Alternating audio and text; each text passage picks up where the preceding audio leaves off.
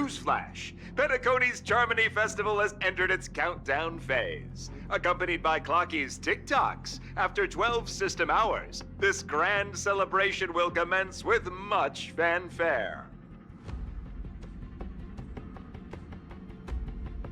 I already told you! We can talk things out! I'm sorry, Fluffy. I really have something urgent to attend to, so I had no choice but to resort to asking this favor of you all. Since you already know what you're doing, I'll also have to remind you of its risks. Hey, partner, what's with the hostility?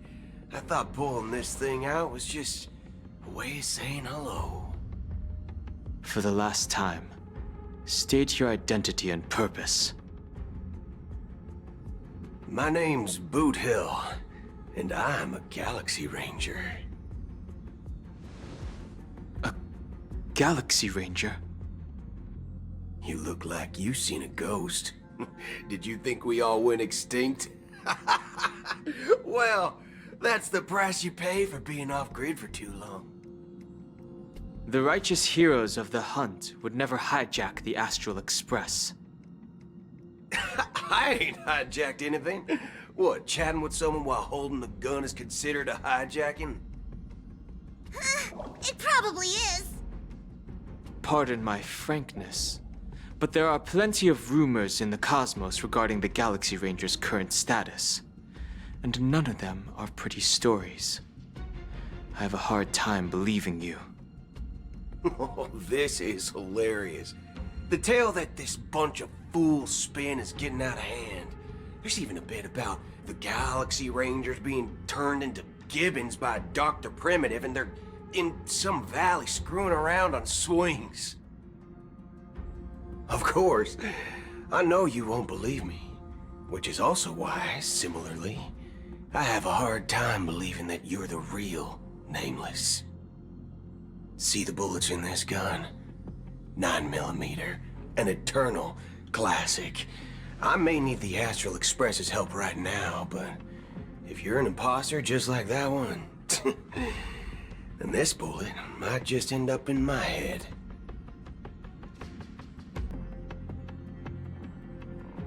I can't allow myself to be exposed to danger. That's just the way it goes, so you all have to first prove yourselves. Huh? Where are you going?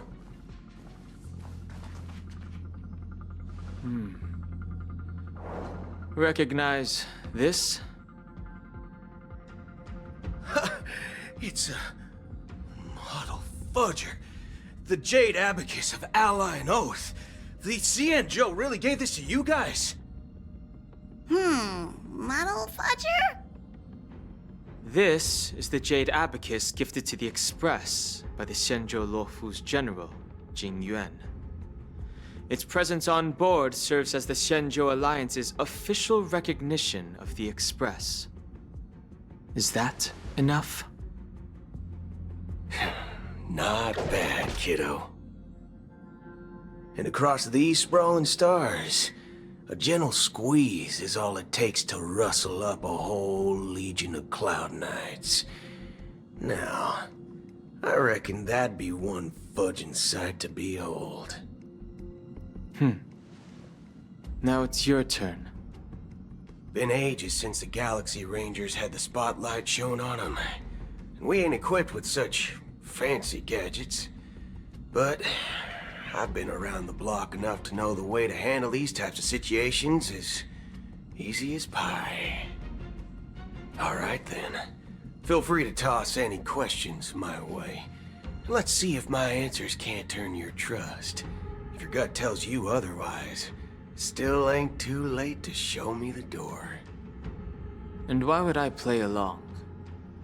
If I truly am a real Galaxy Ranger, you stand to lose nothing. All right then. Tell me, what kind of organization are the Galaxy Rangers?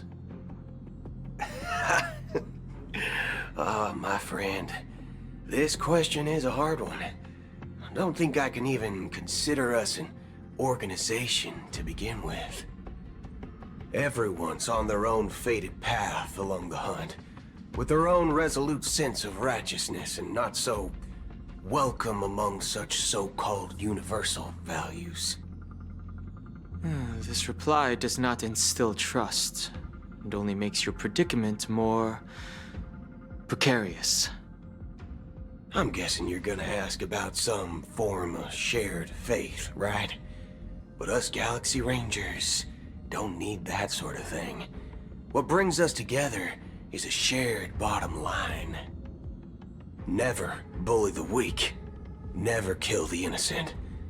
These oaths aren't some lofty beliefs, but the fundamental bottom line that one must never cross as a person. As Galaxy Rangers, we strictly adhere to the bottom line. When someone crosses them, the hunt's vengeance will surely come knocking. And in this moment, the other crucial meaning of bottom line comes into play. As long as you don't cross it, you're free to do whatever you please. You catch my drift? Second question. Why do you seek trouble with the Astral Express? I already said that I seek no trouble. I must go to Penacony for a matter. But I don't have an invite. And I can't even enter the family's hotel doors. If only I could borrow the Nameless's identity. The entire cosmos knows you're guests of the family. Aren't the Galaxy Rangers also esteemed guests? Oh, you've hit the nail on the head. This is why I'm here. It's fine if I tell you. The Rangers are pursuing an imposter. A son of a nice lady posing as one of us. She's on Penacony right now. My informant is a memo keeper. She's the same as all mimetic organisms, appearing one moment and gone the next. Ugh, she scares the fudge out of me. Still, she gave me some vital info. That Galaxy Ranger imposter. Who is it? Is that the third question? Is it a hard question? It isn't. Just that you might not believe me. That person calls herself Acheron. And according to our informant, she could be an emanator of nihility. That's impossible. That's what I said. Don't worry. When I first received the news, I had the exact same reaction as you. IX never gives anyone so much as a first glance, and that's perfectly normal. What reason would they have to bequeath strength unto mortals? Then you must know that emanators can also conceal their own identities, which, for many people, it's better that way. Otherwise, there'd be wanton bloodshed across the cosmos, or even, perhaps, turning their back on the path they're supposed to follow. I had the good fortune of running into an elation emanator. Its appearance was no different than that of those clowns. If it weren't through sheer luck that I got it drunk, I would have never known of its eminent status. Even in the purest hunt, you'll find the Xianzhou Alliance under the spotlight and Galaxy Rangers lurking in the shadows. Paths are inevitably concepts created by people and exist in planes beyond our understanding. To reckon that nihility emanators don't exist, well, maybe we just ain't nihilistic enough. So, do you understand now? Your companions are in danger, and it's pretty harrowing. If you don't want to believe me, you'd best send a message to them, but I'd advise you to move fast. We don't know what's happening in the dreamscape or how much of what the memo keeper said is true. And that Acheron, who knows what she intends to do.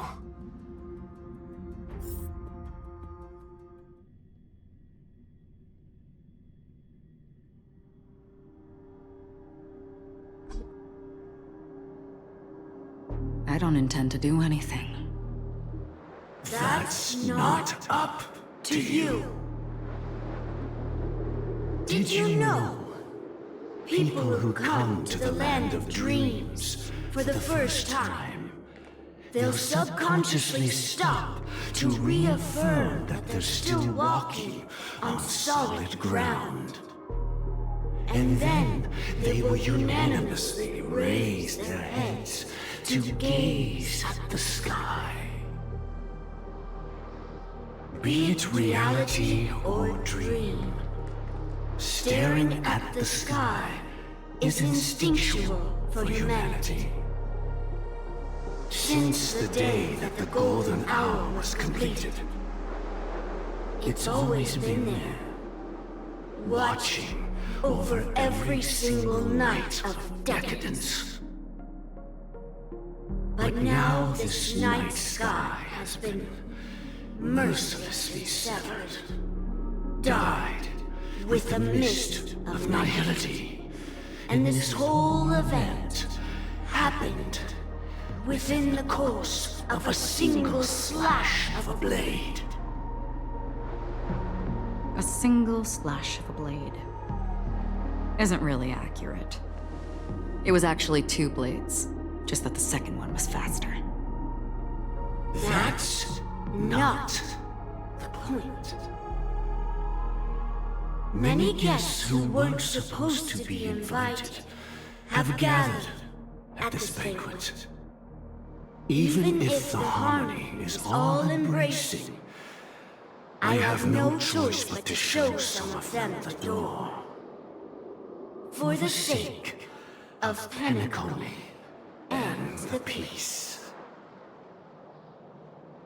The planet of festivities has no place for you, a puppet of nihility.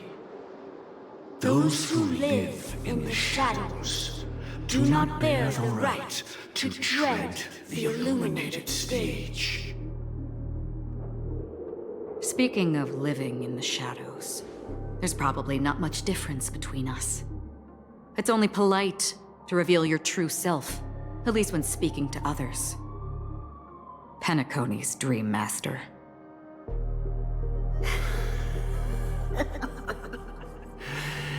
That's just another reason that you can't stay.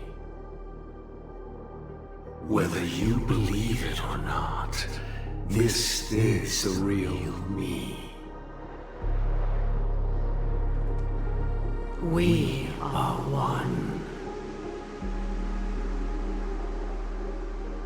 Is this the unity that the family espouses? My mortal shell has long since dissipated. The Oak family's 107,336 offspring are now my eyes, ears, and mouths, spreading joy across dreams when required, and in times of essential need, exiling evil from this haven in my stead. From the sound of it, it seems like you're asking me to leave Penacony. I am glad that you're an understanding one. Alas, I'm not asking. If you think you can. Are you threatening me? I ended it with a period. It was a statement, not a threat. Knowing who I am and still showing such malice. You're not the first, nor will you be the last. This scene played out many times before. And usually, when faced with my questions, most people retort, "Why can't I?" The result has invariably been that they can't. You are confident. But be reminded, the family is forgiving, but not weak. The cords of the harmony extend across worlds. If you do not comply, When the blade is unsheathed for even a hair's breadth, you will never be able to escape the eternal Centurion's wrath in all of your lifetime. 137 individuals. That is how many heathens I have exiled since I became Dream Master. Among them were those who once severed my wings, and those who immolated my body. And here I stand again, about to add another mark to the tally. And you will die. I mean, all of you will.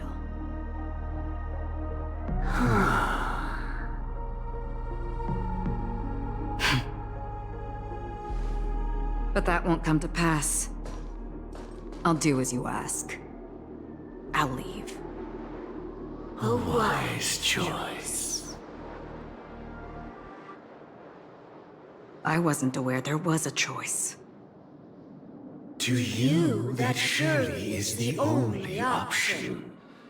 Please bear in mind, you and Penacony are of different worlds. Those born on the far bank cannot seek solace across the river. Leave and never return. The radiance of the planet of festivities is overwhelmingly bright, luring in tricksters, wrongdoers, and criminals. But even the harmony itself will never welcome the self-annihilator of nihility. And even more so, when this self-annihilator heralds the destruction of everything. Your strength is obviously a gift of the sleeping and shapeless, immeasurable and fathomless, like a tributary spawned from the abyss that brings death and sin to all.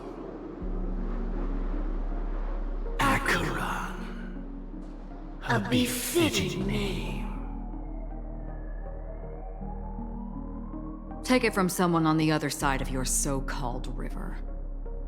You know better than I do that Penacony has already deviated from the harmony. Whatever your intentions may be, I foresee only one outcome. Its future holds nothing but nihility. Just like all the worlds that have drowned in their shadow.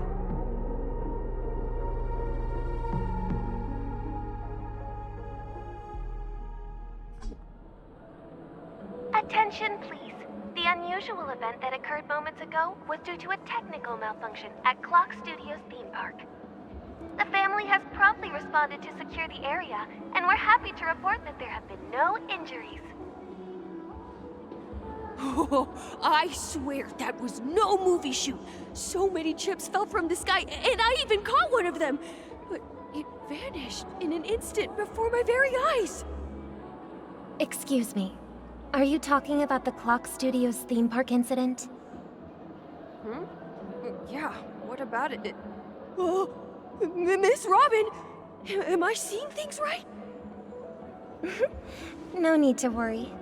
I apologize for any inconvenience caused to your delightful dream journey. What you just mentioned about the chips really piqued my interest. Would you mind providing more details about the incident? Oh, it was just those chips you normally see everywhere. The green ones? They fell from the sky as if it were raining. And then those chips simply disappeared. It appears to be the Dream Sim tech the Iris family has been developing. Huh? Miss Robin, you mean those chips were all part of a performance? But I really... Shh. This technology hasn't been made public yet. It was originally planned to debut at the Charmony Festival, but it seems it's been leaked. can you help me keep this secret? The raining chips were supposed to be part of my act. Oh, I see. Then it all makes sense now. I'll do anything to help make the Charmony Festival a success. Thank you. As appreciation, I'd like to give you a token gift. Oh, this button is... Press it at just the right moment in the celebration, and there could be an unexpected treat in store for you. All right. It looks like there are other guests who are also confused. I'll have to excuse myself. Please, enjoy the dreamscape. So many people talking about it. This commotion at the theme park definitely made waves.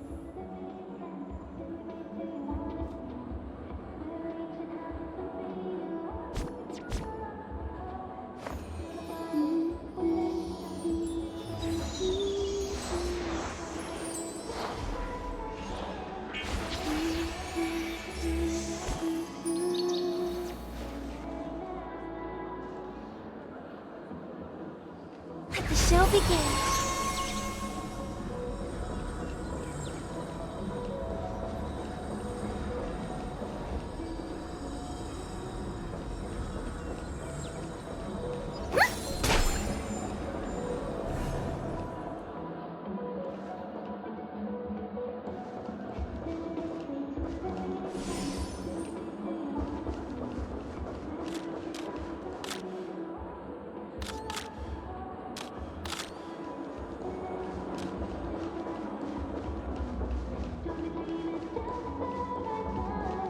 You've had quite a bit to drink. Sure you're okay?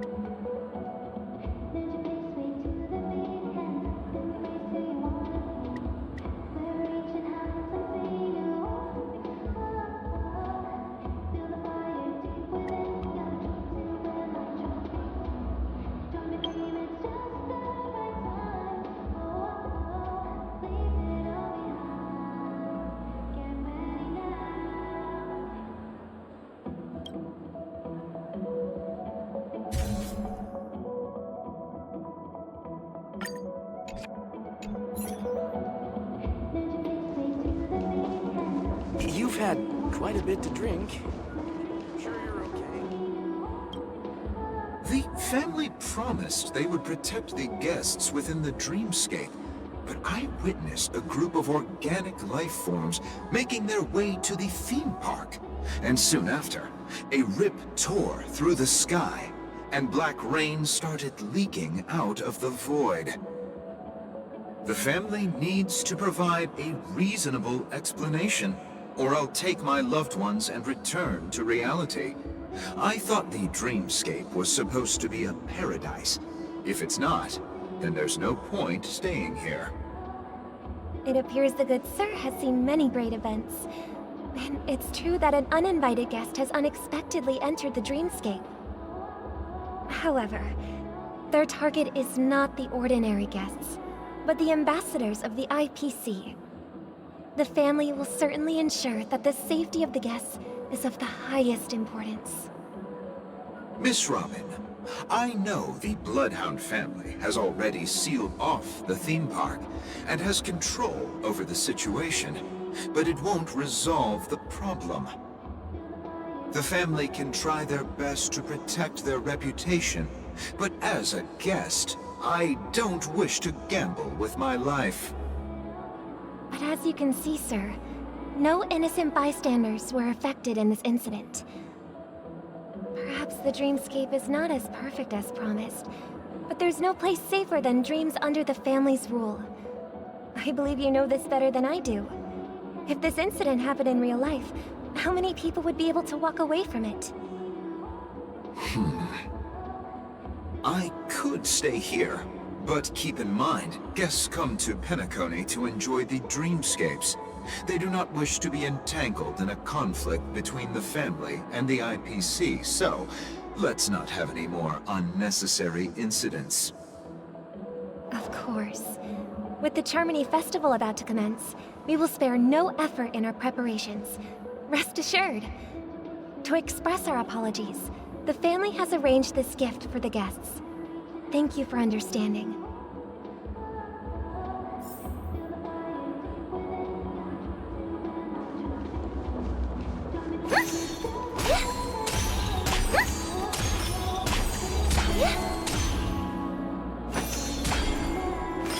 You've had quite a bit to drink. Sure you're okay? Hello. May I ask what happened here? Nothing to be worried about. There's been a small rehearsal mishap at Clock Studios theme park. Please stay calm. Hey, are you a fool? You don't even recognize Miss Robin? Who do you think you're talking to? I'm sorry. I've just been transferred to the Bloodhound family, and I'm still not too used to working on the streets. I didn't realize it was you. I'm so sorry. Hey, don't sweat it. You guys have a tough job. I know how it is. How's the situation looking? Oh, we've sealed off the theme park. Most guests are used to bizarre phenomena in the dreamscape, and so far, no threats have been detected. We can expect order to be restored soon. Rest assured, Miss Robin will intensify our patrols to ensure that no incidents occur. I trust you guys. But regarding what happened in the theme park, what do you hounds think about it? It's okay. Feel free to speak your mind. Well... Actually, I was there shortly after it happened.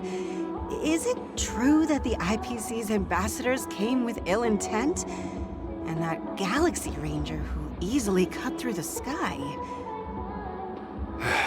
Miss Robin, tell you the truth, everyone's been talking about it. The myriad factions on Penacony have already been causing unease for everyone. Thank you all for your loyalty towards the family. The planet of festivities has indeed run into some trouble. The representative from the IPC, he's trying to regain ownership of Penacony and is prepared for a hostile takeover.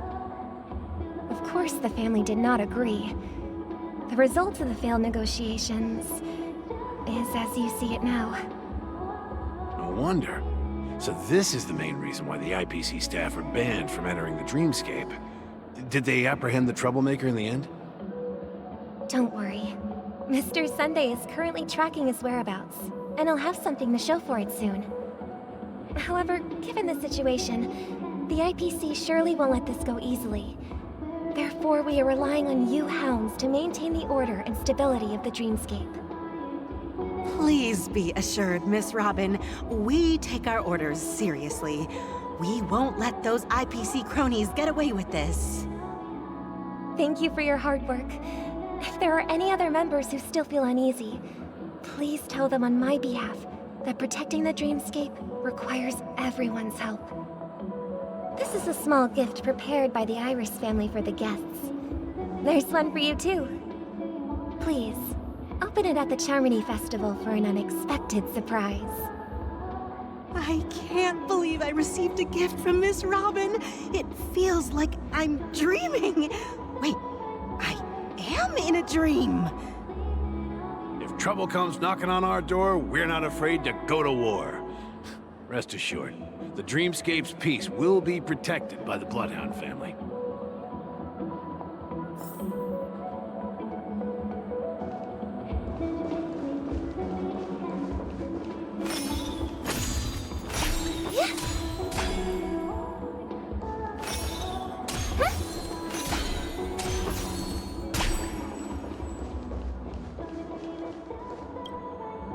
Miss Robin? That's the renowned cosmic superstar, Miss Robin! I didn't expect to meet a fan here. I'm honored. Welcome to Penacony, a world filled with wonderful dreams. I can't believe I'm actually meeting the real Robin! Shouldn't you be preparing for the Charmony Festival? Preparation is important, but the ceremony is fundamentally about sharing the Great One's harmony with everyone. If there's a chance to sing with everyone, I will not refuse. Regarding the recent mishap, I understand it negatively impacted some of our guests. As a member of the family, it's only right for me to come forward and offer my apologies to everyone. But, are you sure it was actually a mishap? Everyone saw those chips descending like rain and the red light tearing through the sky. Claiming it was merely special effects seems a bit far-fetched. Plus, I met that generous gentleman. He looked really out of it and kept talking to himself. Is this also part of the performance? Everyone, please do not panic. I believe that the family will give everyone a satisfactory answer in due time. Even if you say so, Miss Robin, it's hard to believe. Some people just never listen, do they? It's never ending. It just goes on and on. I'm getting really tired of this. Miss Robin? Still, I suppose I should keep on helping everyone. I am the epitome of joy, kindness, and goodness, after all. Huh? What was I just doing? And, who might you be, miss? Here, take this, little guest. This gift has been specially prepared for you by the family. Make sure to take good care of it until the opening of the Charmony Festival. Then, when the show reaches its climax, press the button together with the others around you. You never know. Something very exciting might happen.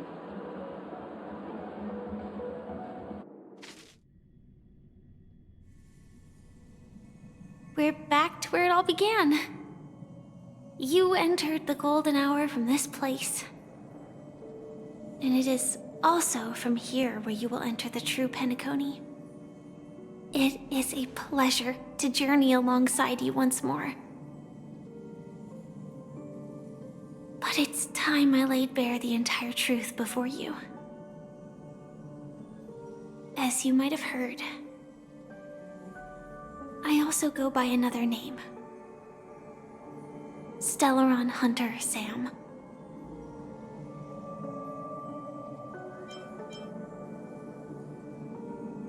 I know you have many questions. Do you remember when we encountered death in that strange dreamscape? When I was caught by that meme? In that instant before it killed me? I saw the reflection of another dreamscape in its ghastly pupils. So, following the clues in the script, I came up with some theories about the meme. That's why I instructed Silverwolf to issue invitations, drawing everyone to the Dreams Hotel. I intended to call upon death before you arrived, to solve the riddle using more direct means, and then invite you to join. However, contrary to my wishes, I couldn't defy the script. And I didn't get a chance to explain it to you. It is how you see now. I was impaled by the bladed wings of death. The heavy pressure of concentrated memoria miasma exploded in my mind as if it was actually reality. But after the momentary numbness subsided, I found that my body was absolutely unscathed. I was still alive. And it was just as I thought. I had arrived at a place starkly different from this beautiful dream. Beneath the dreamscape of Penacony lies another, more chaotic, more primal memory zone. Its name? Land of the Exiles. And so, then I returned to the hotel in the dreamscape, hoping to tell you of its existence. Yet I could not reveal my own identity. So, I could only divert your party's attention and lure you away from the battlefield. And after, all my attempts proved futile. It wasn't until not long ago when a crimson blade of light shattered the high wall of the dream, causing you all to fall far into the abyssal depths of the dreamscape, that I was able to awaken you and your companions one by one. And that's it. That is all that's happened so far.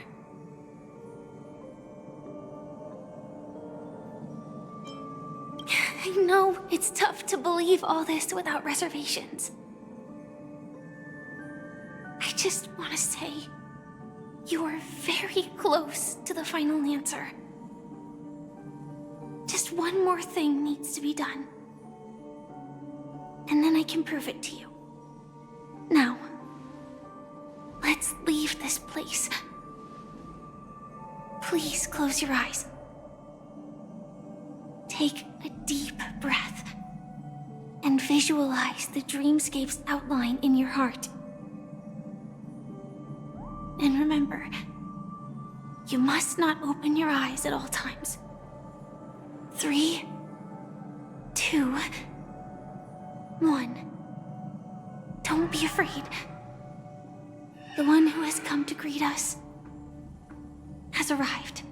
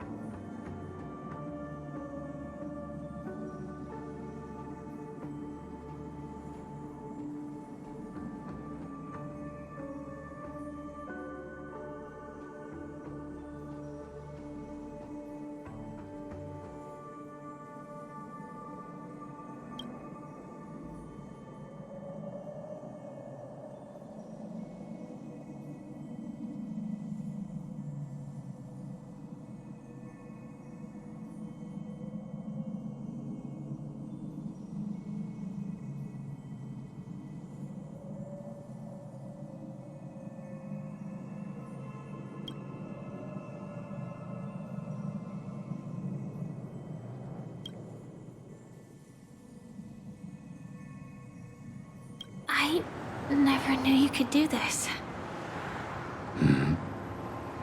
Do you have a driver's license? I do. That is surprising. Why? Because this is Japella, the city of sins? No, it's nothing.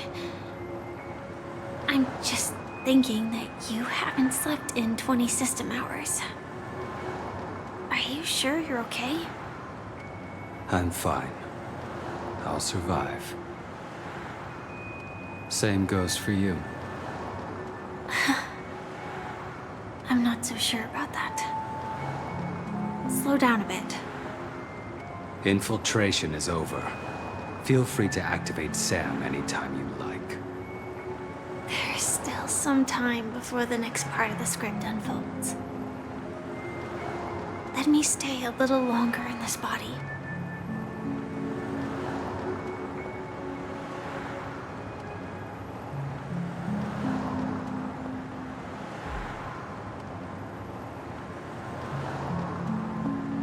Such a long tunnel. feel this long when I set off. In half a system hour, it will lead us to Kafka. And then comes the downfall of the Japella Brotherhood. Is that also part of the script? It's in your script too. Sorry. I didn't notice. Their destiny won't change just because of your selective ignorance. I told you before, it's a bad habit. What about you then? Is this the moment you finally find the death you've been looking for? As always, it's a blank slate. It's not on this planet. Why the sudden inquiry? Because I'm currently in a car with a sleep-deprived driver. I just want to get there in one piece. This car has full self-driving capabilities. I'll just put my hand on the steering wheel. Will that do? Hey, don't take everything so seriously. Elio would always say there's only one type of destiny. The inescapable type. He can see the future, and we, likewise, are aware of our predetermined end. But before that moment arrives, we can still choose what we do. We all have this right, don't we? After today, Japella's name will disappear from cosmic history, and the Everflame Mansion will take its place. In the not-too-distant future, you'll receive an invitation. That's your next stop. Land of the Dreams. Penacony. I hope you find whatever you seek there. Be it answers or salvation.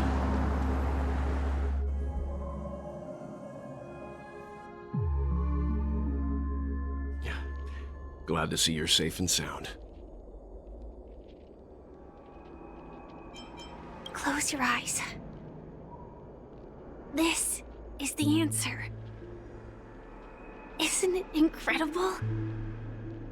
The monster that we have always known as Death is actually the guardian of the land of the exiles.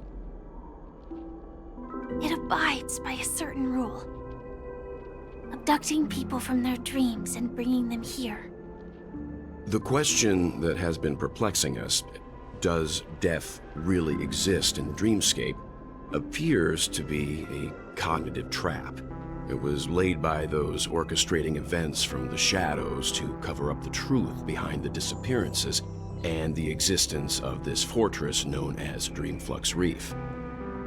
Every emergence of that meme is related to the Watchmaker. Since Dreamflux Reef is where it brings its captives, it's likely that many of our long-standing questions will be answered in this place. The atmosphere here is starkly different from the beautiful dream. There are no regulators here like the family. And they all look like they're mildly dazed. But from the whispers of the residents, they've heard a familiar name. Gallagher. It's that man again. Always in the right place at the right time. Though that does save us the trouble of looking for him. Himiko and March have already made a move. Get ready. We're about to set off. The real dreamscape. The land of the exiles. Before we go, should we speak to everyone first?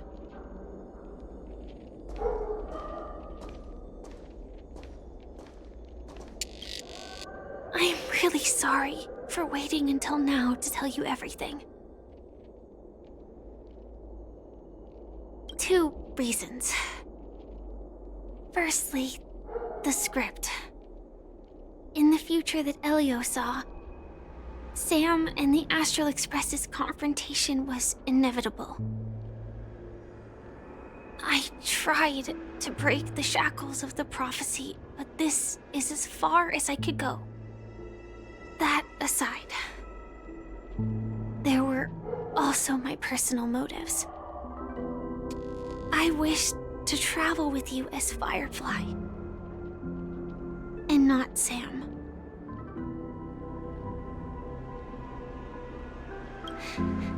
Thank you.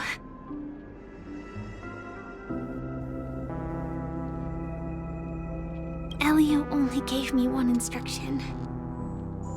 Allow the Astral Express to pursue the Grand Legacy. It means that the Watchmaker's legacy holds great significance to trailblazing. And to you. Elio's scripts used to revolve and expand around certain specific Stellarons.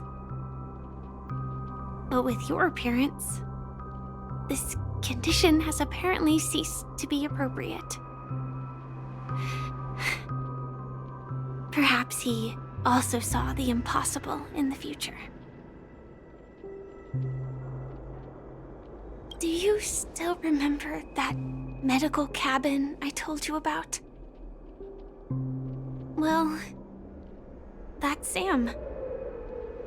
It belongs to the Iron Cavalry of Glamoth's Firmament Frontline. A Firefly Type 4 tactical heavy assault mech. It is the cradle of my vitality. And the meaning of my birth. And for the longest time it was how I should have looked to the rest of the world. The timescale of Dreamflux Reef differs from reality, so we mustn't lower our guard. You're sensitive to Memoria. A slight misstep, and you could get lost in this memory zone.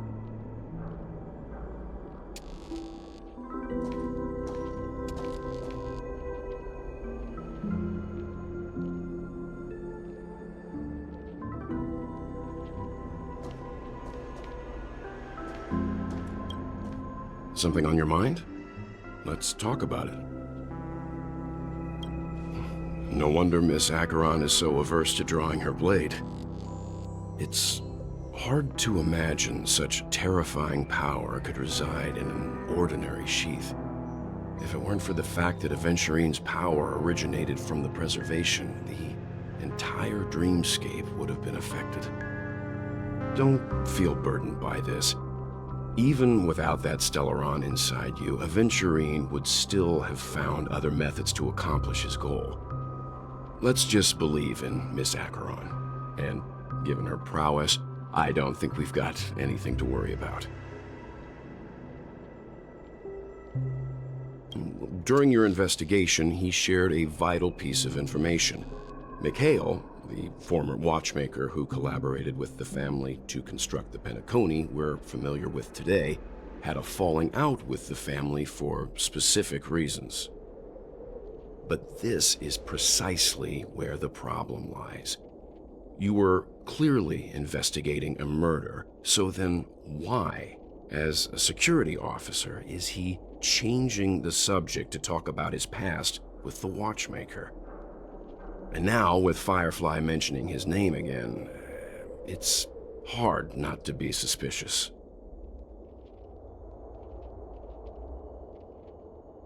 Before we found you, she'd already revealed her Stellaron hunter identity and shared a lot of information. Who would have thought that the Molten Knight's true identity was actually a young girl? For her, this is a secret that she cannot allow others to know. That being the case, I think we can believe she's willing to cooperate. But she didn't reveal all her secrets. I just can't shake the feeling that her situation is different from that of the typical dreamer. And I hope that doesn't lead to any dangerous predicaments. I hope you've regained a little composure. We'll move out when you're ready.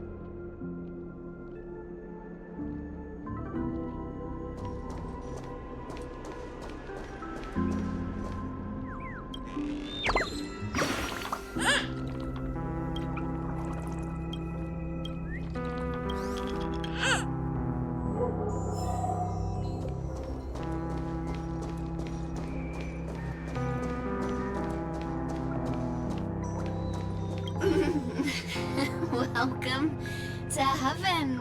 Dreams, true or false, all are ephemeral.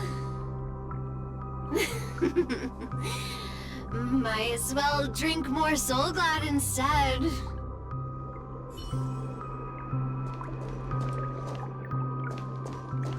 Keep going straight down this alley, and it'll lead to an elevator.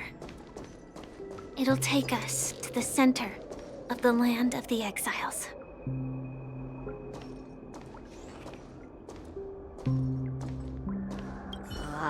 Did you also get kicked out of the beautiful dream? I want to go back. But then I don't want to go back. Tell me what I should do. I don't know what to do.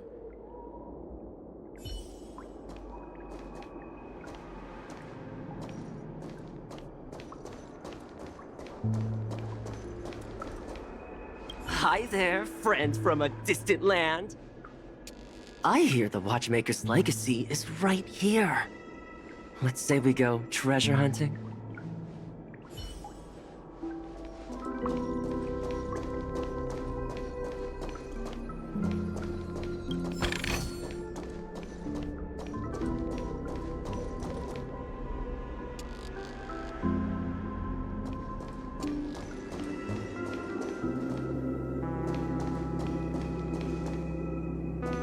What a huge clock key. Looks like the Watchmaker also left his mark on Dreamflux Reef.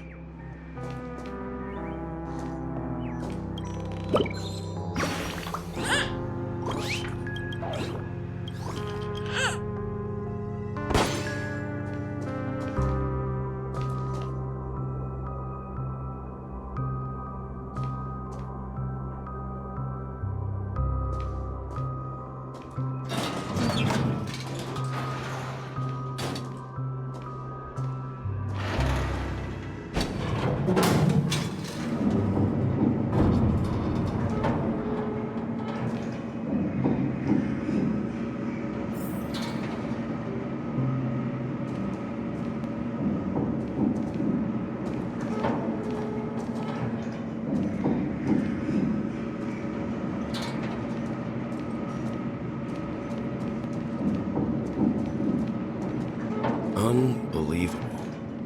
To think there's a settlement of this size within the dreamscape. And all beyond the family's reach.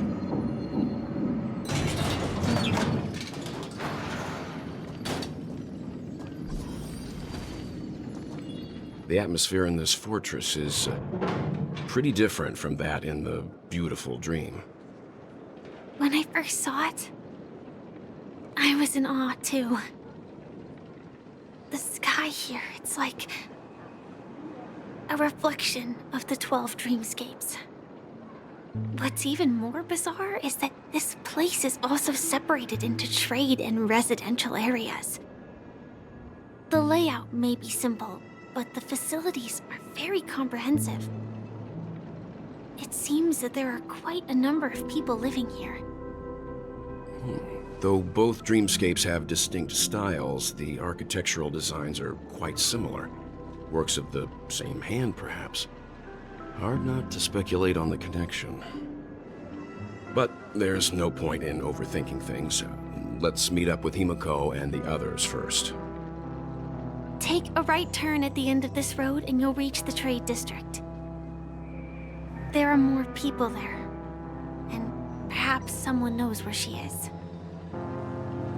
Not coming with us? The Astral Express likely needs room for some internal deliberation. In the meantime, I'll try and locate Gallagher. Sure. Let's reconnect later. Letting her go was the right decision. Further observations are needed before we decide whether to trust her. But first, there's someone I need to talk to. Let's go. I'm sure you've already noticed him. Look, over there. The Reverie Hotel's bellboy. How did he end up here? And right after Miss Acheron severed the beautiful dream. We'd better check, just to be sure. garbage can is perfect for me, and perfectly legal for me to stay in.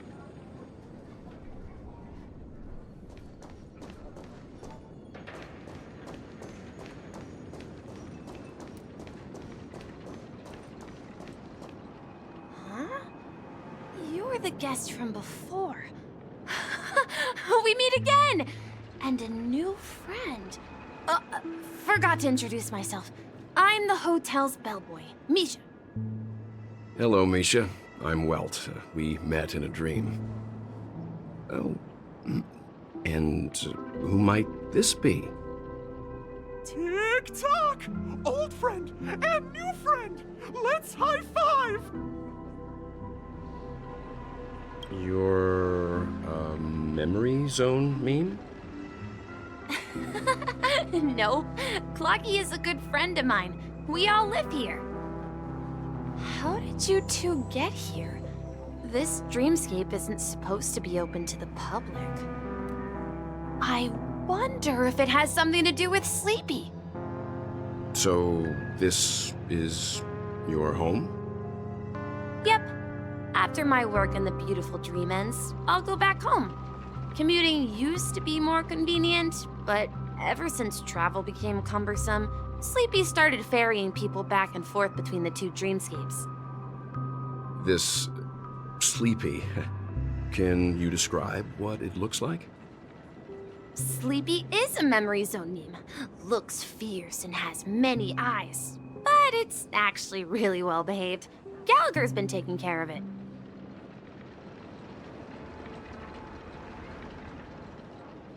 Based on the description, that meme is indisputably death. A nightmare for the family, but for the people who live here, well, that couldn't be further from the truth. Death? Not in a dream, surely. Sleepy's just a little aggressive, and sometimes messes up by fetching the wrong guess. But it would never hurt anyone. I see. Has it brought back any guests recently, say, in the last day or two? We're currently investigating a missing person case that occurred within the beautiful dream. I see. Then you'll have to speak with Gallagher.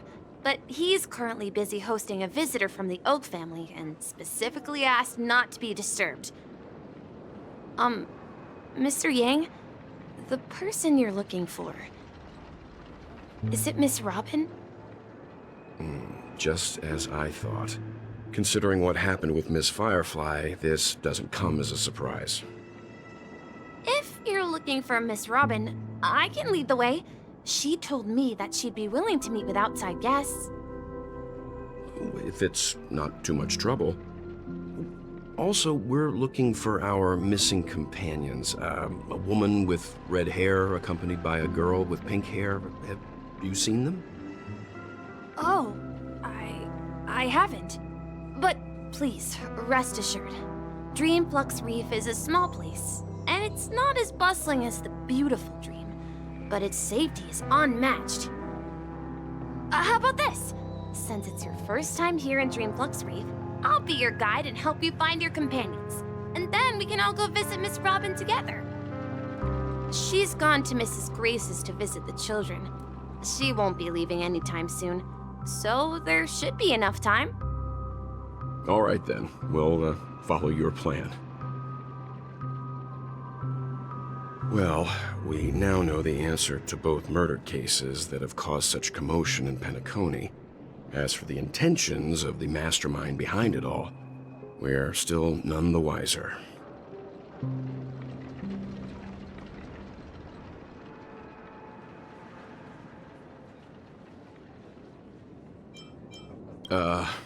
No idea. But its connection to Gallagher is worth digging into. Regardless, we have to find him. Say, you mentioned before that you saw Clocky that only you could see, right?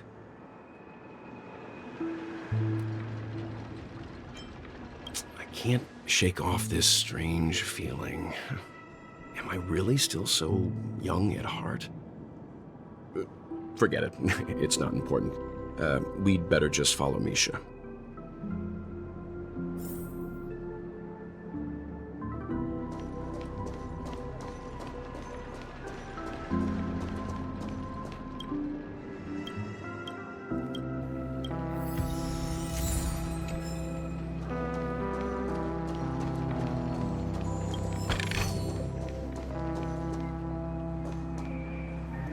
And look! From here, you can see the most spectacular view of Dreamflux Reef. A black hole? No. An accretion disk formed from consolidated memoria? Was Dreamflux Reef built on such unstable memoria? Oh, so Mr. Yang is also versed in memoria dynamics. I was just trying to figure out how to explain this huge hole to everyone. I bet you guys have a lot in common with Miss Kami.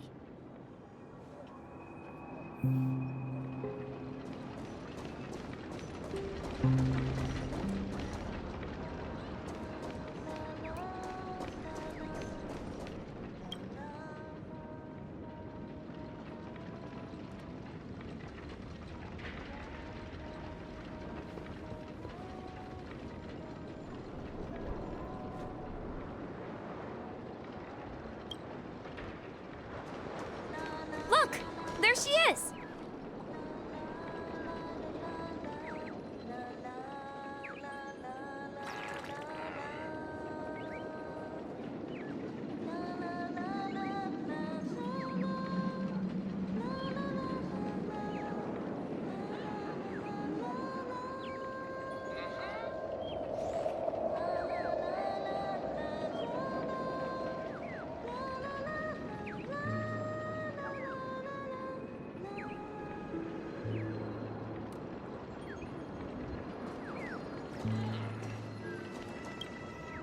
My calculations are finally done.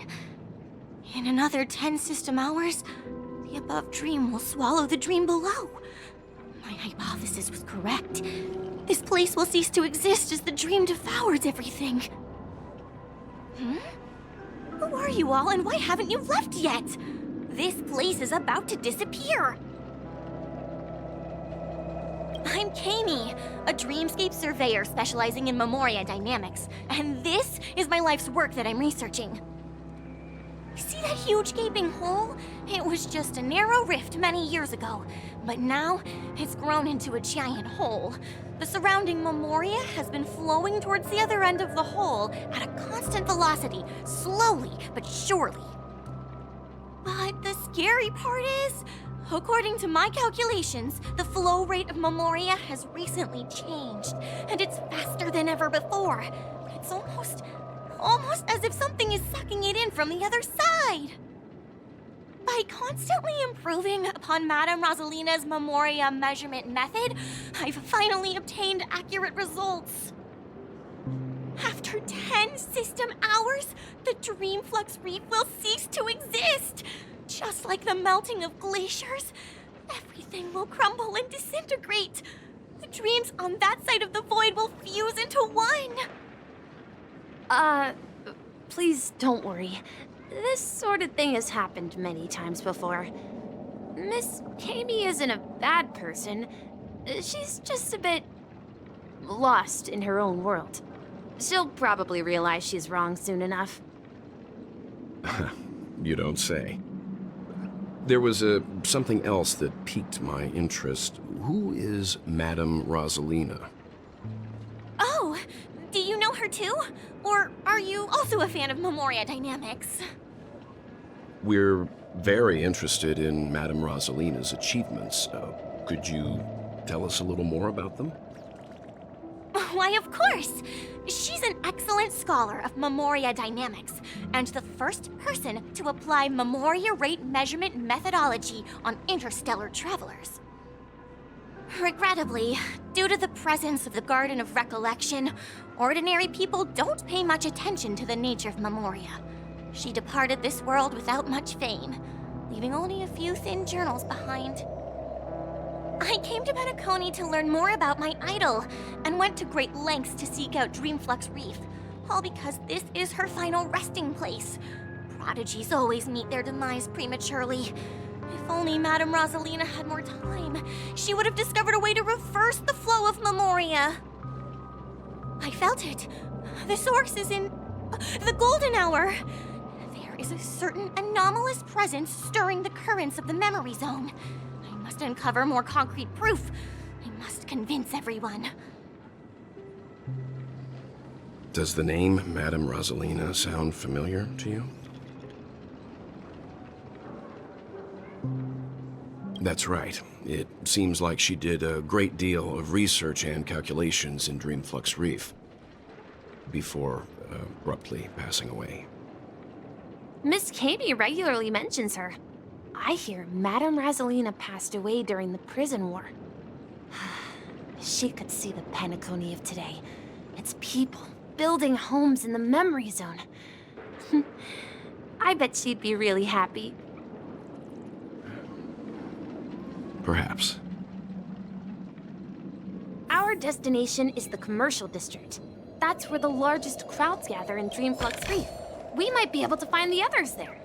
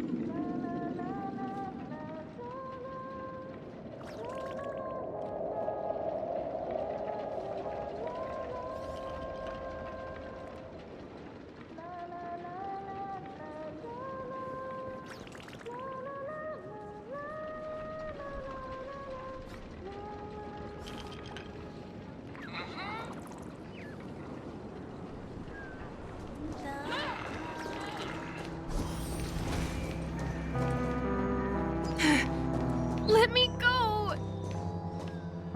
Please, come to your senses. I'm begging.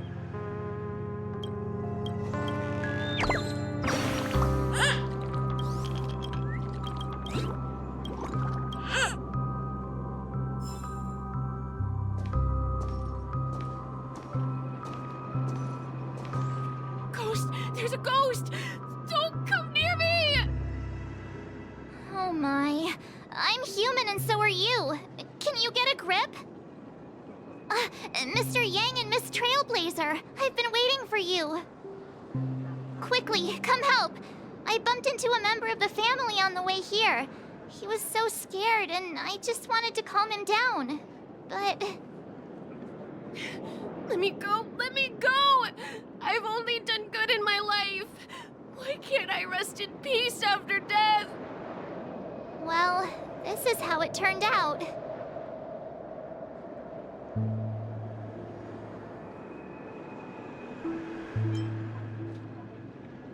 Me?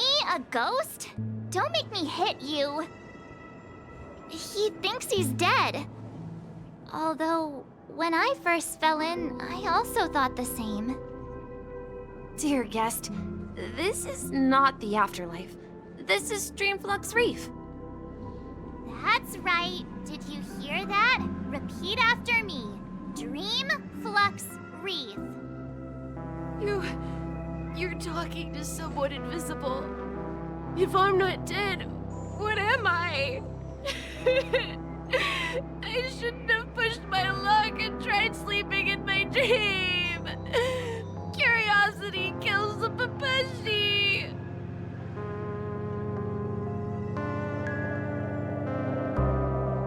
Stop asking!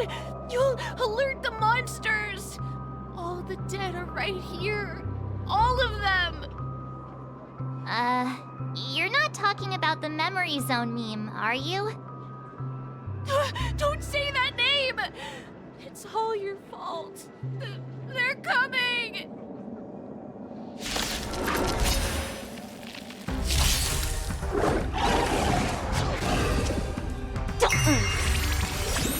Can you find the answer? Destined for oblivion.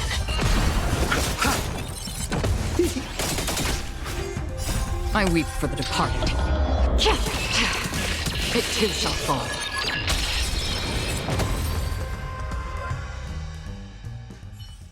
He passed out. His intense negative emotions attracted the nearby memory zone memes. I see. But why aren't the other people around here scared?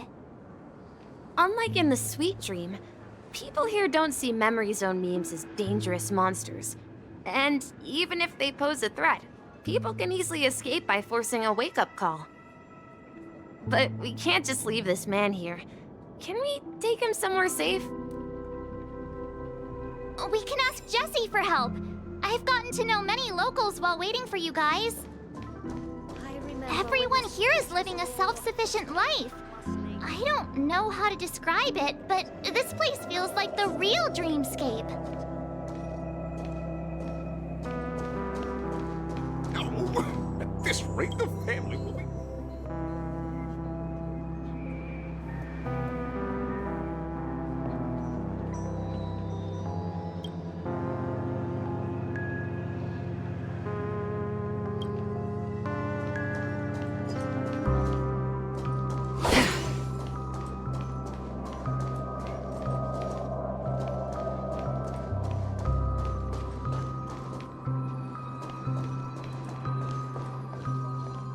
Let's see how you handle a stroke of genius like this.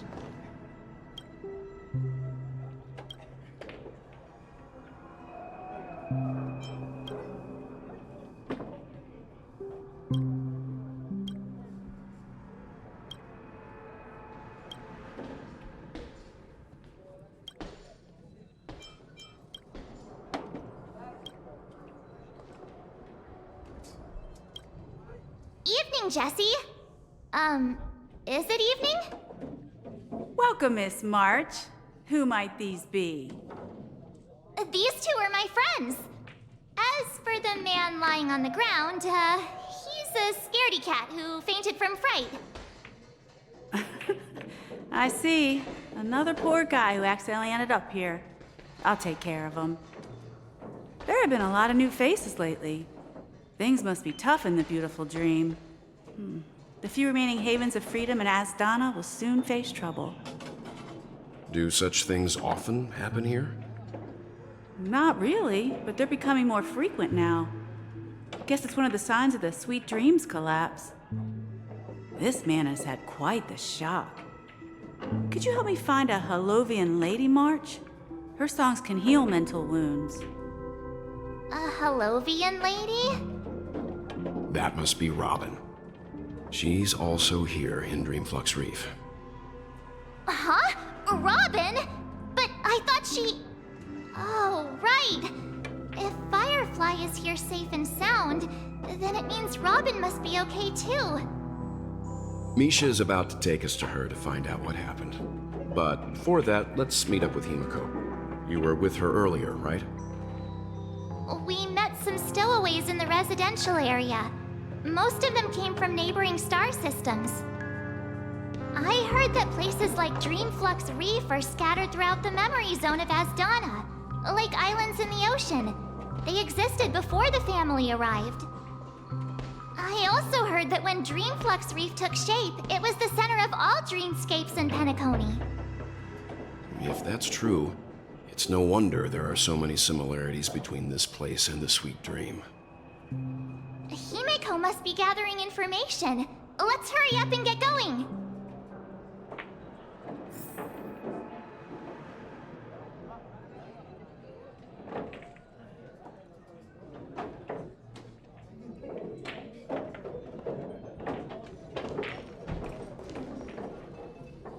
Let's see how you handle a stroke of genius like this.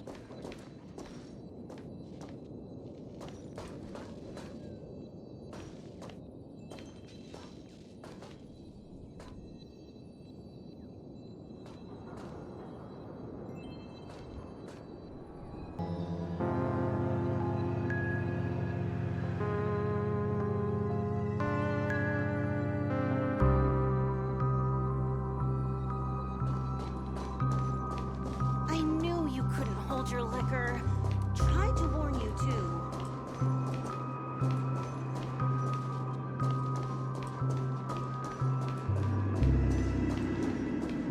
No, at this rate, the family will be done for.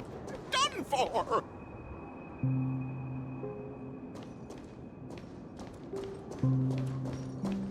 This is where we split up. She can't be too far away.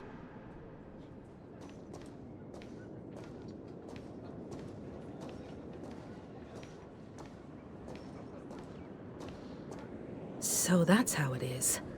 I never imagined we'd gather the remaining details here. To borrow Gallagher's catchphrase, what an unpredictable twist of fate. Himeko, here they are! Ah, perfect timing. Now that everyone's here, I'd like to introduce everyone to Micah, who's partly in charge of the Land of the Exiles. Micah, these are my companions. It's a pleasure to meet the Nameless. You know us? I've been keeping an eye on you since the day you arrived in Penacony. We would have met under more appropriate circumstances if Dreamflux Reef hadn't been isolated from the 12 Dreamscapes. Please, allow me to formally introduce myself. I'm Micah, the Gravekeeper of Dreamflux Reef. Gravekeeper? Life in Dreamflux Reef is pretty liberating. Everyone here mostly keeps to themselves, without meddling in others' affairs. My daily task involves cleaning a few tombstones. You're too modest, Micah. When lost dream chasers stumble upon this place, you're the one who takes care of them, guiding them back to the sweet dream, or showing them how to survive the wild dream chaos. So, a guardian of sorts. Were you talking to me, Mr. Yang?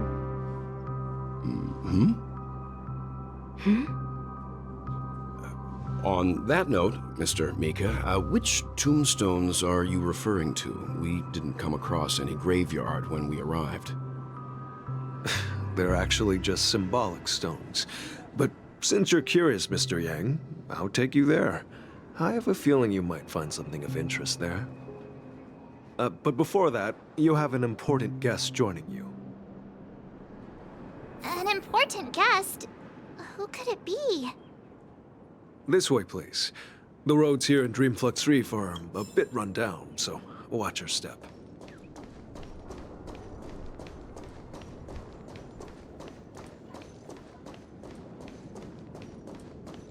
I remember when this place was all hustling and bustling.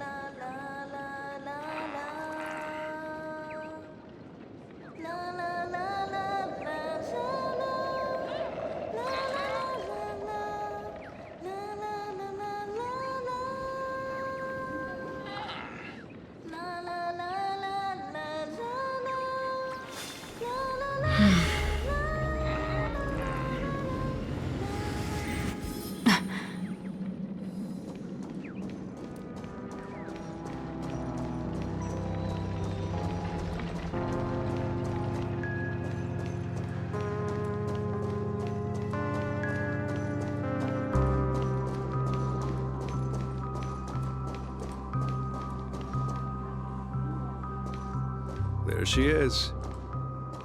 It really is her! Miss Robin!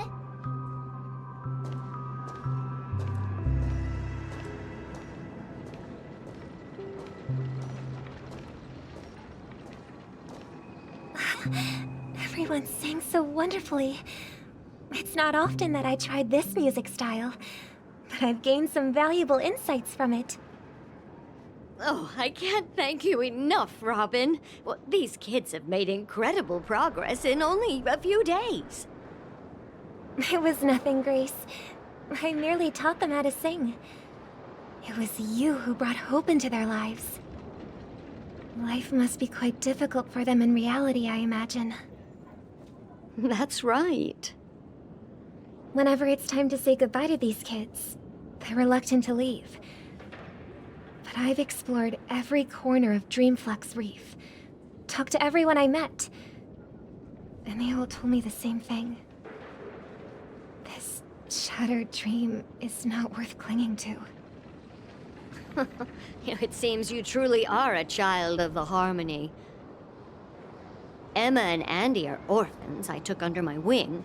Carol there, with her blind eyes, used to work at a nutrition center in the outer ring of Penacony. And as for Gary, he's been living with autism since he was a child. They're not old enough to enter the sweet dream managed by the family. If we compare people to birds, these kids are like fledglings with impaired wings. But in this dream, well, they can fly freely. Even if they stumble along the way, well, they're still relying on their own strength. And me, an old lady with no legs. Well, without this dream, I couldn't even walk toward them. I'm glad that you found a new life here in Penacony. It's just... Don't worry, Robin. Dreams have their significance, but they aren't everything. Both the children and I understand this. No matter how long we fly through this dream, we will one day return to reality. But you know what? Emma and Gary aren't plagued by their insecurities anymore. No, and Carol is learning how to cope with her blindness.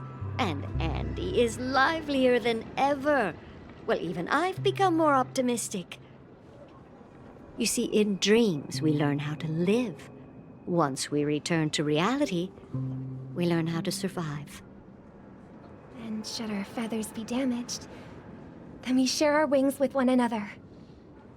There's no need to covet an illusory sky in dreams, because we have the right and the ability to fly towards a broader horizon. It's a relief to see you safe and sound, Miss Robin. It's nice to see you all again, Astral Express crew.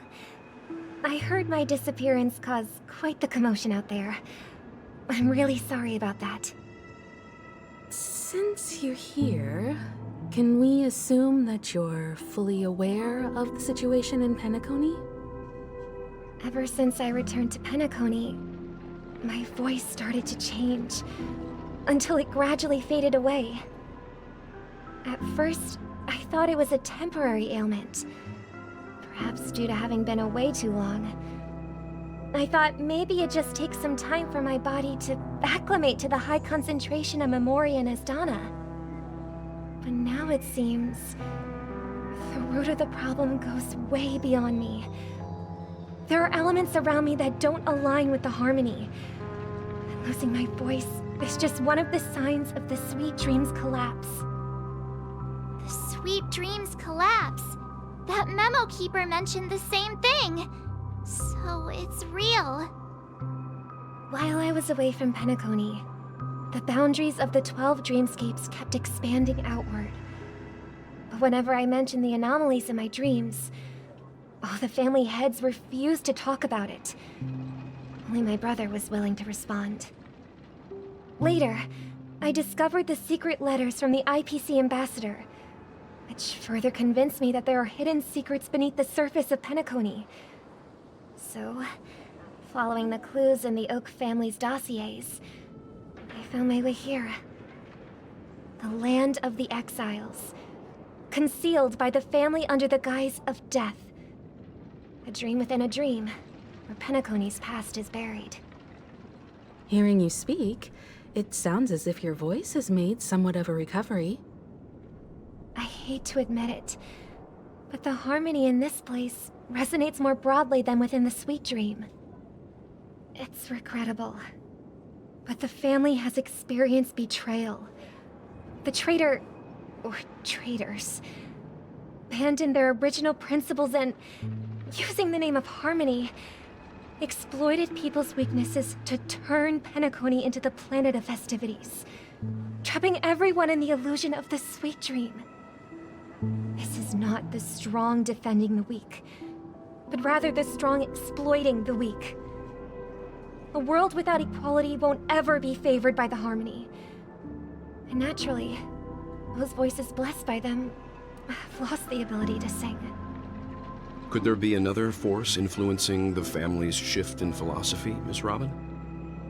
considering what happened with Acheron, it's difficult to conceive of another entity within the realm of the Harmony capable of influencing everyone.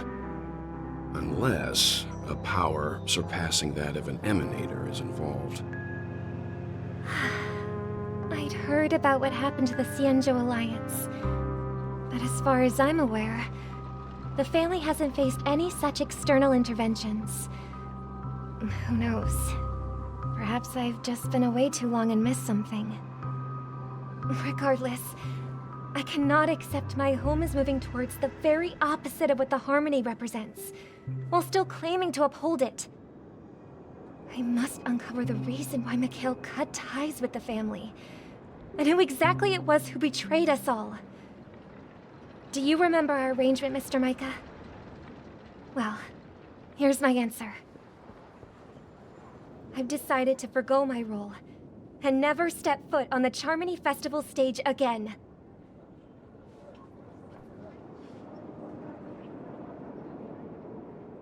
Look here, brother. A little bird. Looks like a fledgling Charmony dove. But Charmony doves don't live here. So how did this little bird get here? Maybe its parents abandoned it? It looks weak and frail. Why don't we find something soft and make a nest for it? This place is too dangerous for a fledgling. Let's take it with us. We can put it on the wooden shelf in front of your window. Okay. A bird like that must have a beautiful singing voice. But where will it live? I'll ask the family head to build a cage for it. A cage? But then it won't have the freedom to fly, right? Let's see. What is it that has captured the attention of the two best interpreters of the Great One?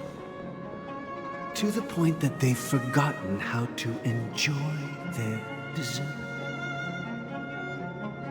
Oh, poor little thing. Doesn't look like it's doing well.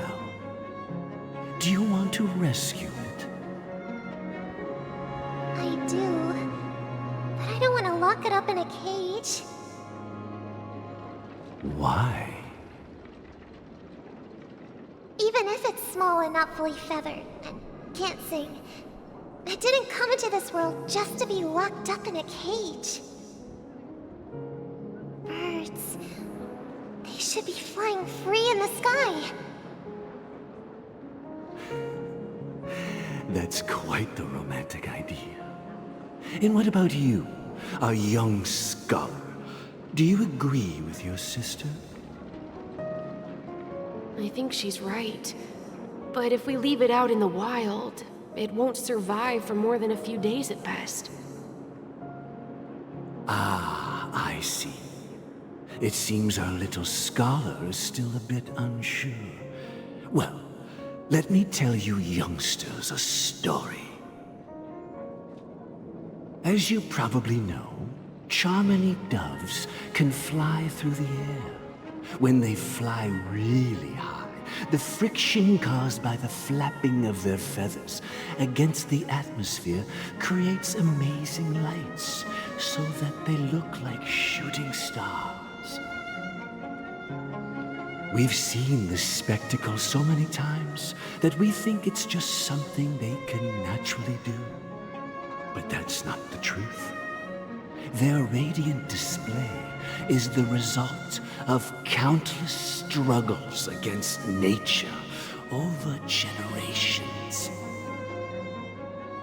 Their ancestors were too weak to survive on the ground, so to escape predators, they started seeking new opportunities in the air. After countless attempts by many generations, one of them finally figured out how to fly.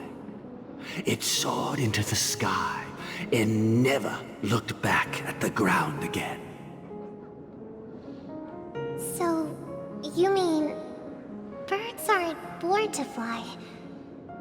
But they find a way to do it through their determination, right?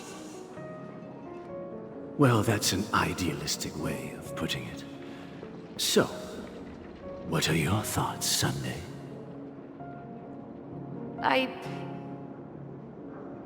I think people believe birds are meant to fly because they've never seen those birds crashing to their death.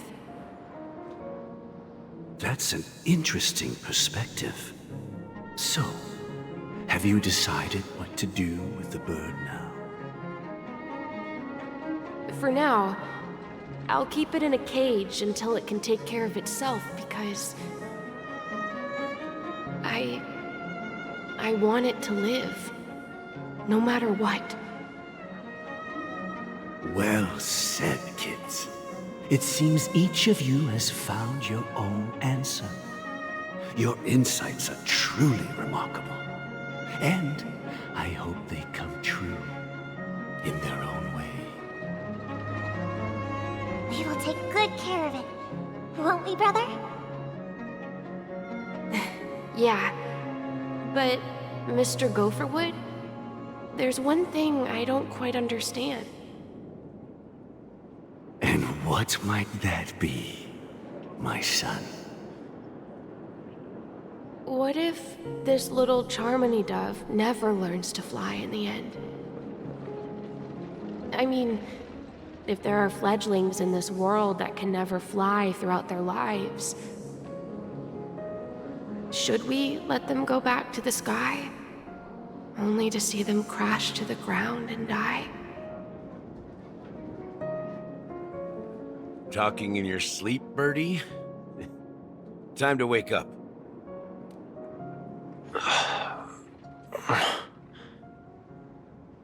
Huh? Need a hand? I'm still alive? Yeah. Happy about that. Where is Robin? Tell me. Now. I knew that was going to be the first thing you'd ask. Don't worry, your sister is here, safe and sound. She's probably walking around the streets now. If I were you, I'd be more worried about myself.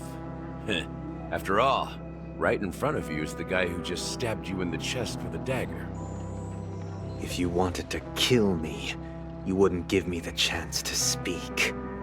Just tell me your demands, lackey of the Watchmaker. So, you figured out who I am, huh? No wonder you had the guts to go against the Dream Master and the Four Families. Looks like I made the right choice. Choice? You are aware of my plan and see through my act. Time is running out, so let's drop the charades. I'm suggesting we cooperate. Cooperate? What makes you think I'd cooperate with you? The fact that the famous Robin has chosen my side. Plus, some clues about a traitor and a bright future for Penacony. Any of that catch your interest? I find it hard to believe a man who's full of deception. Fine. You don't have to trust me. What you should trust is the sense of justice inside of you. Show me Robin first. All right, as you wish. Here she is. Huh? What's your trick this time? Just kidding. I mean, this lady will lead us to Robin, right? And the crew, too. There are too many people who you owe an explanation. That'd be great. Please follow me, Honorable Oak Family Head. Now, all the actors are on the stage.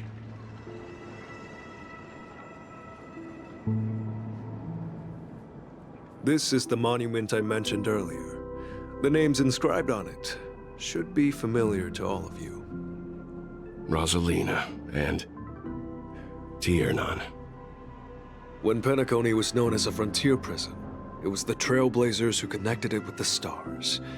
They were the heroes who saved Astana, and their names deserve to be immortalized, not just on this small stone tablet, but in the annals of history for all of time.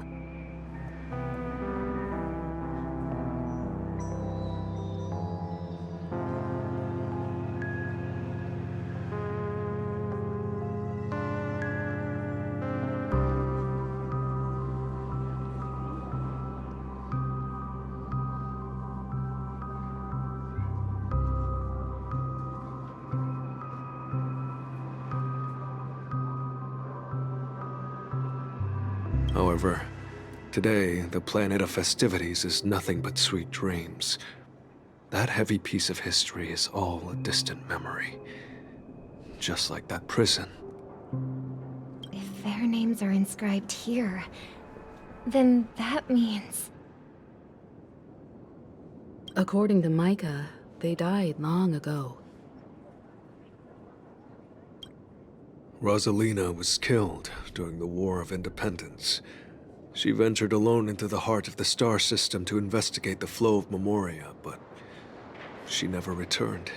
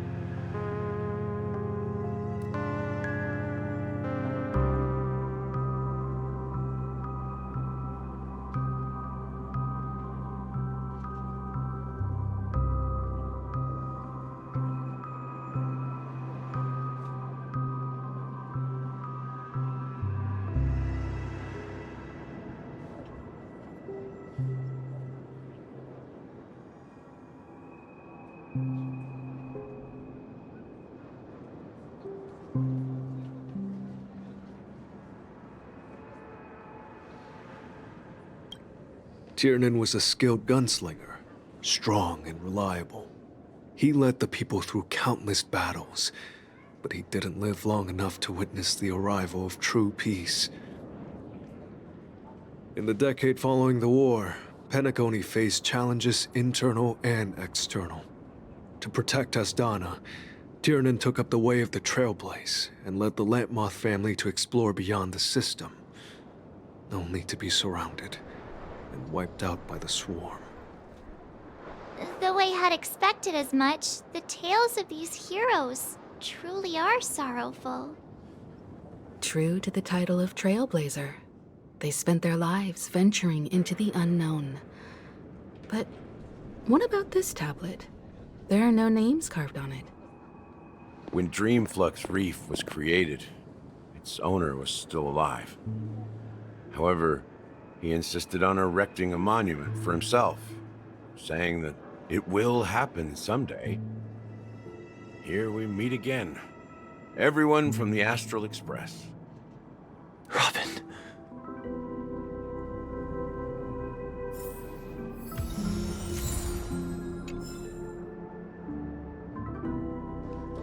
Huh. The atmosphere sure is livened up with all these people in here.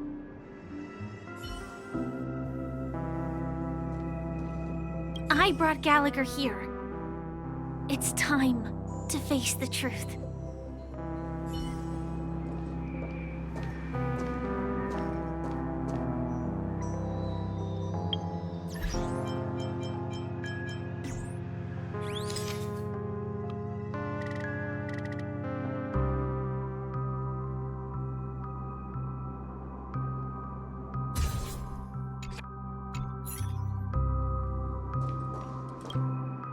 I promised to give the siblings some privacy, so let's talk about our business first.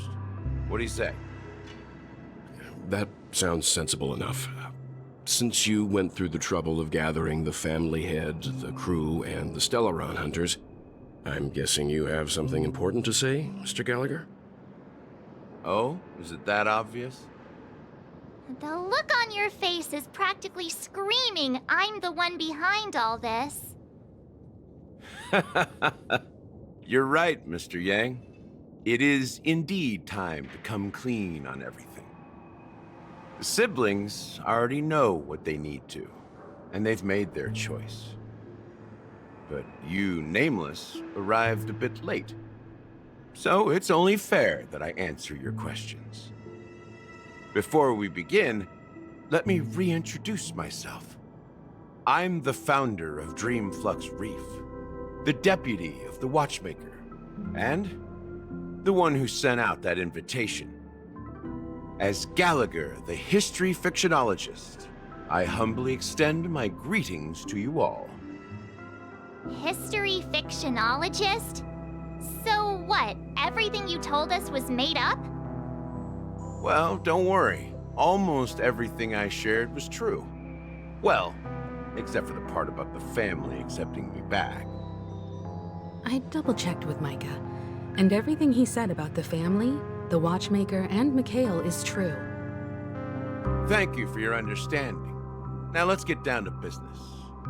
I'm sure you're all wondering why I went through the trouble of setting up this battle for the legacy, inviting different factions, and stirring up a ruckus all over Penacony. Well, it all boils down to something very familiar to all of you. The Stellaron. The Stellaron? But how is that possible? Penacony is a free-flowing interstellar hub. There are no signs of contamination whatsoever. You're totally correct. So, care to take a guess at what that means?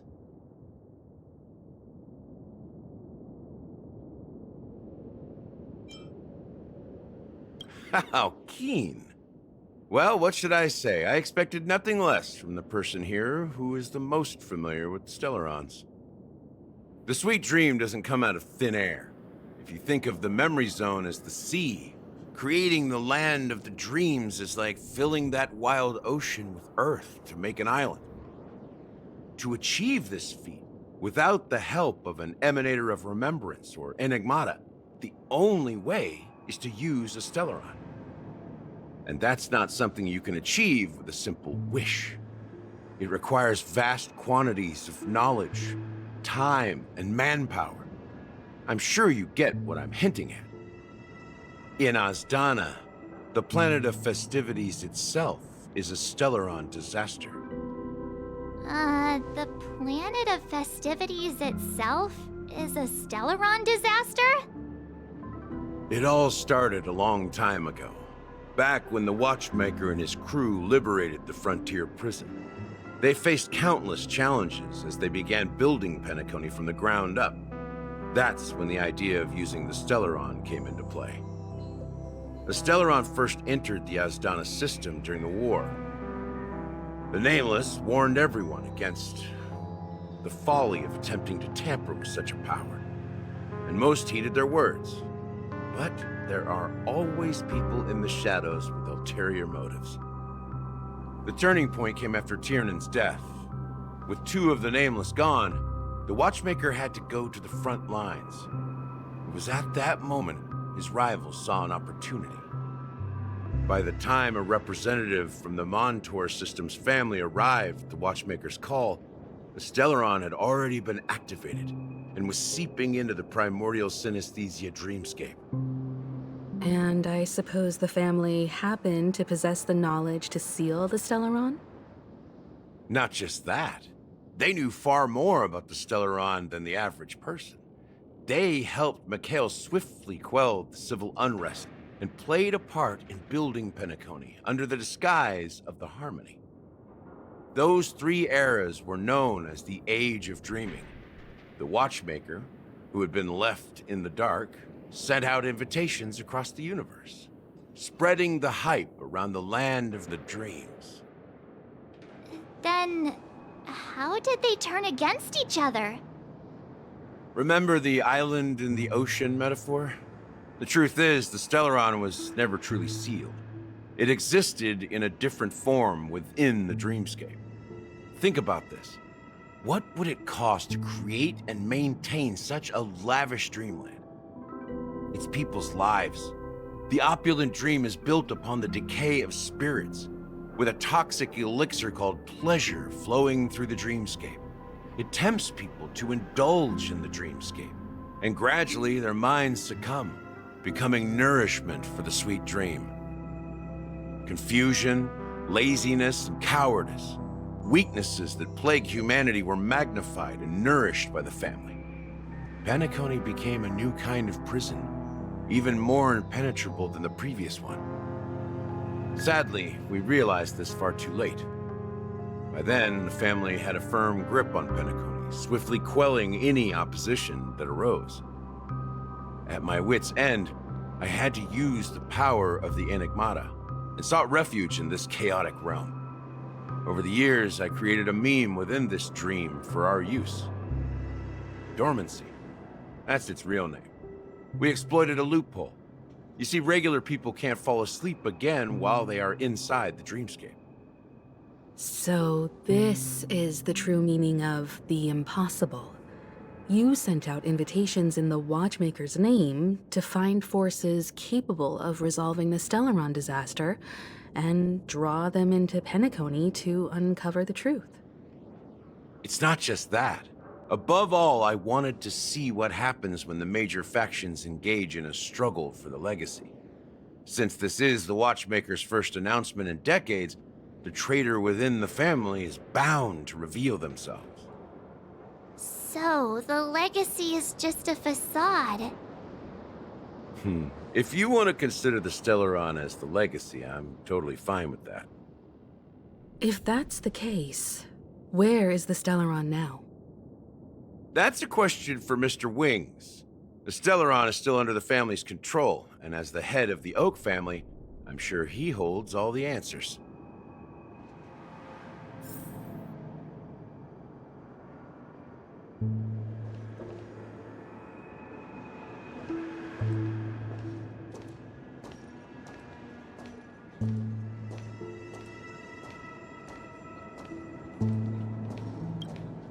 Are you done talking? So, will you tell us where the Stellaron is? It is the Penacony Grand Theater itself. As I suspected, it's the embodiment of the family. The edifice that first materialized within the Sweet Dream. That's what turned Penacony into its current state. As for the person who employed its power, it is in fact Mr. Gopherwood, the current Dream Master. Well, that was easier than I thought. Did you conduct your own investigation already? Correct. When I was trying to track down the person who murdered my sister, apart from you, Gopherwood was my second suspect. Confronting me first turned out to be a smart move on your part. I didn't have other options. The Dream Master has been elusive, and even the heads of the families can hardly get an audience with him. Moreover, Mr. Gopherwood has been kind to my sister and me. And I didn't want it all to end like this. What do you mean by that? To be honest, my brother and I are also victims of the cancer of all worlds. We grew up as orphans, and were adopted by the family when they came to help. Mr. Gopherwood recognized our potential and brought us to Penacony. But I can't just stand by and watch Mr. Gopherwood become an enemy of the Harmony. I won't use my voice to support an evil cause. I won't step on that stage and sing, no matter who the traitor is, or what orders they give me. I won't let the Charmony Festival become an event that destroys Harmony itself, or the paradise in our dreams. Indeed. For the paradise in our dreams. As the head of the Oak family, I'm responsible for ensuring Penacony's promising future. Robin and I will head into the Sweet Dream and confront the Dream Master. And if it turns out that the family has truly strayed from the Harmony, I'll fight alongside you. We'll put the Charmony Festival on hold and make sure Mr. Gopherwood pays for his blood debt. The enemies you are about to face aren't like this old dog here, who can barely even bark. Since our interests are aligned, why don't we team up? Maybe, just maybe, we'll have a shot at success. We have always been following in the footsteps of our nameless predecessors, and there's no reason to stop now. Yeah, we Nameless won't back down from a challenge. Isn't that right, Miss Trailblazer?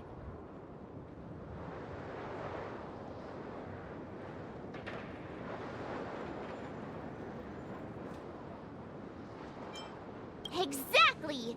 It's time for the crew to save the world once more! Rest assured, sitting on the sidelines isn't in our nature. Mr. Sunday, Miss Robin, I'm willing to accompany you on behalf of the Astral Express. Having a third party present should help with negotiations, and could make all the difference if things get ugly. Thank you, Mr. Yang. Thank you all very much. The Charmony Festival is about to start, and time is against us. We must hasten. Everyone, let's gather over here. We still need to make some preparations.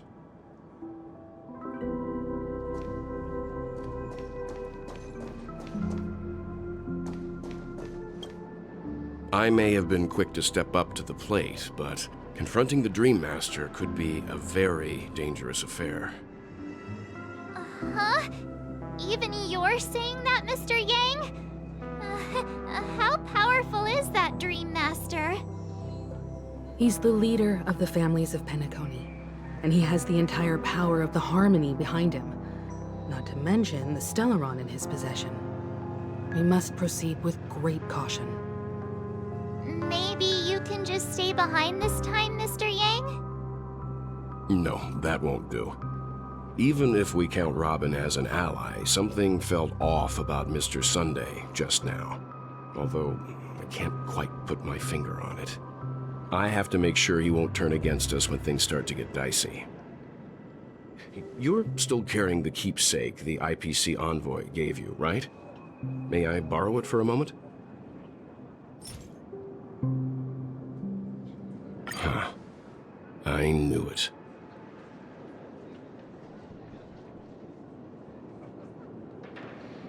As I suspected, this chip Aventurine gave to you is actually a miniature transmitter. If I'm right, he intends to use it to track your location or contact you when needed. As it so happens, this may actually be of some use in the current situation. Aventurine? Is he still alive? And what does he have to do with our mission to confront the Dream Master? Remember what I said earlier? Working with the IPC is a way to keep the family in check. If negotiations go south and the family show their true colors by going after the Stellaron, I'll use this transmitter to send a message to the IPC. It'll be just the opportunity the IPC ambassador was hoping for. The only question mark in all of this is Aventurine's current status. But the IPC is always listening, especially senior strategic investment department heads like him. Getting the message across shouldn't be a problem. Good luck to you, Welt. Well, you take care too. If anything goes wrong, don't worry about me. Just make sure to seal the Stellaron. Spoken like a true hero. Even if the Dream Master is innocent, the family's corruption runs deep. I won't make the same mistake Mikhail did. Let's wish him the best of luck. Don't you have something else to tell us, Gallagher? Why would you say so? Before we departed, The conductor asked us to inquire about the 3 nameless in Penacony. We've already collected intel about Rosalina and Tiernan, so the only one left is legwork. If I'm not mistaken, we've already met him somewhere, haven't we? It's not enough to say meet, but the answer is pretty obvious. After all, I've hinted at it in quite an evident way. I've been watching over you ever since I received the reply from the Astral Express, and I've seen the great effort you all put into linking different realms together across the cosmos. And now, after getting this far all in one piece, you have truly proven yourselves. Miss Himiko, were you the one who repaired the Express and got it sailing through the cosmos again? Yes. And you two, young Nameless, you have very interesting life stories and extraordinary skills.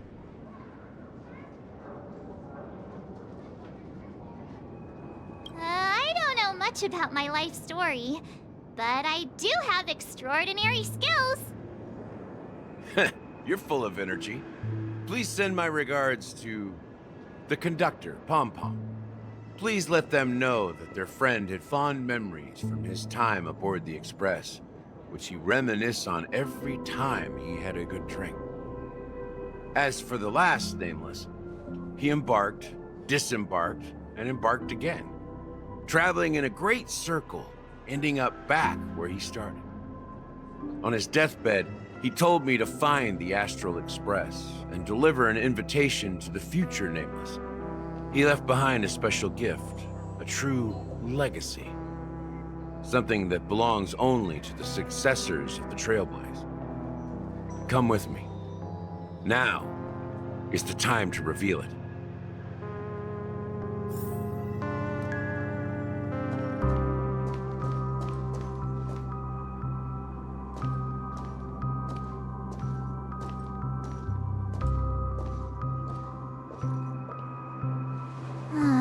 Back here again. Sometimes I feel like you're still alive, old friend. Like you've still got so much to say and do. I've kept my promise, brought the future Trailblazers you've waited so long for.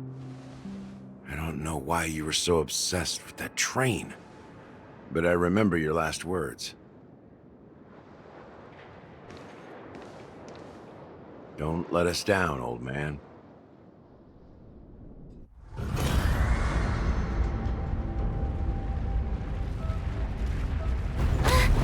What's happening?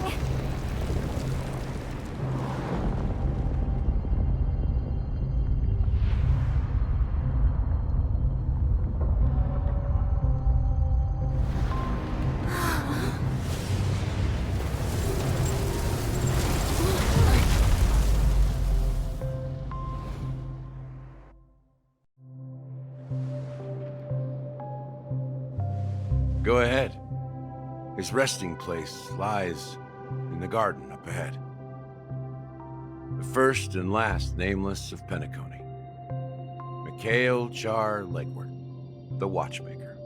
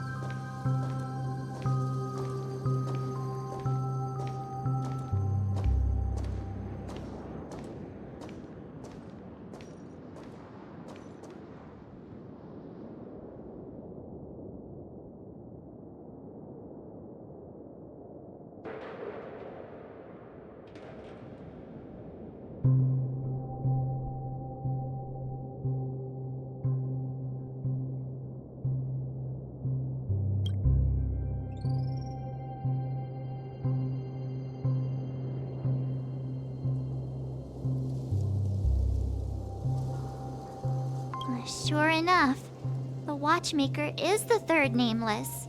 Even I could guess that one.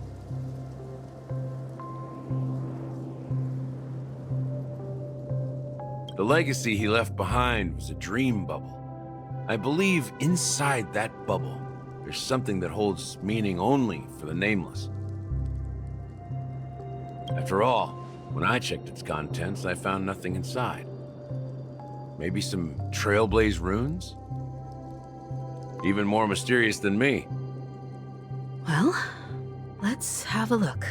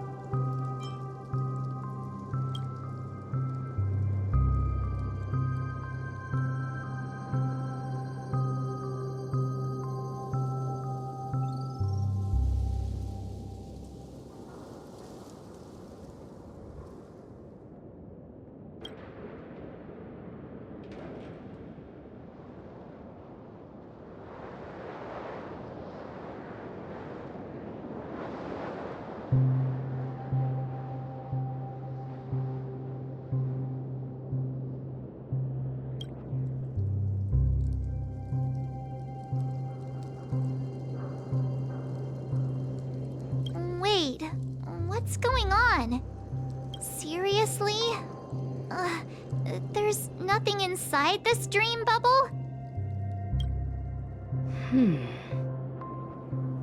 How could a dream bubble be empty?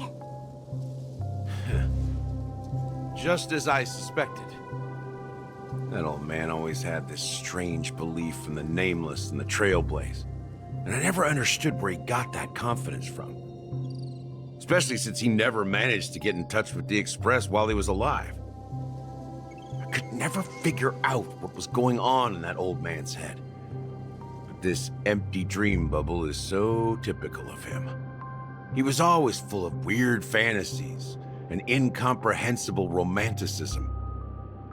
That mischievous old man. Well, I didn't expect him to leave anything concrete behind anyway. Don't think that's the case, Gallagher. I'm sure Mikhail has left us the most precious thing of all. Don't start getting all philosophical on me, all right?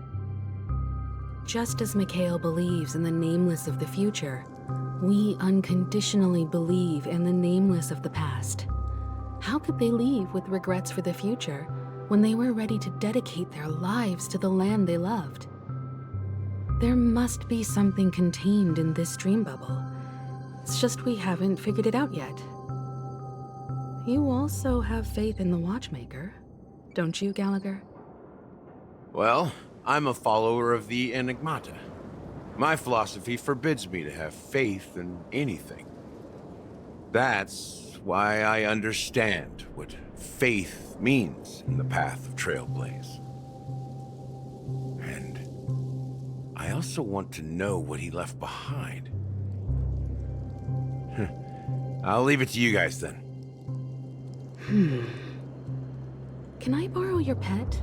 I need to make a trip back to Golden Hour and check something at the Dreamscape sales store. It's for Mikhail, and for the future of Penacony.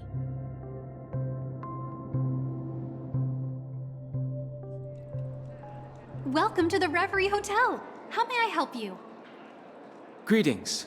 We're the Nameless from the Astral Express, and we'd like to check in.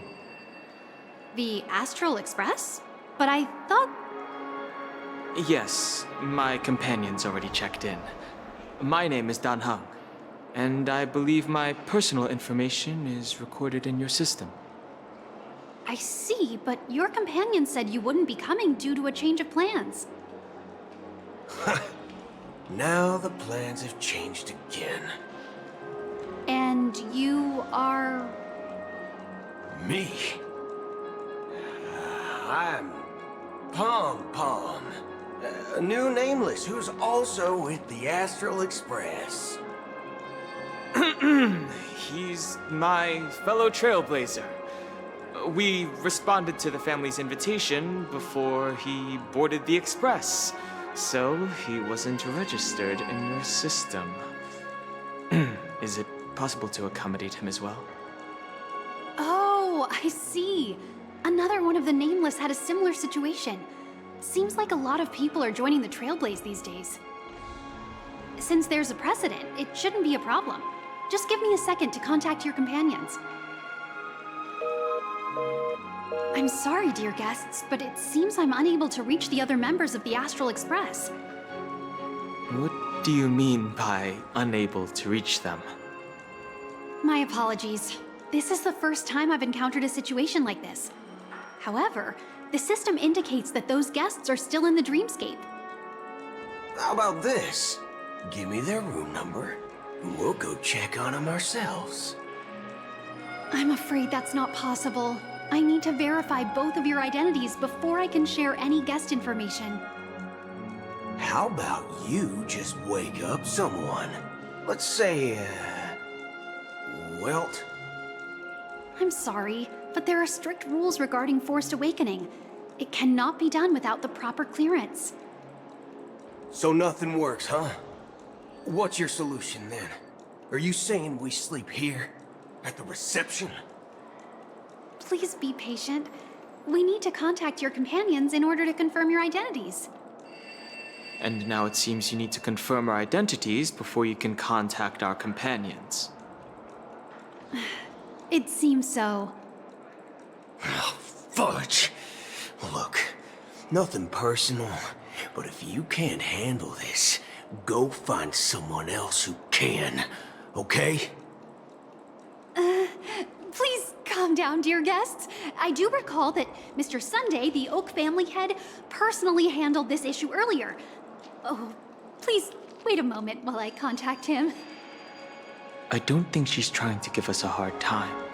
She really just doesn't know what to do. I have a bad feeling about this. You tried to contact them on the Express earlier, but they didn't respond. Something doesn't seem right. I need to leave for a moment. You can stay here with the receptionist. Sure thing. Just don't keep me waiting forever. Don Hung seems pretty worried about his companions. I should give him some space. Stressing out about it won't help anything.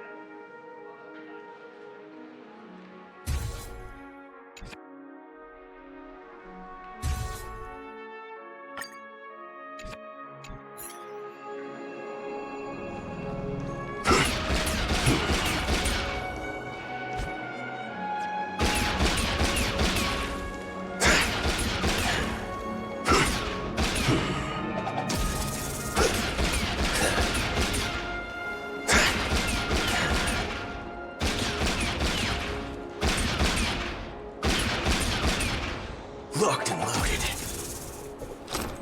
Locked and loaded.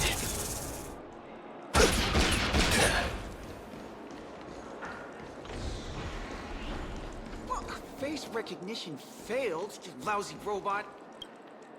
Greetings. I'm Cody of the Bloodhound family, head of security for the hotel. How may I assist you? Hello. So, there's something I wanted to ask about. I've been hearing some unsettling rumors about certain incidents that might affect the Charmony Festival. Do you think there's anything to be worried about? I've traveled all the way from the Hayaii Federation, and I don't want my trip to be ruined. What do you mean? Wait. You haven't heard? I'm not sure where you heard those rumors, but they're completely baseless. I can assure you, as a representative of the Bloodhound family, that everything is going smoothly for the Charmony Festival. At present, all of the families are focused on making sure the festival starts on time. Even the Dream Master himself has arrived. So don't worry, your trip won't be in vain. That's a relief to hear. She doesn't appear to be acting. So, it seems that even the hotel staff are out of the loop.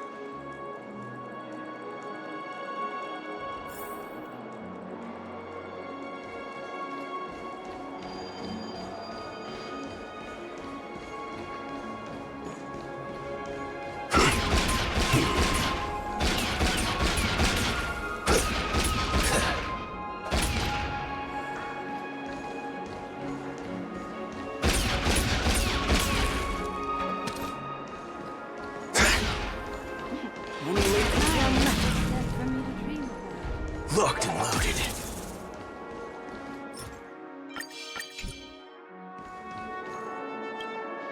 The Charmony Festival is about to start! I'm so excited! Hey! You guys here for the Charmony Festival too?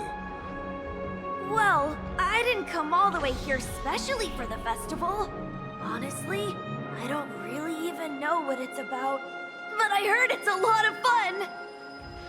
Well, back in my home world, Anaria, we have festivals like that all the time. My dad threw me a birthday party one time that was just as extravagant as the Charmony Festival. Oh, come on! The Charmony Festival is a once-in-an-Amber-era event! How can a birthday party compare? Well, you never know, right? Maybe on her world, birthdays only happen once in Amber Era. Anyway, let's forget about that.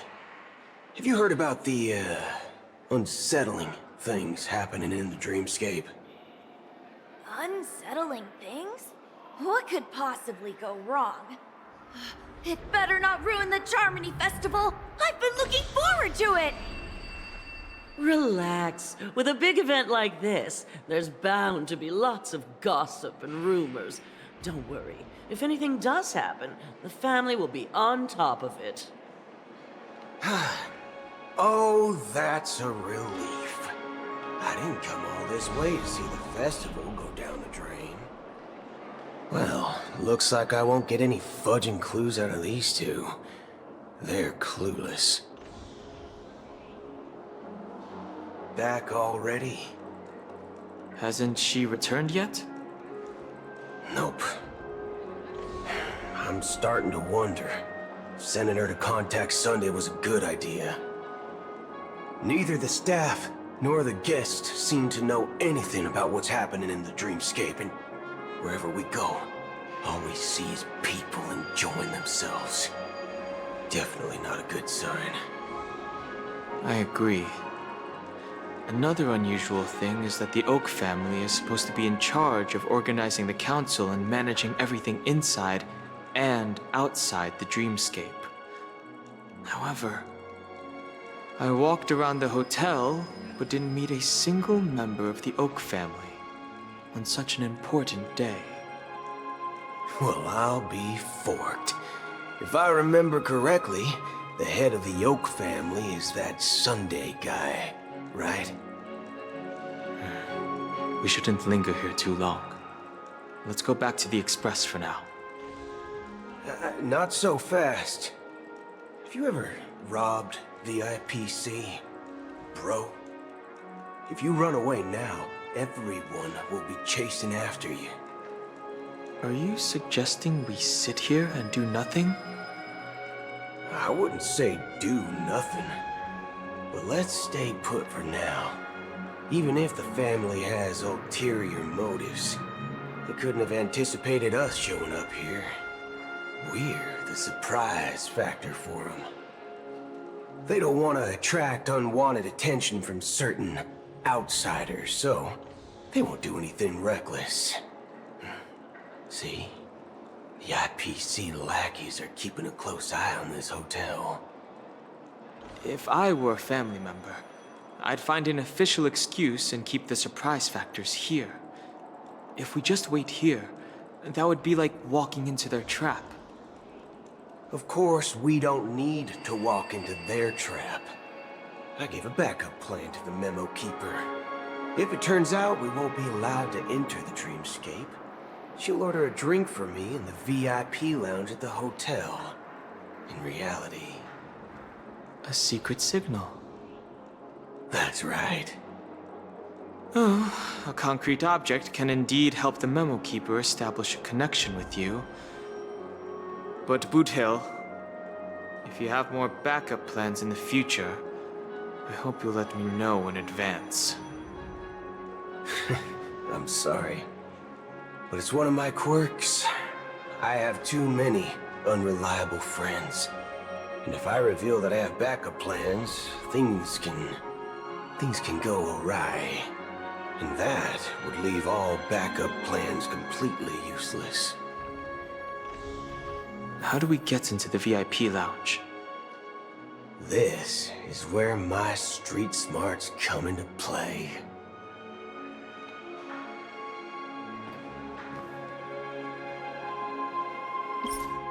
My age, what's left for me to dream about?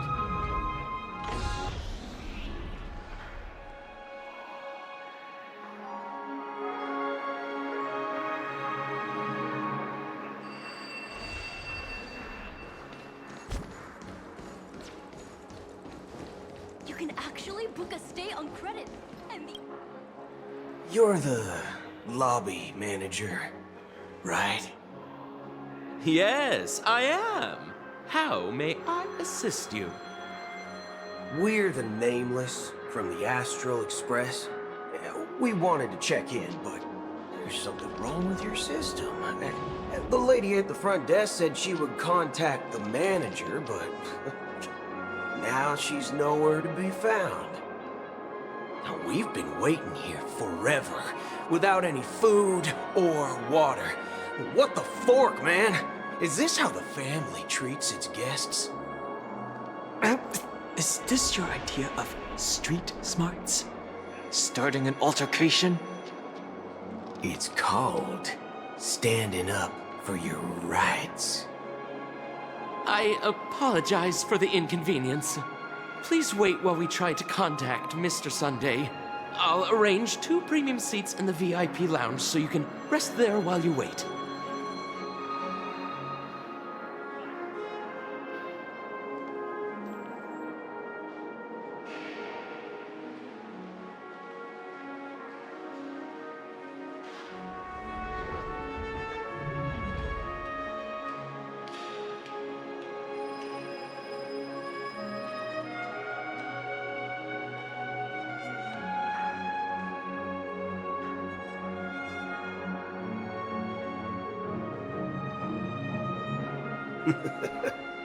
See?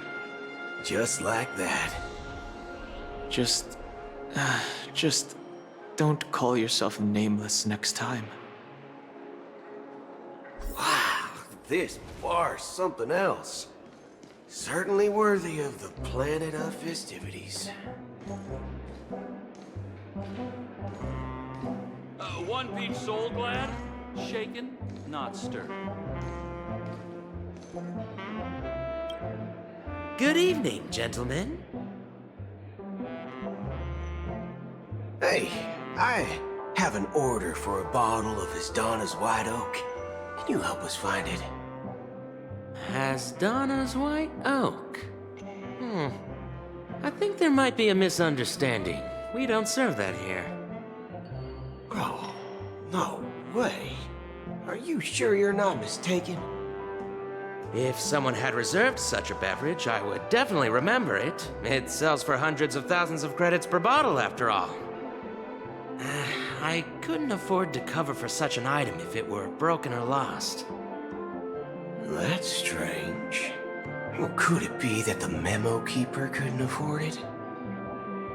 What should we do now? Oh, no need to rush. Well, let's grab some drinks first. Maybe I arrived too early and he hasn't come yet. Now, let's see what kind of juice malts you all have here. Well, give me a glass of Heenum Valley, 40 years. I'll have it neat. No ice. Wow, that's the most expensive one on the list. You have a taste for the finer things. It's on the house, anyway. What can I get for you? Anything you recommend is fine. Then I would recommend today's special, Glass Village. It's classic Soul Glad mixed with Laboom juice. It's refreshing and suits your cool demeanor. Just 1 minute. Ah, this flavor. Dynamite barbecue with rocket fuel. Ooh, it really hits the spot. Truly the finest sherry cask aged malt juice in the cosmos. Dynamite barbecue with rocket fuel. Is that really something that humans enjoy? Hey, this guy doesn't know anything at all. As long as you're satisfied, dear guests, please enjoy. Let's give the memo keeper another half system hour. If she doesn't show up, we'll need to come up with a new plan. In the meantime, let's take stock of the situation. What do you think? The situation is unclear. Something must have happened on the planet of festivities, but the public is unaware of it. Someone in a position of power within the family must be covering it up. It's unusual for the followers of the Harmony to invite other factions, let alone the IPC and the Masked Fools.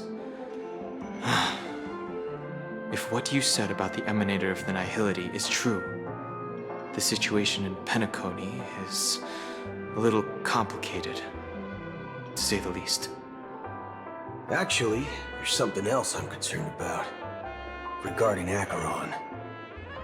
As you know, the faction that follows the path of the Hunt are some of the most dangerous folks in the cosmos to mess with. I mean, who in their right mind would impersonate the Cienjo Alliance or the Galaxy Rangers?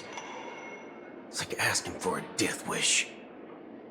Isn't there a saying among the Cienjo people that the Rainbow Sect lets their Lux arrow do all the beating? Talking. Do all the talking. Well, you know what I mean. Even though the Galaxy Rangers have been out of sight for years, we've been keeping an eye on this region. Even the dumbest criminals know better than to mess with the Annihilation Gang, much less the Rangers. But that Acheron lady, she doesn't seem like a lunatic at all. On the contrary, she's highly logical and organized. She knows exactly when to hold back and when to strike without mercy. And you believe that someone like her would have an ulterior motive for impersonating a Galaxy Ranger?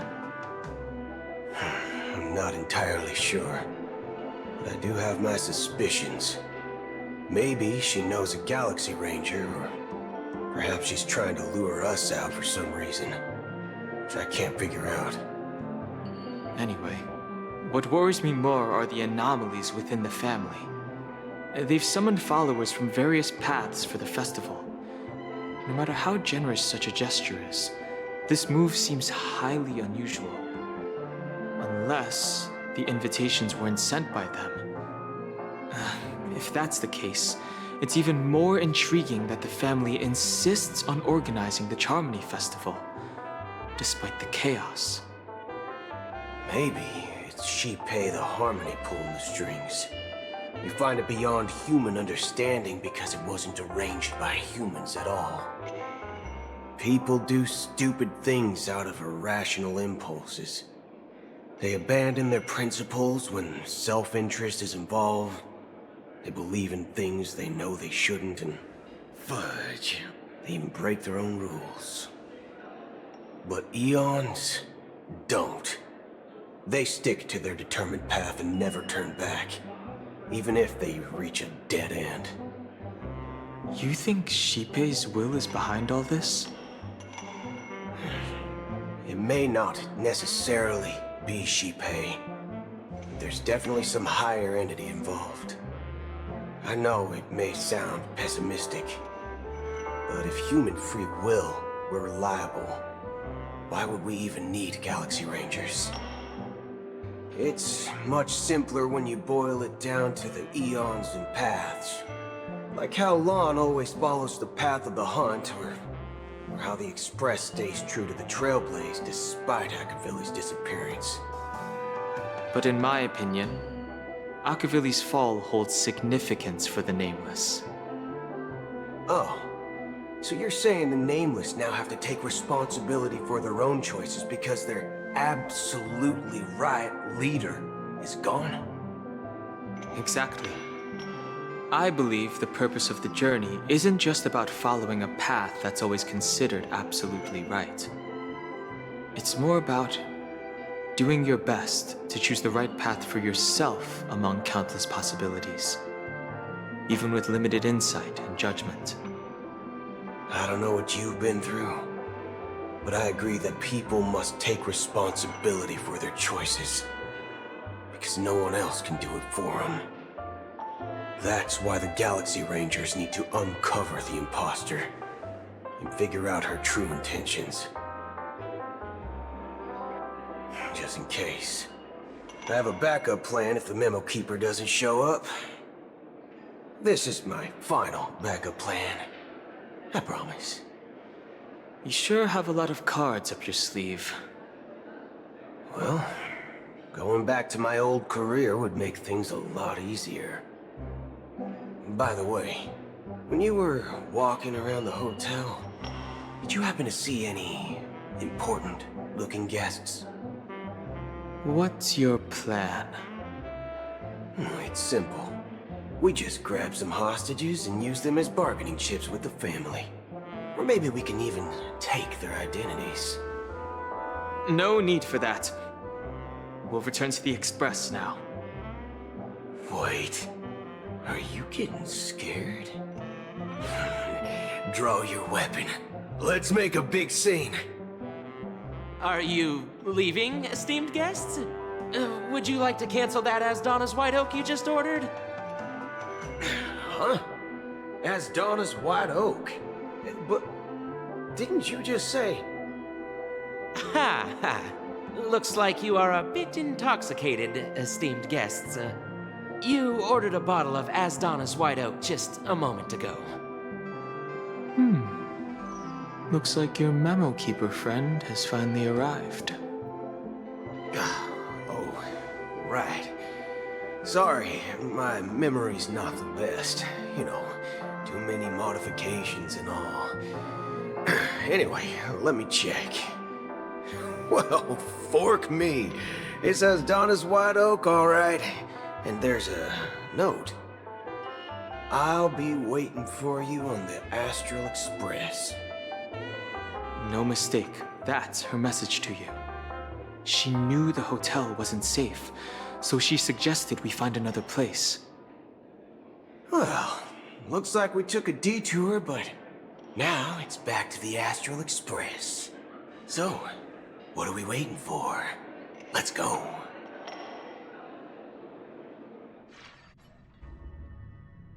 You're back? Two guests just boarded saying they were looking for Boot Hill, so I told them to wait in the parlor car. Oh, just in time.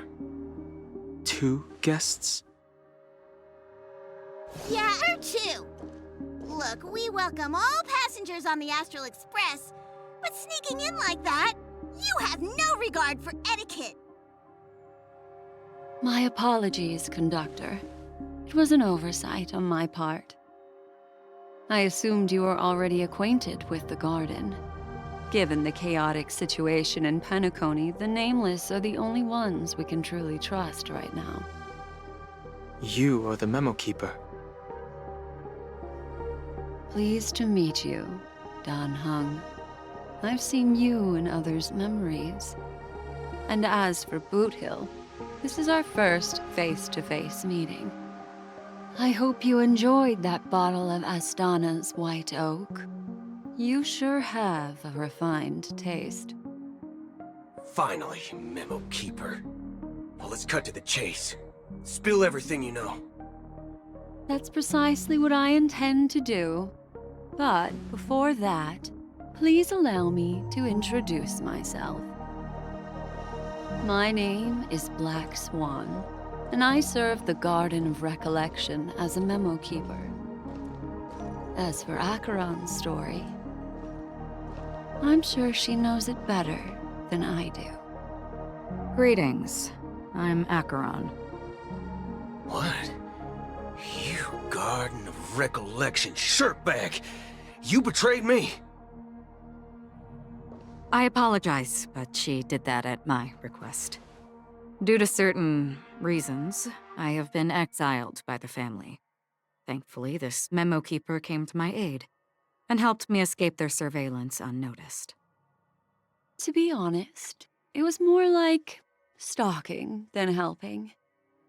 And the process was far from unnoticed. But we did escape. I asked her to guide me to a place beyond the family's reach and to contact a few trustworthy individuals, namely all of you. Trustworthy? Son of a nice lady. You think I'm dumb or something? How about this? I'll put a few bullet holes in your head and see what secrets spill out. Then, we can talk about trust. It doesn't have to be like that. I'm willing to answer all your questions, but not right now. If my cover hadn't been blown, we might have had more time, but at the moment, we don't have any other options. No other options? What do you mean? This is the only way I can ensure everyone's safety. I kindly request an immediate warp jump out of the Astana star system.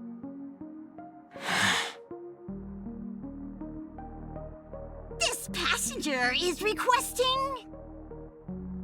As far as I can tell, she's not a threat and seems to be telling the truth.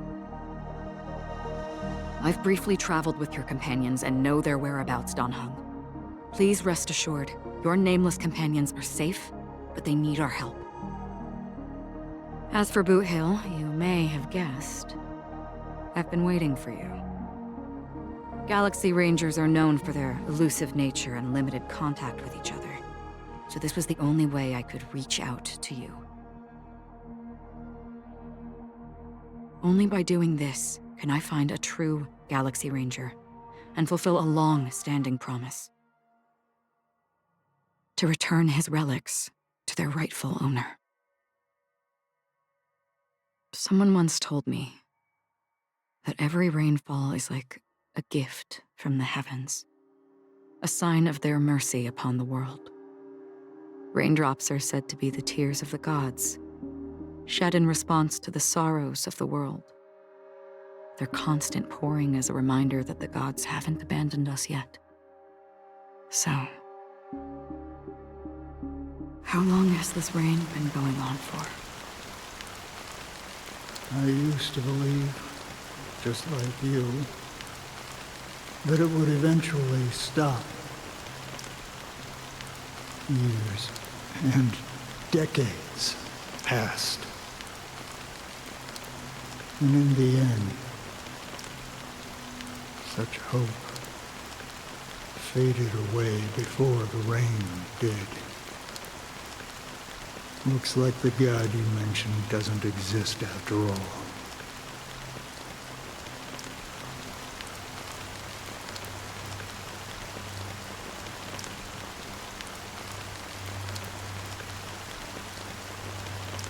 Well,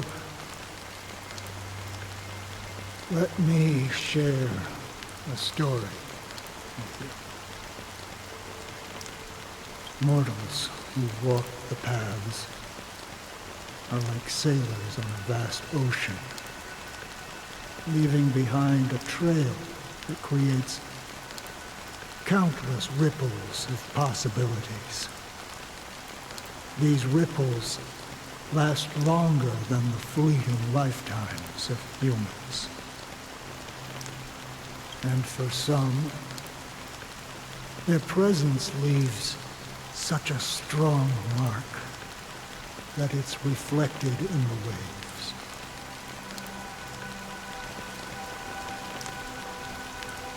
Like those shadows on the ocean.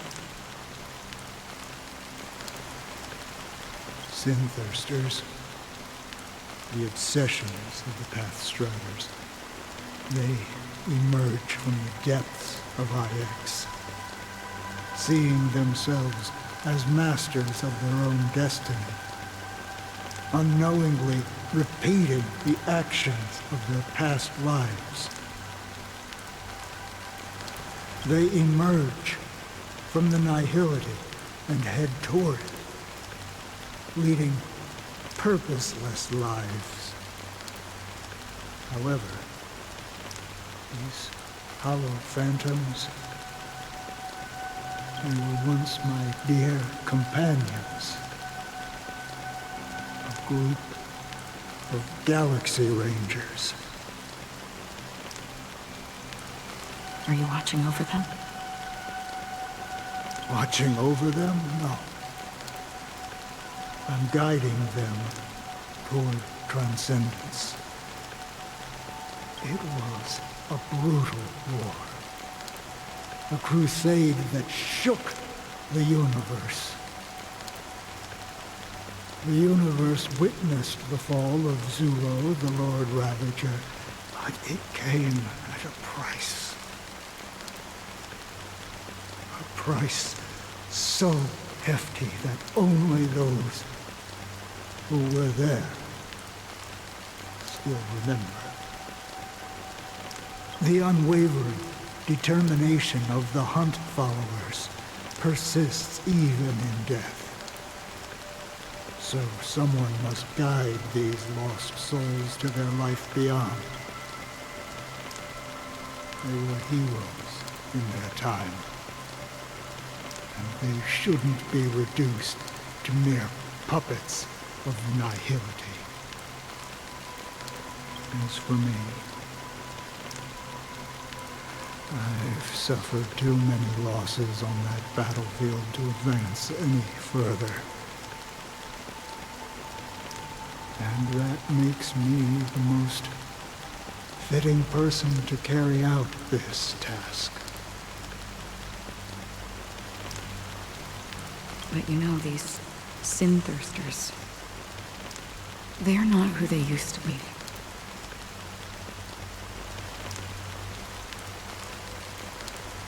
Does this seem pointless to you? Well, some tasks have to be done, even if they are pointless.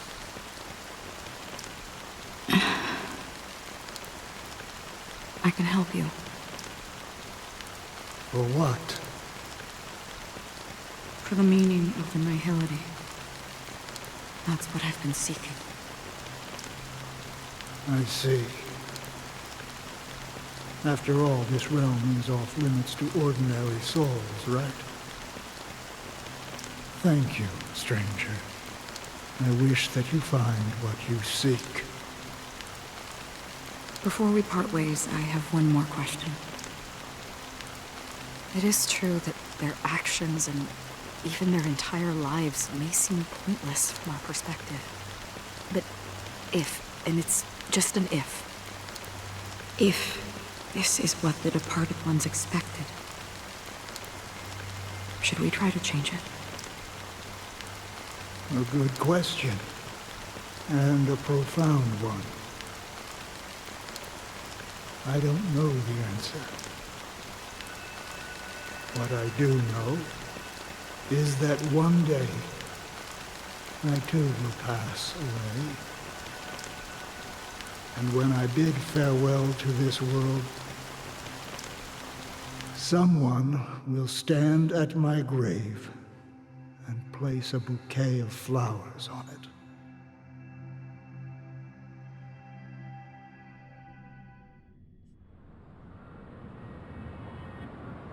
When I appeared as a child, my speech, mindset, and soul reflected immaturity and innocence.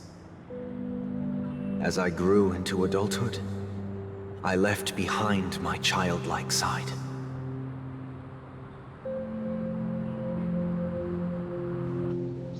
I humbly request your blessings, esteemed advocate of Shipe.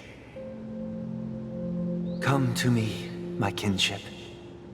I have sought their presence with us. As you wish. I have faithfully served the Alfalfa family for nearly a decade, promoting the path of the harmony to the best of my ability. However, I made a mistake yesterday. While I was preparing dinner for the family head, I accidentally dropped a prepared dish on the floor. Out of laziness, I lied and claimed that everything was ready. Although the head has dismissed me as punishment, it has been tough to sleep with the guilt still gnawing at me, as I worried that the seeds of evilness may have taken root in my soul. So, I confess to you now, to seek atonement for my sins. Do you sincerely repent and vow to change your ways? Yes. Have you examined your soul and confessed all your sins? Oh, yes. Are you willing to accept the process of atonement? Yes. Very well. Show your dedication and goodwill to the family, and you shall be reinstated among them. Now, please, leave in peace.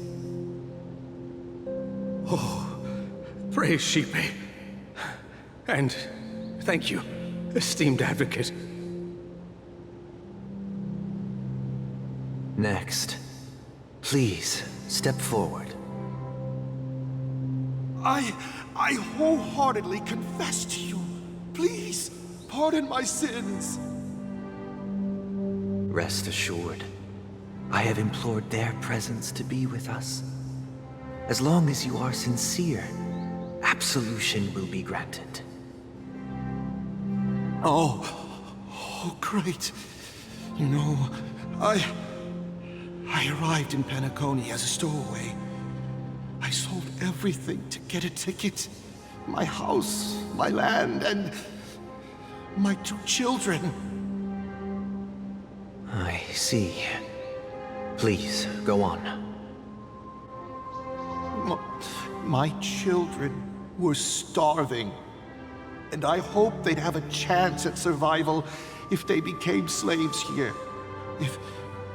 If I can strike it rich here, I'll lift them out of that situation and give them the life they deserve. But the Bloodhound family got wind of it. They're on my tail, hunting me down. I thought I could bring my kids here. It was all my fault. All my fault.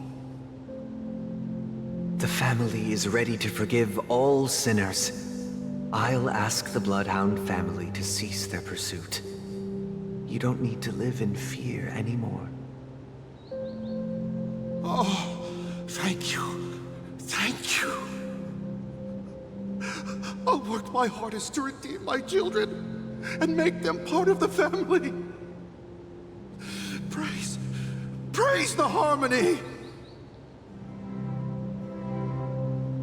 Next, please step forward. Hey! Long time no see, Mr. Sunday. The most esteemed esteemed individual in Penacony, and the next leader of the Oak family, right? I have sought their presence with us. Let us proceed. Sure, let's just get this over with.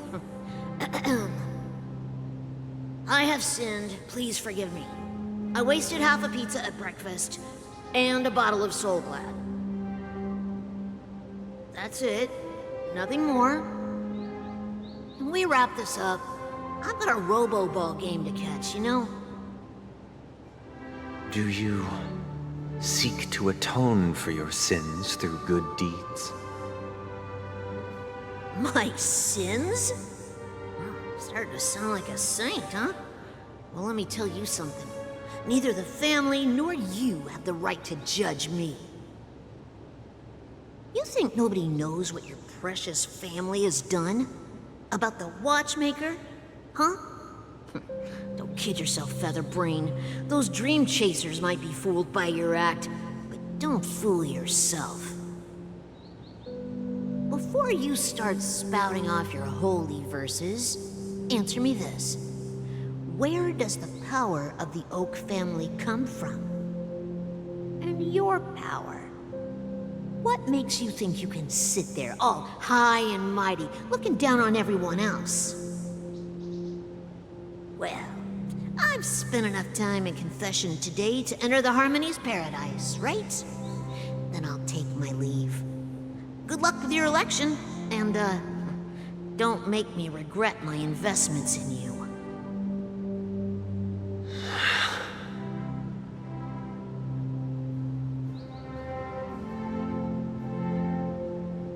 Oh, revered triple-faced soul, hear my doubts.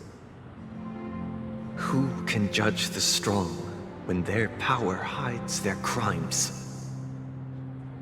Who can vouch for the weak when they will pay any price to survive? Who can comfort the purest souls when even they get led astray? If the strong defending the weak is truly the foundation of paradise, then who is responsible for the suffering and anguish in this wretched world?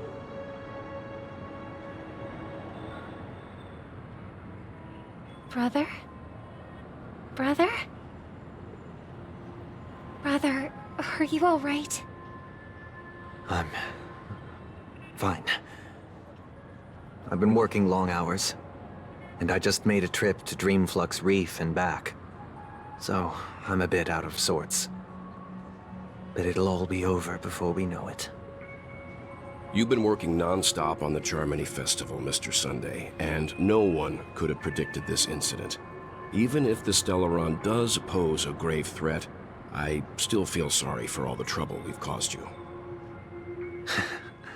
No need to worry about troubling anyone. The Charmony Festival was meant to spread joy and harmony across the cosmos. But now that we know the truth, I'm afraid we'll have to cancel it. It has always been our wish to make everyone happy, so... we'll do our best to explain everything to the Dream Master. I'm sure he'll understand. Even if the negotiation does not go smoothly, I'll refuse to go on stage. Without the Chordmaster, the Harmonious Choir would not arrive, and the Charmony Festival would be just a grand performance, and nothing more. I'm relieved to see your determination. You know, since arriving in Penacony, we haven't had any contact with this Dream Master himself. I'd heard of the heads of the 5 major lineages, but the Dream Master is a mystery to me. The Dream Master rarely grants an audience, even for us. But, given the urgency of the situation, he's agreed to meet us in person. Perhaps you'll be the first guest to meet the Dream Master in years, Mr. Yang. Let's hope we can reach a consensus that satisfies everyone. Indeed. Let us hope so. it's about time. We'll have to get ready for the meeting. I apologize for any inconvenience caused by the urgency. Don't worry. I'll be waiting here. Dear, it's Mr. Sunday! Hey, come over here! Looks like... Thank you for everything you've done. I'll be waiting here. Can this be considered the majestic hall of art?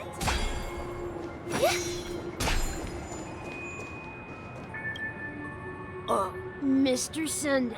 Hey there! Okay, see the moon in the sky? It's about the size of the cap on my Soul Glad bottle. If I just reached out my hand, I could grab the moon, couldn't I? The moon? You mean the Grand Theater? Yeah. Look at me. I've been away from home for too long. I must be missing that moon. But it's no big deal. The Grand Theater here looks much better than the moon back home. It's just magnificent. They told me not to sell everything I had just to come to Penacony. How short-sighted. Selling everything you had? Why would you go to such lengths? Why? Can't you see? Life back home is miserable. It's not really living at all. It's better to be here at Penacony. No pain, no worries about tomorrow, just sweet dreams. You can do whatever you want. That's what I call living. Yeah, now this is the life. Is this truly living? Huh? What did you say, young lady? I didn't quite catch that. Oh, it's nothing, sir. You see, the traffic on Glock's Avenue can be dangerous. How about I ask a Bloodhound family member to escort you to Ideen Park over there, so you can continue enjoying your sweet dream? Oh, yeah, that's a great idea. Wow, no wonder you were the leader of this sweet dream. You're totally a lifesaver. See you around, Mr. Sunday, and it was nice chatting with you.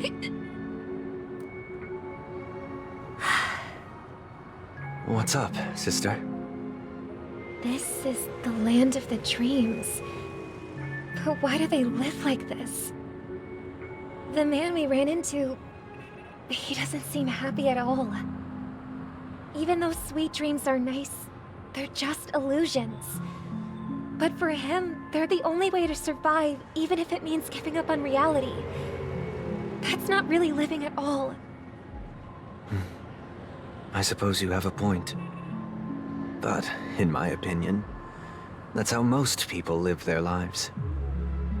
Why do you say that? You think that man is not actually living, but that's not quite accurate. Even without Penacony, people create their own illusions called self-value. People believe they have a predetermined value to fulfill. Gaining value means gaining power, and those deemed worthless are seen as the weak. However, value doesn't come out of thin air, and there's a limit to it. To accumulate value, people have to take from others. So, the weak get exploited and oppressed. Are you suggesting that this is not how things should be? Exactly. But, ironically, people don't think there's anything wrong with it, because they uphold the illusory notion of self-value, and even the weak believe in it. The survival of the fittest. That's where all the tragedies in the world come from. People come to the sweet dream in Penacony to escape from that reality, and find solace. No tragedies exist here, only happiness, although in its nascent form. Isn't that the same paradise we yearn for in our dreams? Perhaps that man is just an exception. Let's not jump to conclusions. We should experience the dreamscape ourselves, just as I did at Dreamflux Reef. Yes, seeing is believing. I'll accompany you. The Dream Master hasn't shown up yet, so we have some time for a stroll.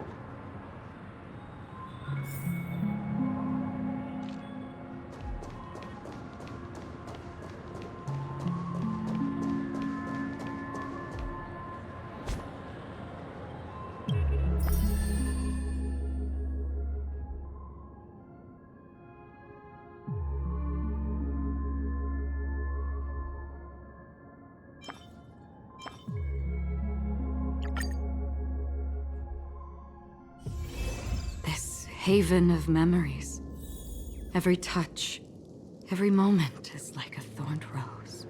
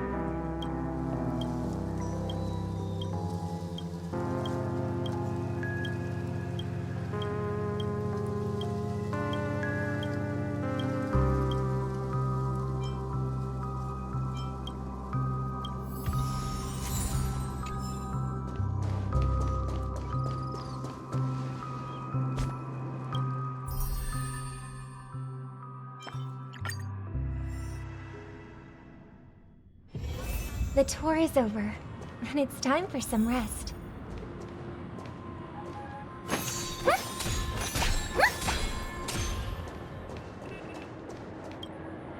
Glad to meet you again, Robin. How are the preparations for the Charmony Festival coming along? We're all so excited about it. It's going smoothly. Thanks for making the trip to join the festival. You're too kind, Robin. It's a pleasure to have guests from all over the universe celebrating day and night. I can't stand being lonely or bored, so this jubilant dreamscape is perfect for me.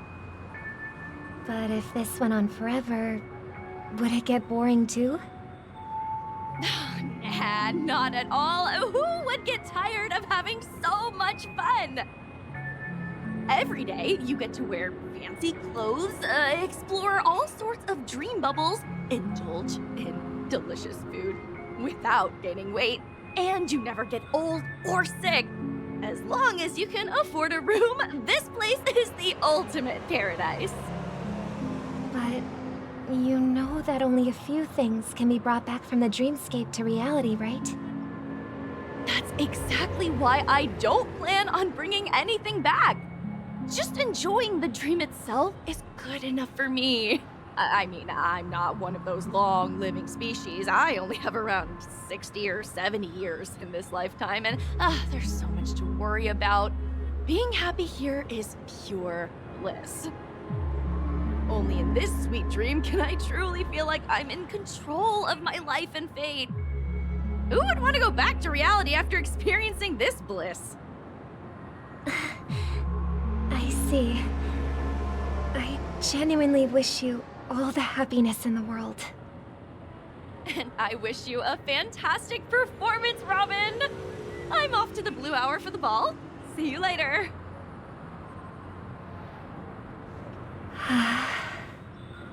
Seems like that guest's perspective didn't resonate with you either.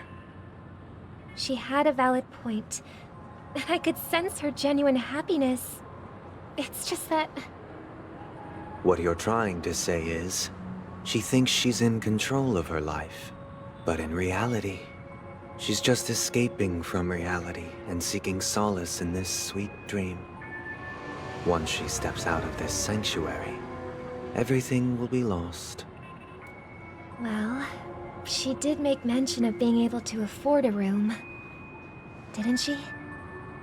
However, the paradise in our dreams, it doesn't have to end. No. And the paradise we yearn for shouldn't be just a fleeting dream either.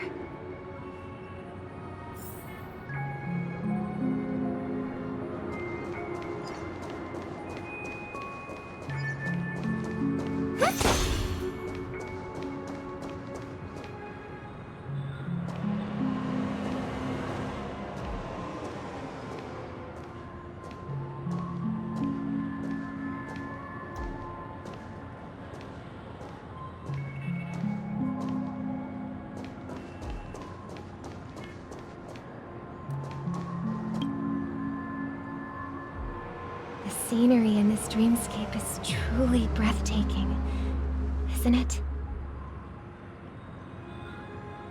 Oh, Robin. Can't believe I'm meeting you in person here. What an honor. You're right. Even though time stands still in this dreamscape, it always feels fresh. I find something new every time. A philosophical mind. I hope I'm not intruding. Oh, not at all. No. With little time left, I yearn for meaningful conversations, especially with someone as esteemed as you. Do you mind if we chat? It's my pleasure. No need to be formal. Just speak your mind. You said, with little time left. Please, forgive me for being blunt. But is that why you came to Penacony? Yeah. I was part of a war, and while escaping from the Sarkosian mothership, I got exposed to some radioactive materials. And then, all my comrades died, and my hometown was wiped out by neutron bombardments. I couldn't bear to live with everything I knew gone. That's when I heard about a possible solution here, so I came. How heart-wrenching. I hope the family has been able to help you. They have, and I'm truly grateful for that. They provided me with a comfortable room, the most advanced life support devices in the cosmos, and a stellar team of caregivers. My physical body is now in the dream pool, sustained by life support. The me you see here is whole, rational, and no different from any other person. But I can't say the same for the me in the hotel room. My true appearance? Huh? I hope you never have to witness it, Robin. So, you'll be living forever in this dreamscape, right? Just being able to live at all is good enough for me. Whether it's in this dreamscape or not, well, I don't really have much say in the matter. My world has been torn apart, and my life could end any second. So, even if this whole place is an illusion, it's still my paradise, and I'll treasure every moment I spend here. How I envy those everlasting things. That old man's story. It's so tragic. Fortunately, this sweet dream gives him joyful memories to hold on to for the rest of his life. That's precisely why this sweet dream in Penacony exists.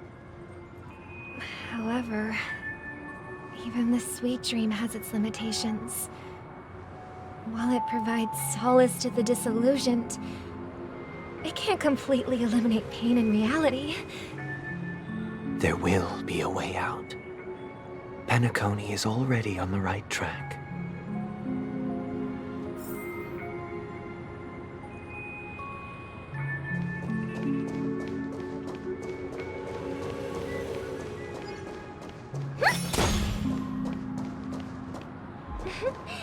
Look what we have here. A lovely young lady. Wait, is that me?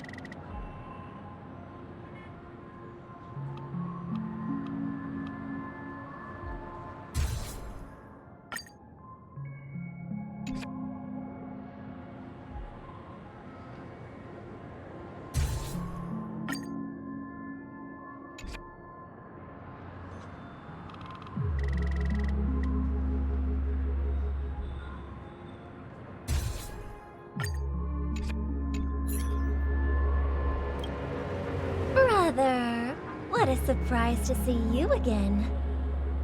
Show yourself. Your trick won't work on us. I've heard that a skilled masked fool received an invitation too. That must be you, right? Did you enjoy yourself? Barely. The people here are way too gullible. A little bait is all it takes for them to bite. And they run away at the slightest hint of danger. In other words, they're naive and cowardly. Now that you've had your fill, it'd be wise to leave before it's too late. The music of the harmony doesn't tolerate discord. What? Now that you have the real Robin, I'm useless? Oh, how disheartening. I've done so much for the family. You should be thanking me, because if it weren't for me cleaning up this mess, Penacony would still be in shambles. Don't you think? That was a personal request from the head of the Iris family, and it has nothing to do with us. Step aside and stop causing trouble for the Charmony Festival. The Charmony Festival? You think you can scare me? You think I have no idea what you're planning? I don't care what you're thinking, Chicken Wing Boy. But I'm pretty sure our lovely Robin won't be appearing on stage. After all, you're well aware of what a sorry state this dreamscape is in under the banner of harmony. Penacony, the land of the dreams. Is this truly the paradise you desire? Stop it. What's the rush, Chicken Wing Boy? Did I get to you? Our paradise is none of your concern, masked fool. Leave now, or the family won't tolerate you anymore. All right. I'll go. But Robin, I suggest you seriously consider this. Do you really believe those living in dreams can escape pain and find true happiness? Well, I've done my part, and now I'm simply waiting for the fireworks to begin. Here, the last 2 gifts for both of you. And don't lose them. If by some unfortunate chance the Charmony Festival starts against all odds, remember to use them during the show.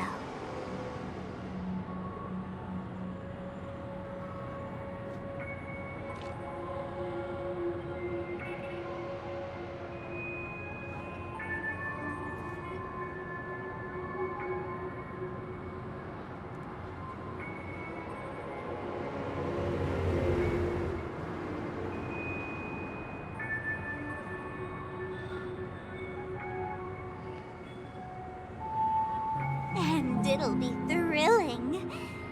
Bang! I heard a raven cawing in the distance. It seems the Dream Master will arrive soon.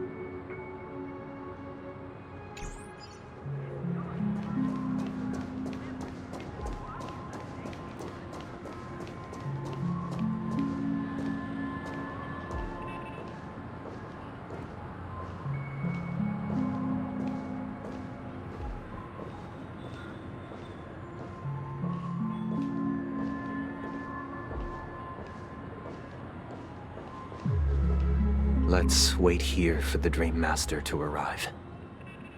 Okay. By the way, brother, I heard you no longer have a sweet tooth. Back when we were kids, you used to steal my desserts. Seems like a lot has changed during my absence. What exactly happened? Well, someone has to stay awake even in this sweet dream. But that someone doesn't have to be you, or anyone in particular. You're carrying too much on your shoulders, brother. The paradise in our dreams. It shouldn't be like this. Penacony is nothing more than a dream. It can't erase the worries and pain of reality, or bring true happiness. It only offers an escape from reality. Nothing more. Remember the old man we met earlier? Without this dream, he might have completely lost himself. That might be true, but even without Penacony, he could have chosen another path. As far as I know, the Intelligentsia Guild has been promoting their rehabilitation techniques for a long time now. That path may have been more ordinary and challenging, but now he is receiving hospice care in a comatose state, and his fate is sealed. Is Penacony granting these people a future? Or is it taking it away from them? Well, don't forget this. Not everyone really has a future. The future for humanity is like the sky for birds. People mistakenly believe that flight is inherent to birds because they've never witnessed those birds crashing to their death. Do you remember how we took in that little Charmony dove when we were young? Yeah, we took care of it. Provided food and water, groomed its feathers. And later, when I decided to leave Penacony, I opened the cage and set it free. Well, I didn't mention what happened to it in my letters because I didn't want to upset you. Shortly after you left, it crashed to its death right in front of your window. I had surmised as much. I knew you wouldn't have avoided mentioning the bird for no reason. Despite that unfortunate outcome, I still believe it was the right decision. Birds aren't meant to spend their lives in cages. They belong in the sky, even if they can't fly. But here's the thing. If there are birds in this world that can never fly, can we really assert that they belong in the sky? Are you implying that the same goes for humans too? Let's take the Astral Express as an example. The Nameless made tremendous efforts to bridge worlds, gaining fame across the universe. However, only a few extraordinary individuals can endure such a perilous journey. That's because the pursuit of the Trailblaze exceeds the capabilities of ordinary humans. Otherwise, why would this path be filled with broken rails, an abandoned express, and even a fallen Eon? That's just sophistry. If that were true, then only the powerful would have the right to determine the future. Unfortunately, that's exactly what happens. Another name for the future is self-value. While this world has its fair share of heroes who inspire people and garner admiration for their heroic deeds, the majority of ordinary people will never become heroes in their lifetime. Some are born weak and vulnerable. Some find themselves trapped in unfortunate circumstances. Some fall victim to malice and cowardice. When it comes to survival, everyone is equal. And the weak can only watch as their value gets constantly diminished by external forces. That's why we should care for the weak and support them as if their suffering were our own. That's what the Odes of Harmony have always taught us. While the Harmony holds noble aspirations, the strong will always be strong, and the weak will always be weak. Even in this carefree dream. Human nature contains greatness, but it also harbors inherent weaknesses that can't be eradicated. In the end, if people can't even secure their own survival, they won't care about the illusory future of equality. As long as the law of survival of the fittest prevails, there will always be fledglings crashing to their death. But if people don't live for the future, do they merely exist for survival? If even you, my brother, don't believe that the harmony will save the weak, then which eon can make our dreams come true?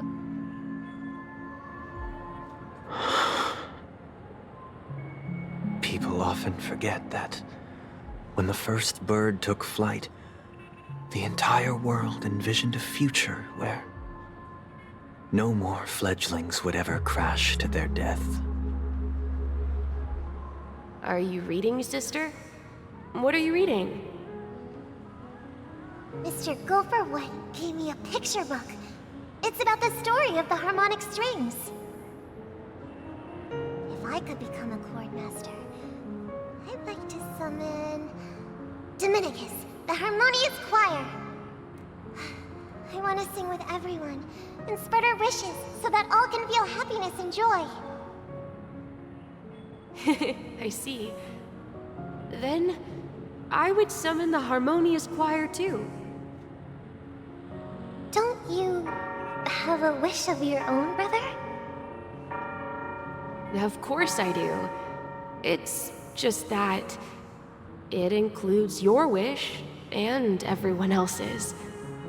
I long for a true paradise where everyone can find peace. Then, let's build a stage there and invite everyone to our performance so that both our wishes come true through the power of the harmonious choir.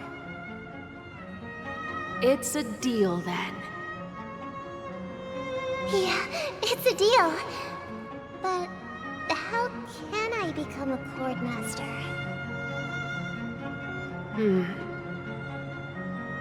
Maybe you will have to become a star first.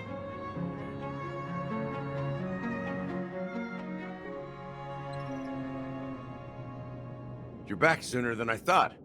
Any results? Yes. And now, it's up to us to forge ahead. Since he's already carried out his last wish, my final mission is complete. But pardon me if I sound curt. It's good to have determination. The path Mikhail left for you is not an easy one to tread. Why else would he have chosen to sleep in solitude, staking everything on some nameless in the future? But you have the numbers, and in numbers comes strength. So that might just delay your inevitable a little more. Got any more encouraging words? As I see it, relying on Welt's negotiations alone is far from enough. Regardless of whether the other party will be compliant, negotiating simply allows us to meet them as equals and won't grant us an upper hand. Penacony is our rival's home turf, and we already have very few chips left to play with. Rather than idly sit around while the family's got us blocked off, an offensive approach might be a wiser course of action. We're more familiar with the Stellaron's properties than most, and since it's the key to stabilizing the sweet dream, it's vital to the family's interests. By attacking their core interests, they're bound to retaliate hastily. And as the saying goes, haste makes waste. That's right. As long as we pose a threat to the Stellaron, either with words or otherwise, we have a chance at gaining the upper hand. But the problem is, on the eve of the Charmony Festival opening, how exactly are we going to get close to the theater? Family security will be airtight, and if we brute force it, even if we succeed, it's too risky. So, no one's gonna say anything? Then I'll raise my hand. I know the answer to this question.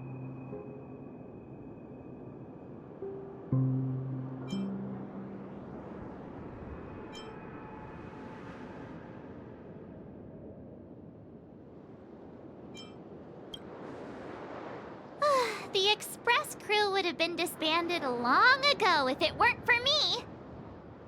So, I heard that before the Charmony Festival begins, there'll be a pageant to kick off the festival.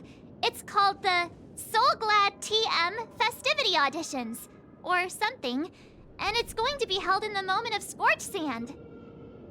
As long as we clinch the top spot, we'll be able to attain the title of Festive Superstar, and be able to personally bask in the graces of Miss Robin. Not that that's important. What's crucial is that we can enter the Grand Theater before the audience arrives. So, how do we go about participating in these festivity auditions? I've already procured special invite tickets from Miss Robin's fan club. To tell you the truth, I had been preparing to join the auditions all along, but now it looks like even if I scrape through, I probably still won't have the chance to shake Miss Robin's hand. So they're still running this thing, huh? It was originally just a publicity stunt, set up by Mikhail to drum up attention. But it looks like it might be worth a shot. We'll follow March's plan.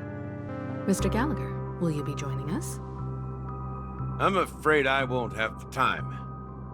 As a virtual character, I've already completed my final mission. Whether Penacony can awaken from this dream is all down to you. Should we ever cross paths again? I'd love for you to visit the Express. All right. I'll have to add to that databank of yours you've got on the Express. And Miss Firefly, we thank you for all your support. We're faced with a formidable enemy. As long as the Astral Express and Stellaron Hunter's objectives are aligned, we're willing to cooperate with you. We've already come this far together. I'd like to join you for the rest of your journey on Penacony. I'm pleased that we can finally fight shoulder to shoulder. I couldn't ask for a better ending. This is also the spirit of the Trailblaze. Now, everyone, let's prepare to move out. Ladies and gentlemen, welcome to Scorch Sand Hall. This is where challengers thrive and dream chasers shine, all under the watchful eye of the entire universe.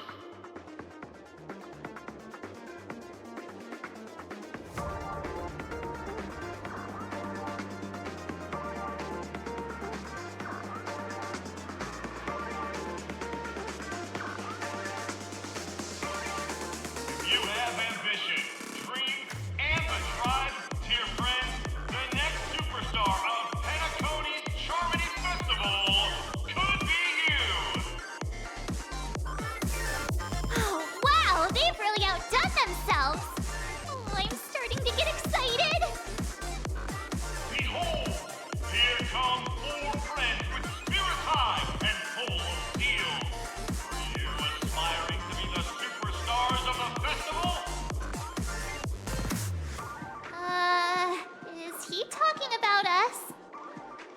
Yes, you! There's no doubt about it. I see you have all the potential of a superstar in you. Excuse me, you 4. What are you hoping to get out of all this? As the last group of contestants, how confident are you in overcoming all of the challenges? Would you be open to a brief exclusive interview with us? It'll be quick. Your journey is long and fraught with peril, yet under a sky blanketed by banners, you vie for the crown. The sword and rose! Protect the beauty! The beauty! Magnificent and majestic! A knight's head is hard as steel. Brother Lance's focus is stubborn as a heel. We don't all have to be winners, but if we don't have fun, we'd all be sinners. People are pouring in. It kind of feels like all sorts of baddies are showing up. Let's get in there quickly and enter the competition. Ladies and gentlemen, please make way. Make way. Coming towards us now is one of Penacony's top 10 wealthiest tycoons, and the soul-glad business empire's founder, Mr. ID. Allow me to introduce myself. I'm the director of Soulglad's factory, Ideen Lee. my four friends, introduce yourselves to the audience across the cosmos. Hello, everybody. I'm Himiko, a nameless from the Astral Express, and these are my companions.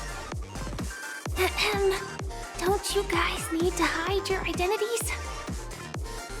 Can't hide it anyways. Penacony is plastered with our posters.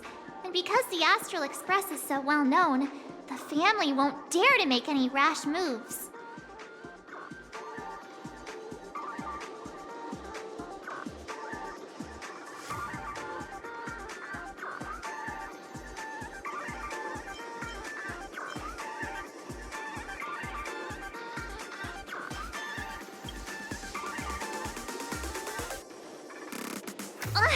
Don't expose my net handle to everyone!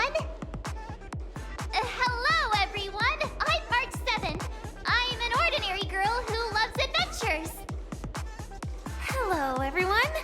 I'm Firefly. I am also an ordinary girl who enjoys adventures. So it's a bunch of nameless guests. This final face-off is bound to be spectacular. Time is precious. My four friends, come with me. Grab a bottle of Soul Glad and make your dreams a blast.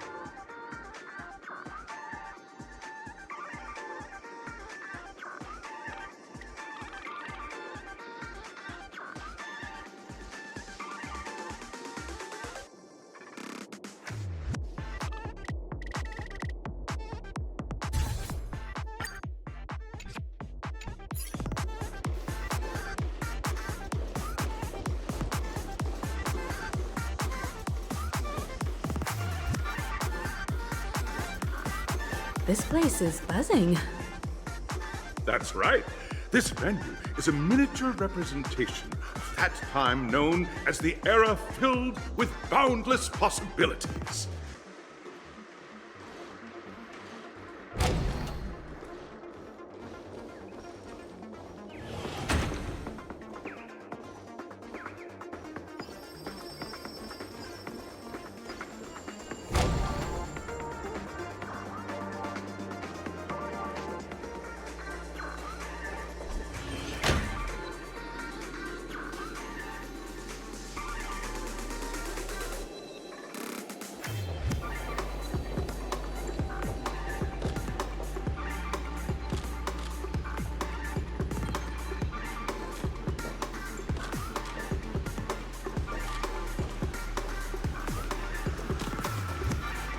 Grab a bottle of Soul Glad and make your dreams a blast.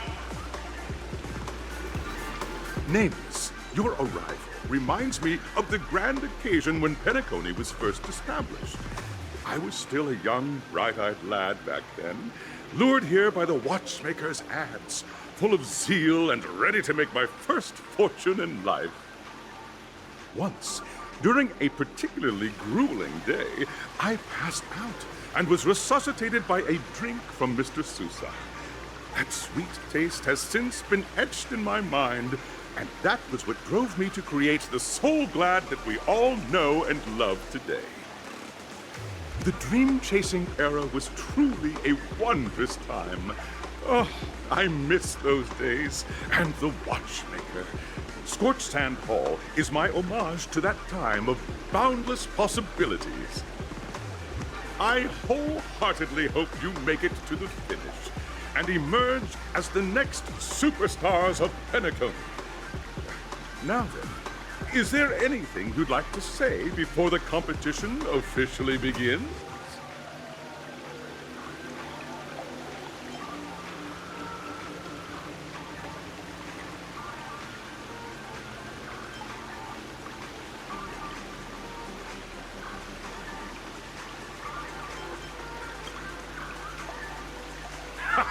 That's the trailblazing spirit. How about you, Miss March? Hello, everyone! Next up, get ready for the Mega March 7th Adventure, where I'm going to break the speedrun world record! Trailblazing into the uncharted and challenging the limits. That's Miss March 7th for you. How about Miss Firefly? I hope that by the end of this journey, everyone will have achieved the outcome that they hope for. Ah, a wonderful wish! Miss Himiko, what are you expecting from your team? Safety first, everyone. Simple words, but full of warmth. Waiting for you are 3 stages, each connected to that era. The first 2 stages offer 2 distinct paths to choose from, with unique challenges on each route. And in the last stage, you will face off against a champion who has defended the title to this very day. A beloved contender whose noble virtues are unrivaled. Those are the rules. Simple. Everyone clear?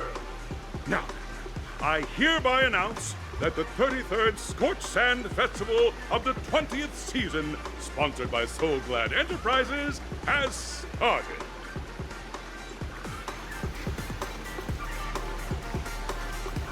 Everyone, as the Charmony Festival is drawing closer, we must reach the end as quickly as possible. Factoring in efficiency and safety, splitting up into 2 groups is the best choice. March and I haven't known Miss Firefly for too long and aren't overly familiar with her. It'd probably be better if the 2 of you paired up. Fine by me. Let's do it. All right. I don't have a problem with that.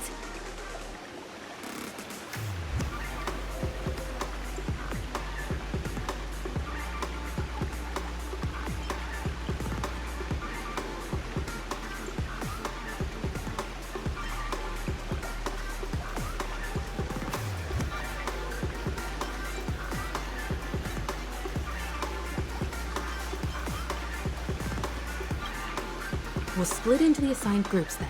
Let's not waste time.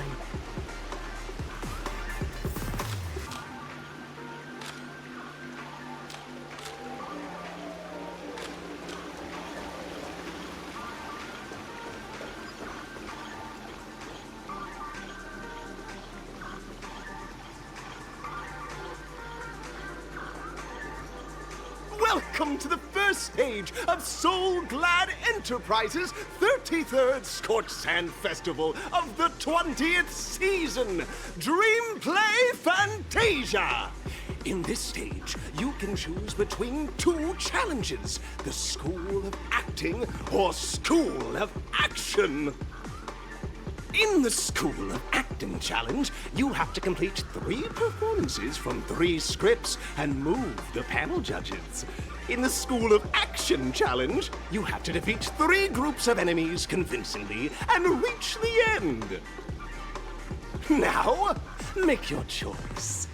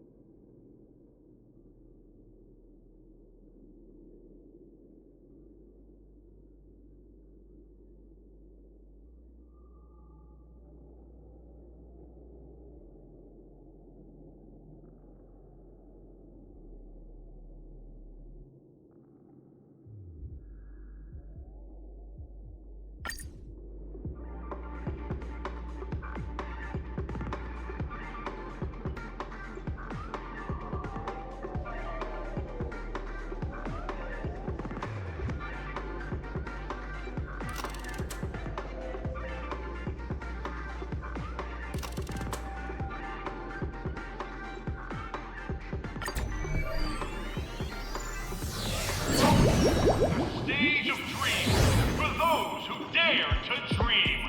Welcome to the School of Acting Stage. Step onto the stage and move the judges with your heartfelt performance. The next cosmic star of Penacony could be you.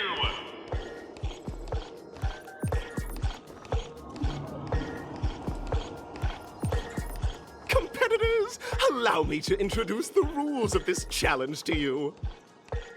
There are 3 stages up ahead. On each, you will find an outline of a script.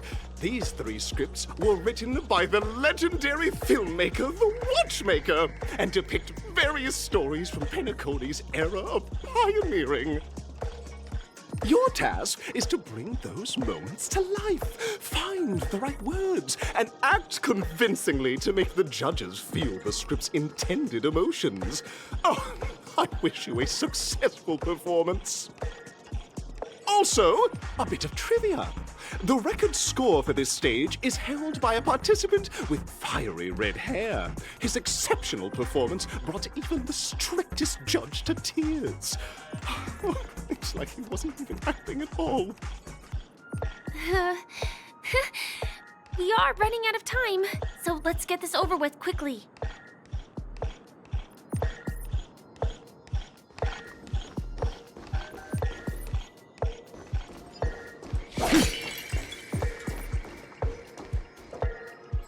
Just take a look at this pair! Such star quality. Since you've come as a pair, I'll prep a 2-person scene for you. You two, are you ready? Envision that you both, driven by the spirit of exploration, are arriving at the land of dreams that is Penacony for the first time.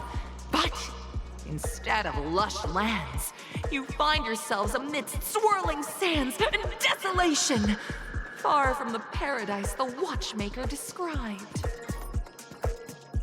You're driving an old clunker through the wilderness of the dreamscape, braving the cold wind, choking on the dust, and suddenly, a fierce memory zone meme blocks your path. Now, Miss Greyhair, what line would you deliver to express your disappointment in Penacony?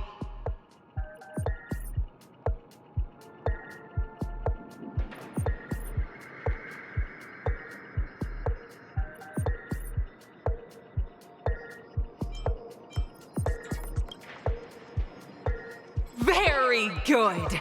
Now, though you're disappointed, your screen partner is conversely very enthusiastic. Now, young lady, you will say... This is great! I love living on the wild side! Very good! Very intense! And then we cut to the story's next scene.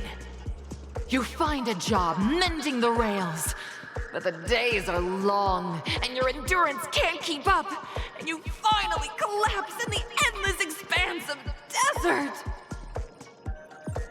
Suddenly, sweet rain falls from the sky, wetting your lips and rousing your spirits.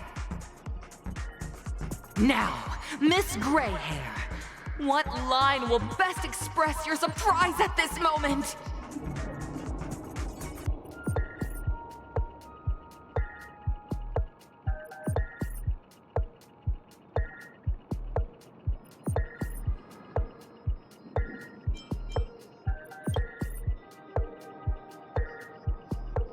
We're already at the next scene. You need to convey surprise now, not disappointment.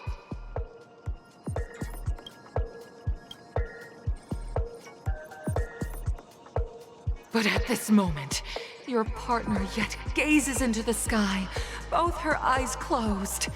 The raindrops fall, blurring her vision, and she tragically says... Perhaps we were never meant to succeed. Right?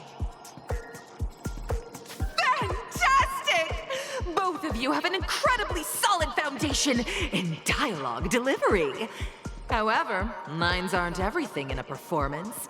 Please continue this story on the second stage. Up next, you'll be challenged with a body language test. I hope these tests won't take too long.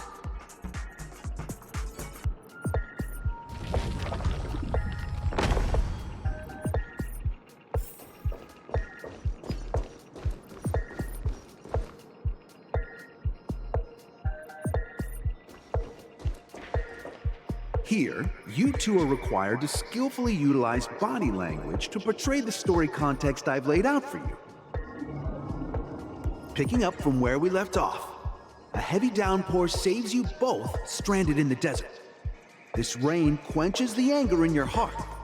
You look to your companion, now completely devoid of fighting spirit, wanting to comfort her. At this moment, what should you do to make her laugh?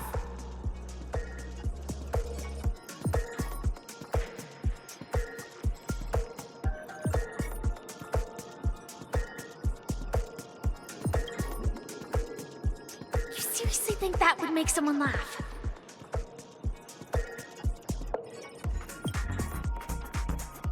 The test now is about body language. I don't think dialogue is allowed here.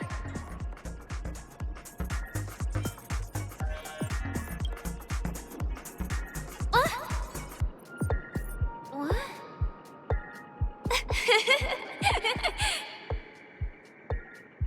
Right answer! Your companion sees you rolling about in the sand and thinks about the arduous obstacles along this journey. She can't help but let loose a laugh, rekindling hope in her heart. And so this girl... I'm gonna get back on my feet and keep moving forward. A tug at the heartstrings! The story continues to develop. The heavy rain leads you both to sense a business opportunity, so you start venturing into the umbrella industry. But just as the business begins to pick up, competitors start flooding the market with low-priced goods, squeezing your market share. You have no choice. The goods you stockpiled at high prices have to be sold at a loss. This is a pretty self-destructive move, which drives your business to the brink of bankruptcy. At this moment, what would you, who refuses to admit defeat, decide to do?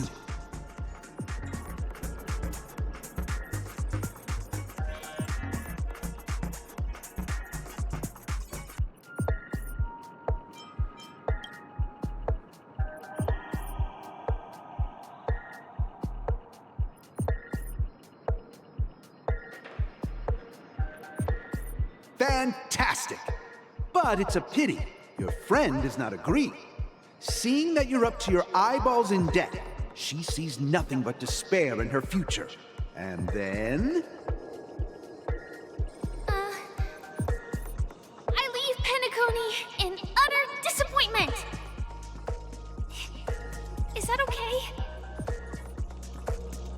Of course! Absolutely! I was this close to tears! Both of you possess exceptional acting talent! However, the true test is yet to come. You're about to encounter the harshest judge this show has ever seen. You'll need to rely on perfect performances if you want to win them over.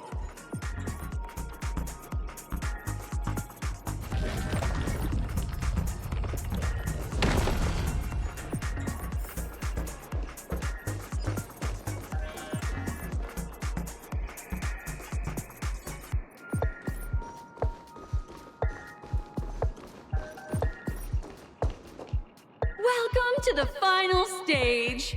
Actually, all the scenarios that you previously encountered were all from the film Once Upon a Time in Dreams. Two companions arrive on Penacony with nothing but a dream.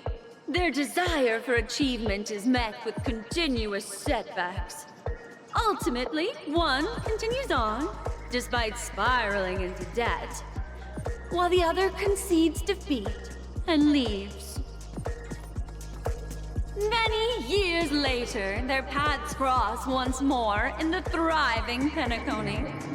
Yet, they refuse to acknowledge each other because...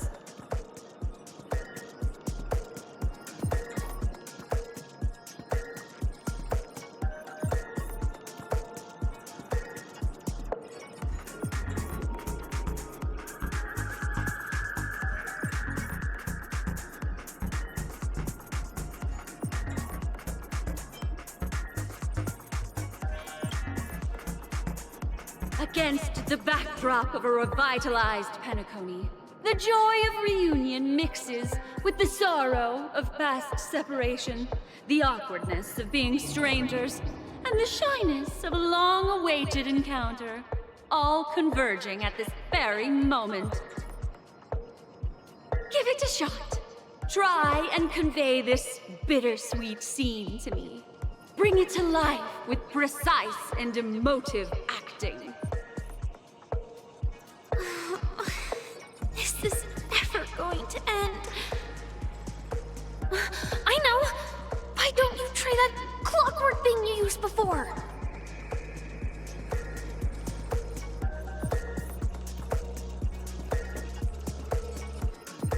Your performance is far from satisfactory.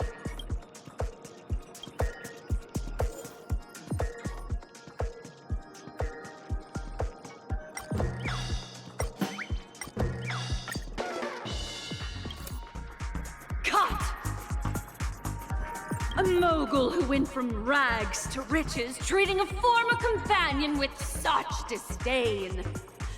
It just makes my blood boil. Huh? But we haven't even done anything! Is her imagination running wild again? Brilliant! Your portrayal outdoes the original. It's simply beautiful! We have passed the test. We ought to hurry up. Stellaron is at stake.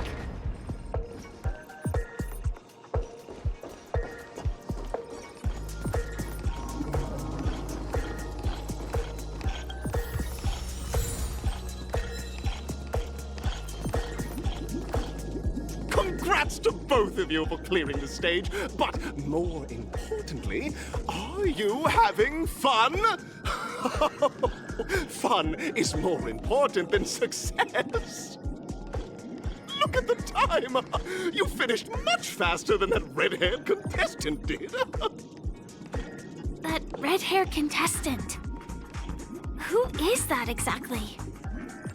You'll find out eventually, but only if you clear the next test first. Welcome to the second stage of the 33rd Scorched Sand Festival in the 20th season, sponsored by Soul Glad Enterprises.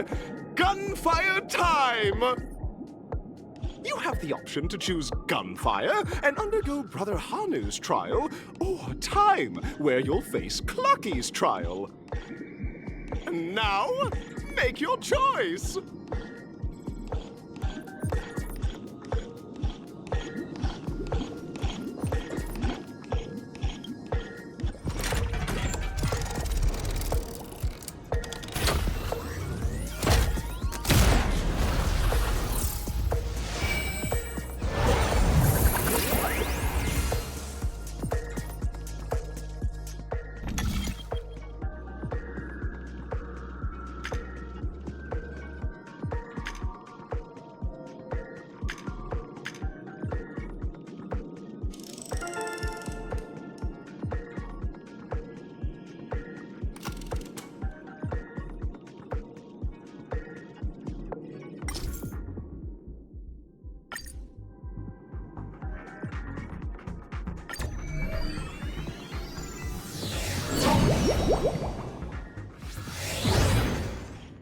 Dear friends, welcome to the enchanting universe created by the Watchmaker. Awaiting you is the morally dubious yet ever-charming character from the animated Clocky series, Hanu! It is said that these cartoon characters were inspired by the watchmaker's own experiences. According to research by Clocky scholars, the original Hanu of reality shared a deep friendship with the watchmaker, akin to comrades in arms. Enter into the world of Hanu via the TV by the entrance and partake in an enchanting and suspenseful story with him. Good luck in there! If it's a gunfire trial, we should be able to settle this with a fight, right? I hope this won't waste too much of our time.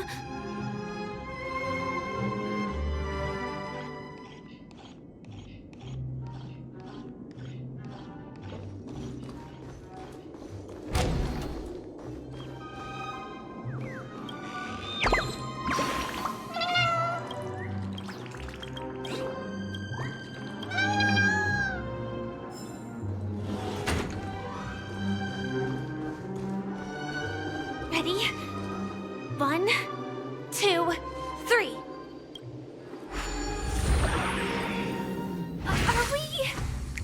Are we both in control of this Hanu character?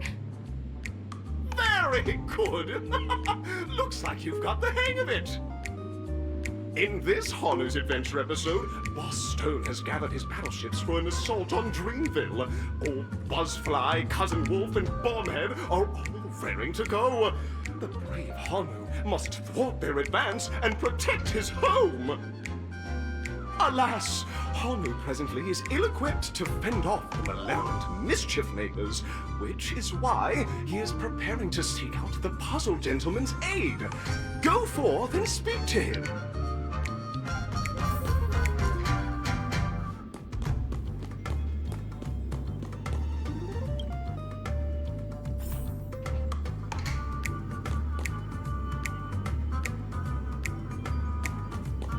Oh, brave Hanu, you look like you could really use some help.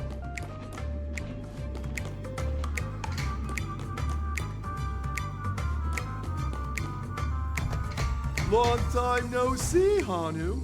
You look pretty stressed out. How about an intense and thrilling game of Dream Jigsaw to blow off some steam?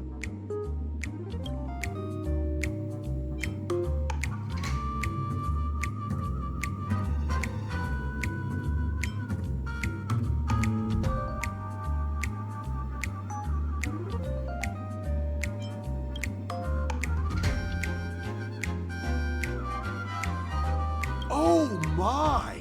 Are you telling me that Boss Stone has rallied the villains to seize Dreamville? What a dreadful twist of fate! Listen closely, Hanu.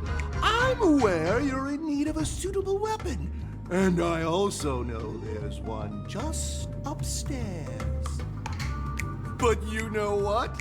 You'll have to play an exhilarating round of Dream Jigsaw first. No jigsaw, no moving forward.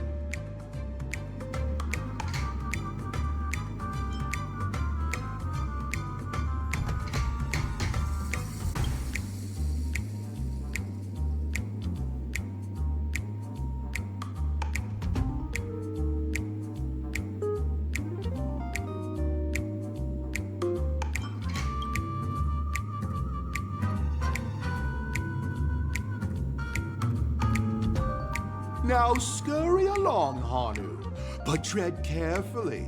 Two ne'er-do-wells are also eyeing those jigsaw pieces. Either outsmart them with the quick knockout, or ensure they don't catch you in the act. I can't wait to see you finish the dream jigsaw. Best of luck, Hanu. Let's stay alert and make sure those monsters don't spot us.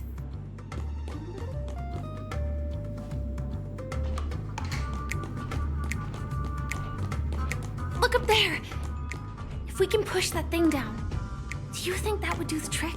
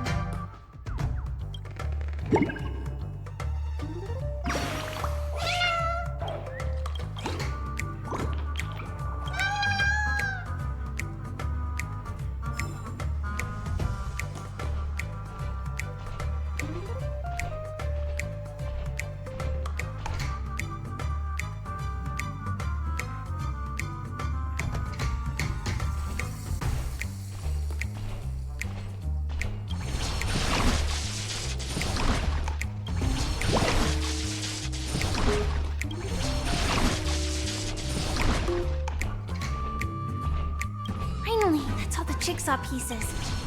Let's hurry back.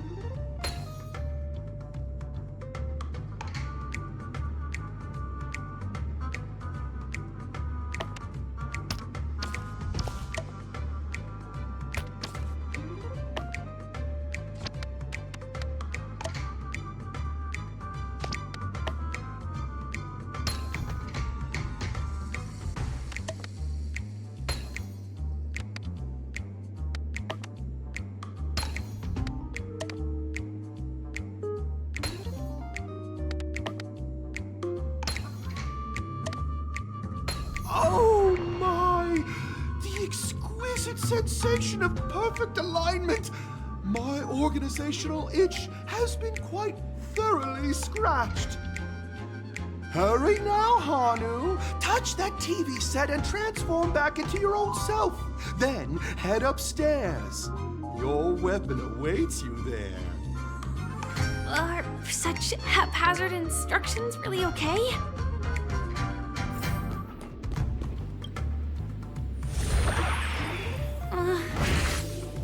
Disconnecting from that thing so suddenly has left me feeling slightly disoriented.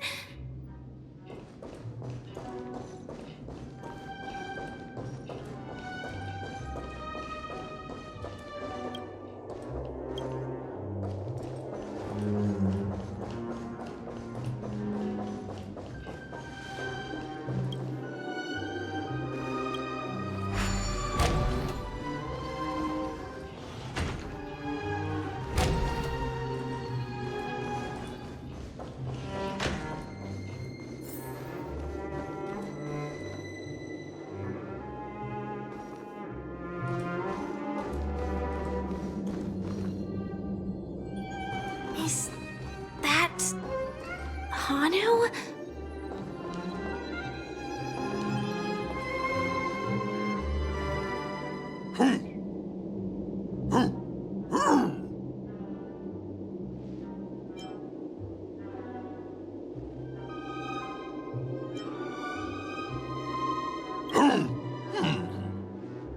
What exactly is he talking about? Tick-tock! It's time for me to make an appearance! Clocky? I can also see him. Is this character part of the show? In Dreamville, Clocky is everywhere and can do anything! Like right now! I can be your translator! Tick-tock!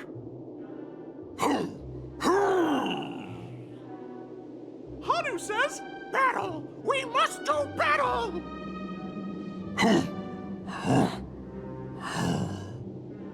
The enemy is at our doorstep, and we have no path of retreat for the future of Dreamville! Touch that suspicious-looking TV right now! just jumped inside that TV. Sheesh. Logic in this plot and dialogue is really being pushed to its limits.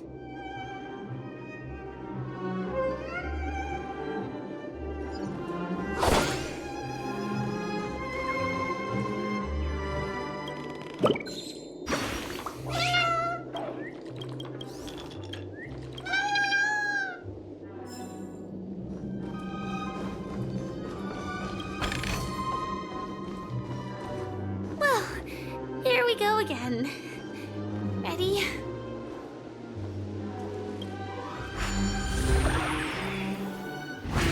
I'm gradually getting used to this. Huh. Who knows? I might even be able to perform some high-level moves with Hanu. Oh, did someone say high-level movies just now? That's right, pal. The upcoming script is just exploding with all sorts of high-level shenanigans. Last we saw, Hanu was preparing for battle. Suddenly, he hears heavy footsteps coming from the hallway. The mischief makers have broken into his home. But brave Hanu won't go down without a fight. He instantly sprints for the storage room, ready for a do-or-die showdown against the baddies. But we still don't have any weapons in hand. Guess what? Hanu's favorite bazooka just so happens to be in that storage room. So let's move on. What a coincidentally convenient plot twist. It'd be even more awesome if the organizers allowed me to wear armor.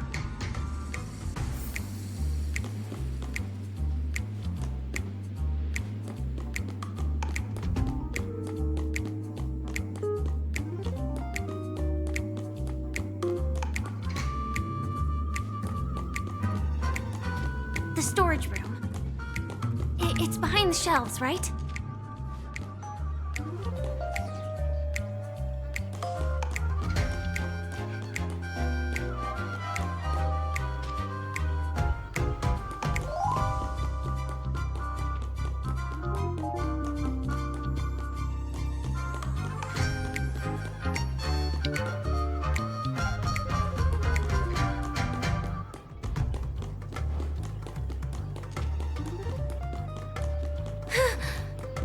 He wasn't lying. There's actually a bazooka here.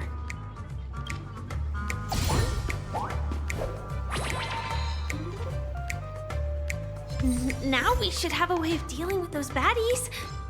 This thing feels just like the soaring locust too.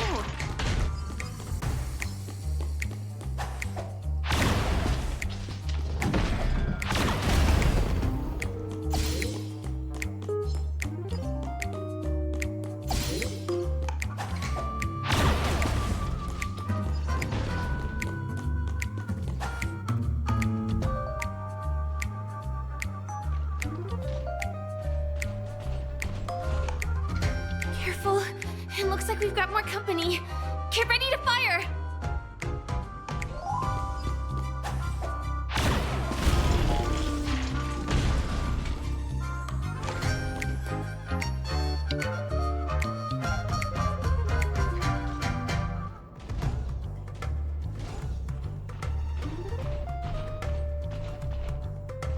Here we go again. But no big deal. We're pretty handy with this bazooka now.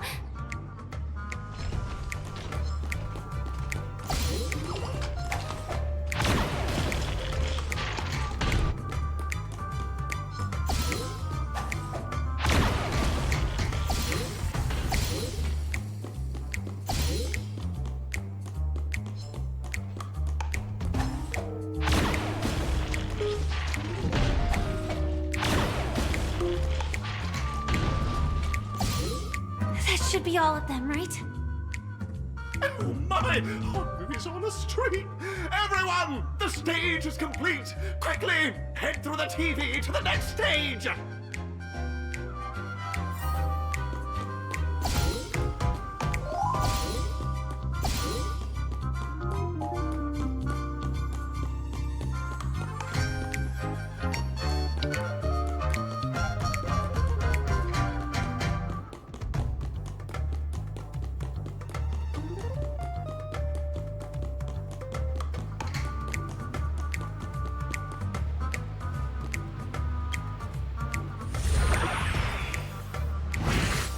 that's that.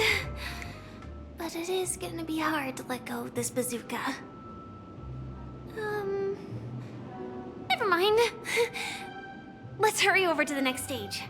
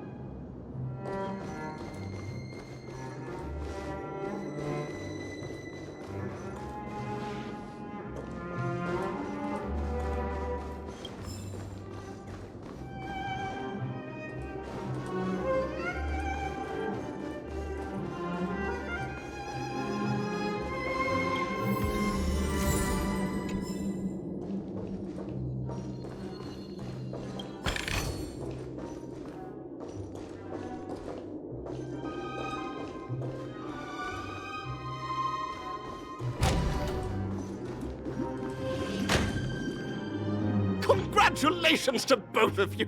Oh, you've overcome all obstacles and proven yourselves. But, unfortunately, there is only one who can be Penacony's festive superstar. In the final stage, you will face the defending champion. If you fail, you will lose the opportunity to become the festive superstar. Welcome to the 33rd Scorched Sand Festival's third stage in the 20th season, sponsored by Soul Glad Enterprises, Superstar Showdown.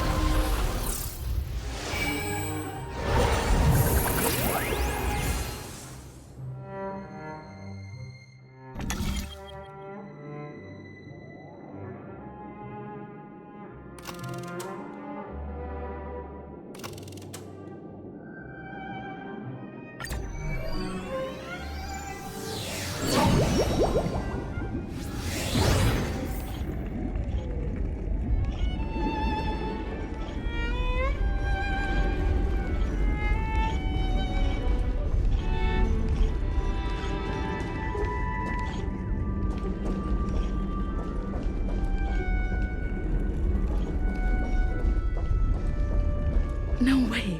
I think I just saw someone. Someone extraordinary.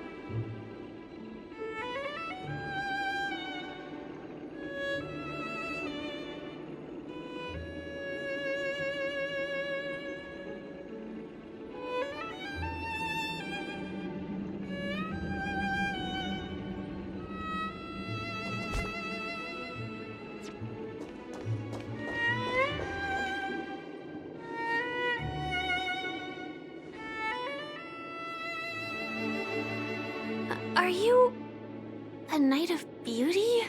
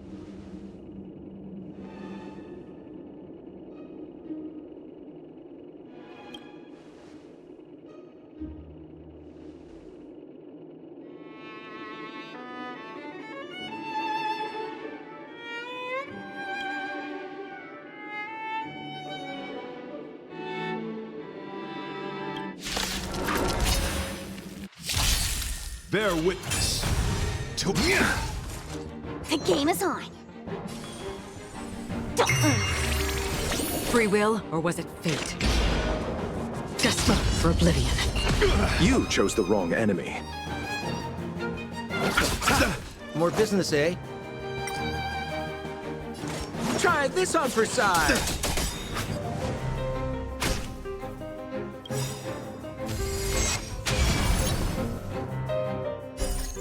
I weep for the departed.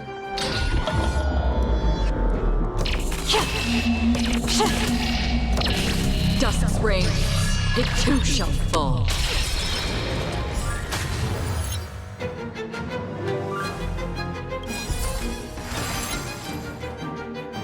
What are you waiting for?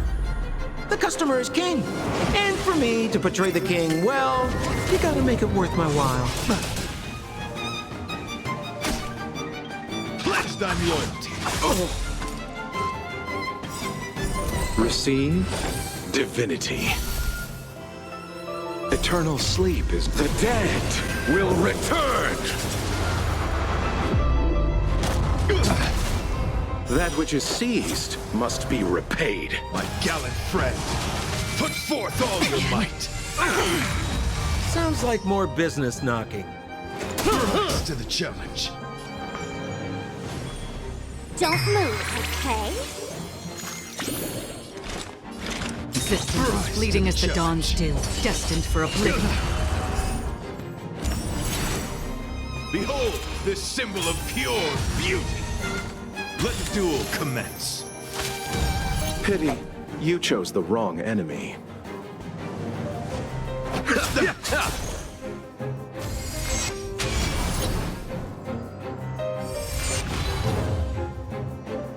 Confess! My gallant friend, put forth all your might. I underestimated you. We're just having fun. Let's play 1,000 faces in 1,000 places. Can you find the answer?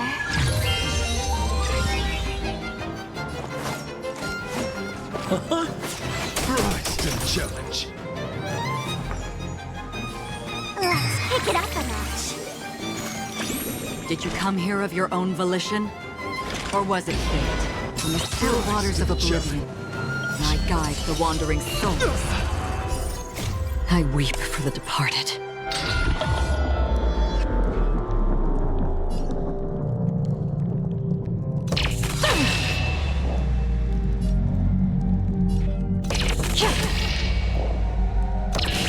Dusk's reign, it too shall fall.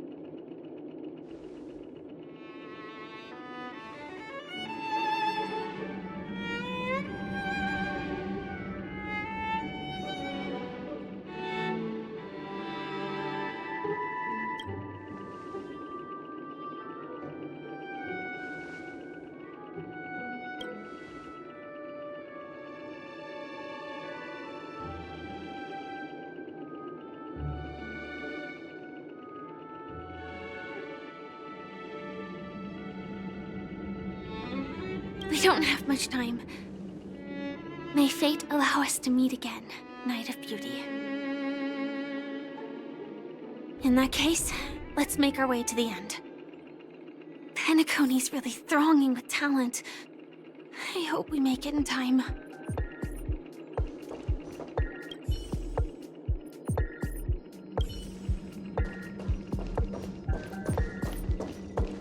Stream forth, a gleam of old blades. Chill!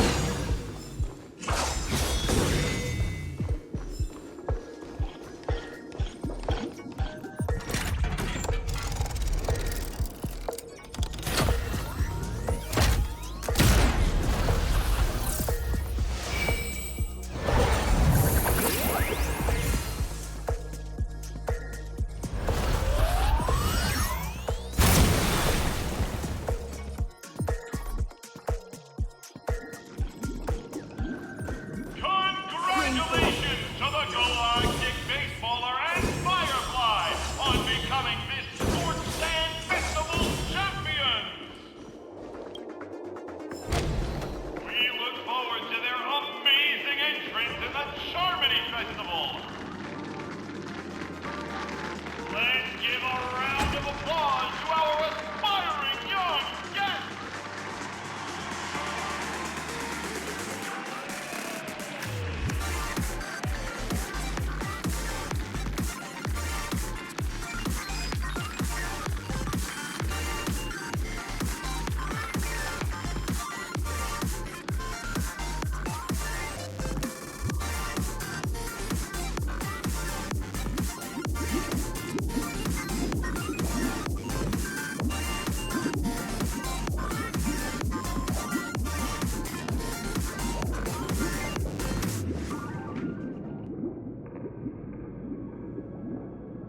Congratulations to the both of you on becoming the festive superstars of this year's Charmony Festival. Before entering the Grand Theater, I, on behalf of the organizers, extend my sincere congratulations to you, wishing you joy under their radiance.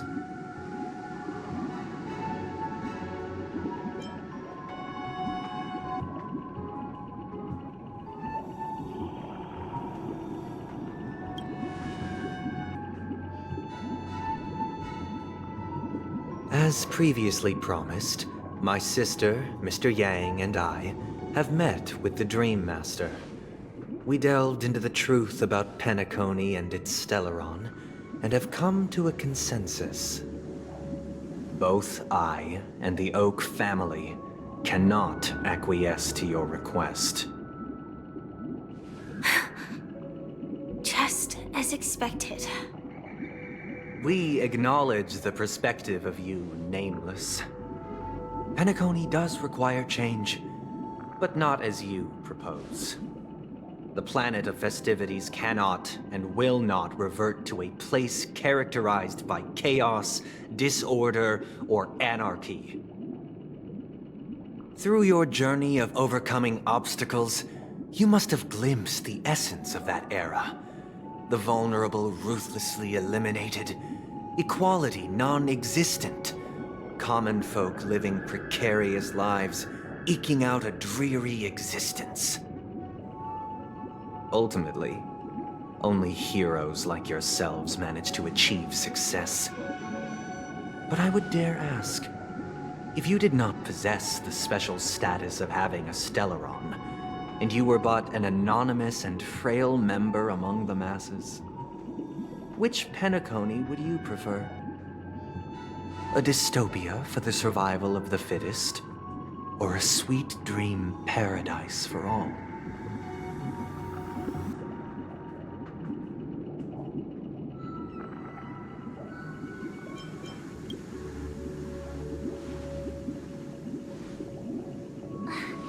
That's not the point!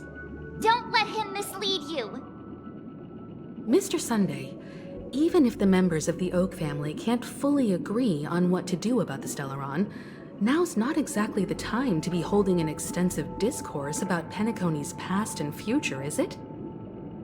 The Stellaron issue concerns the life and death of everyone on Penacony. If anyone has a better suggestion, the crew is more than willing to listen. Also, it'd be best to tell us the ins and outs of that meeting. This way, we'll at least know what Welt and Ms. Robin are dealing with, and the reason why they failed to make our appointment.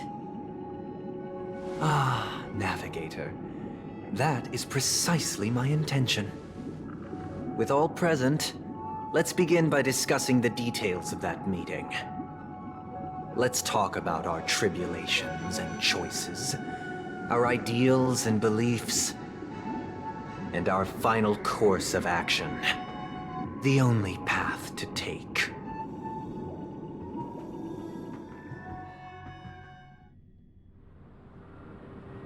You mean to say that for the longest time, there have been scoundrels who would use the Charmity Festival that I have bequeathed to the masses as a tool to realize their ambition?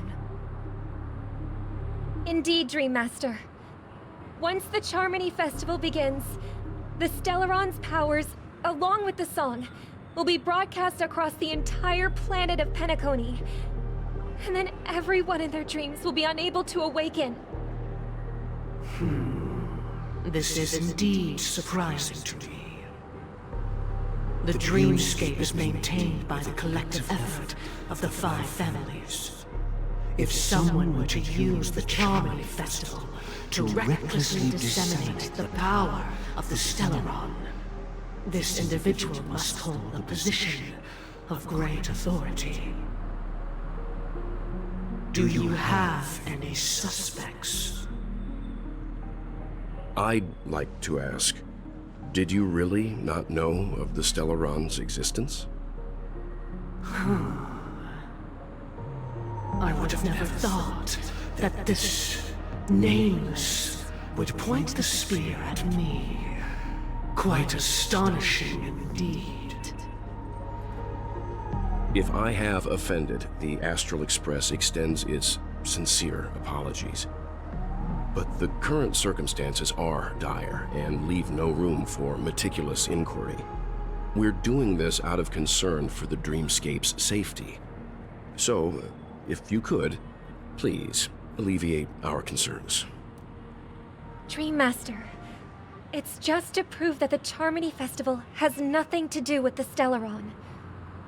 If we're being overly cautious, I will return to the stage to offer tribute in song, just per the arrangement.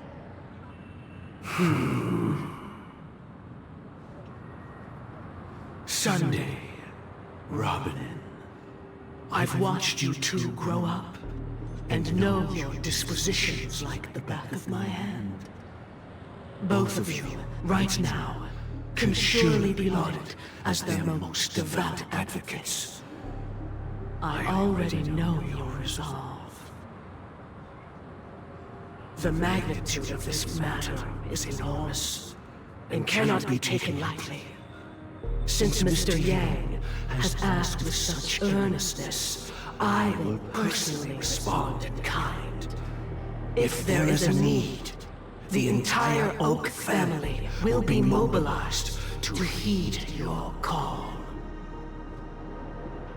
Someday, might I ask you to beseech them to cast their light unto me, and question me in their stead, so that no lies may be concealed? I will do as you command. Robin, could I entrust you to be present as a witness, to document the truth, and to proclaim my innocence, so that all slander may be utterly dispelled. I will do as you command. May thy will be carried out on earth, just as it is in the heavens. Oh, triple-faced soul, please sear his tongue and palms with a hot iron, so that he will not be able to fabricate lies and make false vows. Let us begin. There is nothing else to prepare. Understood. Question. Have you devoted your life to your god, never worshipping other gods? Naturally. Do you love your god as you do yourself, always heeding their admonishments? Naturally. Have you strayed from the path expected by your god, betraying their name? Never. Have you ever been inordinate with your asks of your god, coveting more than the foundation of the creation itself? Never. Then, a final question.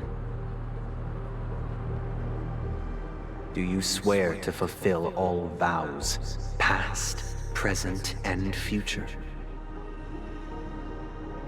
With the Eon as my witness, if I do not deliver on my words, or if I renege on my vows, may I be cursed in accordance with divine law. They have seen your faith, and have endorsed your faith. With this, it can be evidenced... Just a moment. What is it, Mr. Yang? I have another question I hope to have answered. To my understanding, the family's harmony and prosperity have never relied on so-called divine laws. The god you both mentioned, are they truly Shipe? Mr. Yang should know that those belonging to the family toil together as if they were kin, embracing solidarity and unity under their light. All duplicity is laid bare before the harmony. Such a delicate and complex symphony. Which other god could perfectly harmonize this, if not for the Great One? Shipe. Perfectly harmonize. Therein lies the problem. It isn't an outsider lurking in the shadows who changed the harmony, but a dissonance that has surreptitiously emerged from within this very symphony itself. In the distant past, there existed an Eon. With one flick of the wrist, they crafted the laws of the cosmos. Their followers formed the Beyond the Sky Choir, spreading solemn and reverent hymns throughout the universe. Later, they fell. The route traversed by this Eon clashed with the harmony, ultimately being absorbed and fused into it. The chorus that once reverberated across worlds fell silent, and when it echoed anew, it was transformed into the hymn of harmony. Though an Eon may perish, paths with no masters still linger. In the all-forgiving harmony, echoes of bygone dissonance may subtly arise. Mr. Yang. Being overly astute can be a detriment. Especially when you find yourself alone and without allies. So this is how it is. For the sake of our grand cause Sunday, please afford these two an opportunity to rest. What?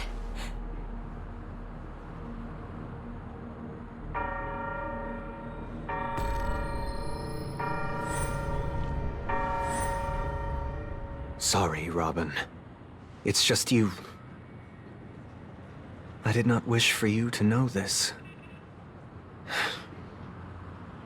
It's a pity that things have turned out this way. So, this is the true reason I can't sing? The shadow that envelops Penacony is actually... We were never children of the harmony. Our ideal paradise could not have been crafted by Xipe. True bliss can only be guaranteed by the one who transcends the many. Within the foundation of law, humanity establishes civilization, and through harmony, we obtain order. Unbelievable. To think that there would be remnants of the Order on Penacony. What have you done with Mr. Yang and Miss Robin? Don't worry. I just gave them some time alone to ponder their fates. You should know that these actions make you an enemy of the Astral Express. Should we need to stand against the Nameless, it would only be myself and the Oak family involved. But we haven't reached that point yet, have we? Your efforts for the justice of Penacony are evident to everyone, and have been widely observed.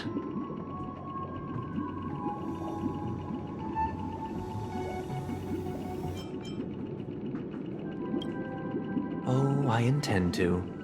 But that hinges on the outcome of this negotiation.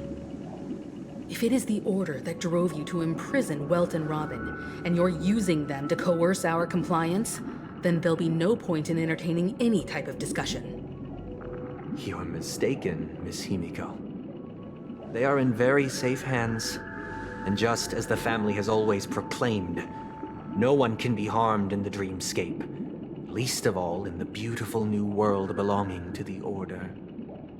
Penacony and the entire universe have witnessed far too much innocent bloodshed. The strong wield their blades against the weak, and the victors push the vanquished to the brink of life. Natural selection. The world abides by this principle, establishing the well-being of humanity atop the corpses of the downtrodden. Only we, or rather, I, possess the power to put an end to this farce. So you've decided to resurrect a dead Eon?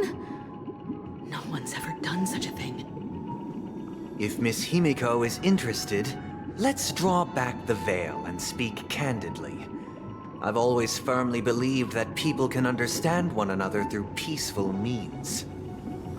I'm willing to divulge the unembellished truth as to the intentions of the Order's Pathstriders, so that you will make better judgment for the Astral Express, for Penacony, and for this stretch of the universe. Words can hardly do justice to the beauty of that ideal. So, come with me, everyone. Let us retrace our steps and see once again where this road leads. Huh? Where'd he go? Welcome. This isn't any location in Penacony's dreamscape. It's my inner world. The reason the scenery before you remains unchanged is because your consciousness has drawn on similar concepts to fill in the gaps.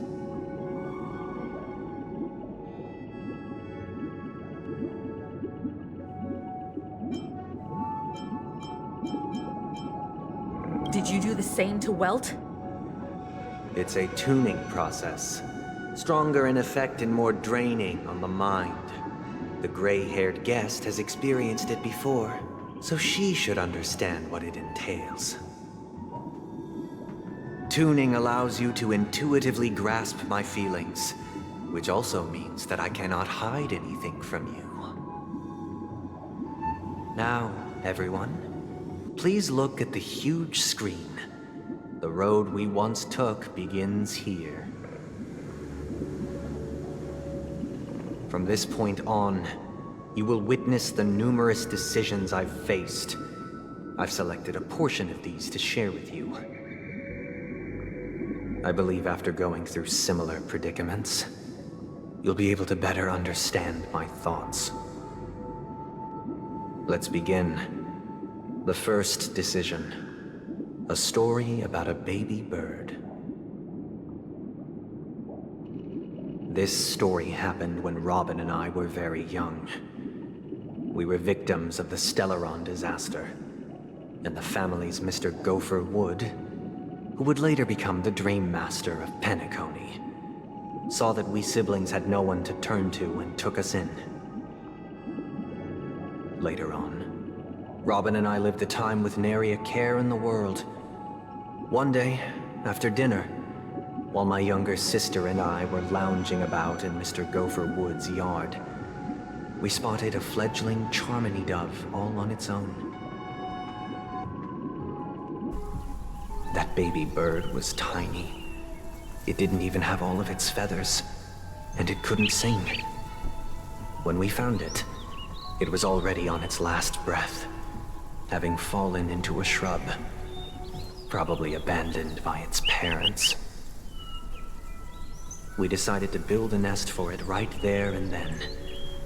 However, thinking back, that winter was unusually cold, with fierce winds at night in the yard, not to mention the many poisonous bugs and wild beasts in the vicinity. It was clear that if we left the fledgling in the yard, it stood no chance of surviving until spring. So, I suggested we take it inside, place it on the shelf by the window, and asked the adults to fashion a cage for it. We decided that when it regained its strength enough to spread its wings, we would release it back into the wild. The tragic part, something that we'd never considered, was that this bird's fate had already been determined long before this moment. Its destiny was determined by our momentary win. Now, I pass the power of choice to you all. Faced with this situation, what choice would you make? Stick to the original plan, and build a nest with soft net where the Charmony dove fell. Or build a cage for it, and feed it, giving it the utmost care from within the warmth of a home. I eagerly await your answer.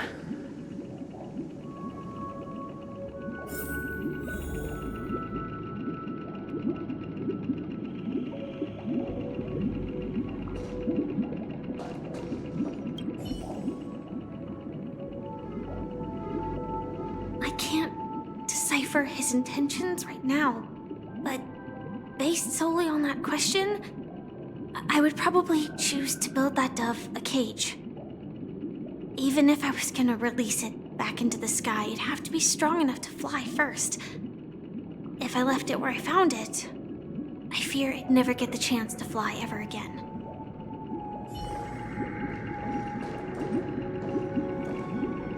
It looks like he really has no intention of imprisoning us. If it's just a quiz, I suppose it's fine to humor him. Back to the question. I would personally choose to build the little Charmony dove a cage. No special reason. I do think that a fledgling should have the right to fly into the sky. But if it can't even live to that point, then there's nothing to talk about to begin with.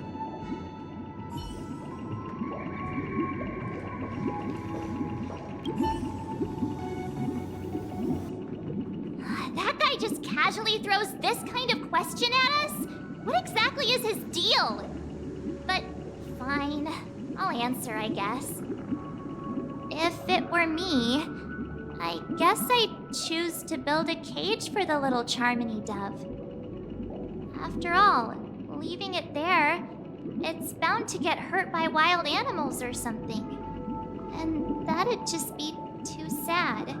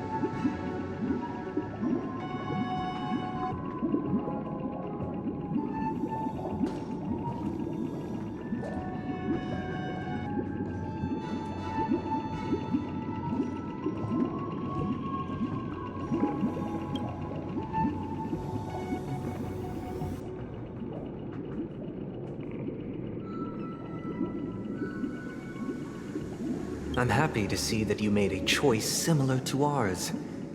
If your mind is made up, let me reveal the outcome of this choice. We passionately nursed it back to health, preparing only the best food for it every day. We even preened its feathers. Later, on the day that Robin left Penacony, we opened the cage door and let it fly back into the sky. I watched it for a long while by the window, probably about 3 or so days. In those 3 long days, the little Charmony dove tried again and again to spread its wings to fly into the sky, but fell to the ground, only to keep trying. Finally, on the 137th attempt, it succeeded. But its attempt did not go perfectly. After flying unsteadily for a while, it fell to the ground, unable to grasp the direction of the air currents. The fall shattered its wings. It writhed helplessly in my embrace. But it was all for naught, finally succumbing to a painful demise. And in that instant, our tender care, our given love and hopes, they all became the inevitable push that sent it to its death. I deeply regret the choices we made. Next, let us head to the second decision. This time, it's the story of a dream chaser. This story happened when I was appointed as Bronze Melodia, a position exclusive to the Oak family, charged with listening to the problems and vexations of Dreamscape residents, and providing them with the relevant guidance. It was during that period that I had the opportunity to hear voices from all corners of the Dreamscape. Joy, sorrow, arrogance, regret. The complex tapestry of human nature that formed the world.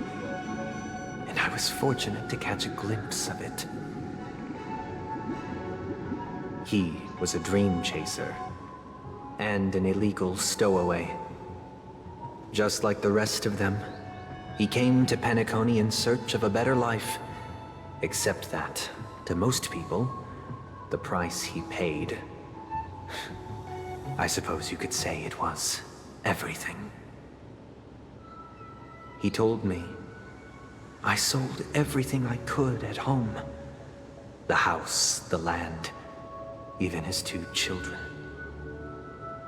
He said he could not afford to raise them, and that at least they could eat if they lived as slaves. He had a plan in place. He would buy back his children once he had made his fortune, and enjoy Penacony's beautiful dream with them. Alas, his plan to smuggle himself was somewhat clumsy, and he was sniffed out by those pig-headed hounds. After hearing the Dream Chaser's story, I immediately appealed to the Bloodhound family to cease their pursuit. That way, at least he could live peacefully. But I was still too naive to the ways of the world. I did not anticipate that what I thought was a kind gesture would later lead to dire consequences. I'll tell you the outcome soon. For now, I'd like you all to make a choice. Will you do as I did, and try to convince the Bloodhound family to stop their pursuit, so that the Dream Chaser may live peacefully and realize his wishes? Or will you remain silent, leaving him to languish while the hounds are hot on his heels, until his inevitable judgment arrives? I look forward to everyone's decisions. Who knows? Perhaps they might even alter the outcome of this tragedy.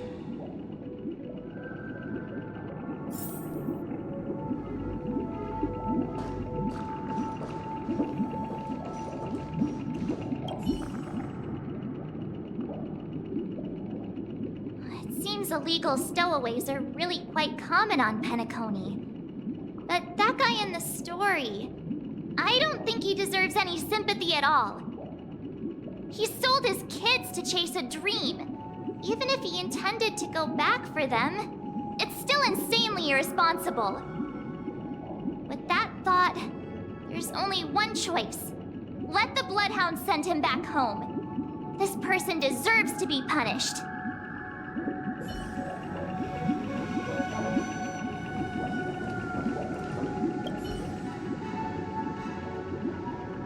A dream chaser story. If I acted out of kindness, I would probably ask the Bloodhounds to stop their pursuit and lend him a hand.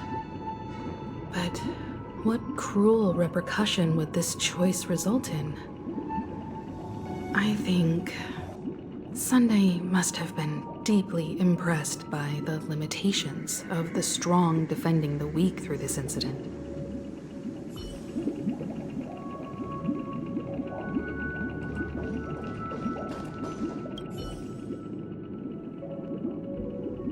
This question... Surely it has some connection to the baby bird story. And this connection is precisely the breakthrough Sunday aims to use to persuade us. I'd probably choose to ask the Bloodhounds to cease their pursuit.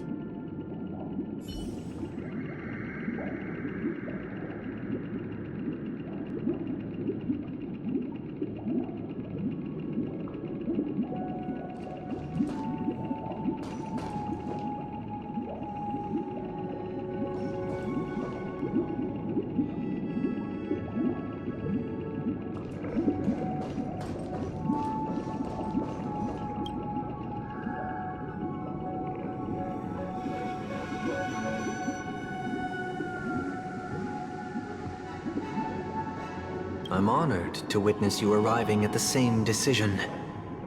Out of respect, I'll share with you the dire consequences that my choice back then brought about. First, the outcome. He attained major success. After avoiding capture, he ran a business for a few years, very quickly making a name for himself, elevating his status. He might not have become a tycoon like old Audie, but he was considered a character of excellent repute. Now then, did he realize the wish he set out to achieve? No.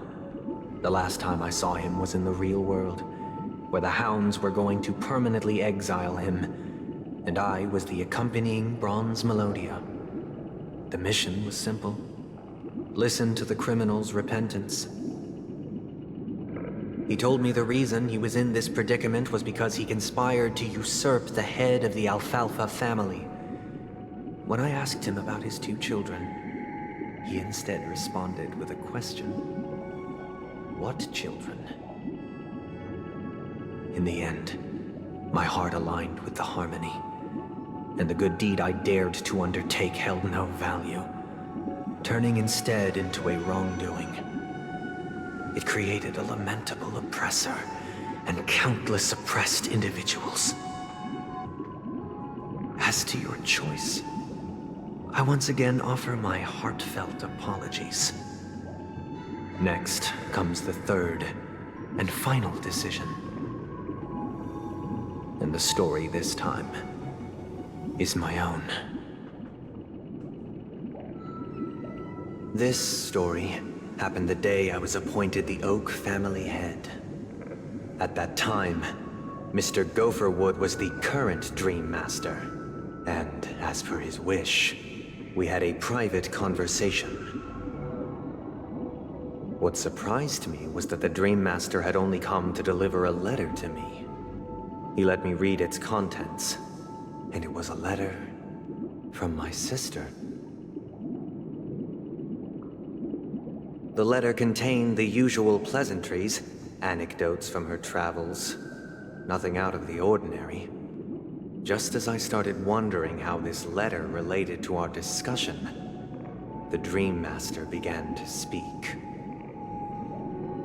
Do you know who wrote this letter? My sister, of course. But why would you personally visit me to hand me a letter from my sister containing mere trivialities? To help you grasp the full scope of this issue. Do you know where Robin is at this moment? From what the letter indicates, she must be in Caspelina 8, correct? She's touring there right now. Correct. Has she mentioned anything about a stray bullet? A stray bullet? What? A war has broken out on that planet. It is because of this very reason that Robin chose this destination. To spread the word of the Harmony. And to save the lives of that planet. She personally made for the front lines. She hoped to ease the people's suffering with song, and was willing to brave mortal danger to deliver the IPC's medical supplies.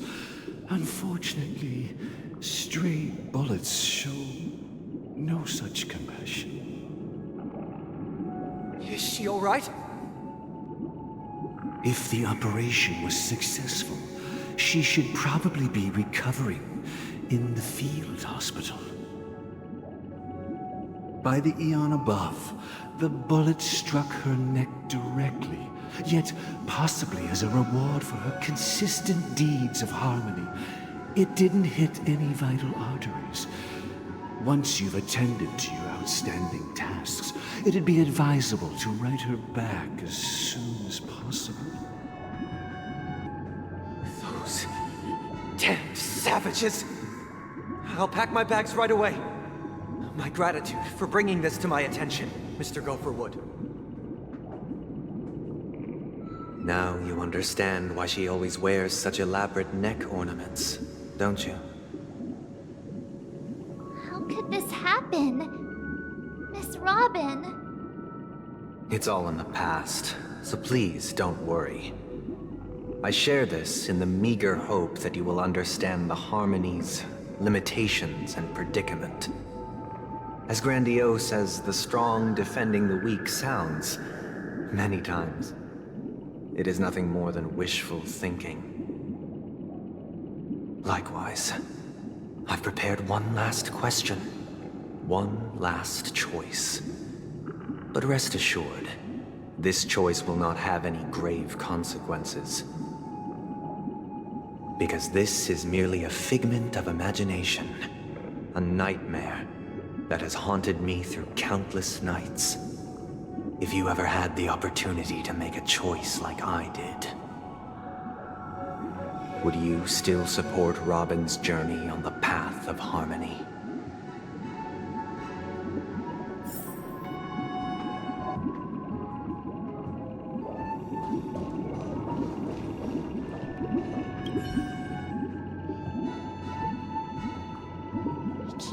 That happened to Miss Robin.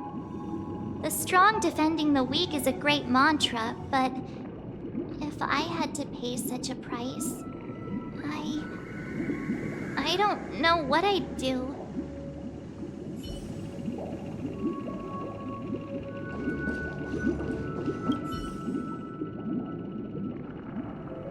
I often feel like I've dreamt of similar scenes on certain nights. In the dream, I see blurry faces.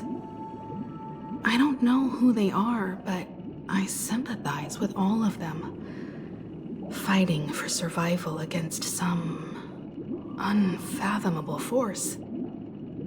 Their confusion and fear are lucid to me, but I also remember they chose never to give up. Just like Miss Robin. If Mr. Sunday's question leaves you puzzled, you should find the answer from your own experiences. With each trailblaze, dangers and tribulations will surely follow. But would you ever back away? Would you stop March and Don Hung from reaching their next destination?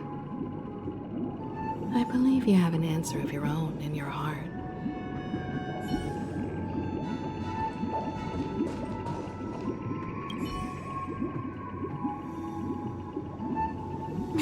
woman's courage is admirable. And here I was thinking she was just another superstar celebrity. But the fact that she's also Mr. Sunday's younger sister? No, I doubt he'd wish harm on his own flesh and blood, no matter how grand the ambition.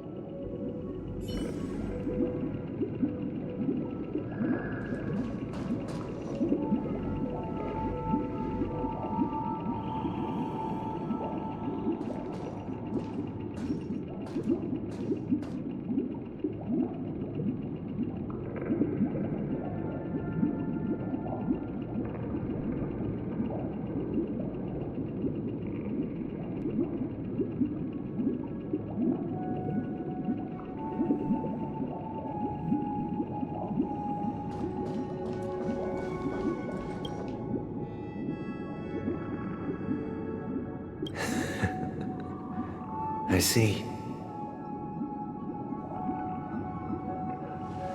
I am now aware of everyone's stances. Raising these questions merely serves to illustrate one point. The plight of Penacony cannot be salvaged by the harmony. The true foundation for a sweet dream paradise can only be established through the order, where the strong govern the weak. I know the suffering of being tormented, the turmoil of losing your way, how sorrow, and even despair, set in when matters don't work out. All of this causes me unending pain, because this is not what happiness is at all. We must teach the weak how to live a happy life. And this life isn't some noble propriety that the upper crust preaches, but in definitive terms, a way of survival that belongs to everyone. So what is your definition of living a happy life? Good question. Human consciousness is fundamentally an illusion, a cage known as self-worth. People lured in by this illusion make mistakes, yet still ask that external influences bear the burden. When one mistake after the next permeates the masses, they become impossible to trace. Thus, the amassing of these individual cages culminate to form a prison, a place dictated only by the rule of survival of the fittest. Nature is always accompanied by predation and sacrifice. Its antithesis is known as order. That is what I want to do. Unite people's happiness under the banner of order. They won't need to make bitter choices any longer, nor face the weaknesses of humanity. They can cast aside their primal instincts to build a haven for mankind. Simply describing thoughts is far too abstract, so allow me to provide a simple example. As you all may know, there are societal norms like weekends and long weekends that exist on some worlds. During these hard-earned rest days, people are given the chance to extricate themselves from the stresses of everyday life, allowing a certain tranquility to return to their souls. And it is only on these days that people do not have to adhere to the law where the strong prey on the weak. They can live out their lives happily during these brief intermissions. It's just a pity that 2 or 3 days are still too fleeting compared to the span of a lifetime. From where I stand, society's ideal system should be 7 rest days. Following Sunday, there should ensue a second, a third, and indeed an infinite procession of Sundays. This should be the face of the new world. Idyllic, eternal, peaceful days. And thus, every person can return to their base selves in this utopia. Some gaze in reverence at the stars, pouring their whole beings into calculating the distance between us and the isolated world of Pagana. Meanwhile, some seek refuge in quiet corners, holding one another, unencumbered by the chains of unwelcome obligations. There would be no need to bear the hardships of reality. Only in this way can humanity face the inevitable end with the purest of spirit, living a life of dignity. This is what it is to live in bliss. Miss Firefly, you who are stricken with entropy loss syndrome, you of all would surely understand this.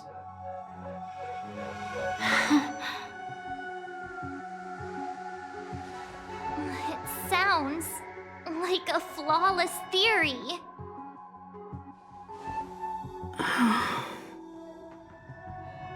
But what is the price to attain all this? The cost is minute, merely a personal and eternal sacrifice. If this paradise is to be maintained for everyone, someone must remain trapped in solitary awakening until the end of the cosmos. Awakening. Which means that this so-called paradise is still a dream. Stepping into this paradise means forsaking reality, correct? It is not forsaking, but transcending. Flesh, blood, sorrow, weakness. If the physical is the root of spiritual suffering, it is only logical that we defeat it. But in this supposed bliss, people won't have defeated their demons. The chance to overcome their tribulations would be forever lost to them. In other words, it is an escape. That's another way of understanding it. But there is no shame in escape. On the contrary, the seeds of escape exist in everyone's hearts. Don't you agree, Miss Firefly? And as to why we sleep, it is because we are afraid to awaken from our dreams. But this is not in conflict with the grand plan. Only in acknowledging this can we truly understand the frailty of human nature, and from there, show compassion and protection.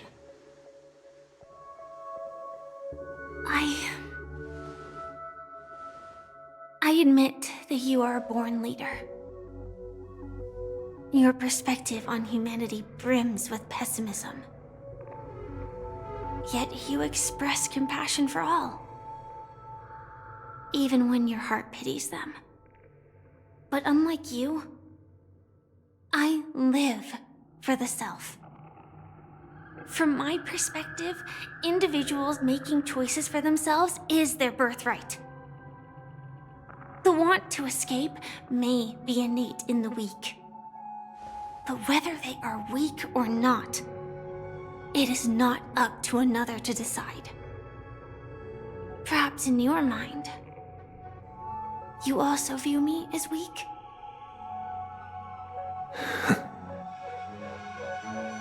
Because I don't think so.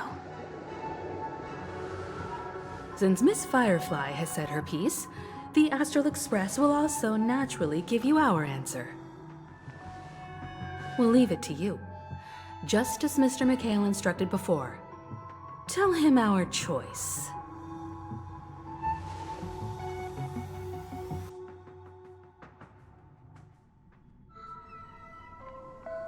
What is this place? Does this place ring any bells, Misha? I don't know, but I feel a sense of déjà vu. What is this place? It's the realm within a dream bubble. This was left to the Astral Express by a nameless, but weirdly, when we entered it, it was completely empty. Dr. Edward from the Dreamscape sales store told me that dreams are formed from memories, and a dream bubble can't take shape if its core is empty. So I thought you might be able to help us in unraveling this mystery, Misha. As a hotel doorman, you know Penacony best among us.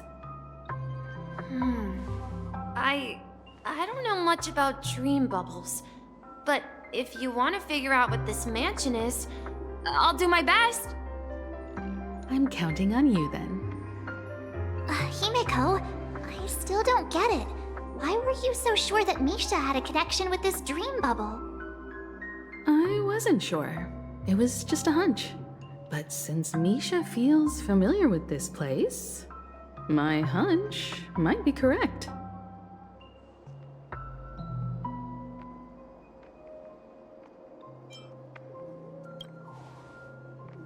Exactly. This is where you and Firefly encountered death, which we now know as dormancy. Considering its connection to Dreamflux Reef, it's not surprising it appeared here. The question now is, who brought you here? Based on the clues we have so far, it's unlikely to be that masked fool, so identifying them is crucial to us. We're drawing closer to the truth once more. Let's give Misha some time, as I believe he'll unveil the secret of this dream bubble. All right, but there are doors all over the place. Which one should we choose? Do you have any idea, Misha? I guess... maybe this way?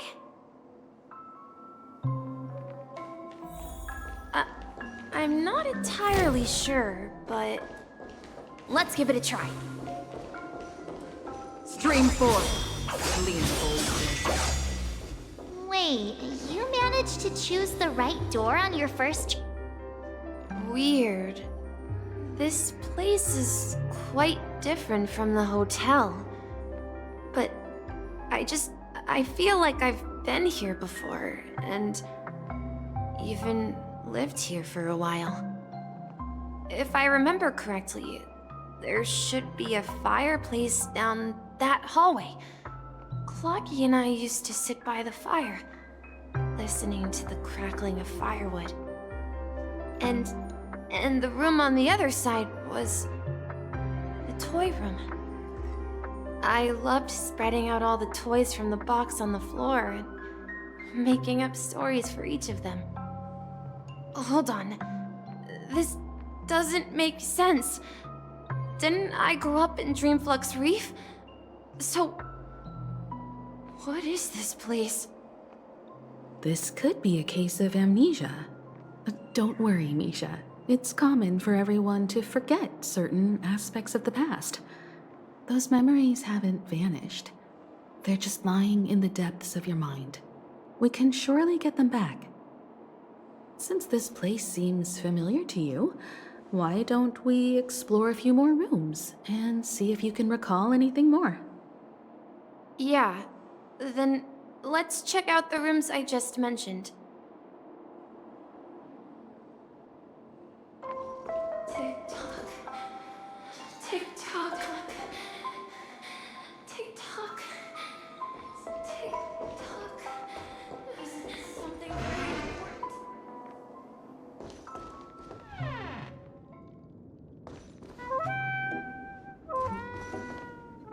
I heard some noises from the room.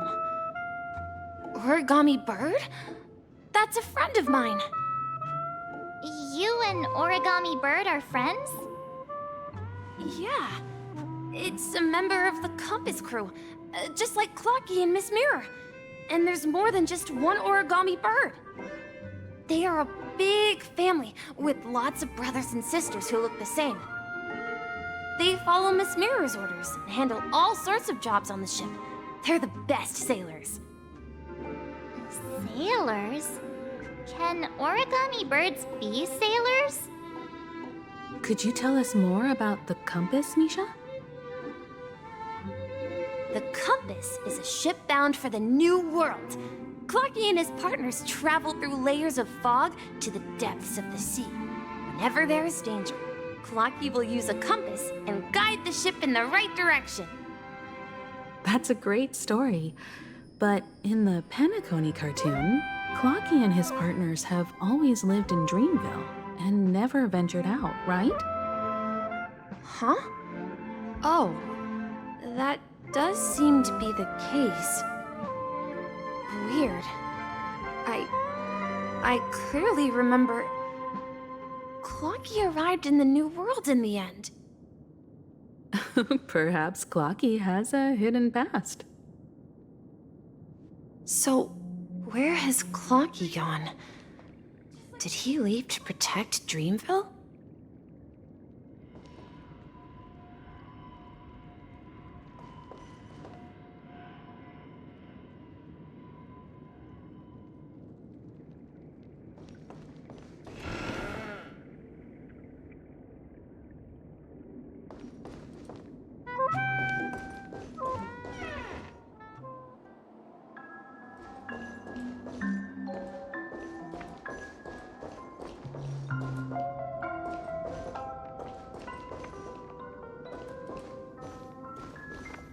Mikhail, that's the name. Now we all know him as the Watchmaker. So, who is he talking to? Do you know anything about it, Misha? I'm sorry, I don't know much about the Watchmaker. But, Mikhail... Anything special about that name? Mikhail is Grandpa's name. Grandpa? Do you mean you're the Watchmaker's grandson? But we haven't heard anything about the Watchmaker having descendants. And the name Mikhail is not rare. Perhaps it's merely a coincidence. Could you tell us more about your grandpa, Mikhail? Yeah, sure. He was a seafarer who fearlessly ventured into mysterious seas and storms. He was always on the sea and had lots of friends who accompanied him on his travels. He didn't want me to call him Grandpa because that would make him sound old. He believed he was still young. The name Mikhail was given to him by his parents, Mihaly and Elise, both renowned seafarers. Every time he came back, he'd share his logbook with me and tell me about his adventures at sea. I want to become a great adventurer, just like him. It appears that the seafarer has nothing to do with the Watchmaker. So, perhaps it's just a coincidence? So, where is your grandpa now? He went off on a new journey, and it's been quite a while since I last saw him. I think I hear the sound of water. You once mentioned there's a magnificent fountain up ahead.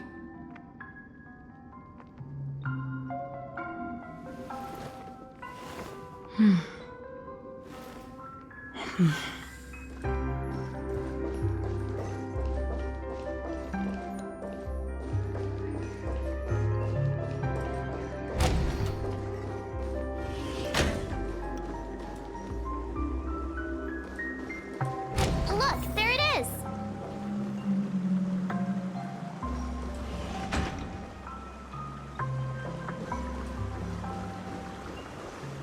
The water resembles a precious jewel embedded in the dreams of all seafarers. Every time I gaze at the shimmering lights beneath the waves, it feels as though I'm back in this place, standing by your side. Have you recalled anything, Misha? Yeah, I saw these sentences in Grandpa's logbook. He used to say that despite the perils of the sea, whenever he stood on the deck in the afternoon, overlooking the sparkling waves, he would think of this fountain in front of his house. He often said that those moments felt like returning to his family's side, and the difficulties at sea didn't seem quite as challenging. You know, I quite understand such sentiments.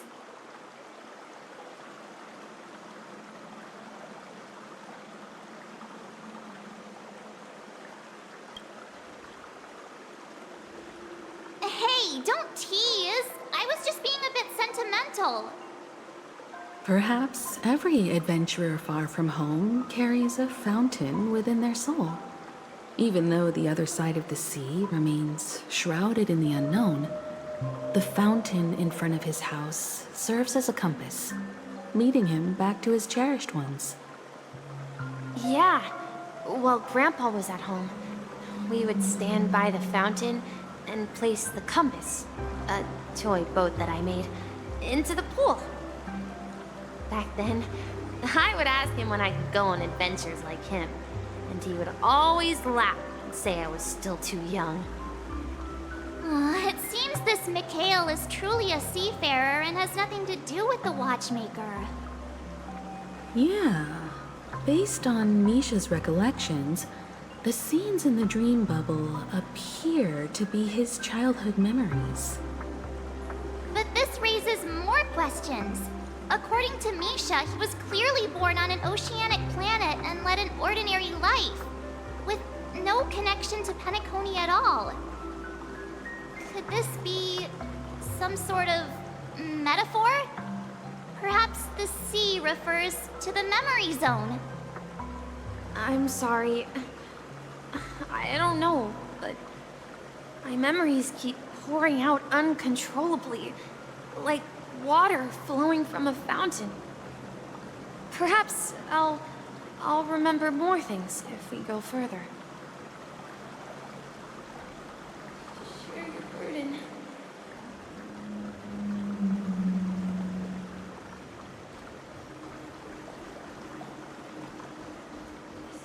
We're going to the opposite side, right? No, we should turn left here.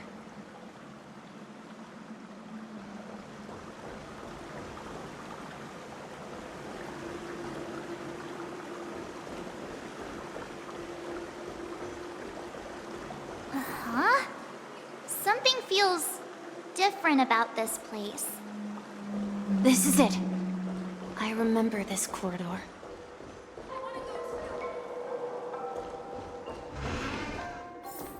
Up ahead is Grandpa's study. It was in that room that I saw him the last time.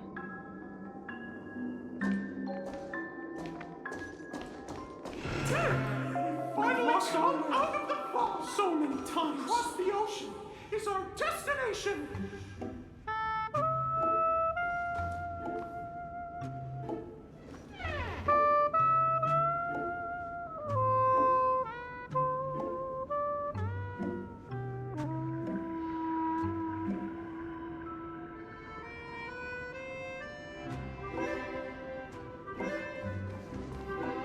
The atmosphere in this room feels totally different. Misha! You finally come! Clocky, you're here! Huh. Yeah. This is the room where we first met each other. Are those books on the bookshelf logbooks left behind by that seafarer? Yeah. Whenever he came back, he placed a logbook on the bookshelf in his room. They contain records of his expeditions to every corner of the world. He described our world as a fountain. At some point, the sea started to gradually swallow up the land where people lived. To ensure that everyone had land to settle on, he had to continue exploring the sea and search for the source of the rising seawater. On that day, he called me to his study, telling me that he was embarking on another journey. However, I could sense the gravity in his expression. It was the same look I had seen on my father's face before his final voyage. I asked him if I could go with him, but he said that my adventure lay elsewhere, and told me to stay home, and patiently await a certain sound at the door. What sound? He told me about a vast ocean in the sky. An ocean of stars. He spoke of a train that transports children with a desire to venture far away, traversing the sea of stars without ever stopping. He said that he knew the crew on the train, and that he had asked them to take me along. He said the journey I had always dreamed of would start there. A train? Could it be? It's the Astral Express. I remember now. Grandpa's friends are a group of nameless who came to this world to resolve a disaster caused by a star. Then, he gave his pocket watch to me. It was his cherished treasure, appearing in every one of his adventure tales. He explained that difficult times were ahead, but assured me that the watch would guide me. He said, as long as I kept moving forward, I'd eventually reach my desired destination. And then, it was as if I heard the distant sound of a train whistle, echoing throughout the room. Exactly, Misha! And then we followed that whistle, didn't we? Yeah. I think I can still find the way we took back then.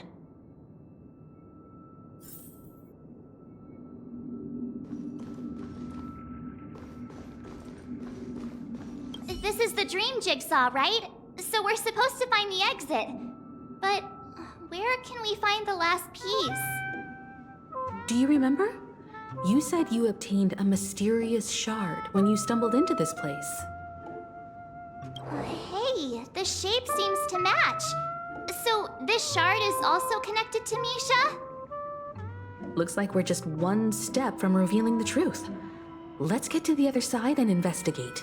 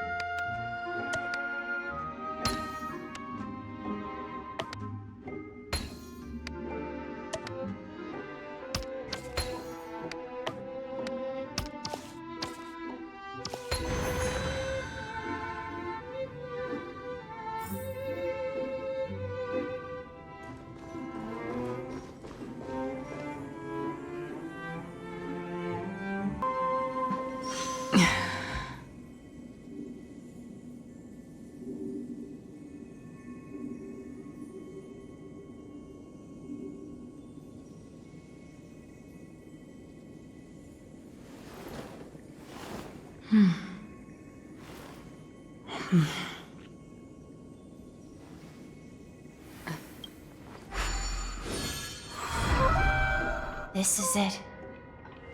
This is my room of clocks. While I spent my time waiting for Grandpa to return from his voyage, Walter gave me this workshop, and it became my secret base.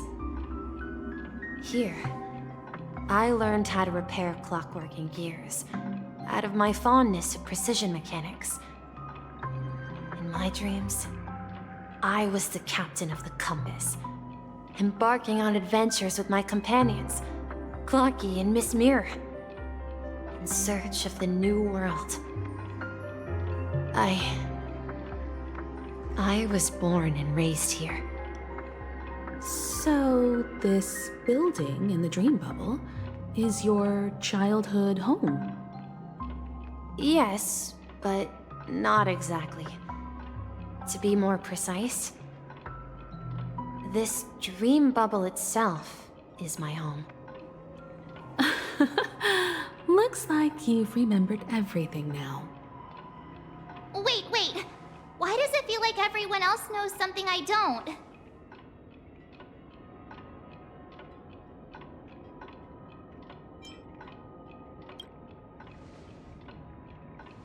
Marge, do you remember when she mentioned the clocky that only she could see? Yeah, the little guy here, right?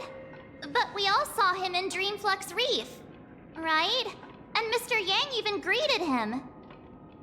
Looks like everyone on the Astral Express has a childlike spirit. The answer lies in the Astral Express. Her experience shows that neither Firefly nor Acheron can see this Clocky. And when we were in Dreamflux Reef, you may have noticed that for some reason, nobody outside of the crew had ever talked with Clocky.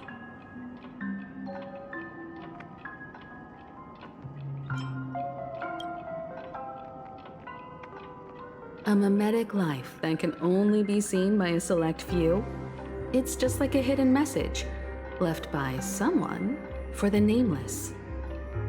But Misha can see Clocky too, right? They even grew up together. But Misha hasn't started the way of the Trailblaze yet.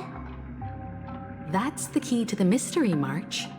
Now take a moment to recall. Have you ever seen anyone outside of the crew interact with Misha? Wait. No way! That's the answer, March 7th. This dream bubble is the place where I was born.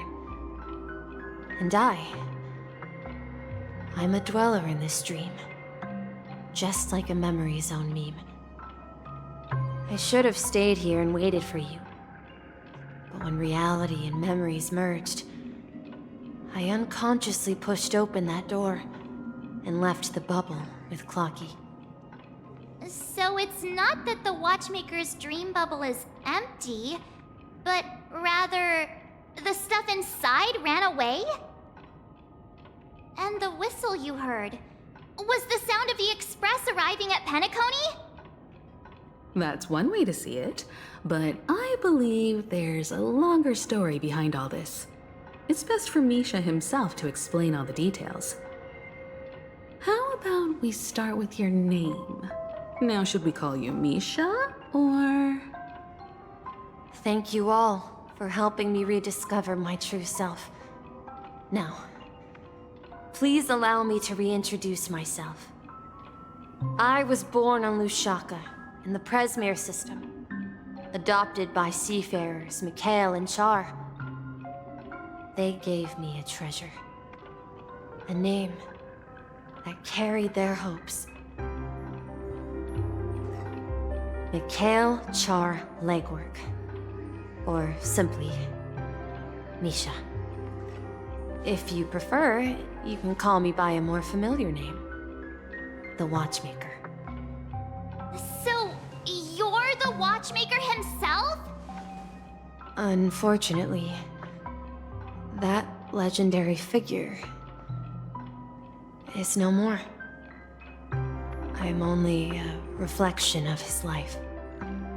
As for the child who has been with you, he's the innocent protagonist of Misha's childhood dream. A friend of Clocky, a young apprentice, and a future mechanic on the Express. And this also marks the beginning of his journey, devoted to the Trailblaze. At the end of the journey, I left this little flame, which I so cherished, in my deepest dreams, hoping to pass it on to the nameless of future generations.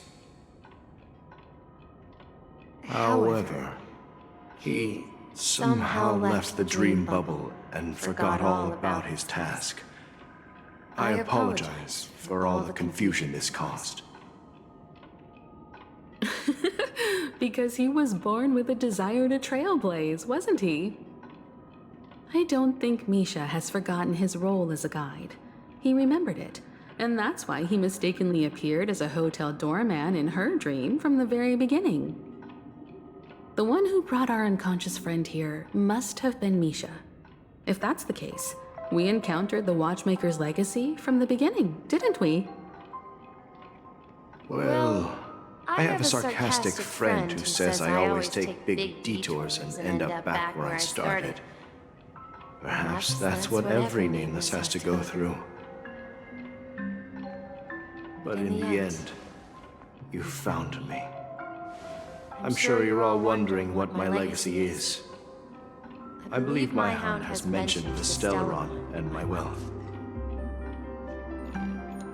If I may apologize, the Stellaron part is real.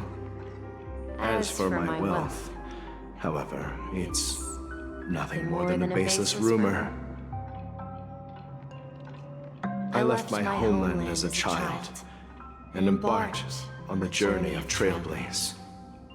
I traveled to various planets until finally reaching Asdana, where my friends and I built the original Penacony and fought for its future ever since. I've been moving forward all my life, doing what I could to overcome the obstacles in my path. But ultimately, my journey reached its end, and I left behind no possessions worth entrusting.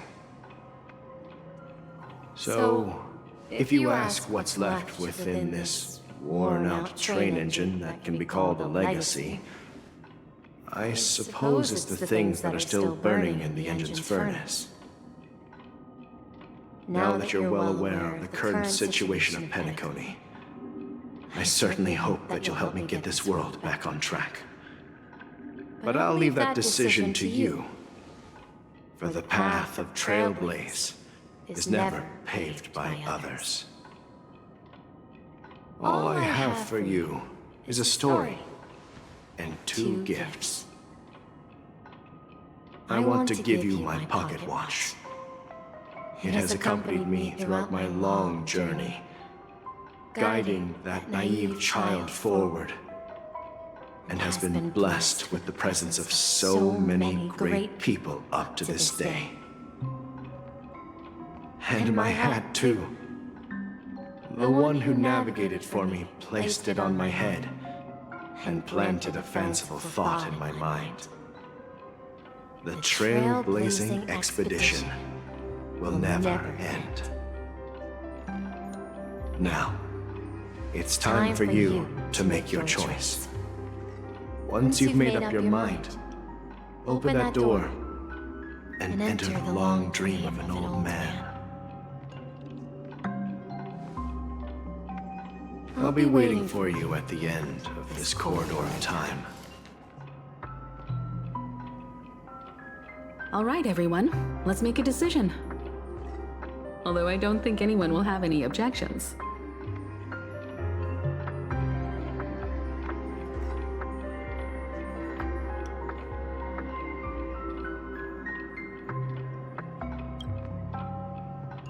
Of course. We've come this far. Surely there's no other option than moving forward. In that case, it's unanimous. Then let's proceed together to the end of this dream and tell Mikhail our decision.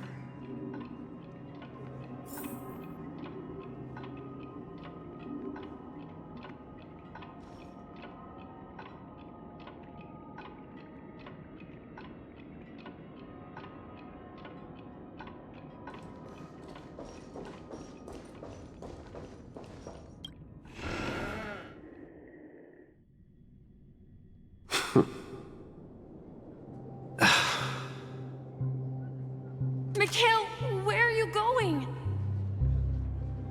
Someone has to step up and save Lushaka. So why can't it be me, Misha? Please don't go. And if you must, please take me with you. Don't leave me alone. Even without me, you know how to proceed forward, brave Captain Misha. The compass is waiting for you. Haven't you always wanted to be a better adventurer than me? Now go, board that train and start your journey.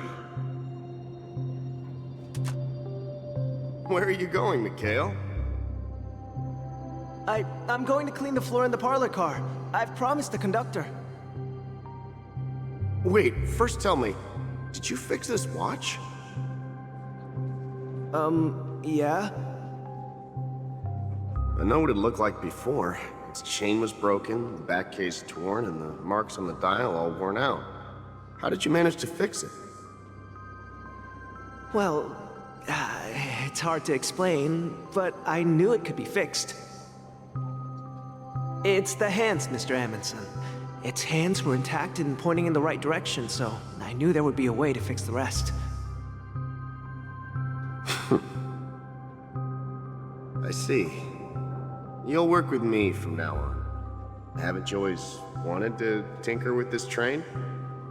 You're its mechanic now. As for the conductor, I'll do the talking. But I only know how to fix watches. Don't worry. You've got what it takes. I'll teach you what you need to know. Where are you going, legwork? It's time to head to our next stop.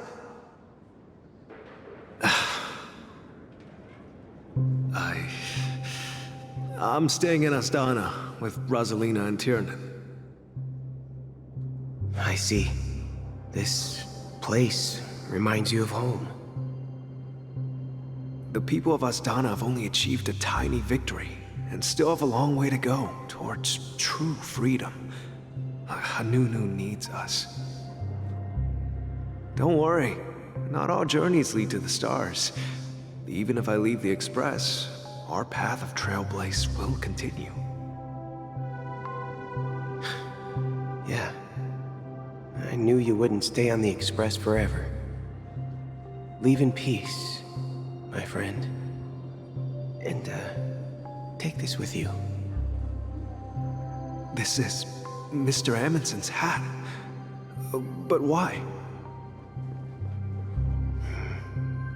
When he departed, he said he would leave it to his best student. Well, I suppose the time has come. Farewell, legwork. Take care of Tiernan and Rosalina. And don't forget to write to us.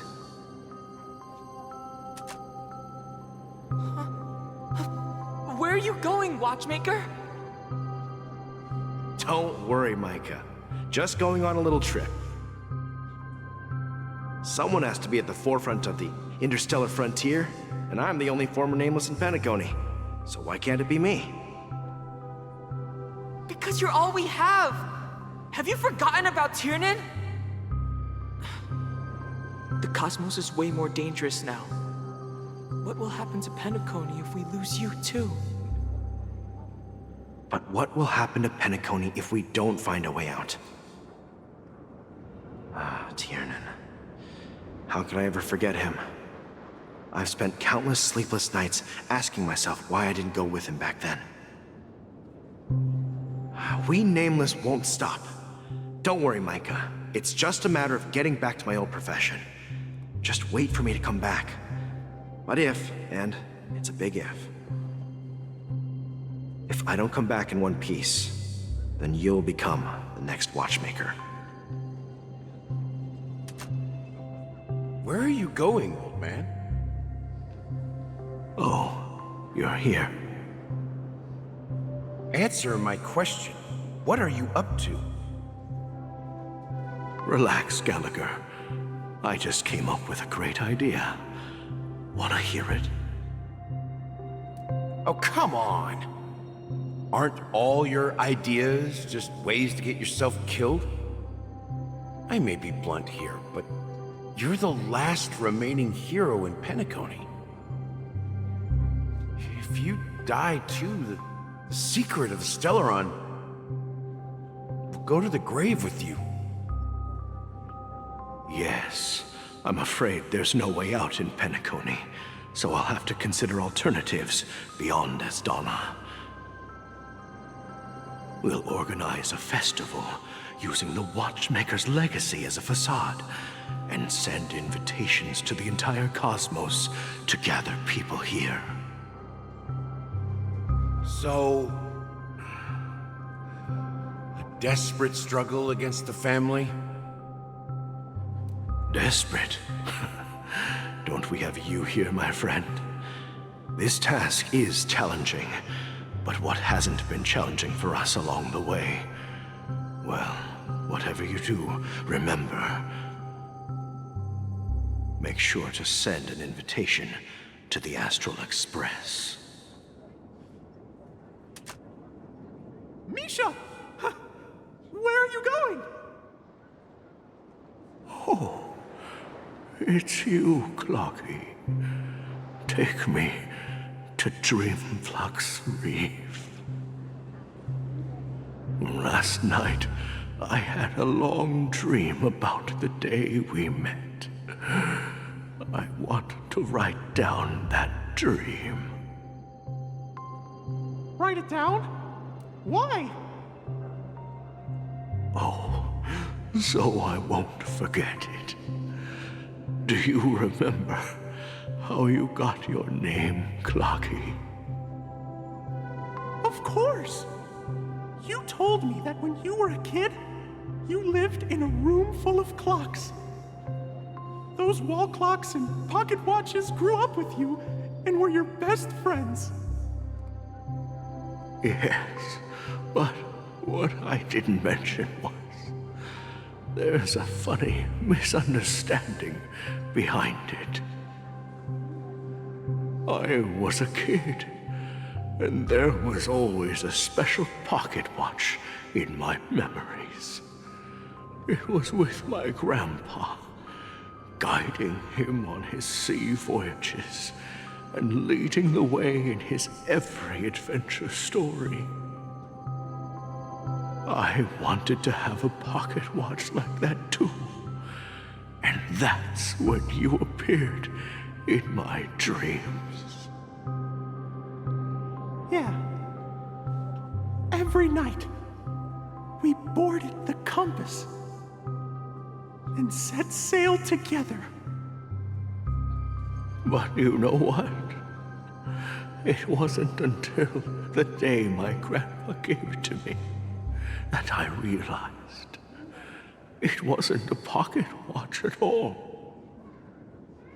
It was a compass. So, your name should have been Compassy.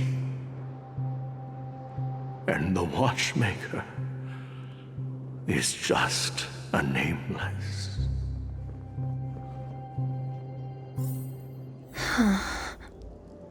We've arrived at Dreamflux Reef. So, where to next? You know, Clocky, I don't think I'll be going anywhere else.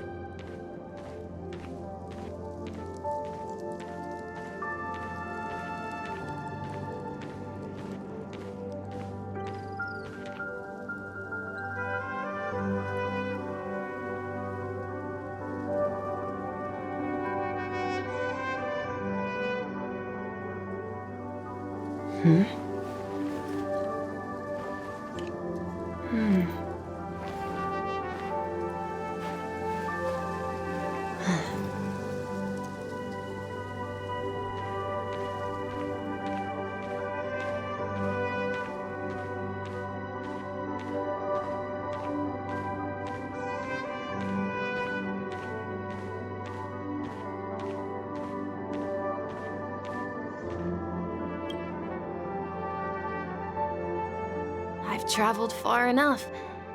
It's time for a little break. Oh.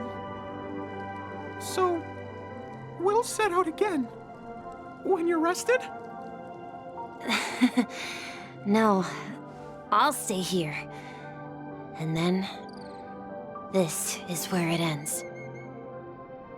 This is... where it ends?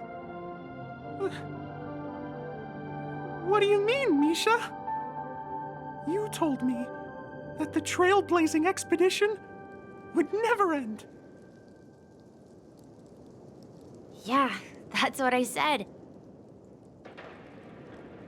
So now, it's up to you to decide your next destination. My next destination? What's that supposed to be? I've been following you. Misha? You're acting weird today. if you're feeling down, we can just do what we usually do. With the clockwork. No, I'm not feeling down. As for clockwork, yeah, it resolves all problems in this dream. So, do you know what clockwork actually is? I'm not quite sure. Well, everyone gets lost at times. They may hesitate and doubt which way to go. That happens in this dreamscape and beyond. But don't worry. Everyone goes through moments of uncertainty and hesitation. Eventually, they gather the courage to make bold decisions. Whether it's calming, joyful, angry, or sad, all they need is a little nudge to take that step toward where they truly belong. I'm leaving that little nudge with you, and I hope you'll share it with others. Such is the essence of clockwork, the will of the Trailblaze. Clocky's hands spin around non-stop, indicating confusion, frustration, and weakness. But ultimately, people still need to move forward. Just like your hands, always pointing ahead. This is where my journey ends. From now on, it is your path to walk. Trailblazing means taking paths your predecessors forswore and venturing even further. The Penacony in Mikhail's dreams does not belong to order.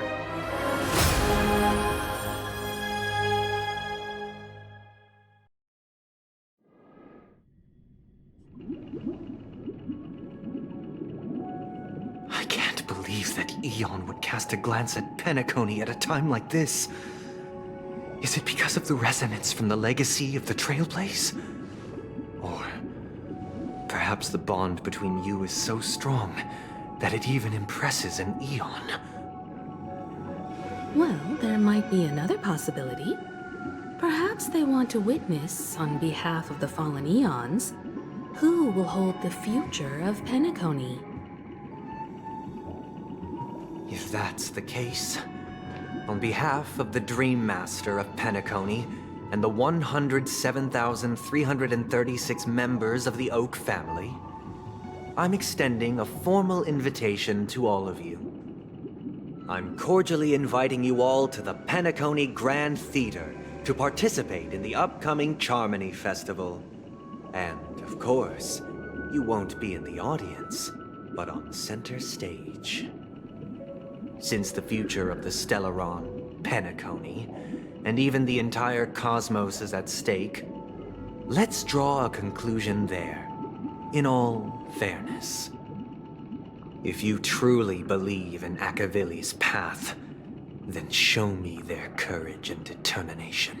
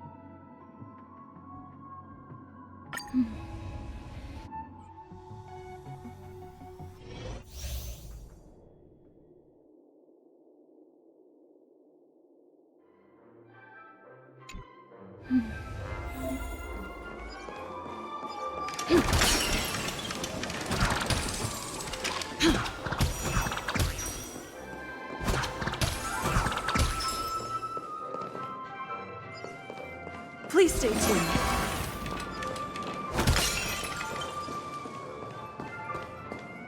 We need a strategy. Please stay tuned.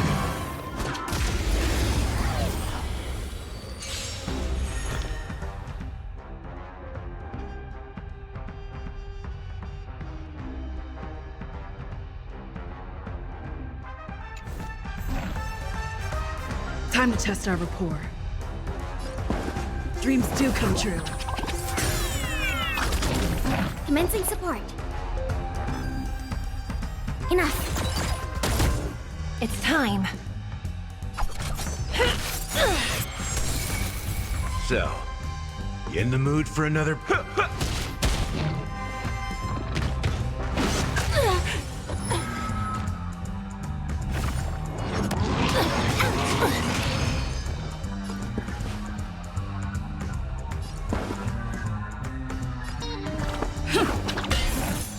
Enemy targets detected.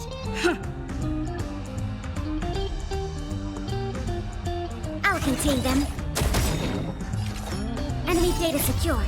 Net markers activated. Time for good old counterattack.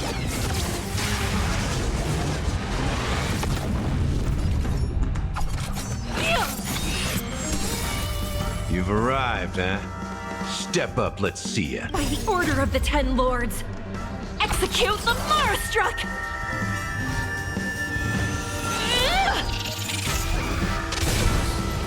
No amnesty for the Marastruck. Time to mix things up. Motor function restored. Nice like a good brew. My friends, indulge yourself.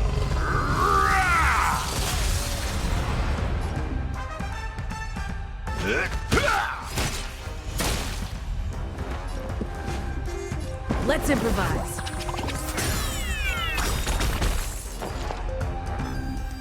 Enough. Do you admit this crime?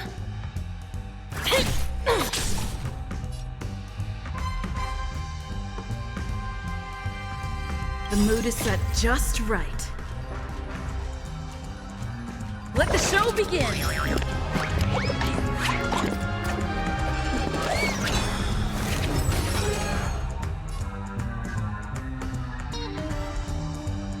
Let's kick things off with you!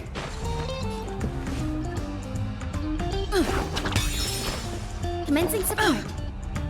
I'll contain them. It's time. So, you Stay in step. Dreams do come true. Is that...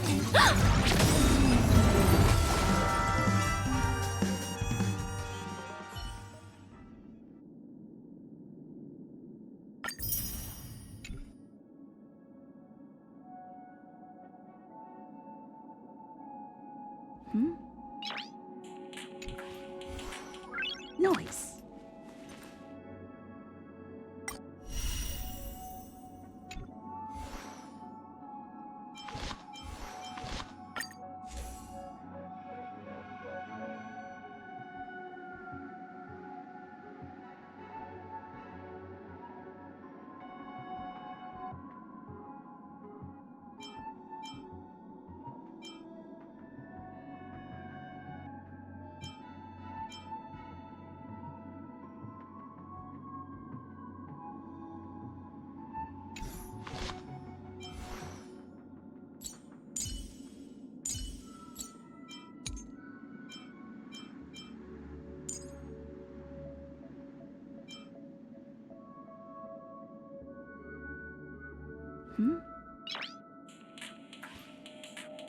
Noise.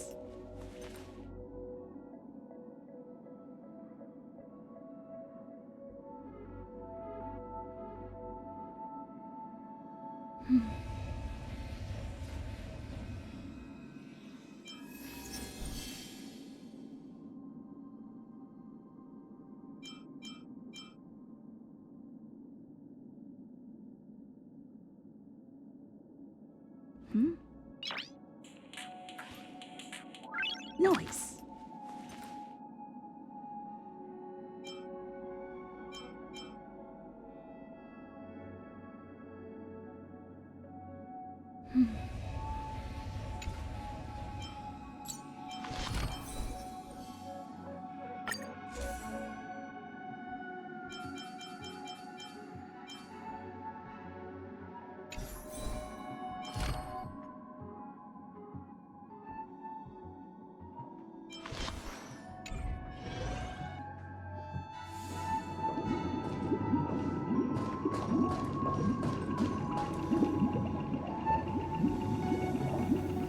Does that mean he wants to fight us during the Charmony Festival? I'm afraid so. This is weird. Aren't Arc villains usually plotting some dirty conspiracy in the end? But he actually said something like, "In all fairness." Could it be that he's underestimating us? Well, in my opinion, Sunday is deeply committed to his own philosophy and genuinely wants to prove that the Order is right. I sensed a strong conviction and a desire for dominance in him. Maybe he won't accept the outcome unless he wins fair and square. That's why he'll give it his all in the upcoming battle.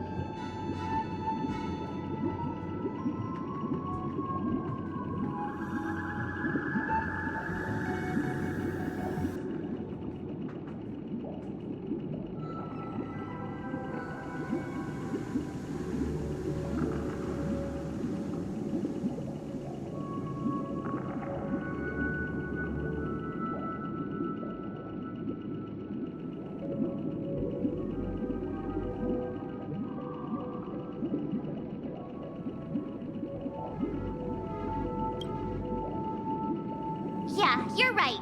We've even dealt with a Lord Ravager of the Destruction, so a follower of the Order won't be a big deal.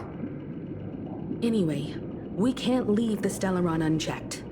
This is about trailblazing a bright future for Penacony and fulfilling Mikhail's and his predecessors' long-cherished wishes. Now that we've taken up the mantle, we can't afford to fail them. However, the same applies to the Order. Their plan didn't materialize overnight, and they have the profound collective consciousness of the planet of festivities behind them. A desire to dream, to slumber and escape reality. All those hidden emotions have given birth to the sweet dream of the Order. They've harnessed the will of an entire planet to create an Eon. This confrontation is far more complicated than a simple power struggle. To secure Penacony's future, fighting on the stage alone is not enough. What do you mean? Are you not coming with us? I believe Firefly is trying to say that she's heading off to another battle.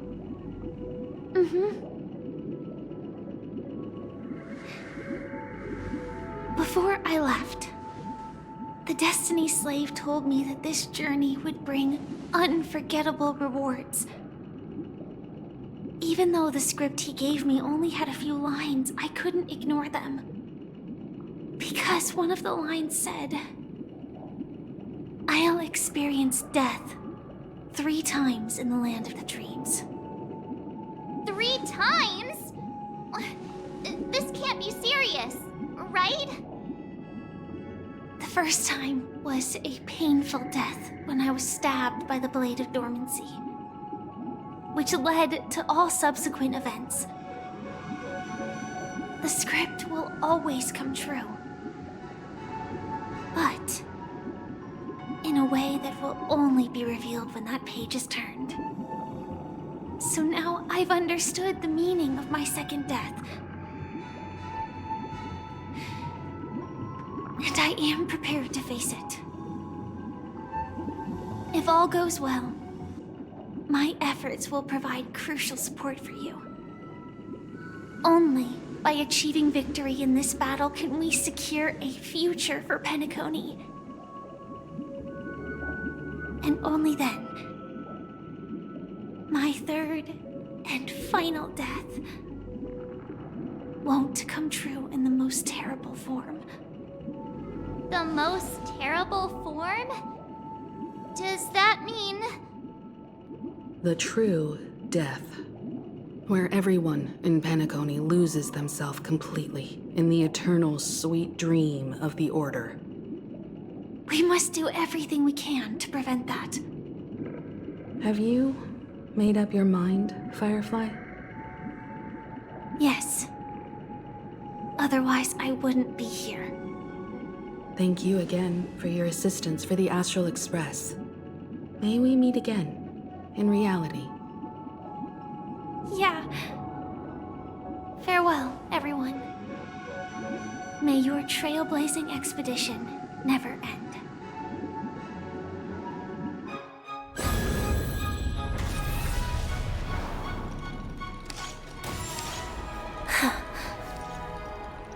I dreamed of a scorched earth. Everyone, are you ready? A new shoot sprouted from the earth. It bloomed in the morning sun and whispered to me. Like fireflies to a flame, my biggest death. May we meet again in reality.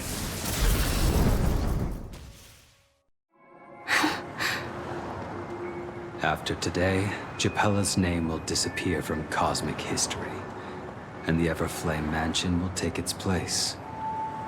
In the not-too-distant future, you'll receive an invitation. That's your next stop. Land of the Dreams. Penacony. I hope you find whatever you seek there. Be it answers or salvation. You mean my 3 deaths? Silverwolf told me about it. It's such a shame that it's not part of my script.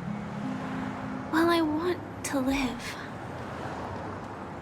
I'm never afraid of death. The opposite of death is eternal life, and that's something I'll never desire. People die, and I am no exception. Death is like a script, a fate that cannot be defied. But that's exactly why we have to choose where we want to rest forever. Do you exist just to perish? Are you not the same, Blade? The end you desire is not one dictated by others. If I were to die now, I would only be a weapon. I believe I should die as a human. Though its definition escapes me, isn't this the answer that ordinary people look for their whole lives? A name that can be carved onto their tombstone. A tombstone that belongs to me once bore the inscription, Glamoth's Iron Cavalry. Then it changed to Stellaron Hunter. But one day, it will bear the name Firefly. And all the brilliance she showed at the end of her life.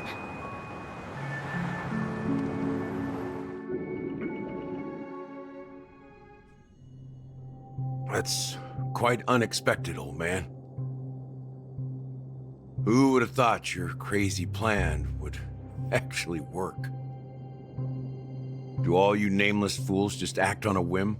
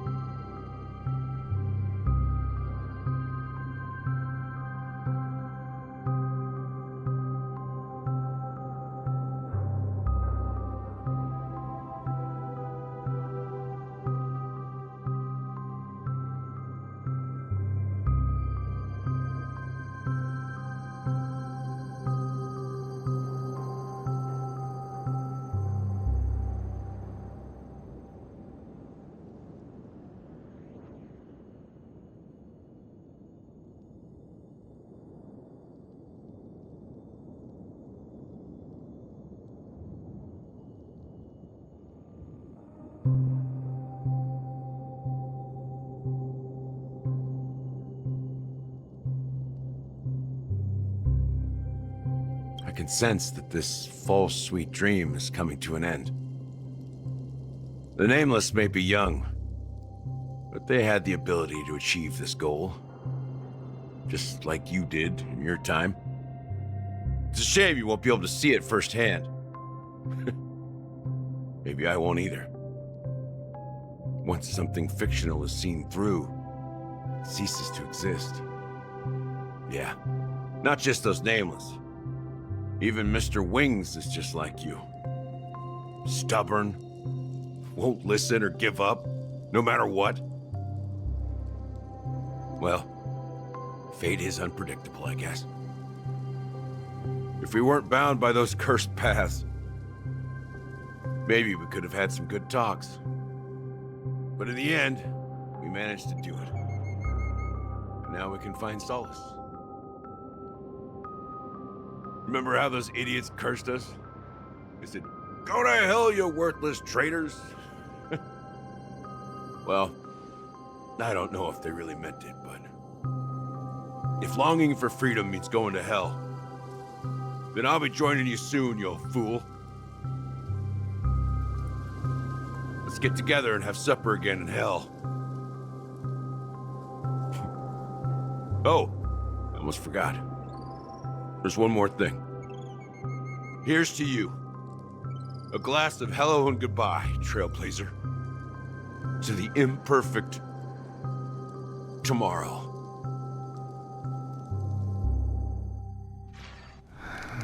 It's warm here, isn't it? You're lucky to have found shelter from the rain. Let alone fresh berries in this desolate place. I was just following the scent of life. It's particularly strong in a place like this. It's a shame these berries don't have much flavor. Seriously? In case you didn't know, this fruit is pretty juicy. The only downside is that when you chew it, it becomes extremely spicy.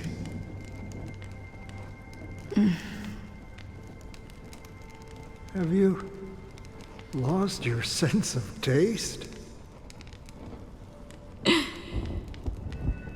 I can still taste certain things, like a faint sweetness. Before coming here, I stopped by a place called Orkron. It had barren cliffs and nights lit by bonfires. Burgundy snow would fall from the sky, and when it landed on my tongue, it tasted like raspberries.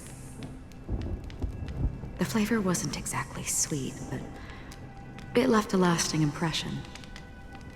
When I think back on my past, I realize that what's tying everything together isn't the big events, but rather these small yet unforgettable moments. Don't worry about it. Losing oneself is a reality that every self-annihilator must face. At least I haven't completely lost my senses and memories yet. Well, congratulations on adding another footnote to your journey. By the way, are you always alone? No, I had a companion in Orkron. She's a short, nameless girl who aspired to explore IX. She always said she'd walk a path deeper and farther than Akavilis. Quite an ambition for such a small girl. So, what happened? She became stagnant water. Well, my condolences. Condolences. I don't need them. The girl left with a smile. She never regretted her choice and most definitely wanted me to say goodbye with a smile. So, that's what I did. That's proof that you're grieving for her. Or perhaps I'm just afraid. Afraid? I rarely sense that emotion from you. What do you fear? I'm afraid I'll forget the 30 days I spent with her, just like all the other days in my life. Most of them have already washed away with the rain, disappearing into an unseen realm. I fear that those vivid red memories will fade away too. There isn't much color left, and besides this faint, warm red, there's almost nothing. Hard to imagine. A ranger accustomed to bloodshed, destruction, and chaos finding warmth in the red color. Because I have experienced this warmth many times. Long ago, I promised someone that I'd bring it to more people. And that for every remaining moment of my life, I'd strive for a better ending for all. As long as this red color still lingers, I have a chance to fulfill that promise. It represents a burning fire, a blooming flower, the berries in this cave, and life itself, fleeting yet still dazzling. In the end, it will lead me beyond the horizon of existence. And on the other side, I will cut off nihility. The one blessed by the sleeping and shapeless is considering how to kill them. That's truly pure nihility. But you're right about one thing. After spending so much time near this stagnant water, only when I look at this vibrant red fire do I realize that I'm still alive. When will this rain ever stop? Perhaps when the sorrows of the departed have finally quieted down, the sky will clear up.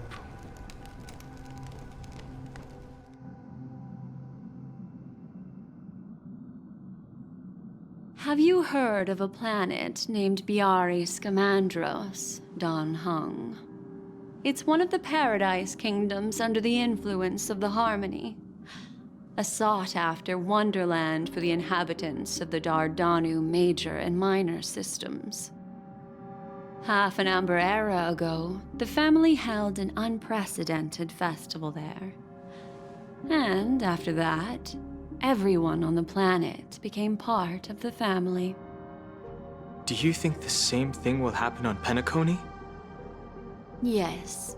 Or how else can we explain it? The family deliberately used the Watchmaker's invitation to keep all the Pathstriders here, but banished the Emanator of the Nihility. Because of the Nihility, I'm rarely affected by the power of other paths, but somehow I can unconsciously infiltrate them. Maybe that's the risk they're trying to avoid. I would disagree. Biari Scamandros is not part of the credit system or connected to the Silver Rail. It's nothing more than a remote civilization sheltered by the Harmony. But Penacony is different. If the family messes with Penacony, that would be like declaring war on almost half of the factions in the cosmos. They have no reason to do that. No, they don't. If they truly serve the Harmony, that is. What do you mean? The path in Penacony is impure. The Harmony here has impurities. Do you remember the Ancient Swarm disaster? Tazeront, the propagation, brought endless havoc to the universe, and it eventually evolved into a fierce battle among all eons. 2 paths lost their eons in that war, the propagation and the order. Coincidentally, their downfall is related to a certain Eon. Xipe, the Harmony. Legend has it that they participated in the crusade against the Imperator Insectorum, and devoured Anna the Order for unknown reasons. Holy forgaroni. So you're saying that the two leaderless paths are working behind the scenes? But I don't see any descendants of the propagation in Penacony. Could it be that the remnants of Beyond the Sky Choir are hiding within the family, trying to resurrect a fallen Eon? I can't say for sure, but they're definitely planning something for the Charmony Festival. This is getting way too complicated. Is this why you want us to leave Asdana right away? Are you giving up? The Charmony Festival will start soon. There's one thing that I need to confirm no matter what. A warp jump is the best way to do so. Time is running out. I have another plan.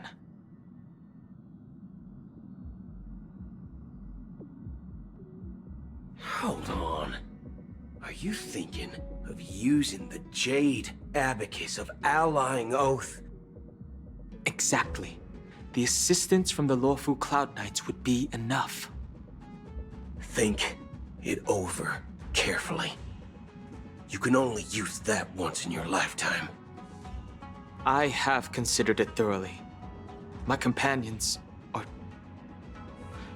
they're also once-in-a-lifetime treasures.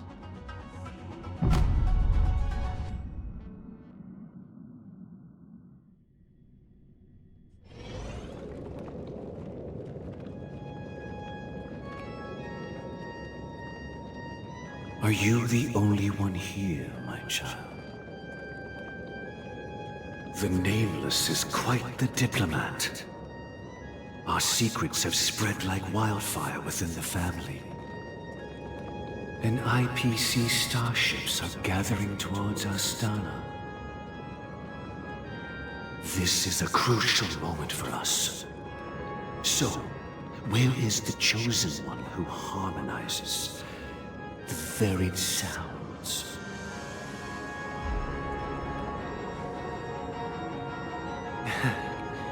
What do you mean, Master? I'm right here in front of you, aren't I? You know, she was supposed to be the star of the Charmony Festival in our plan. But the plan has changed. As her brother, I know she doesn't want to sing for the Order, so I'll take her place. You've always been wise beyond your years. I'm sure you understand the consequences of your choice. If you consider this a betrayal, well, there can't be two suns in the sky. I'll step up and take down the other sun if necessary. Do you believe in karma? If karma exists, then everyone has their own karma. You have yours, and I have mine. And my karma has nothing to do with you, Mr. Gopherwood.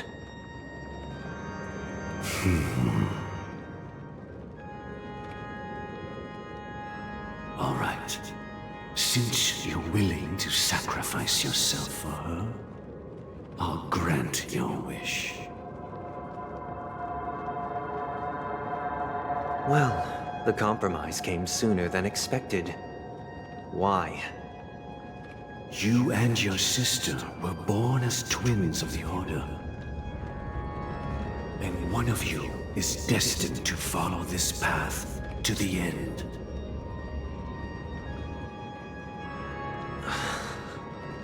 Is this part of your plan? Of course. You're still as clever as you were when you were a child. The opening is near. Go, my child. Seize the power of the Harmony and reveal your karma. I have one final question, Master. Why did you choose to bring the Order to Penacony? Wouldn't it have been better to choose a desperate world instead of a city filled with hope and dreams? Why?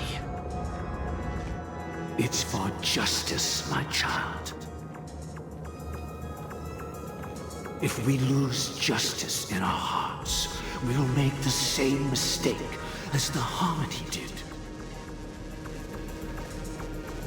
So, it's not you who manipulates the dreamscape with the Stellaron, but... Well, that's where our conversation ends. Go ahead. The 107,336 souls of the Oak family have dreamed of this moment too many times.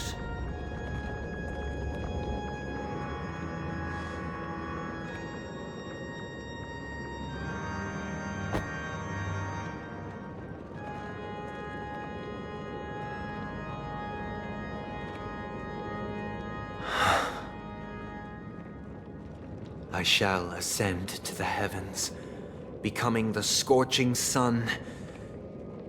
Bathed in my light, my people shall flourish, while all evil shall be eradicated.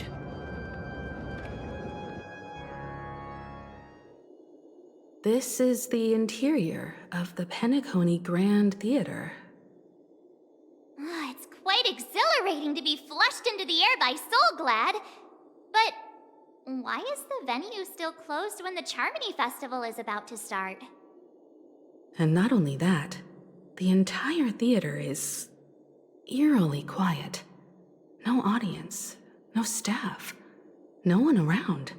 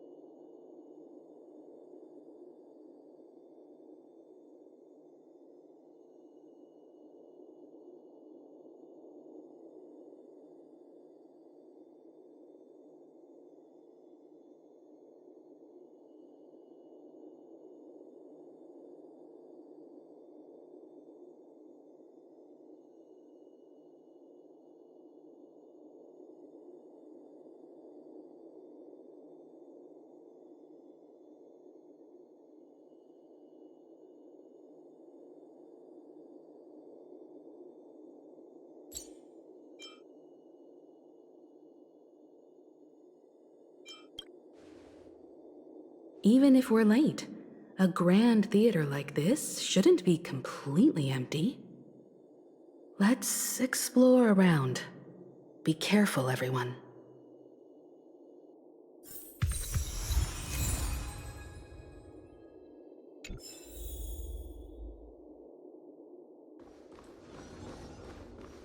Stream forth, gleam of old friends.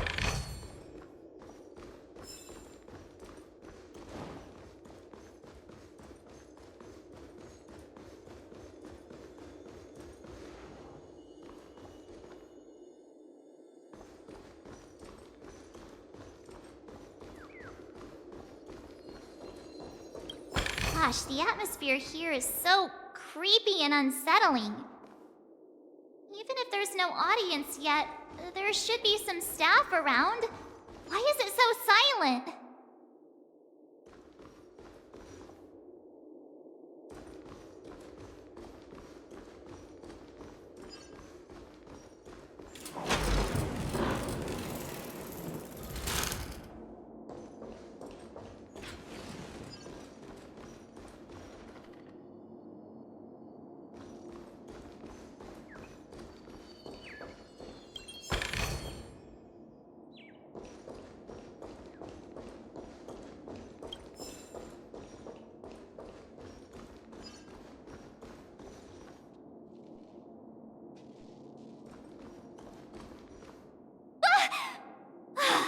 Yikes! They scared the life out of me! Why are there so many puppets at the ticket office?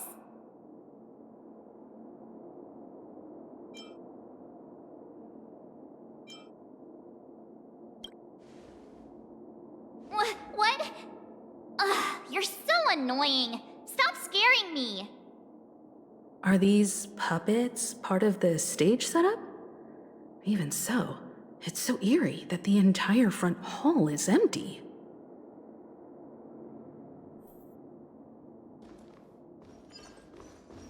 Stream forth, the gleam of old blades.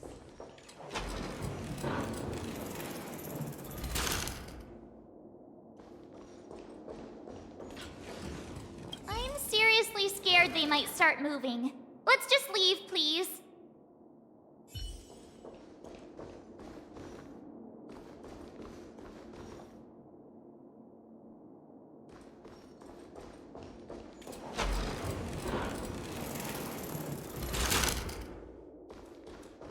Stream forth, the gleam. Something feels off. We're in the right place, right? There's no other grand theater in the dreamscape. So Sunday's messing with us? He said we'd have a final showdown on the stage, but why is there no one here? My apologies for the delay, March 7th. You scared me! Where are you now? I'm waiting for you behind the curtain. Following the Asdana tradition, I invite you to enjoy a stage play in 3 acts before the festival begins. History is a mirror reflecting the universe's true essence. Let's use this opportunity to delve into the rich history of Penacony and the eons. Within it, naturally, the future takes shape.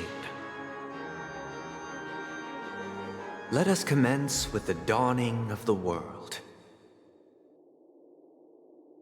After the Dusk Wars, darkness veiled the sky, and chaos consumed the earth. Enna the Order emerged, destined to restore all existence. That marked the first day.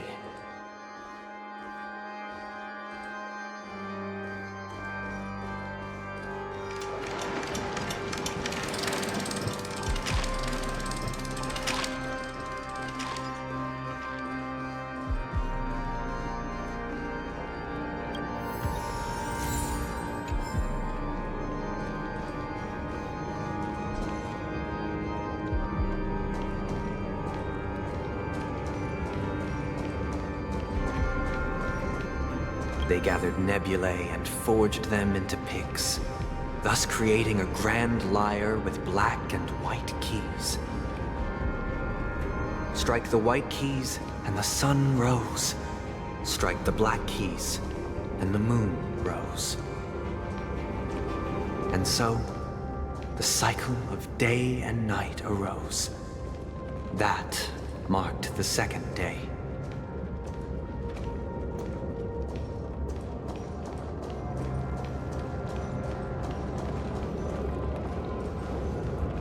Stream forth the gleam of old blades.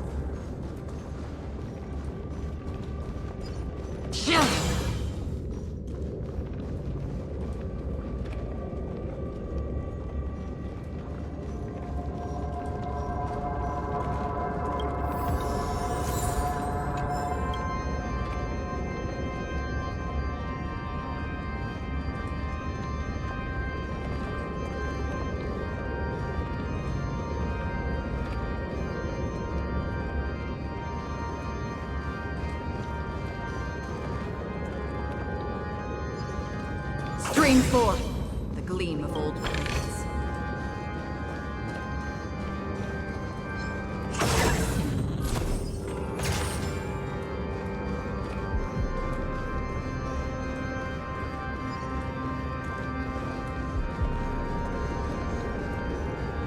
Stream forth the gleam of old blades.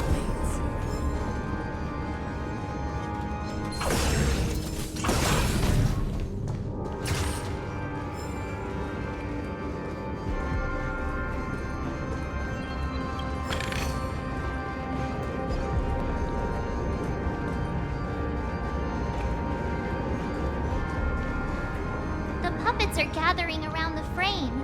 Are they expecting us to enter it?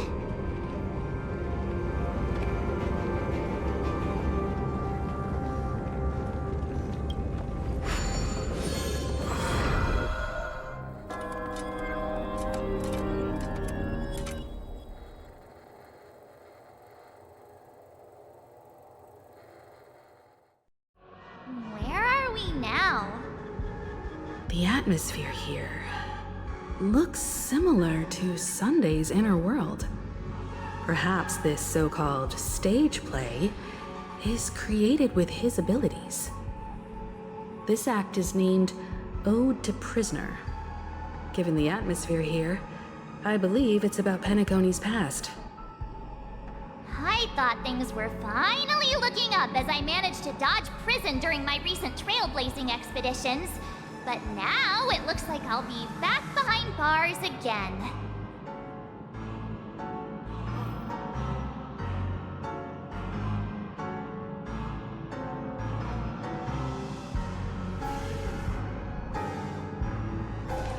I genuinely wish to avoid a violent clash with my esteemed guests from afar. Therefore, I've arranged 3 acts before the situation becomes irreparable. Where shall we start our narrative? Well, let's start with the time when Penacony was still a frontier prison.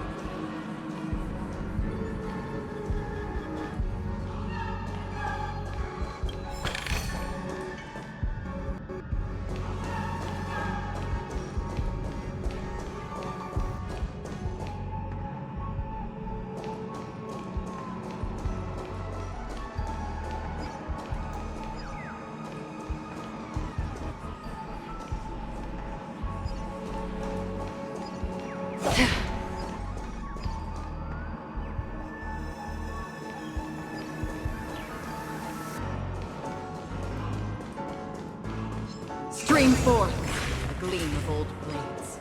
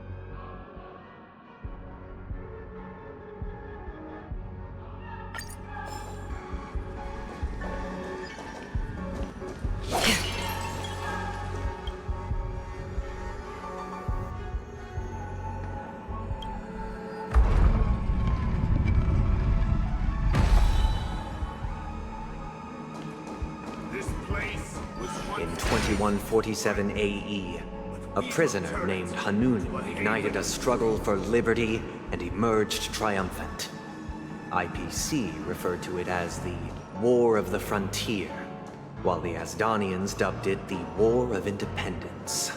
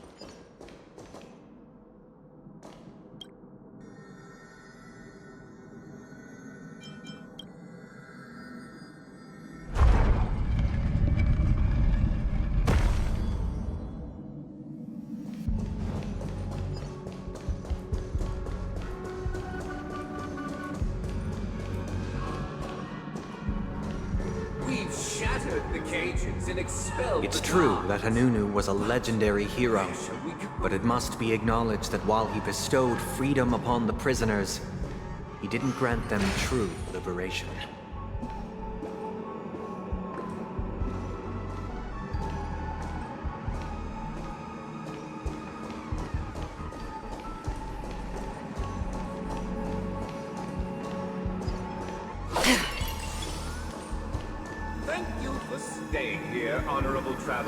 The three nameless stayed on the planet, endeavoring to spread the tenets of Trailblaze throughout the frontier prison. Alas, their efforts proved futile.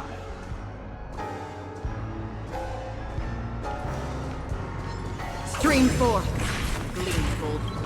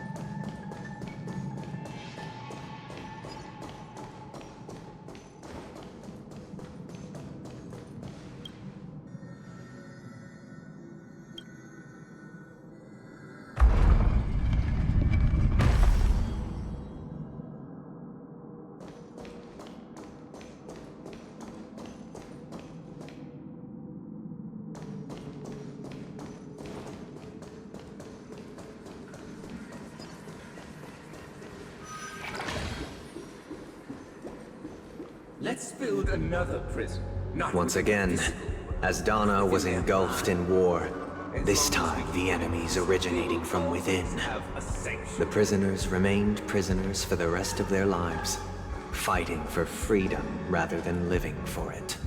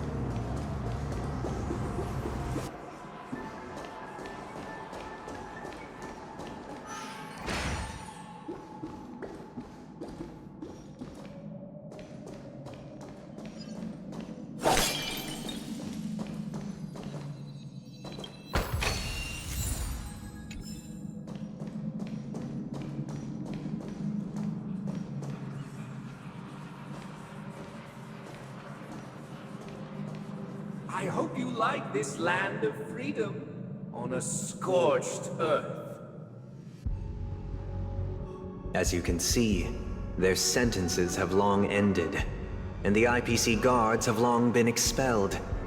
Yet, these prisoners remain enslaved, not by external forces, but by the confines of their own minds. Freedom permeates every corner, except fragile souls. It gives solace only to those who believe in its existence. Prisoners, this is my order. Learn the essence of freedom and teach your fellow prisoners to fight for their lives.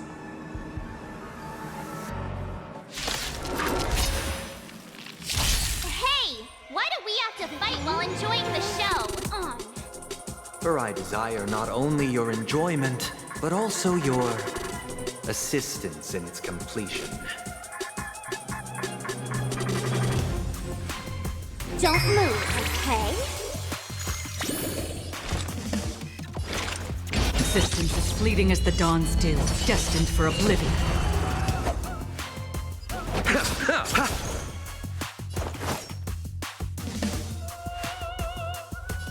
Try this on for size. I weep for the departed.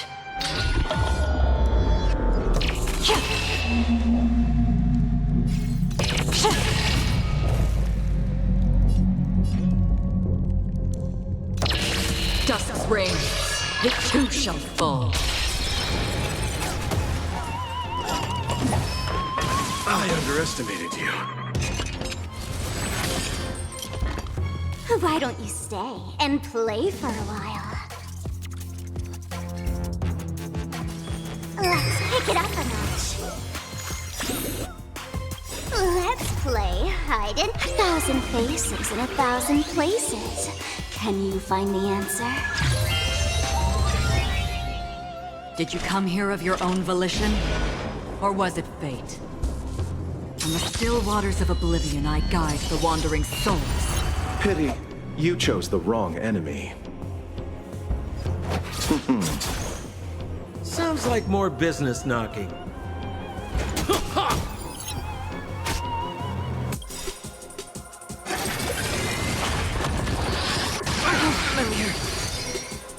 Receive divinity. I owe you one.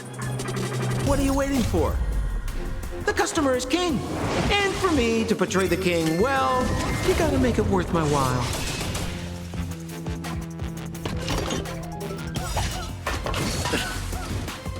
Eternal sleep is not the end. The dead will return!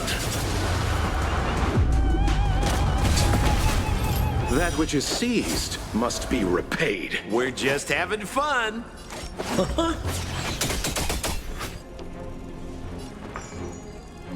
Don't move, okay?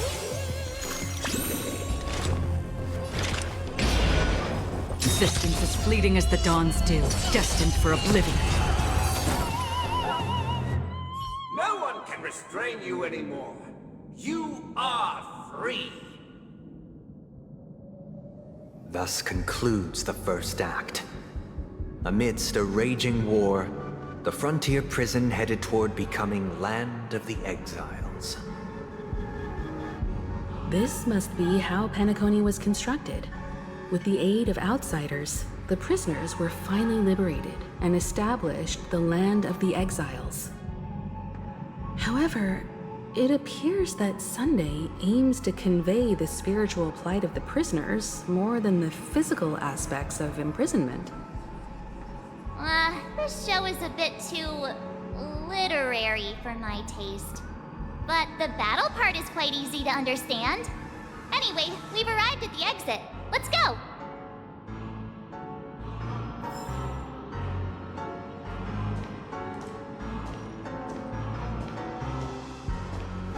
These puppets... Where are they guiding us this time?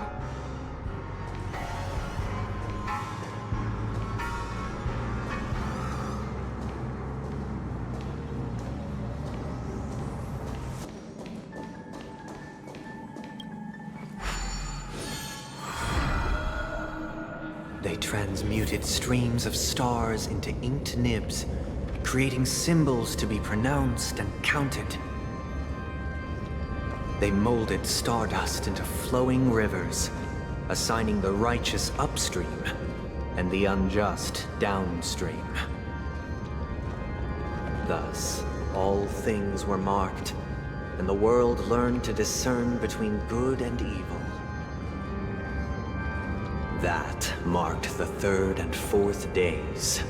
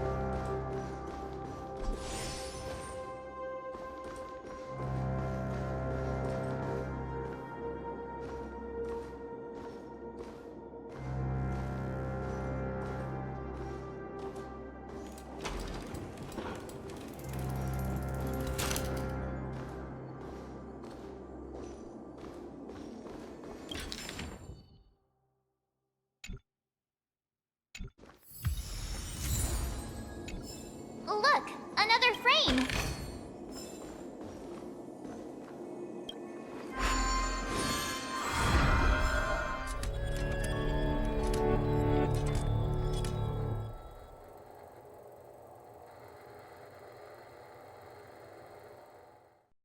Ode to Fool.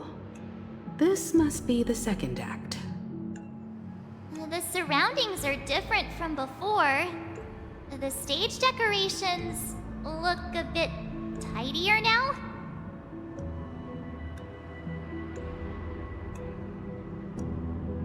Behold the ensuing tale, a struggle for power. Penacony witnessed the ascent of the 7 major lineages: tree, grass, flower, bird, beast, fruit, and insect. Peace never truly graced Land of the Exiles.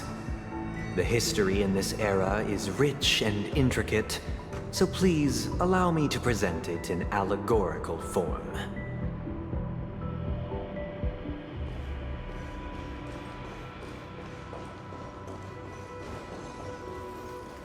Stream forth, gleam gold blades.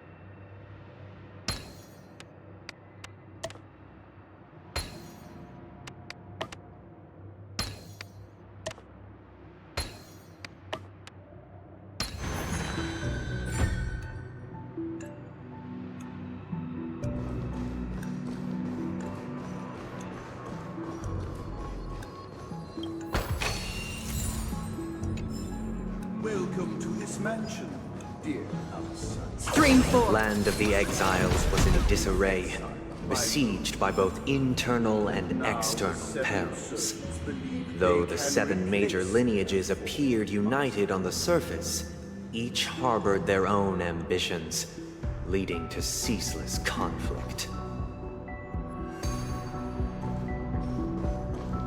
Stream forth, the gleam of old blades.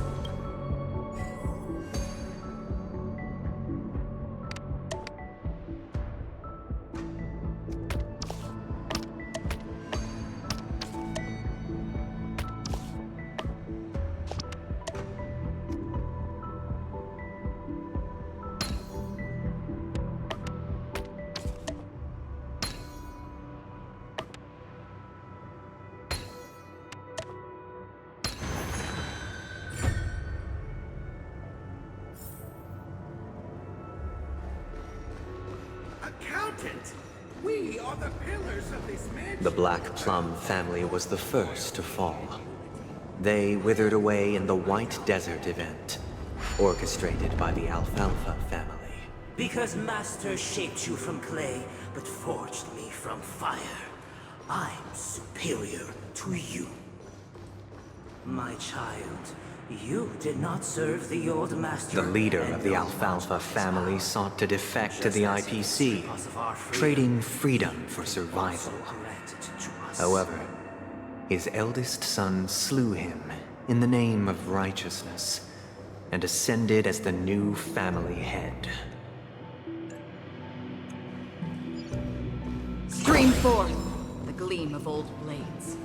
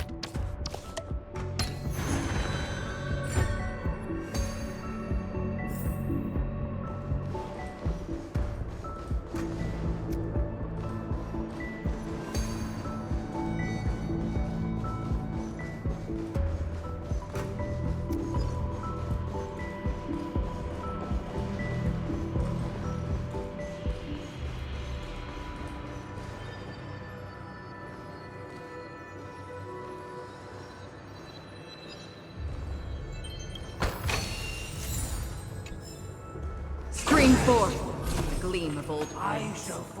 Only when Gopher Wood led the family to Land of the Exiles and earned recognition from all 5 major lineages did Penacony earn its new name, the Land of the Dreams.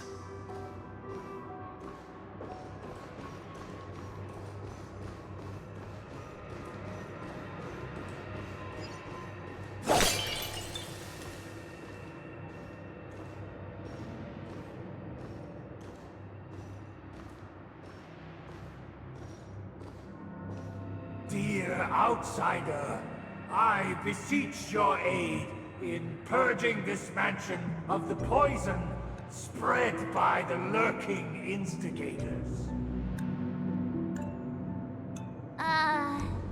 You want us to help you?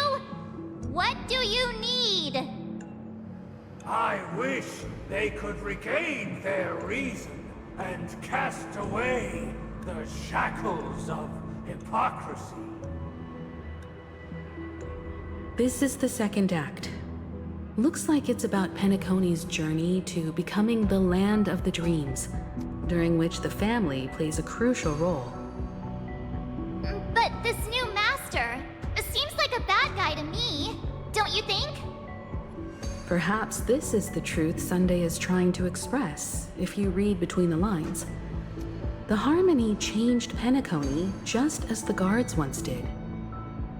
Looks like we've gotta help those guys kneeling down over there calm down a bit, right?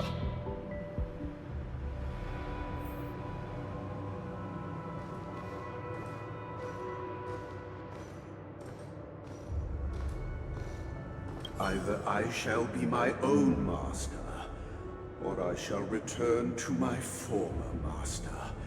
I shall not submit to a new master under any circumstances.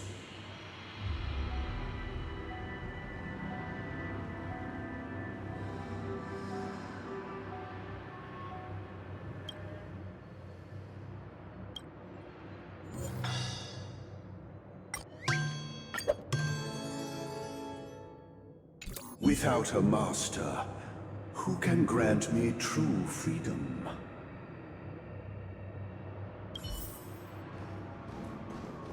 Master is no longer here. I thought I'd be free, but I'm not.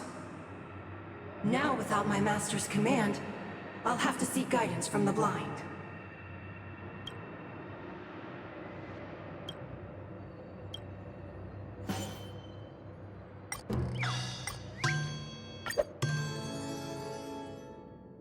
Master is no longer here. I must seek a new master and serve them faithfully. Once, I stood as the most loyal guard among all the servants. Now, with my master banished, it's my right to assume control of his dominion.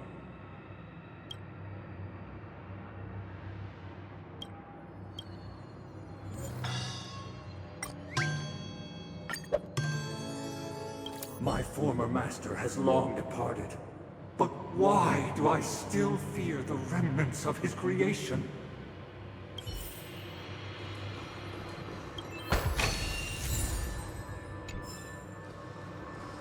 Master! Oh, you will return in due course, and I shall stand vigilant, awaiting the reward for my loyalty.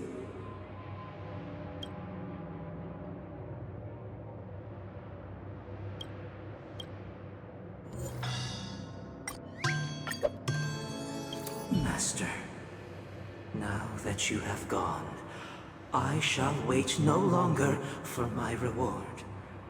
I shall seize what is rightfully mine. In the absence of my master, I am free. But without their guidance, for whom shall I sing?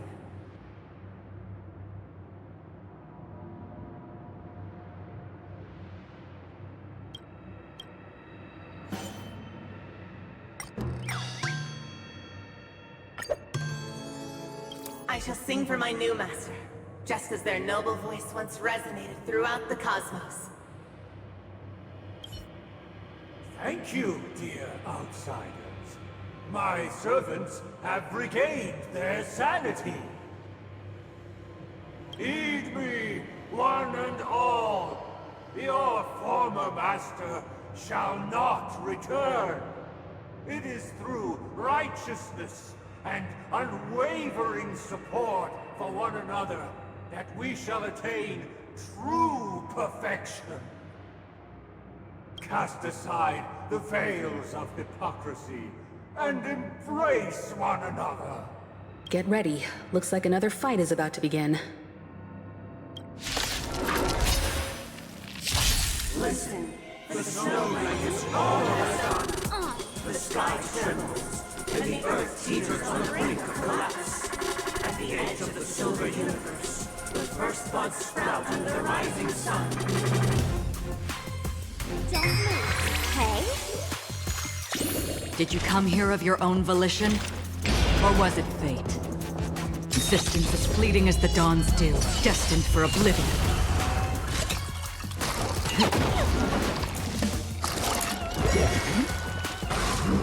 Ouch!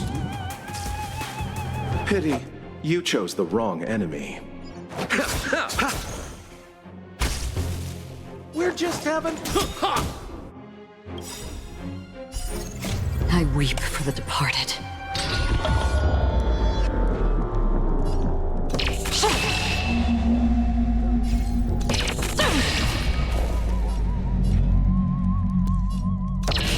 Dusk's reign, it too shall fall.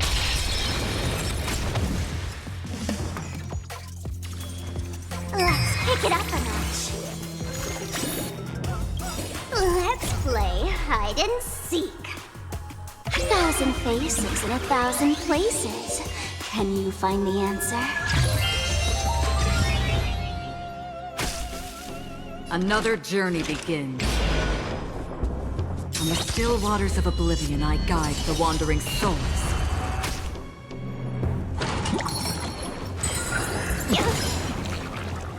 Receive divinity. I owe you one.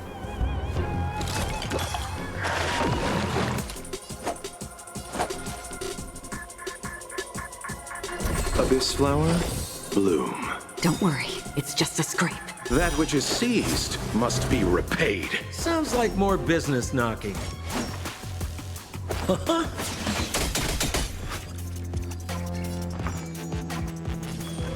move, okay?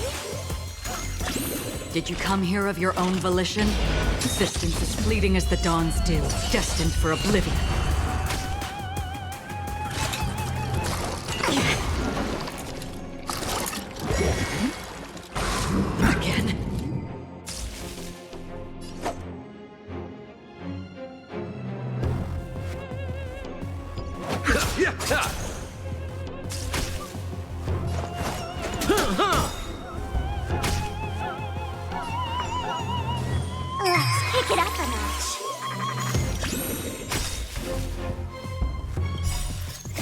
I weep for the departed.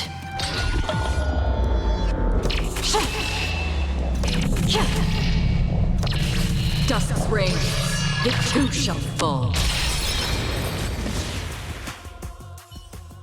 Alas, they remain but slaves till the very end, with the illusion of freedom.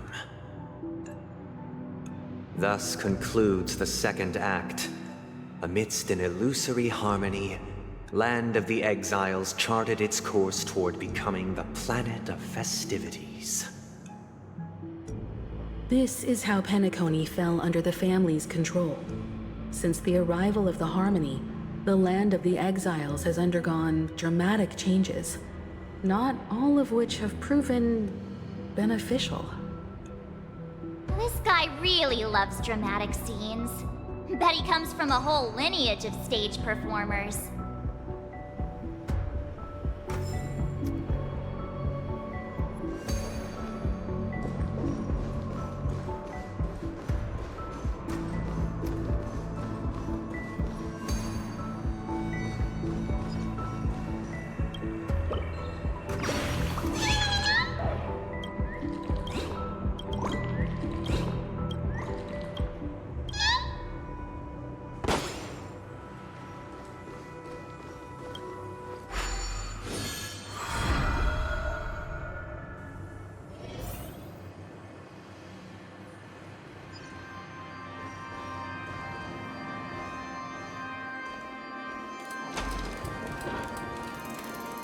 They used the planetary rings to establish the law, forging a code of conduct among the masses.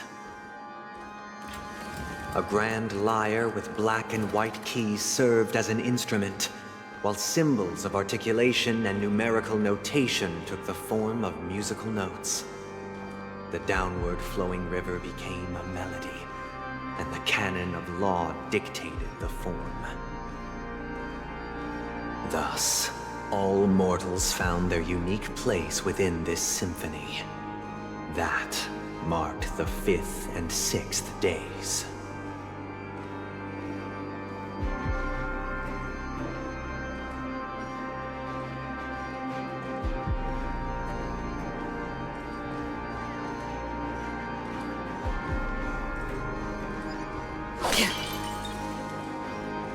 Stream forth the gleam of old blades.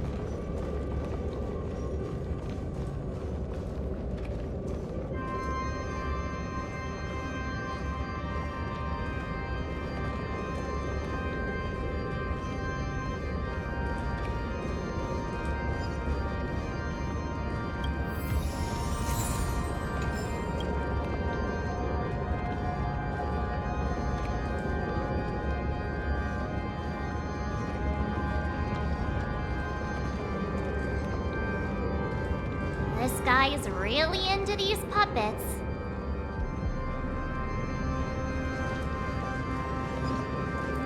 Stream forth the gleam of old blades.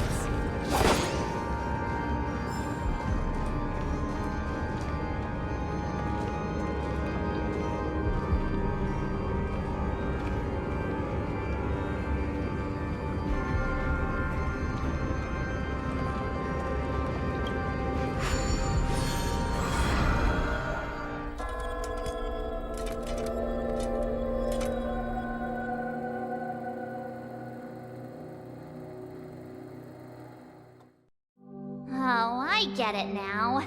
The last scene is all about singing the praises of the Order.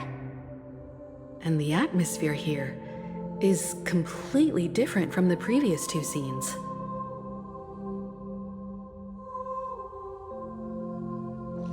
This is the concluding act of this play. I have showcased the past and present of Penacony, hoping that my desire for change resonates within you. And now, I shall reveal its future to you.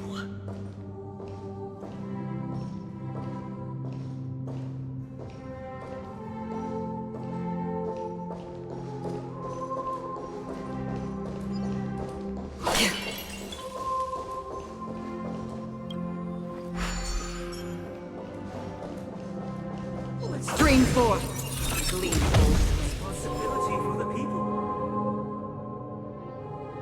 If the people lack foresight, we will make choices on their behalf and bear the responsibility.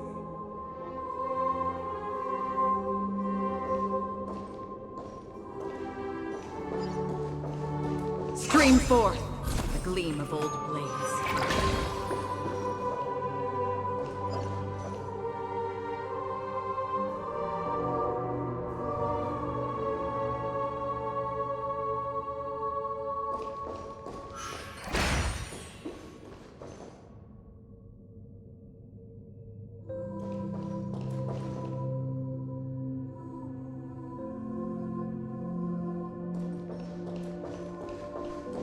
Without a king, who shall protect the weak and stand against the mighty? We shall support one another, protecting the weak and standing against the mighty.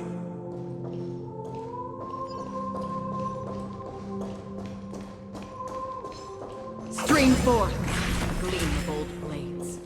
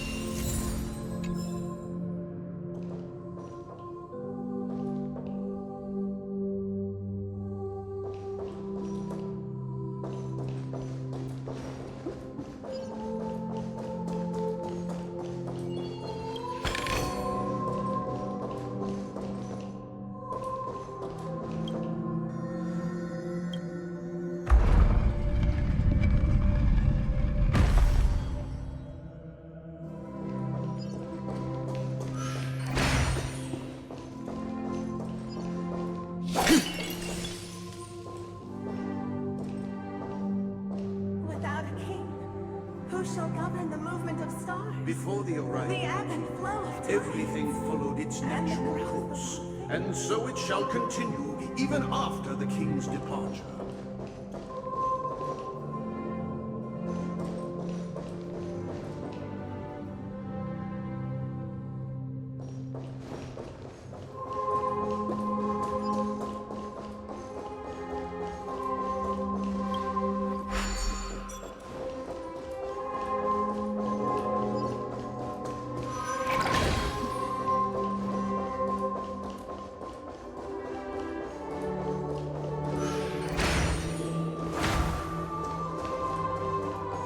Stream forth, the gleam of old blades.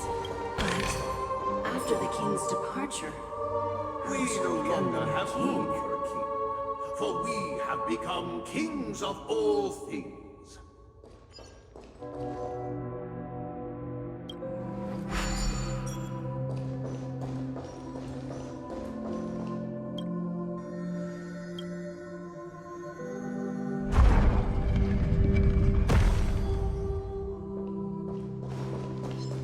Scream forth the gleam of old blades.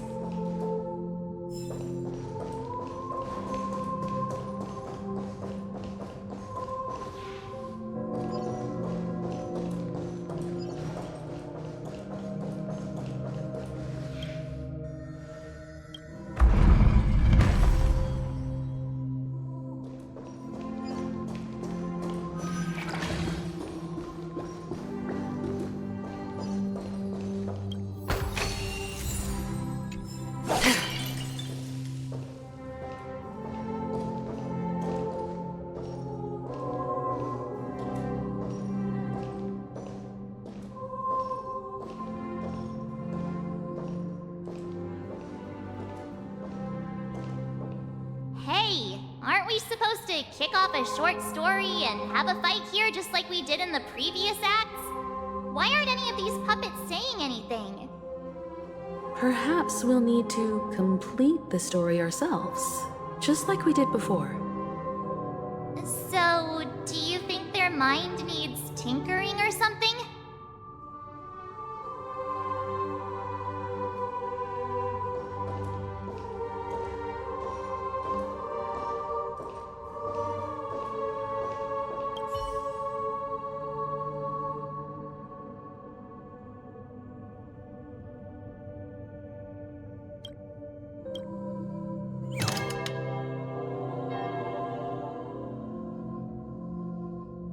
Farewell, former king.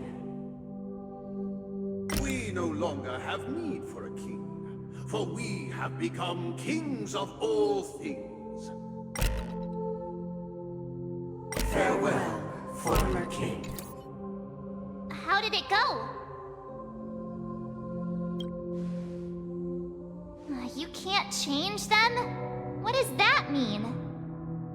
My apologies for my negligence. I forgot to inform you that the final part was scripted long ago. Let our previous king recount it to you. Now it is time for the final rite. Prepare for battle. Looks like we'll have to fight again. Descending from the infinite spiral staircase, I traverse towards the future with measured steps. No need to remember or seek my existence, for the contours of my mind shall intersect with other experiences.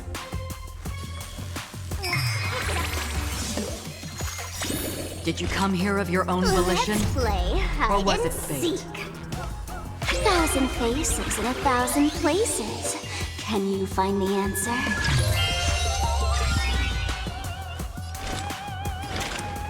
In the still waters of oblivion, I guide the wandering souls.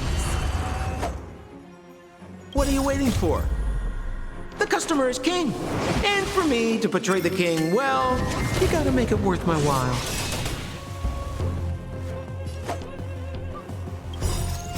I weep for the departed.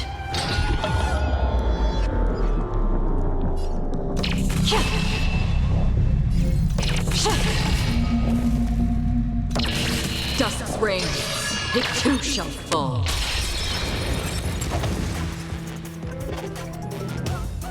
Eternal sleep is not the end. The dead will return!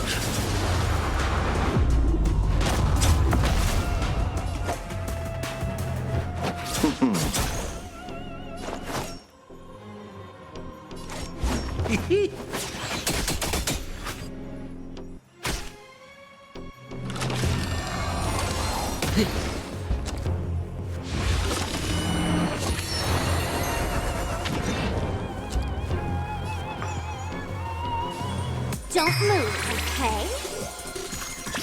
Another journey begins.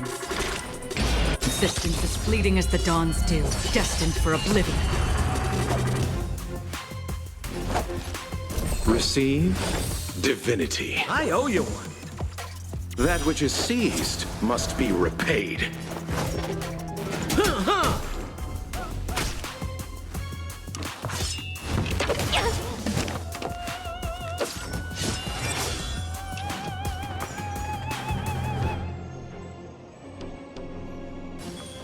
Let's pick it up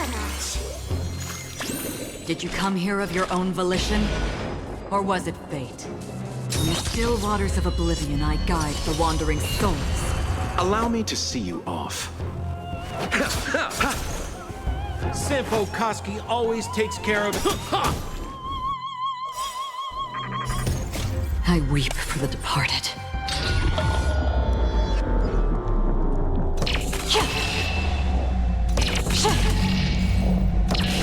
Dusk's reign, it too shall fall.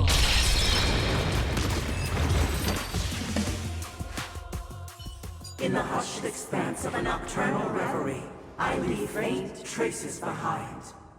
No need to remember me, or to recall the essence of dreams. What is mine shall wane, while you shall transcend its delicate nature. This is the final scene. It's much more straightforward. He wants to expel the harmony and establish an empire based on the order. Let's go. Once this stage play concludes, it'll be time for the main event, the Charmony Festival.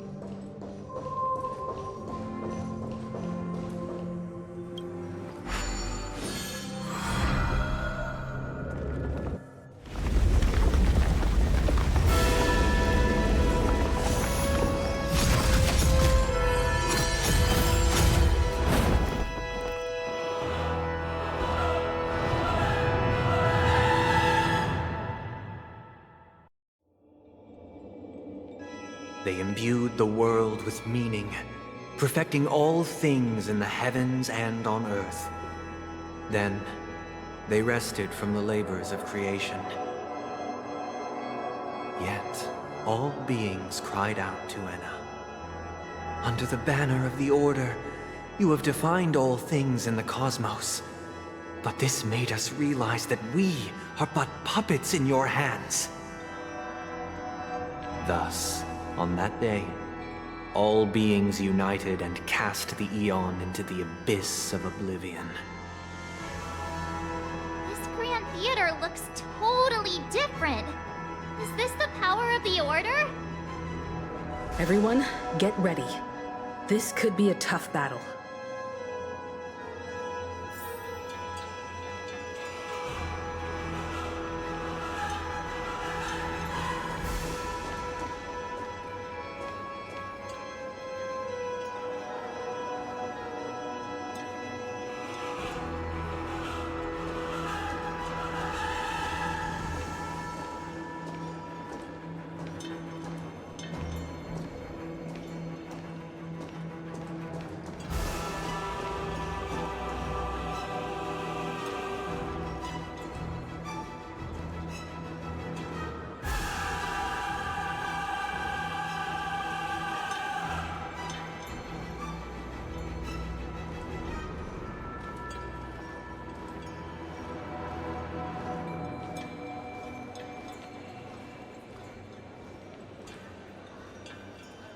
That marked the 7th day.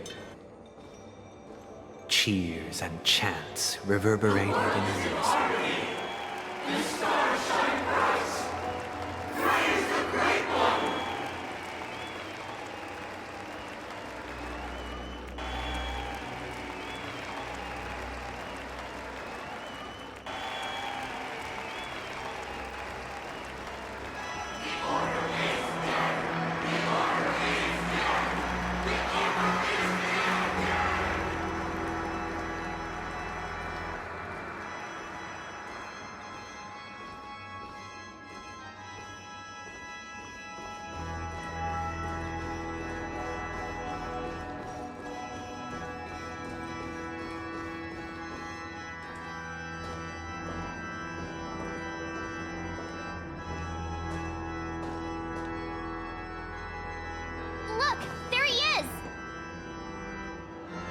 That concludes everything related to the Order. What are your reflections on this, my dear guests? Nevertheless, this is but a trivial blip in the annals of galactic history. What truly matters is the course this river shall take in the days to come. You've arrived at the perfect moment. The Charmony Festival is about to commence, and it would be a shame if you were absent for the Harmony's prologue. Allow me to extend my warmest welcome once more. Welcome to Penacony Theater, the very core of the Sweet Dream, the abode of the Stellaron, the grand stage of the Charmony Festival, and the very place where the future of Penacony shall be determined through conflict.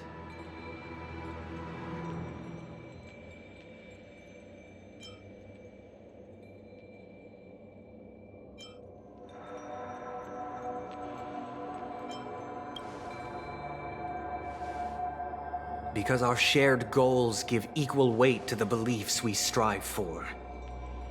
True goodness can only be achieved through faith.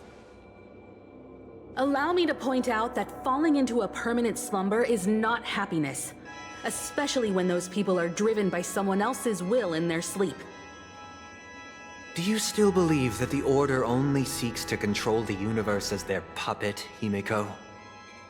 No matter how perfect your vision of paradise may be, a cage remains a cage. People will never achieve true happiness in a world like that. They would just be toys for the Eon. It seems you have misunderstood my intentions. Allow me to clarify. My desire is not to resurrect a fallen eon, or become one myself. My sole objective is to create a paradise free from eons, where the Order ensures the dignity and happiness of all humanity. A paradise exclusive to us human beings. That's not the case. If people are to live with dignity, there must be nothing and no one above them. In your so-called paradise, you would be the one reigning supreme. Looks like we won't be able to convince each other. Now that our conflict has been destined, let's unveil our paths and reveal to the universe the true path. However, before the prelude to the future begins, please take a moment to ponder the questions I've posed. Is darkness equal to daylight? Are sinners equal to the righteous? If you are born weak, which god should you turn to for solace?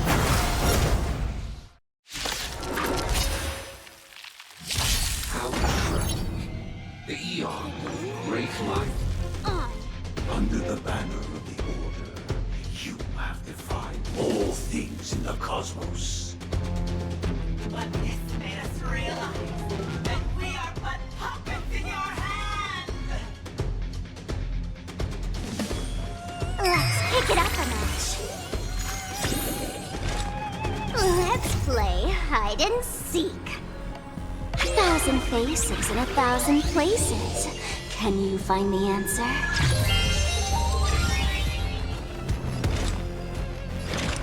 In the still waters of oblivion, I guide the wandering souls. Allow me to see you off. Sampo Koski always takes care Eternal of his friends. sleep is not the end. The dead will return!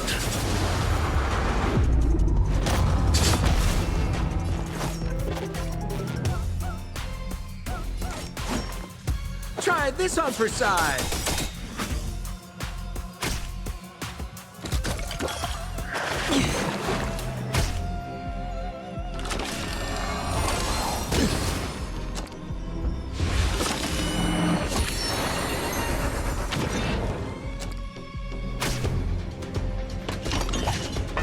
Again?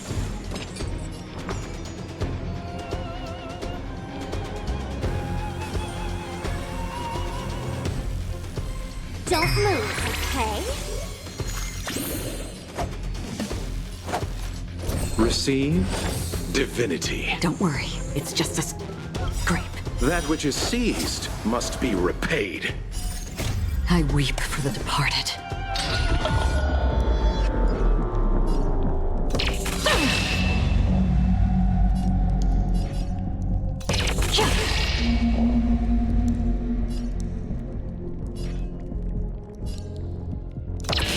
Dust reigns, it too shall fall. We're just having fun.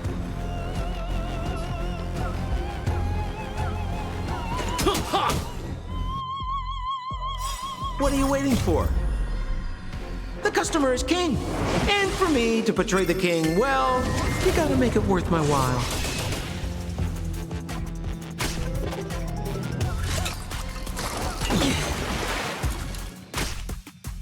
Another journey begins. Existence as fleeting as the dawn's dew, destined for oblivion.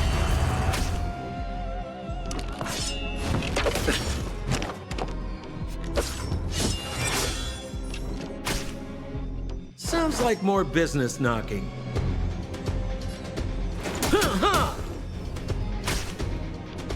Why don't you stay? And let's pick it up a notch.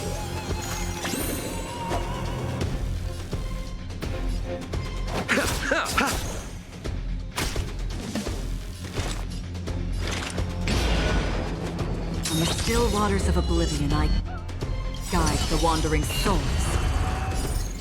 I weep for the departed.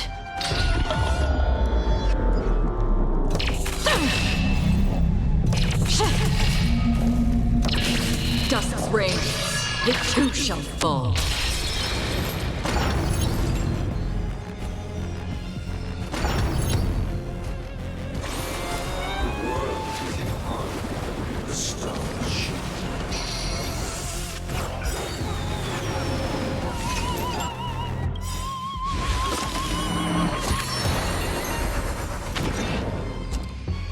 Eternal sleep is not the end. The dead will return!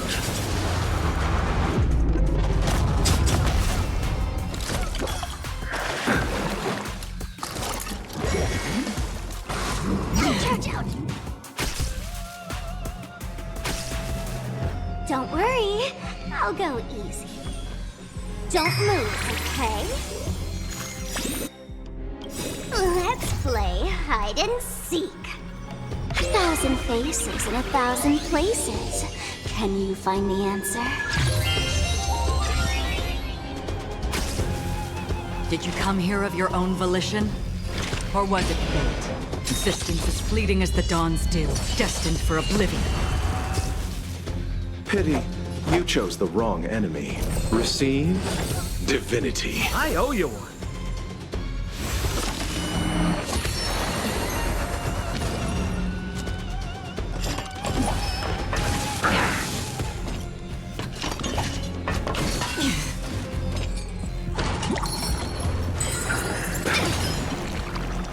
Abyss flower, bloom. I owe you one. Why don't you stay and play for a while? Let's kick it up a notch. In the still waters of oblivion, I guide the wandering souls.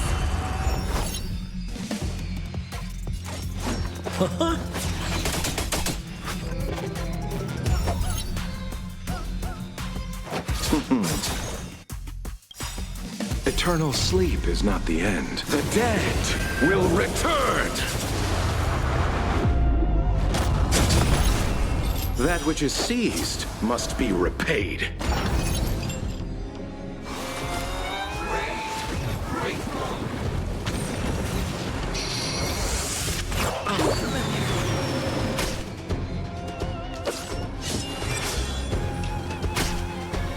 Don't worry, I'll go easy.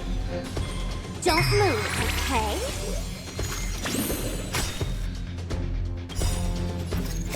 I weep for the departed.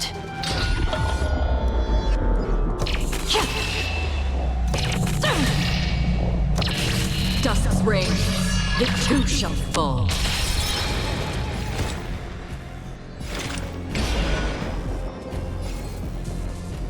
Existence as fleeting as the dawn's dew, destined for oblivion.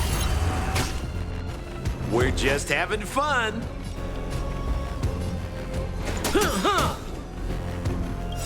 What are you waiting for? The customer is king. And for me to portray the king, well, you gotta make it worth my while.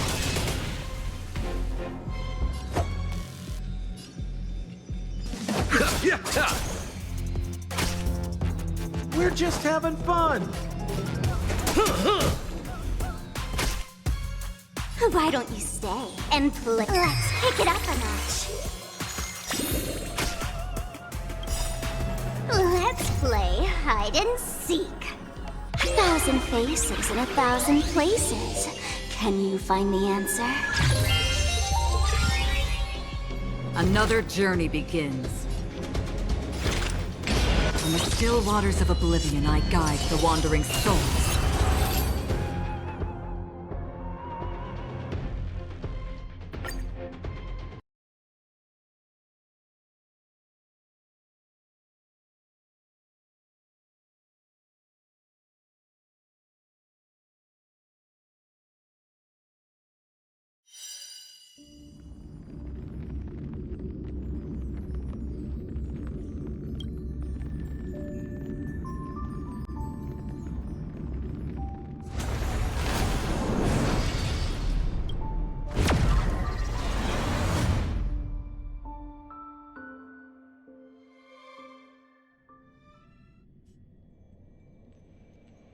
Look, there he is! That concludes everything related to the... Is darkness equal to daylight? How tragic. The eon of great life. Under the banner of the king, you have all things in the cosmos. 1,000 places.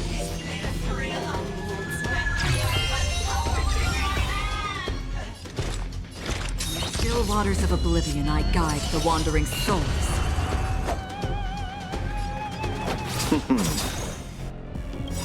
Eternal sleep is not the dead will return!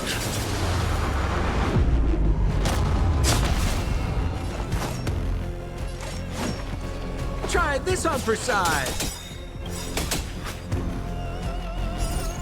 I weep for the departed.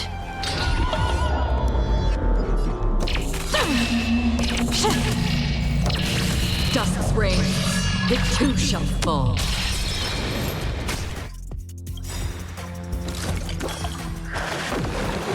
What are you waiting for? The customer is king.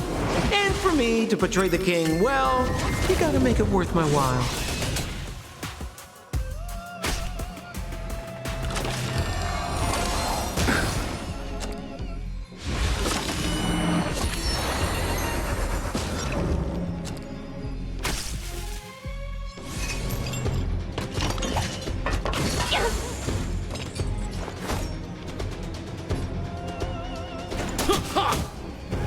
Don't worry. Don't move, okay? Existence is fleeting as the dawn's dew, destined for oblivion. Allow me to see you off.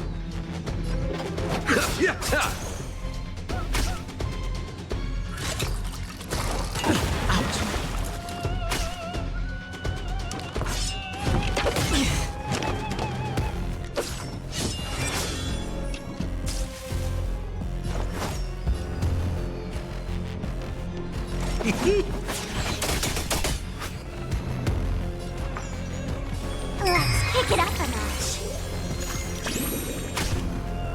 Another journey from the still waters of oblivion I guide the wandering souls. I weep for the departed.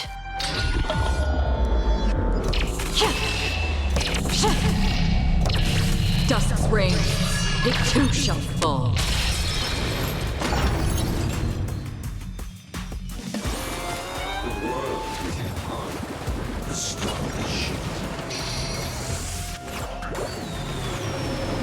Abyss flower, bloom. Don't worry, it's just a scrape.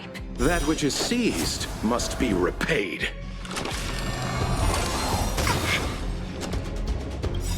Let's play. 1,000 faces in 1,000 places. Can you find the answer?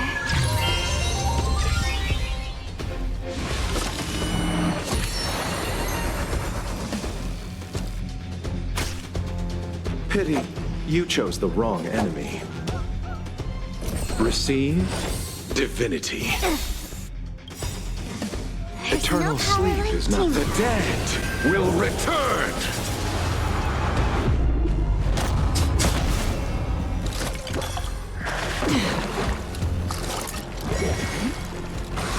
Again? Sounds like more business knocking. Try this on for size. What are you waiting for? The customer is king. And for me to portray the king, well, you gotta make it worth my while. Why don't you stay? Don't move, okay? Existence is fleeting as the dawn's dew, destined for oblivion. Allow me to see you off.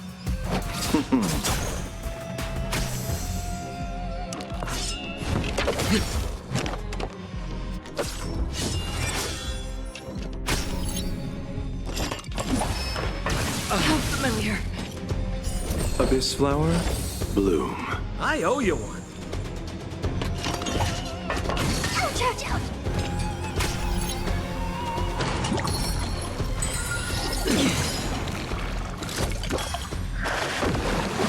Sampo Koski always takes care of his friends. Don't worry. Let's kick it up a notch. Did you come here of your own? From the still waters of oblivion I guide the wandering souls. I weep for the departed.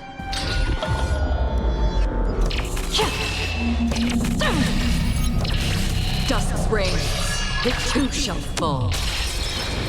time to settle your account.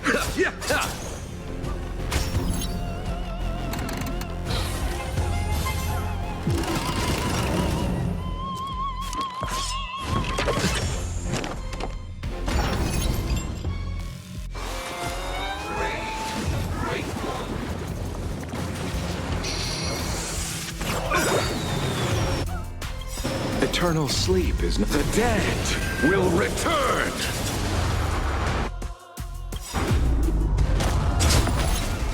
That which is seized must be repaid. Let's play 1,000 faces in 1,000 places.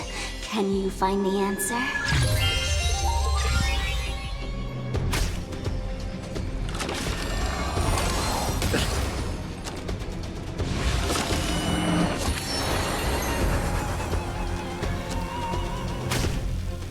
We're just having... What are you waiting for? The customer is king.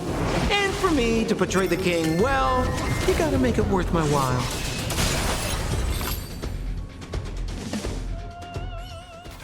I already know your decision. I now permit you to gaze into the sun. On these 107,336 stones, the almighty and powerful strings of harmony are at my disposal! The supreme tuner, harmonious choir, Dominicus!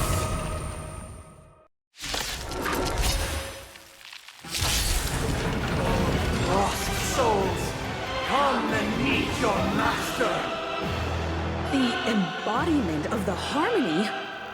So the true purpose of the Charmony Festival is to usurp it?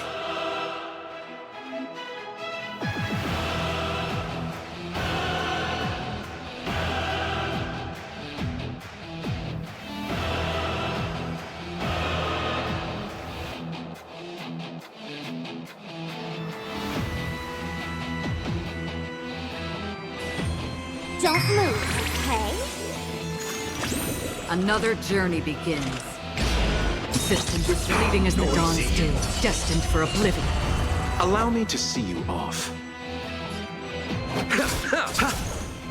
Sampo Koski always takes care of his friends.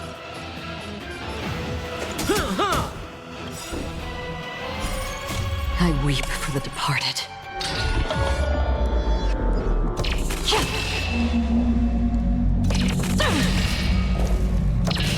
Dusk's reign, it too shall fall. I'm feeling like there's another world in front of my eyes. It's the power of tuning. Don't let the soft... Wise and perceptive as you are, answer me this. Why could the harmony and the order merge into one? Let's pick it up a notch.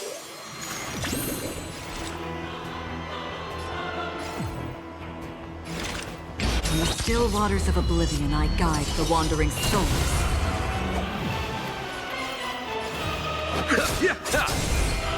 We're just having fun. Disorderly noise!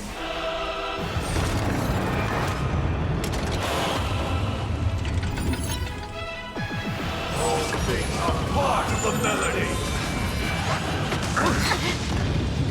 Abyss flower, bloom. I owe you one. Let's play hide and seek. 1,000 faces in 1,000 places. Can you find the answer?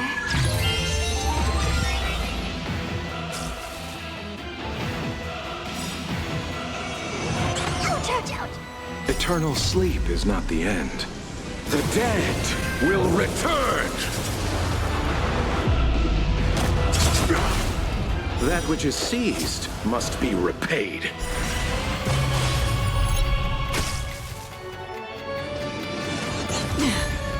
Don't worry, I'll go easy. Don't move, okay? Systems as fleeting as the dawn's dew, destined for oblivion.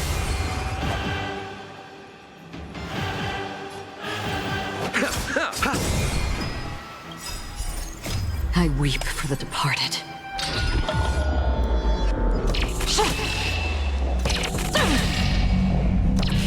Dusk's reign, it too shall fall.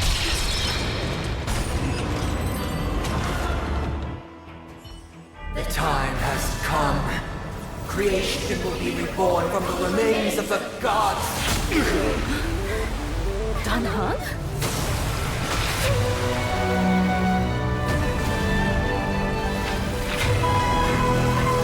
Radiant spirits, heed my word. Show no mercy!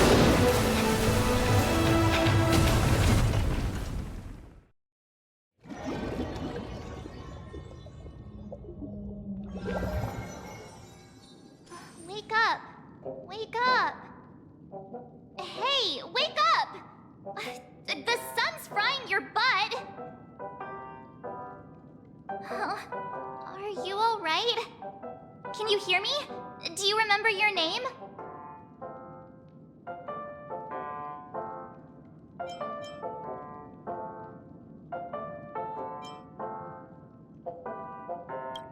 It does? Well, doesn't ring any bells to me. Looks like your mind's still in one piece. If you're able to remember such details. Well, that's reassuring. It's a long story. Simply put, Dan Heng used the Jade Abacus of Allying Oath when we were in the middle of a fierce battle, and summoned the General to help us just in time. And then we returned to reality. Look, this is your room. Everyone else has also returned from the dreamscape. Himeko and the rest are at the lobby discussing matters with the General. And now that you're awake, we should tell the crew that you're all right. Come with me. Not going to come chat with me, sleepyhead. That voice. Is that Black Swan?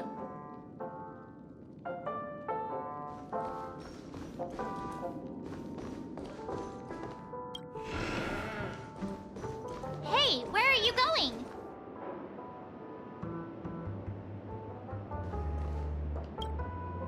Hey, we meet again, sleepyhead. What's Miss Black Swan doing here? Nothing, Miss March. I noticed she was awake and wanted to check to see how she was doing. Though the strike from the General was timely, its destruction was also immense. When emanators collide, ordinary people inevitably suffer. But, luckily for them, the dreamscape is my home turf. Thankfully, I managed to get everyone out before the harmonious choir collapsed. Oh, so that's what happened! Thank you, Miss Black Swan! Don't mention it. After all, I wouldn't want to see such precious memories vanish. You're heading to see your friends, aren't you? Would it bother you if I walked with you for a short while? Of course not. But you're not planning on doing something like last time, are you? Why would you think that? I've never harbored any ill intentions. Well, not when you were around, anyway. Himeko and Mr. Yang are probably still busy. Let's go look for Dan Heng first. Stream forth, gleam gold blades.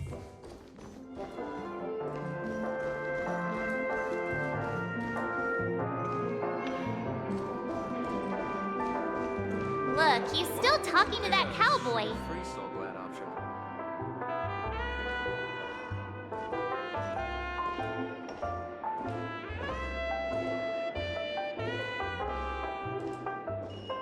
One Peach Soul Glad? You're awake. How do you feel? Well, fork me. You must be that Stellaron they were talking about.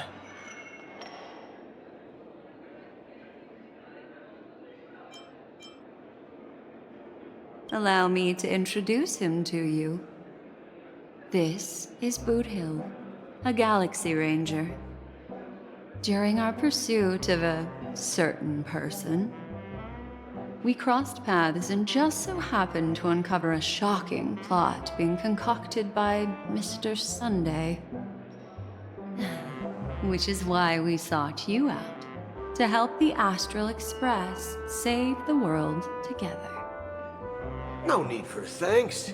The Galaxy Ranger's principle is correct every injustice one sees. That's how you lot in the Cienjo put it, right, Don Hung? More or less. Wait, hold on a sec. This is the first time I'm hearing about this certain person. Who are you chasing? And why would that lead you to the Express? Good question. It's, who was it again? Don Hung. Do you remember?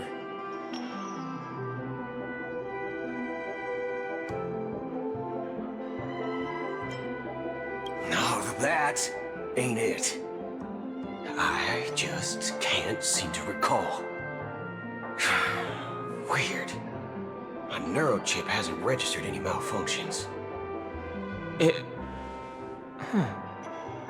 I can't seem to remember either. What's going on? Heck. Forget about it. If it slipped all our minds, reckon that person was just a minor scoundrel. Unimportant. Ain't gonna stop us from piecing together the story anyhow. Yes, when the dust settles, I'll just think of a way to recall it in the memory zone.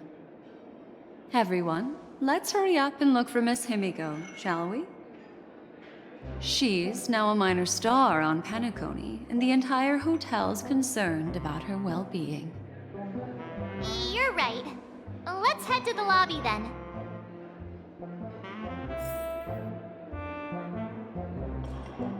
You guys go. I'm an outsider, after all. I'd rather not disrupt the long-awaited reunion.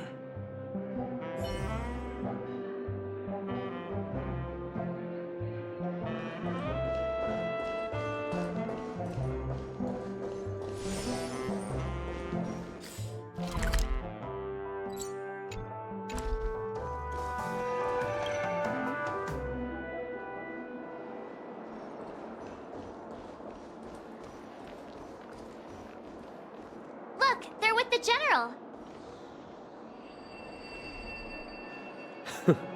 That's all right. In these times of conflict for the sake of utmost safety, it is only right that the Alliance steps forward to mediate on behalf of the Astral Express. We must not allow you to take unnecessary risks. Furthermore, despite the IPC's eagerness for success, it prioritizes peace above all. And the family, trapped though it may be, professes a desire for harmony. The Alliance has always won people over with reason. I firmly believe both parties can indeed put aside their differences and come to a peaceful agreement. The General possesses a deep understanding of the greater good. With the Cienjo Alliance mediating, peace for Penacony is within reach. You flatter me. But ultimately, it's been all down to the Express. Without your efforts, this sweet dream paradise would have been claimed by the last remnants of order before there was even a shot at peace. Well, would you look at that? Here comes the big hero.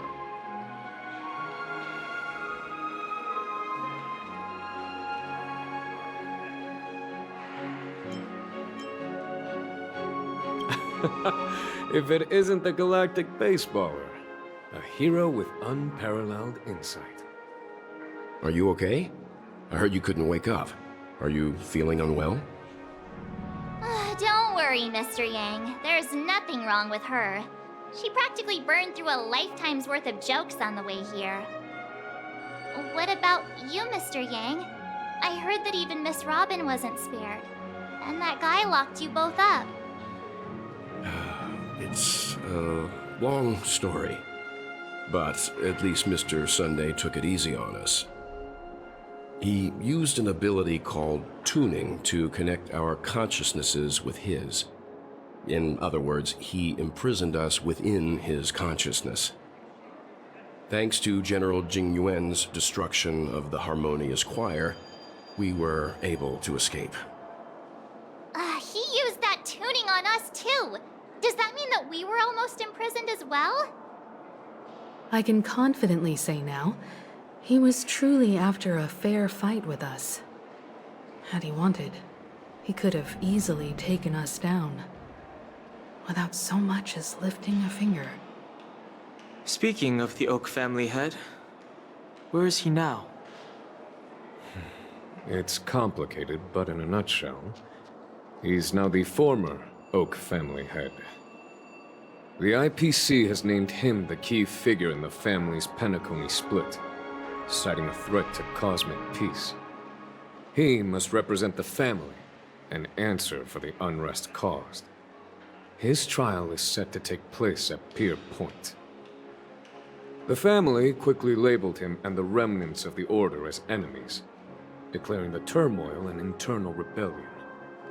This move effectively barred the IPC from intervening in family affairs on both moral and rational grounds. Everyone really has their own agenda, after all. Then, what's going to happen to Miss Robin? She and Sunday won't be able to deny their involvement in the Charmony Festival. They're siblings, after all. Why the sigh, General? I can only say that this incident is an unexpected mess for the girl. The Alliance will try to persuade the family to consider this matter carefully during mediation. It's time, everyone. The IPC's key members and I have agreed to consult one another before the upcoming negotiation. Do any of you wish to sit in? Given the General's invitation and the matter's significance to the universe, the crew will naturally accept. However, if the IPC has any reservations... Why, of course you're welcome. They've mentioned that your team is a trusted ally of the IPC in Penacony, so there's no reason not to welcome you. Besides, if there can be reliable observers from the Astral Express present, discussions will go more smoothly. So, what do you all think? Well then, we shall oblige. I'm kind of allergic to those types of situations. I think I'll just head back to my room and start packing. Not to worry. Himiko and I will take care of things. I'm afraid I'll also have to return to the Express first. The conductor is worried about us. It's best I go and explain the situation. Thank you. What about you, Will you join Welt and me? Or have you got other plans?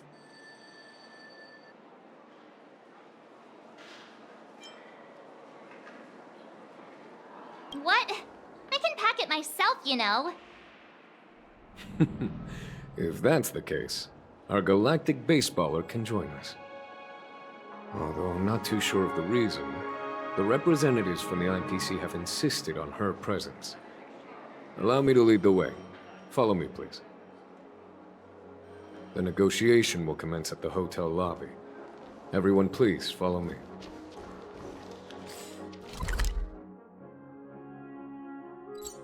Mr. Aventurine and Miss Topaz are here too. Oh, and who is that over there? The Intelligentsia Guild's Dr. Ratio. This assembly is quite something.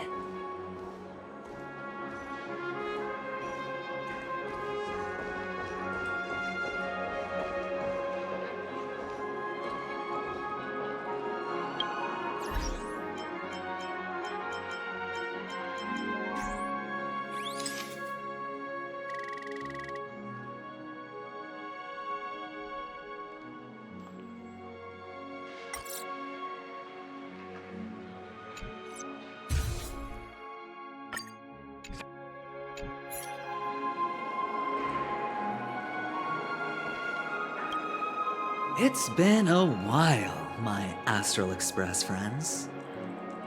I would also extend my sincere thanks to you General of the Lawfu. The presence of everyone here assures that the talks will likely reach a conclusion that satisfies all sides. Oh. Looks like everyone has come with expectations. Care to share? Of course.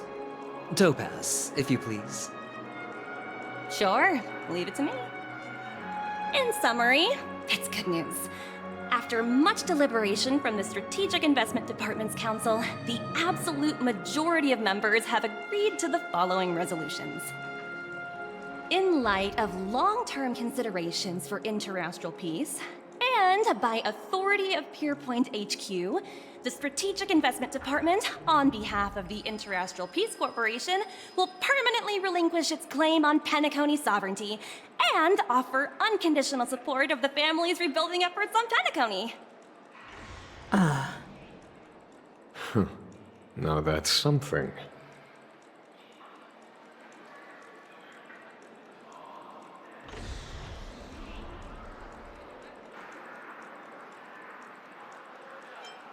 To be honest, it does nothing to benefit the IPC. But it is extremely beneficial to the long-term development of the entire universe. Has the IPC finished sharing all its thoughts? Then it's our turn. The Guild, much like the Genius Society, has taken a keen interest in the recent calamity in Penacony. Ultimately, both parties have agreed to a comprehensive collaboration, offering technical support for the reconstruction of Penacony. The floor is yours for the finer points, Mr. Screwlum. Enlighten us, please.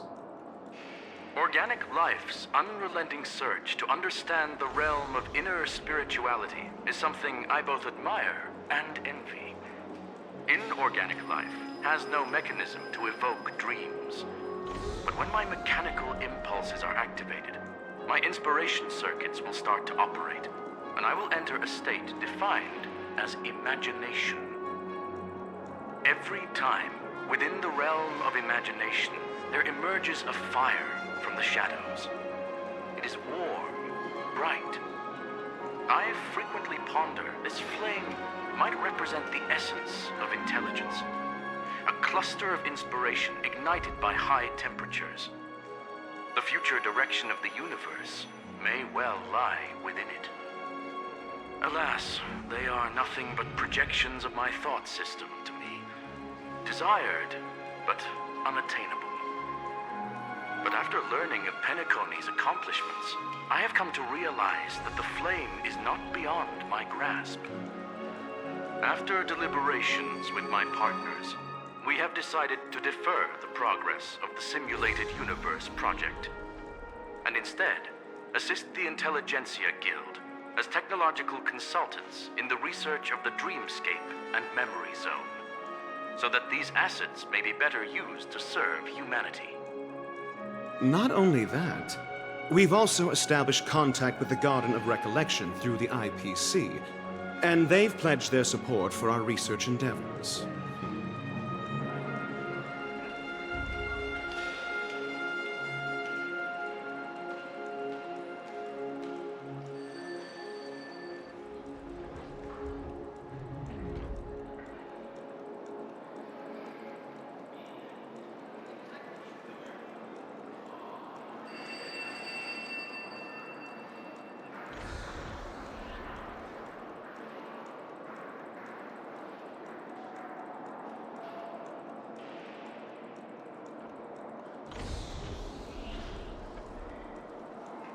I'm truly happy for the Dream Chasers on Penacony.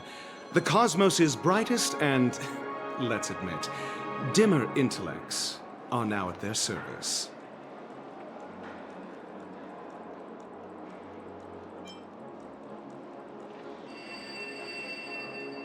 Agreed. It's hard to imagine members of the Genius Society taking an interest in such mundane research. Never mind. At the end of the day, this is a positive outcome. No wonder everyone insisted that she be there. It heartens me to learn that everyone is willing to put aside their differences for Penacony's plight. I trust that everyone will surely reach consensus in the upcoming negotiations. Looks like Penacony's future is decided.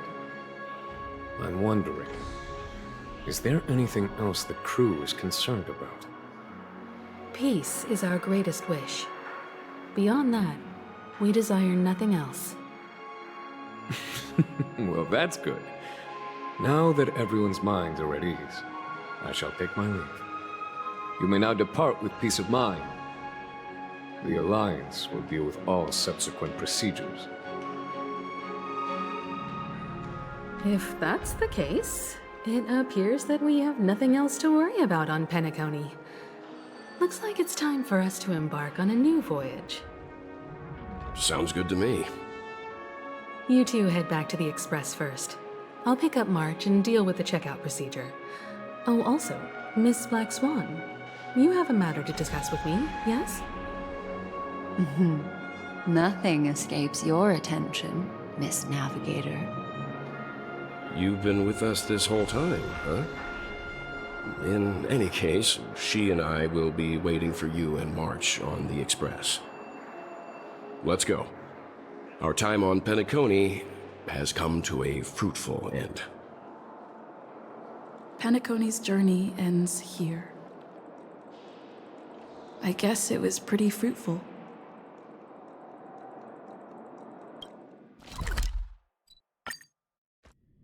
The navigation meeting is about to start. We're all waiting for you. When did the Express become so lively?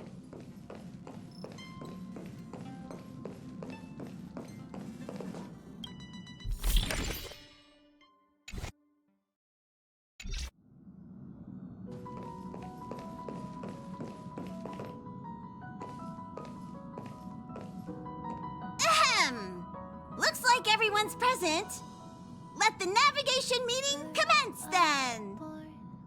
This a meeting to decide our next stop? How we doing this? A show of hands. Hold your horses, cowboy. It's for those to decide.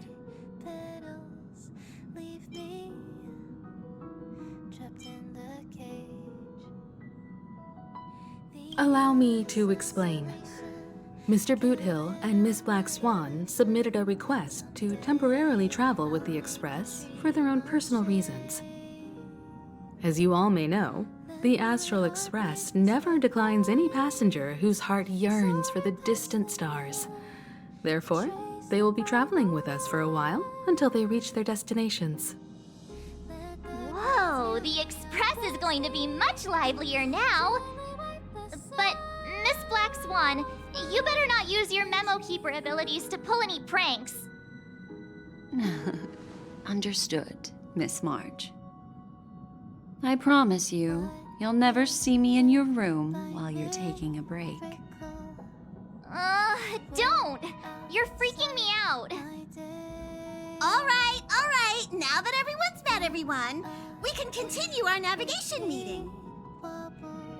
Firstly, Pom-Pom wishes to thank everyone.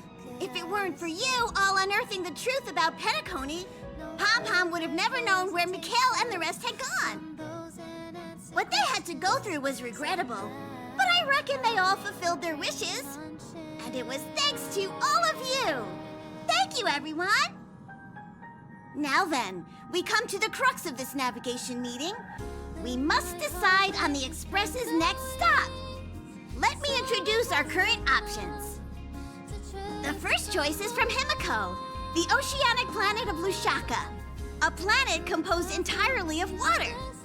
Many aquatic races reside there.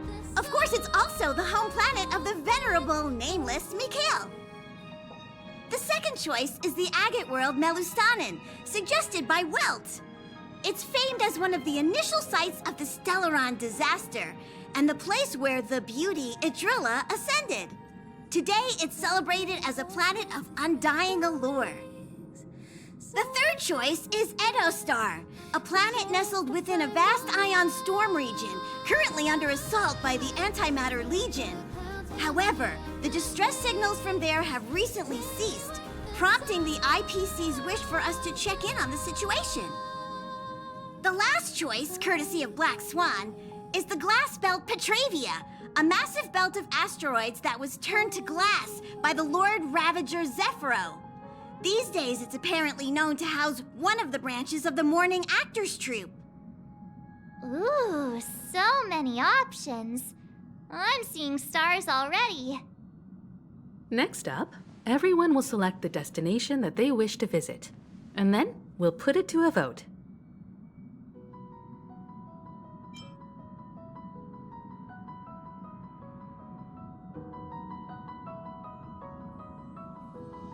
This trip to Penacony has allowed me to see another side of the Stellaron disaster. In terms of symbolism, the state of the dreamscape bears a striking resemblance to the agate world. Visiting it might deepen our understanding of the Stellaron. That makes sense. If that's the case, I vote for the agate world too. I personally think the situation on Edo Star might be more urgent. As Nameless, should we not extend a helping hand? March is right. Though the fact that the distress signals have ceased means we're probably too late. But I still think we should investigate the situation there. 3 votes for the agate world, 2 for Edo Star. Looks like we have a winner! Next stop, the agate world, Melustaden! Then this navigation meeting is adjourned. I'll go check the warp jump coordinates. Everyone can catch up on some rest in the meantime. When it's time to make the jump, Pom-Pom will make an announcement. There's still some time before the jump. What should I do? How about a chat? Over here. Oh, you're here. Seeing your reflection among the stars in the porthole really does seem somewhat surreal. How about it? This journey of beautiful dreams. Was it to your liking?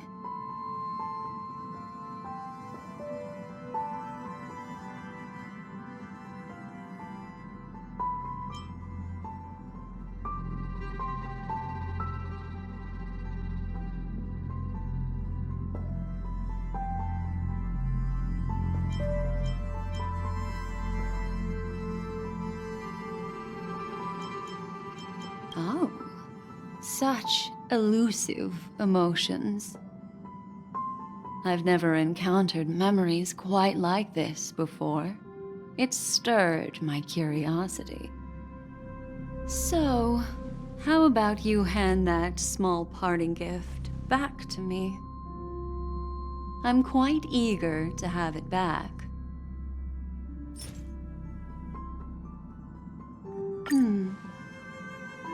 Oh?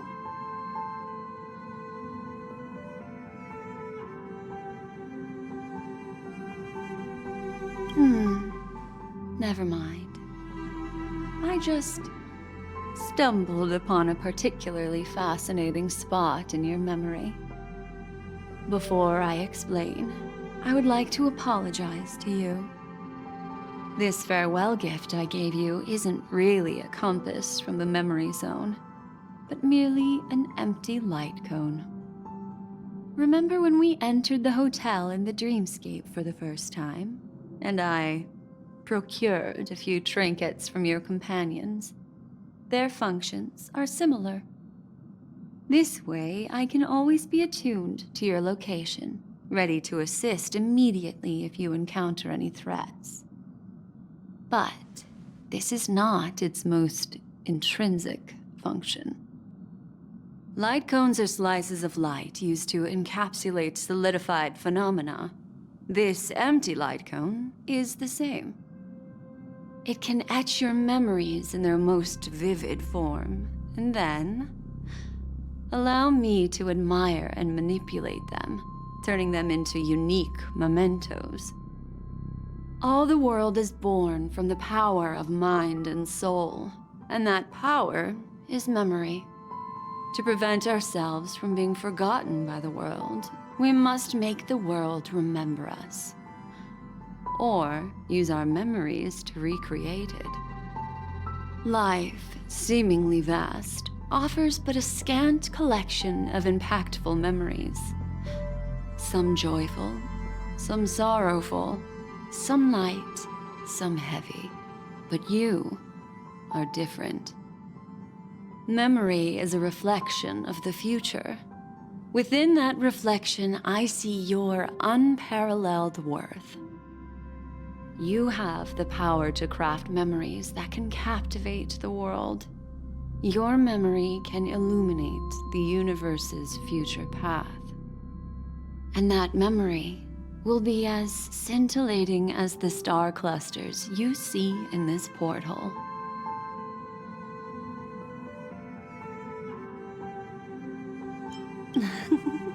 How adorable.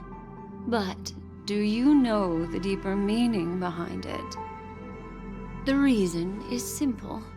In this grandiose and ostentatious dream of the families, only you personally experienced the entire course.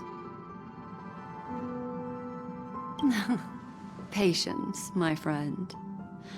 I will reveal the answer to you, but that time is not now. Turn around and take a look at your friends. Every one of them is reveling at the arrival of their next destination, all filled with hopes and expectations of their own present and future. Revealing everything at this moment would be a bit of a buzzkill, wouldn't it?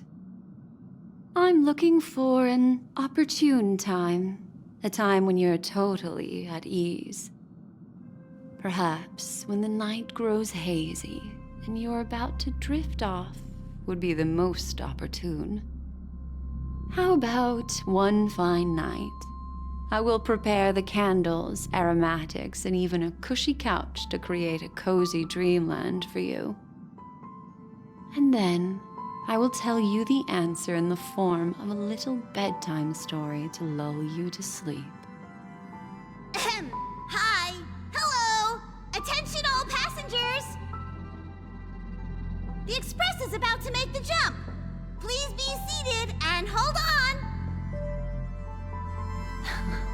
It looks like we're finally about to set off. There are countless gleaming memories out there waiting for us. Why don't we just leave it at that for now? Ah, that's right. As a small token of compensation for playing that little trick on you with the empty light cone, I will gift you with some words. They hold great significance to me. Life is akin to a winding labyrinth where memories serve as our sole companions. You'll remember these words dearly, won't you?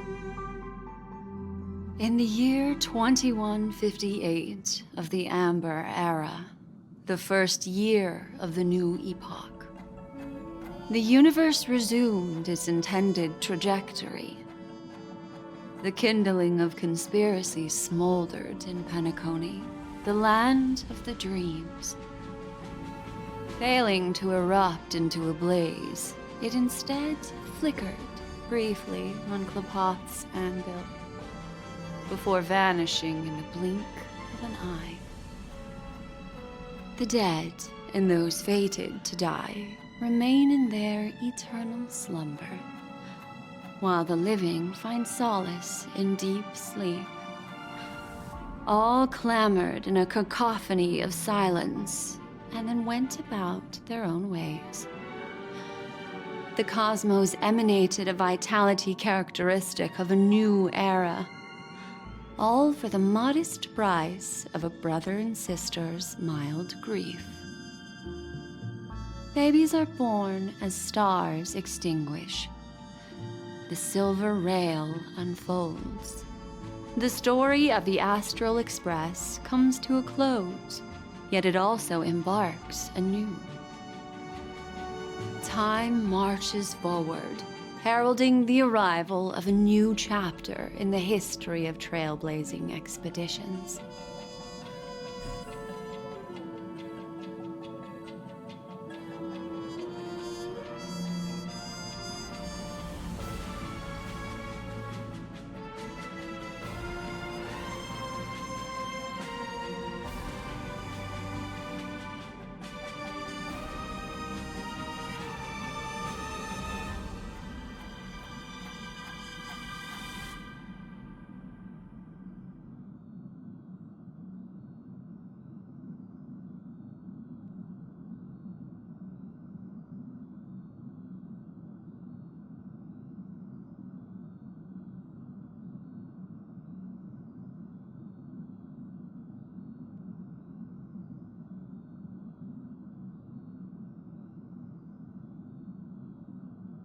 Countless shooting stars streak the sky tonight.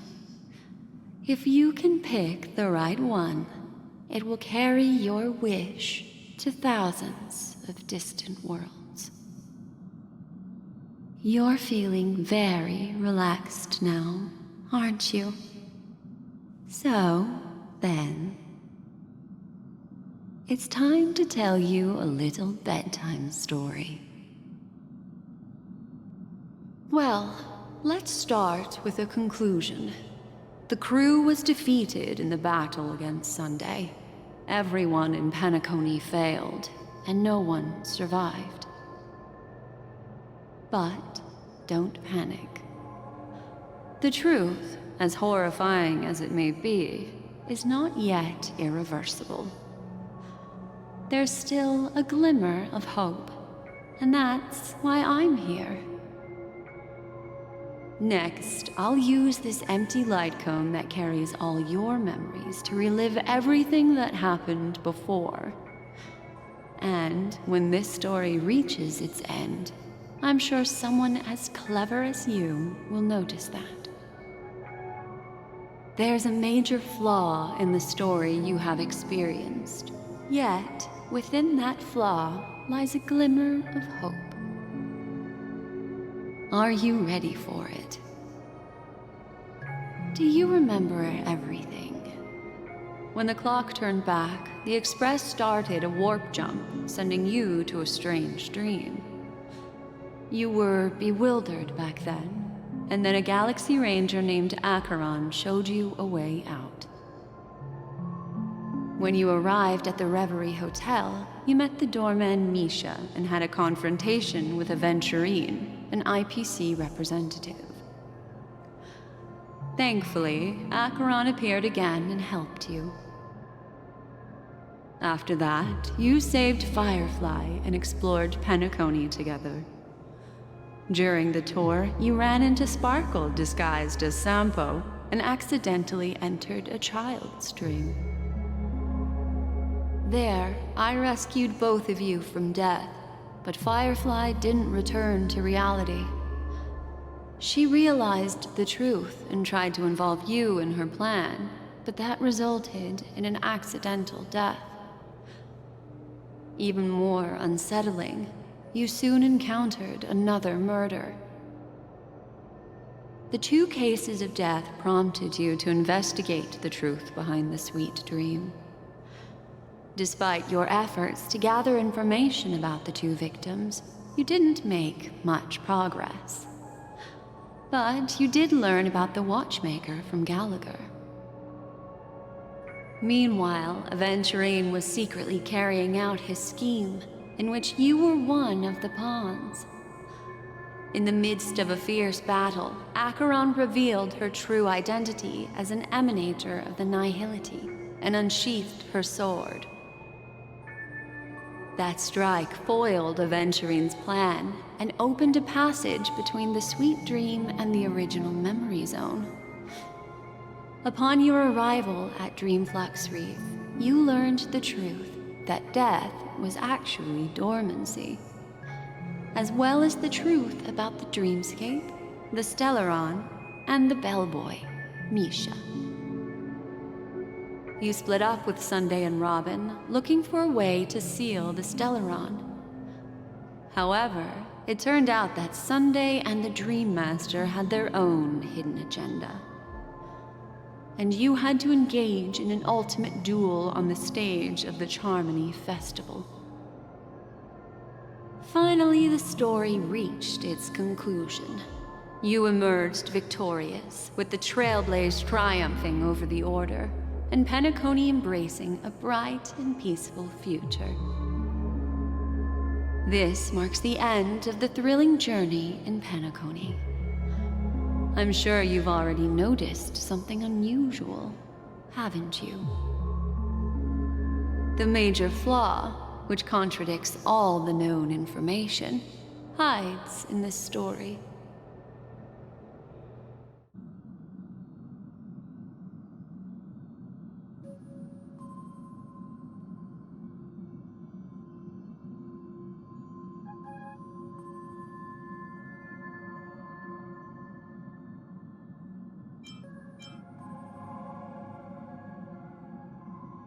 Well, although the fake deaths of those two ladies don't align with our initial assumptions, this fact itself doesn't contradict the information we have so far.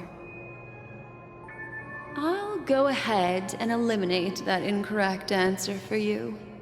So, what is the fatal variable?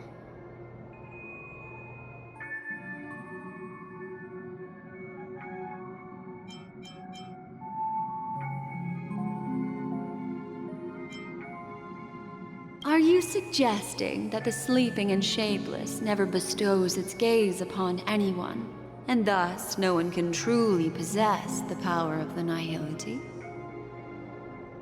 That's a very astute guess. But unfortunately, Acheron did progress further down the path of the nihility. Her unwavering belief in liberating the world from the grasp of paths surpasses the capabilities of ordinary humans. I'll discard that incorrect answer for you. Take your time and think it through. What is the fatal variable?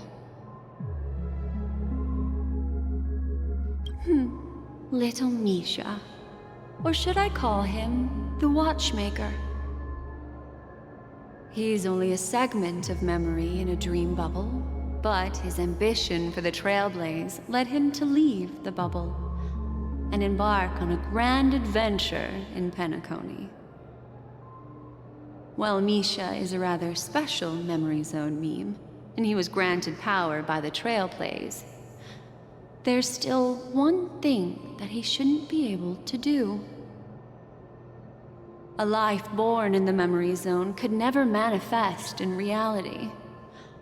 So, why did he appear in the Reverie Hotel in reality? The answer is simple. He is the one fatal variable that contradicts all our known information. This means that you, who wholeheartedly believe in this memory, are still trapped in the dreamscape at this very moment. Wake up, sleepyhead.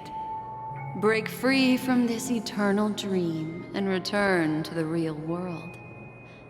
We'll find our answers there. The train is about to make the jump.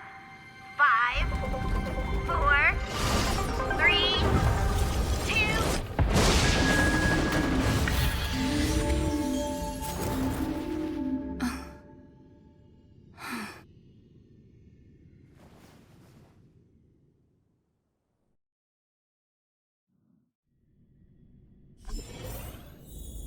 This way, darling.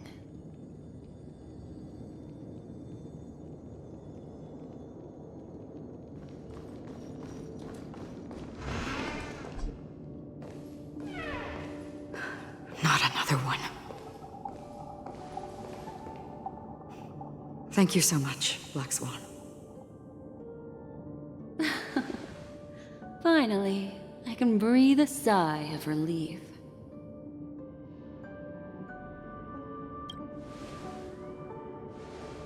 I understand you must be confused, and we'll do our best to shed light on the situation. However, before that, it's essential to know that this place is the rift between dream and reality. A place reserved only for those who have awakened from Enna's dream. Do you remember Sunday's ambitious plan? He intended to harness the power of the Stellaron, the collective will of over 100,000 Oak family members, and the desires of everyone in Penacony to usurp the harmony and restore the order. Unfortunately, it didn't stop there. From the early days of our journey into Asdana, we were already affected by the Stellaron. That strange dreamscape where we met. Maybe it was a sign that your thoughts were beginning to drift away.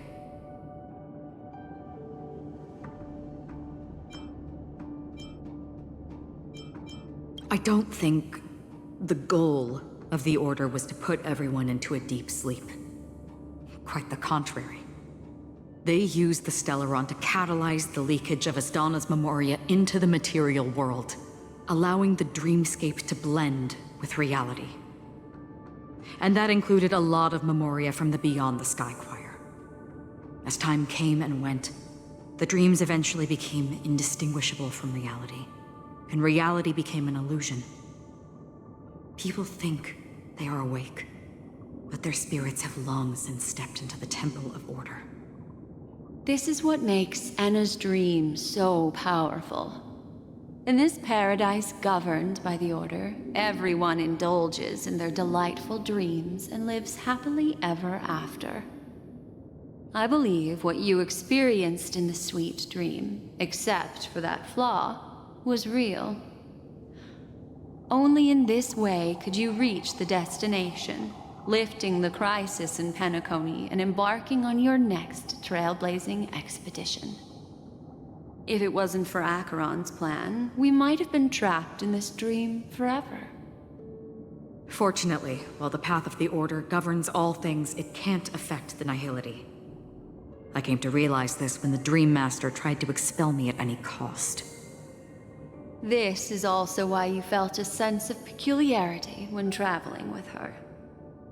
Well, I'm not as fortunate as she is. Even if I'm a memo keeper, I was still influenced by the power of the Order and fell into hallucinations. However, thanks to your memories, now we still have a chance to turn the tide. For mortals, even if they possess the great power of a path, they can't create a flawless world like gods do. That's why there was a flaw in your dream. In other words, once you have realized the world is not real, you'll have a chance to break free from the dream. The flaw in your dream lies within Misha, who could have never appeared in reality. When I turned the pages of your memories, I realized that I was in an illusion too.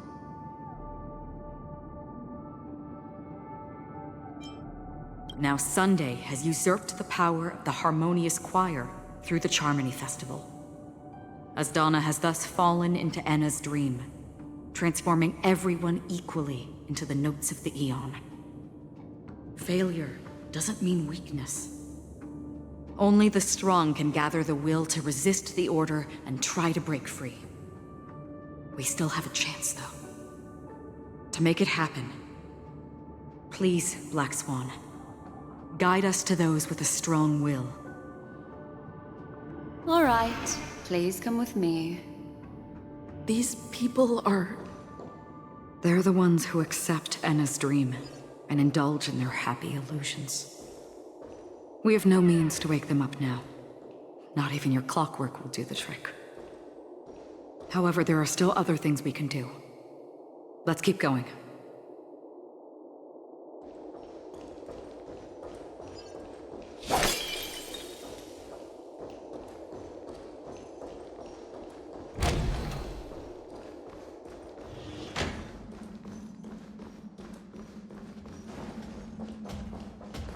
Scream forth the gleam of old blades.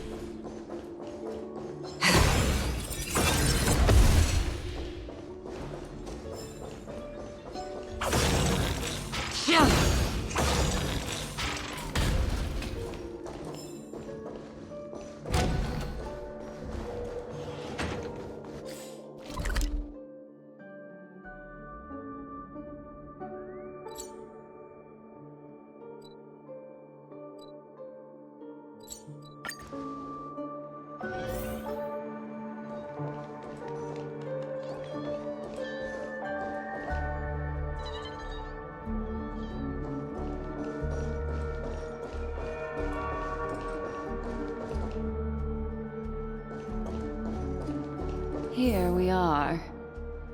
It's... Robin?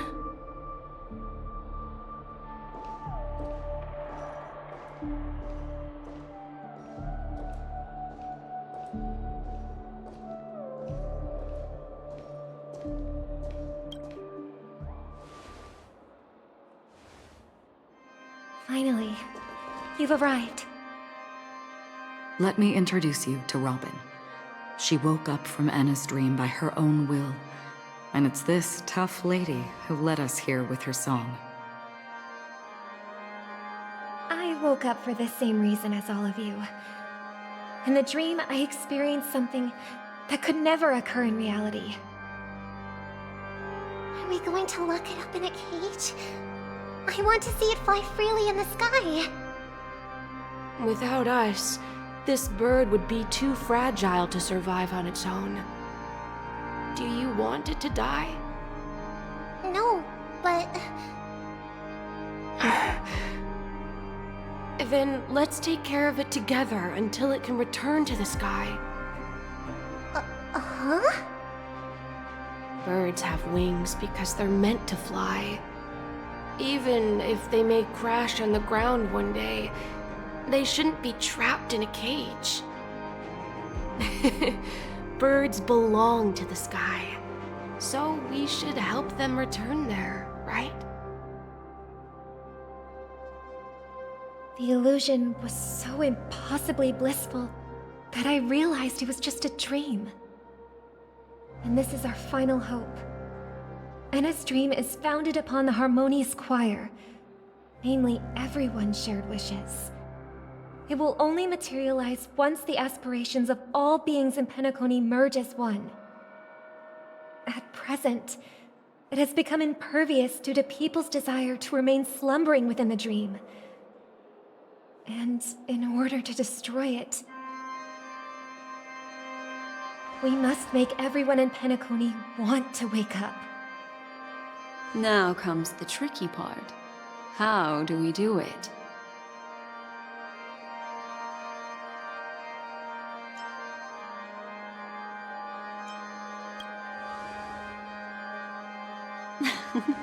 You want to go back? Unfortunately, human consciousness always gravitates toward reality. Now that you've seen the flaw in the dream, there is no turning back.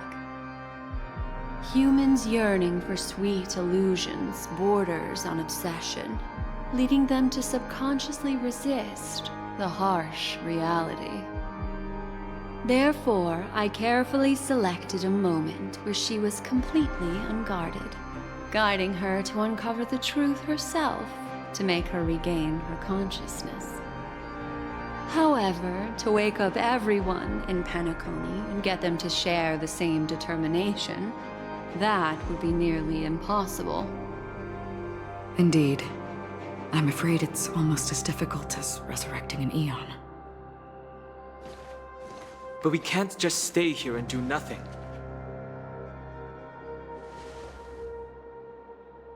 This is a critical moment for the whole universe. Who cares about some dumb number?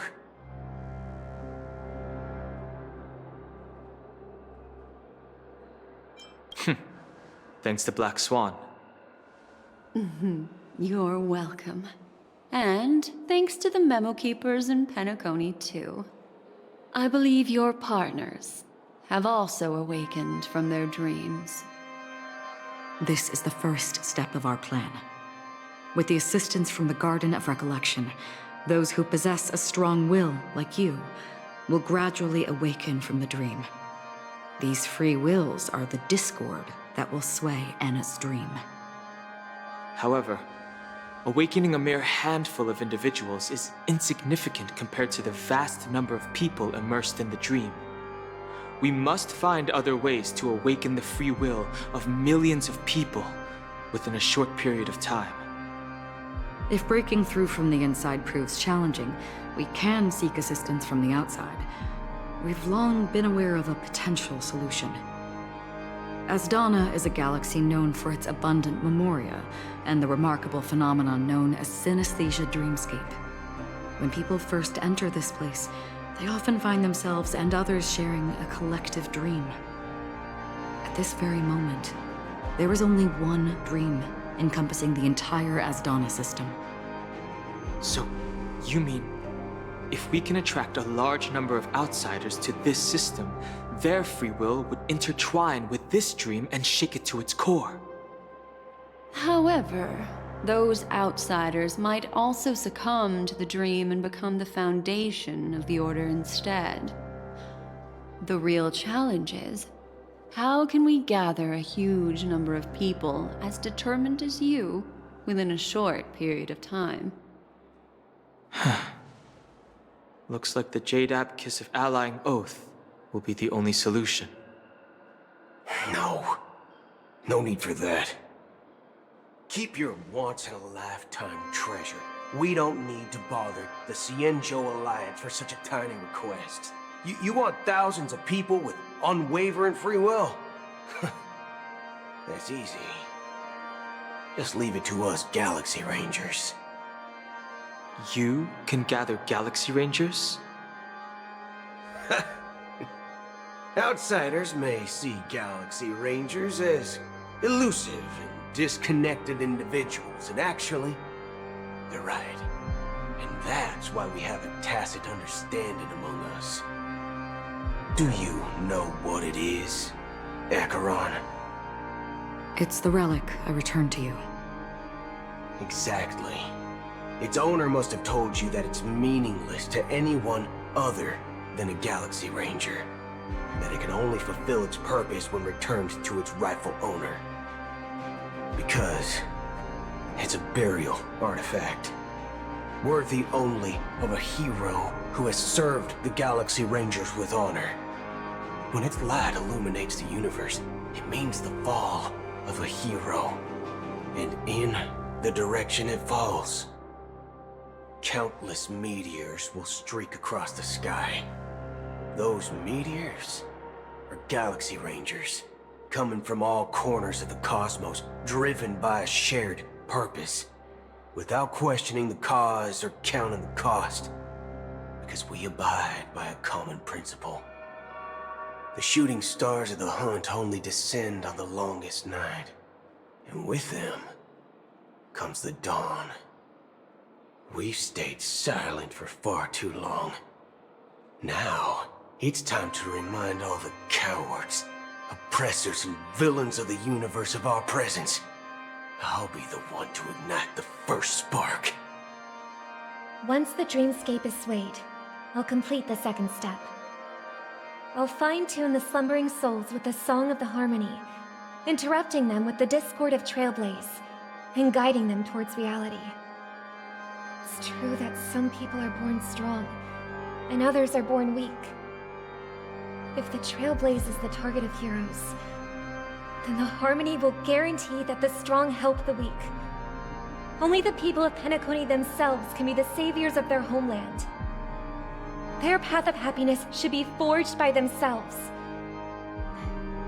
While I may not be a nameless, I'm willing to instill courage in all those who need it. This includes my brother as well. Anna's dream is too cruel for him and everyone else. Your plan sounds well conceived, but still, it appears somewhat idealistic and romantic. The flaws rooted in human nature can't be eradicated overnight. Do you believe these efforts alone are enough to convince everyone to choose the right path? I agree with you, Black Swan. That's why the most critical aspect of this plan is not to convince everyone to choose the right path, but to inspire them to save themselves. So, you're the key in the end, I assume? The Harmonious Choir possesses the power of an emanator. To overcome it, you'll need the same level of power. The final step in destroying the sweet dream will be my responsibility. That's a relief to hear. Now that our roles are assigned, let's get to our battlefields and pose a grand finale. May I have a moment alone with you? There's one more thing I need to explain to you. This grand festival is drawing to its close. This is the starting point for the ultimate stage of our journey. Just as it marked the beginning of all the stories in Penacony.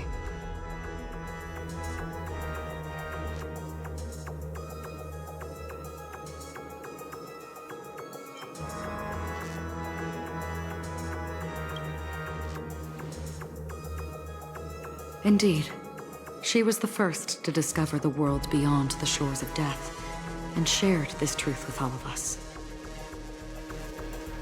There's something you should know. We were able to locate you within this boundless dream, and find the key to breaking free from the dream. All because of one person's unwavering dedication. Firefly. She awakened from the dream ahead of others, discovered the Express amidst the stars, and brought us valuable information about the remnants of the Order. She may have been aided by the script, and it came at a cost. As you know, Firefly is a stowaway who entered the dreamscape in a different way from ours. Without the dream pool in the hotel or assistance from the family, she can only awaken from this dream in one way. A real death. We mustn't fail her determination. I'm not implying that we must win this fight no matter what, but our resolve should match that of that courageous lady. Are you ready?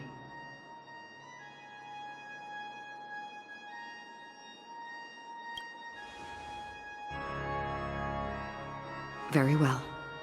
Now, please close your eyes.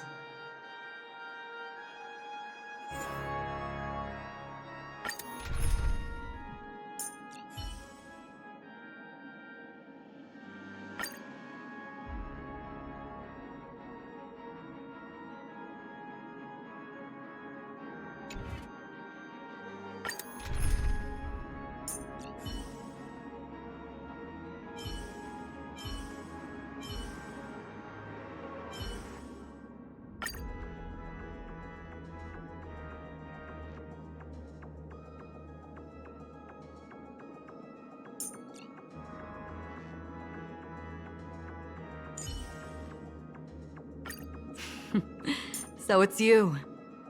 Our time spent with one another is precious. I promise you won't be bored with me. Can you say the same?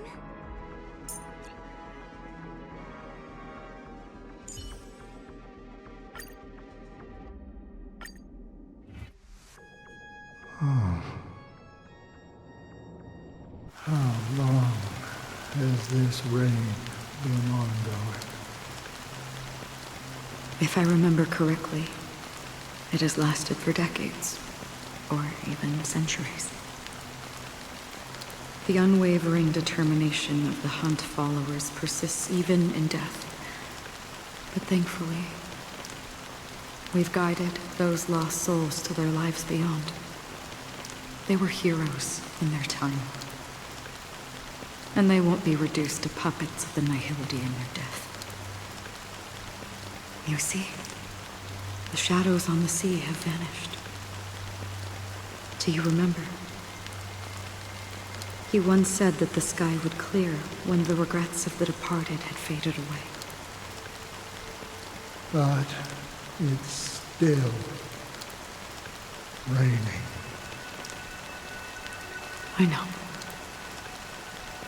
So, why is all this? Why did this rain choose me? Because someone's regrets haven't been fulfilled, perhaps. Mortals who walk the paths are like sailors on a vast ocean, leaving behind a trail that creates countless ripples of possibilities.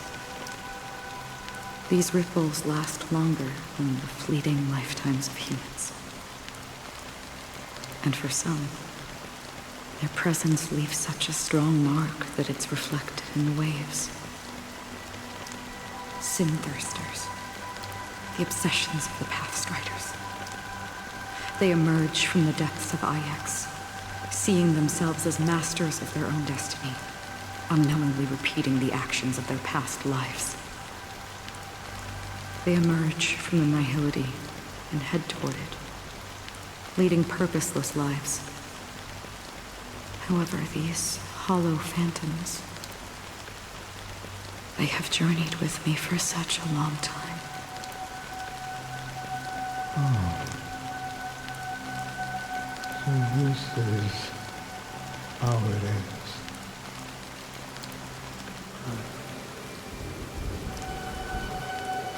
I'm already dead. Yes. Are you watching over me? This is my duty as Acheron the Watcher. I'm guarding the path to the abyss of the nihility, guiding every soul reluctant to become one with it. Back to this side. But if this is what the departed ones expected, should you try to change it? I don't know. But someone once told me that when the inevitable moment came, he hoped that someone would stand at his grave and place a bouquet of flowers. Even if it doesn't make sense at all? Some tasks have to be done, even if they are pointless. I have experienced that much already. Please extend your hand and then close your eyes. I'll carry your wish with me and fulfill it. Only then will I be able to put an end to the final regret by the Dead Sea. Will I ever see them again? Yes, that is certain. Because it was you who told me about the Express, your two former companions. The expedition cut short by the swarm, your narrow escape from death, and your encounter with the Galaxy Rangers. And Penacony, the hometown to which you could never return. Yeah. For countless times, I got rejected by the family and had to pass it by. But I knew that my companion was still there. Alone. Mikhail, are you still there? Take my hand and come with me. We will leave this place. You'll embark on a long, long journey, shrouded in darkness.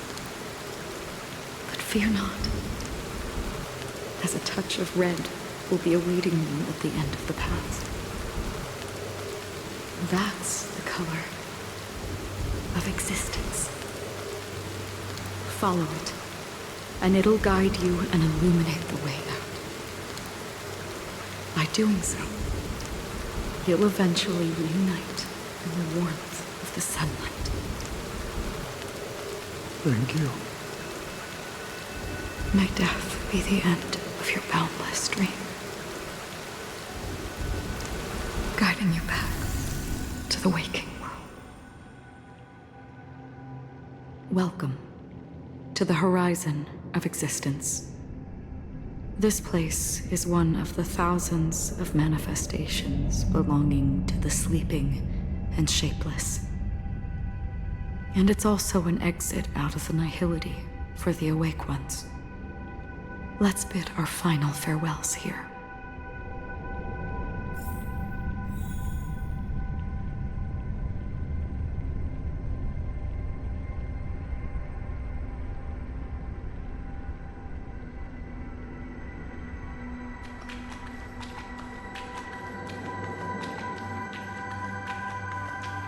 always distinguish between reality and imagination. All right, Gray? Life is akin to a winding labyrinth, where memories serve as our sole companions. May your schemes be forever concealed. Anna's dream is too cruel for him and everyone else. To the imperfect tomorrow. I still remember the question on the invitation letter. Why does life slumber?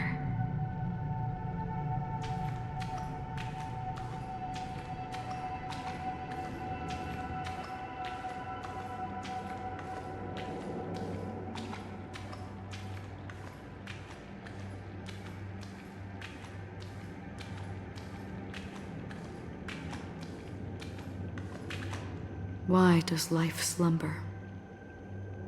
We don't know the answer yet, but we're about to awaken from this dream. Or perhaps such is the answer itself. Leave this place, return to where you belong, and awaken Penacony from this dream.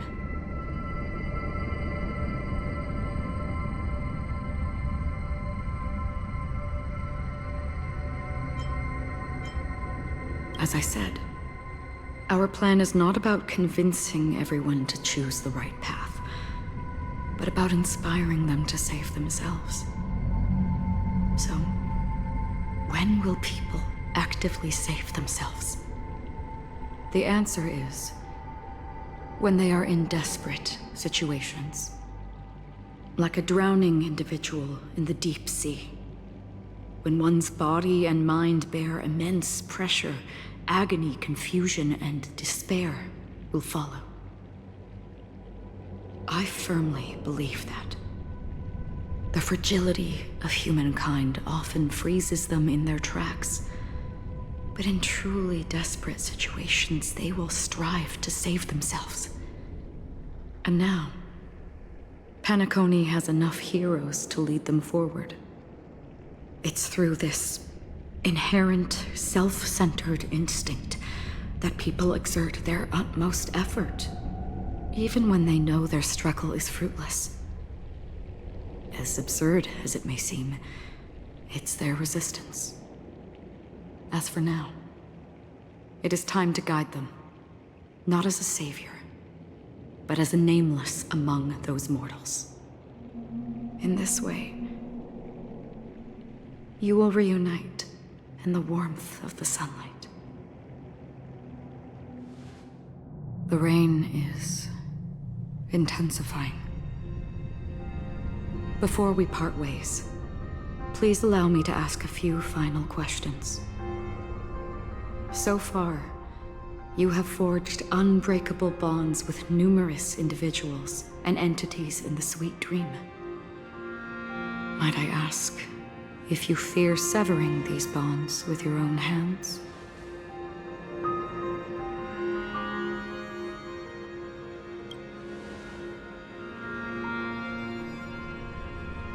If there is a vast, lifelike dreamland that is virtually indistinguishable from reality, a realm without death, where everyone can attain the happiness and fulfillment they deserve, living blissfully ever after.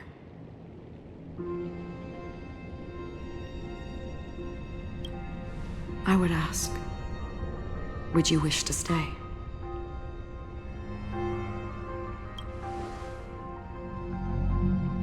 Imagine if this splendid dream were fated to fall apart. Friends, family, strangers, followed by the gentle breeze, soaring birds, the stars, and ultimately yourself.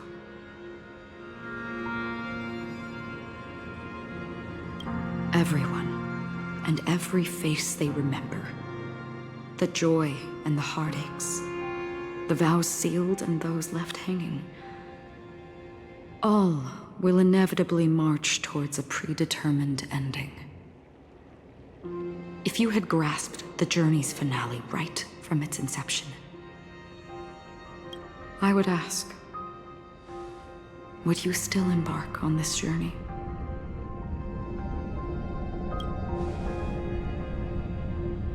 I'm glad. The answer itself doesn't matter. What matters is that you've made a decision. Listen, touch, and ponder. And therein lies the sensation. Cherish it, because that's what makes us exist. Such is the only answer humans can offer when facing the nihility. If the nihility represents the primal fear of life, rendering any lofty convictions insignificant under their imposing shadow, then behind this shadow, there must exist the most fervent source of light in the world.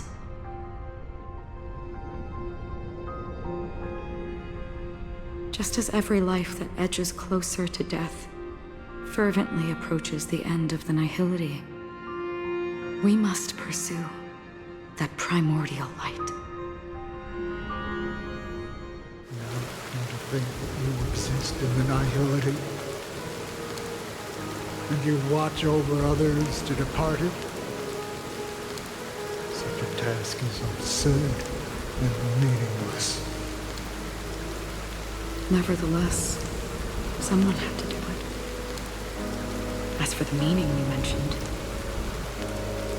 even if it's a meaningless task, I've come this far, haven't I? Even if the future you forge may not even belong to you.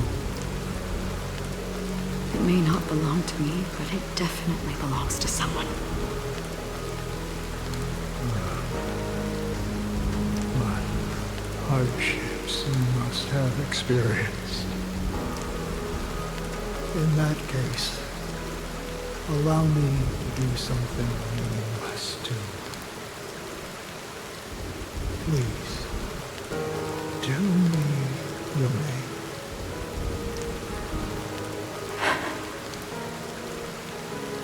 Perhaps my existence will vanish in the next moment, and nobody will remember this conversation or your answer. But I believe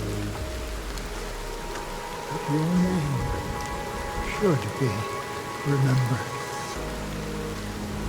And this universe will remember it as well.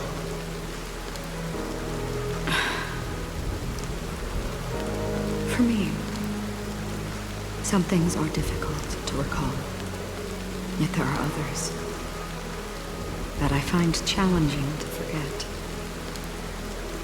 Such is memory, a creation of the past that blossoms into significance in the distant future. I remember that marks the start of my journey, the origin of the vibrant red hue in my life, and the most fervent element amidst every tempest. That's my name. Raiden Ozenmori May.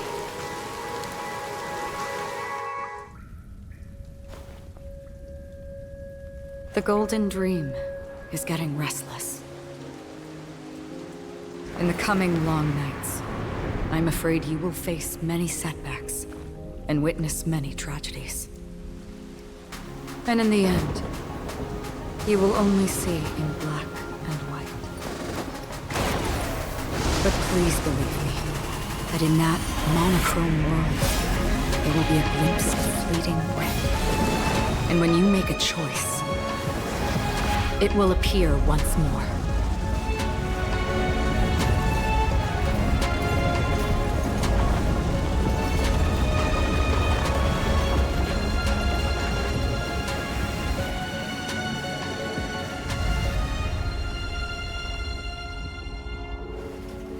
What you must do is ponder its significance. Then return to the waking world.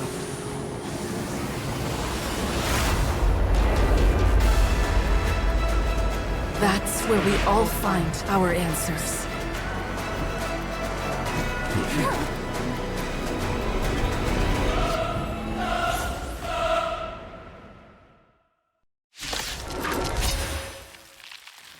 Have you broken free from the dream of order? We've done enough sleeping already. Let's show them a wake-up call.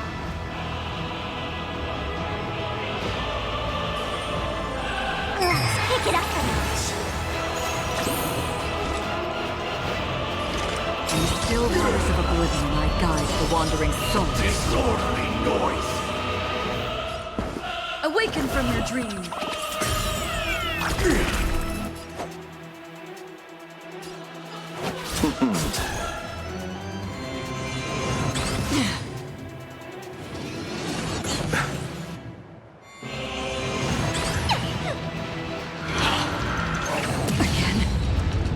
Receive divinity. Don't worry, it's just a scrape. Not order.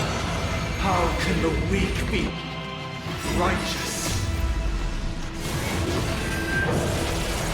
How noisy. That which is seized must be repaid. I weep for the departed.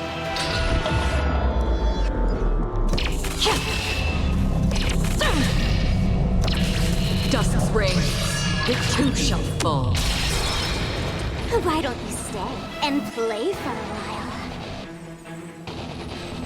Don't move, okay?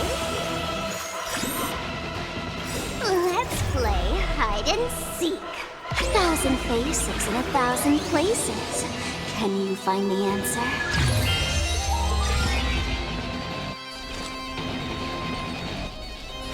Existence fleeting as the dawn's dew, destined for oblivion. Disorderly noise! Listen to our song.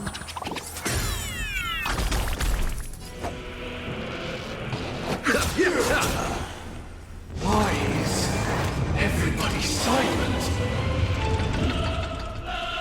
The noise is fading.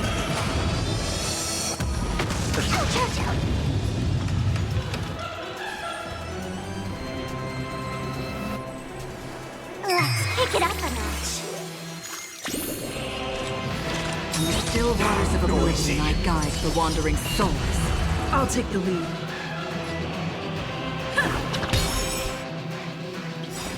Let's play our own melody. Let the show begin!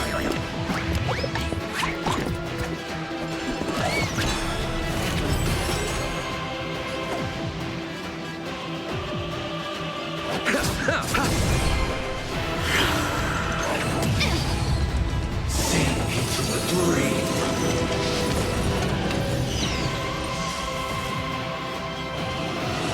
Still the same way. Out.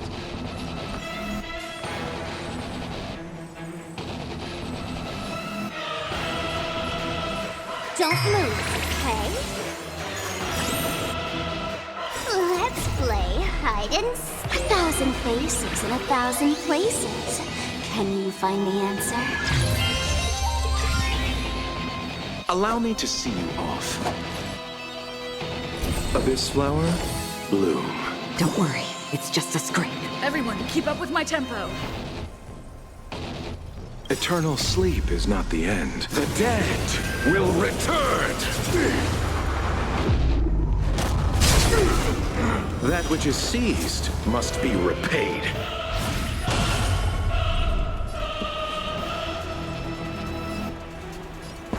Awaken from your dream.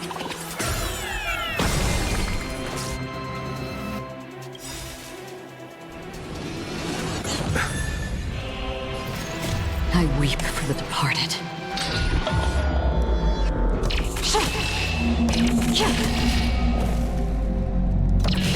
Dusk's reign, it too shall fall.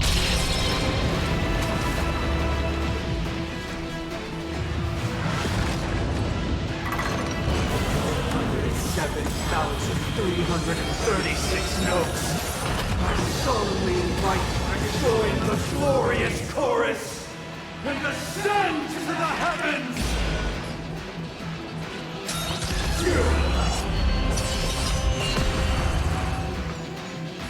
Let's kick it up a notch. Another journey begins. In the still waters of oblivion, I guide the wandering souls. Again? With wisdom comes protection.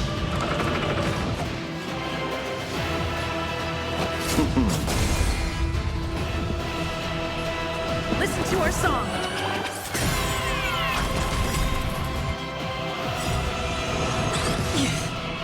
Let's play our own melody. Let the show begin!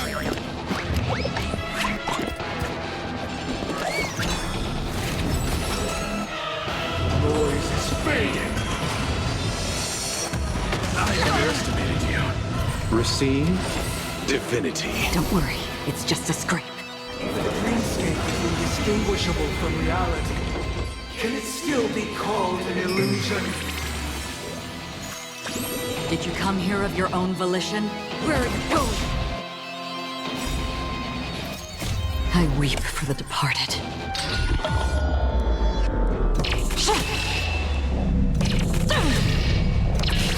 Dusk's reign, it too shall fall.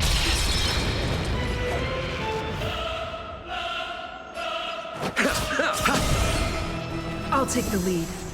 Eternal sleep is not the end. The dead will return!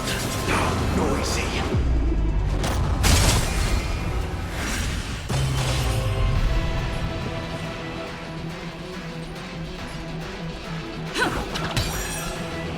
With this perfect melody I command, recreate paradise anew!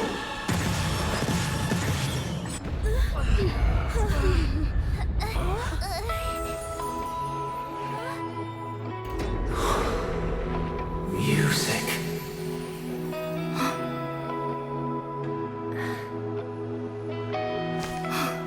There seems to be another kind of sound coming into the Order's symphony.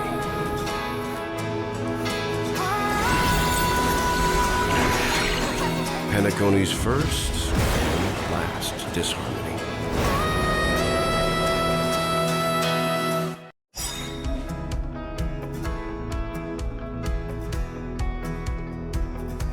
Those imprisoned in their dreams are awakening for freedom. Disorderly noise! Robin, is that you singing? You have heard their cries. This is not the paradise they hoped for. Even so, they don't know where they should be heading. That's why I had to become the lone star in the sky to guide them. Even if that star must hang in a perpetual night of solitude.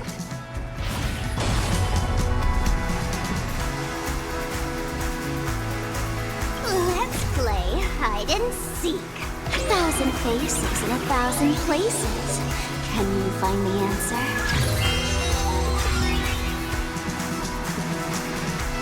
Let's play our own melody. Let the show begin!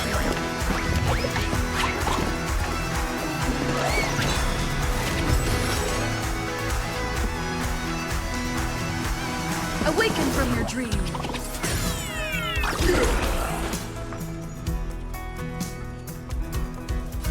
Let's kick it up a notch. Another journey begins. Existence is fleeting as the dawn still, destined for oblivion. Time to settle your accounts. Disorderly noise! Listen to our song. Disorderly noise! Don't move, okay? In the still waters of oblivion, I guide the wandering souls. I weep for the departed.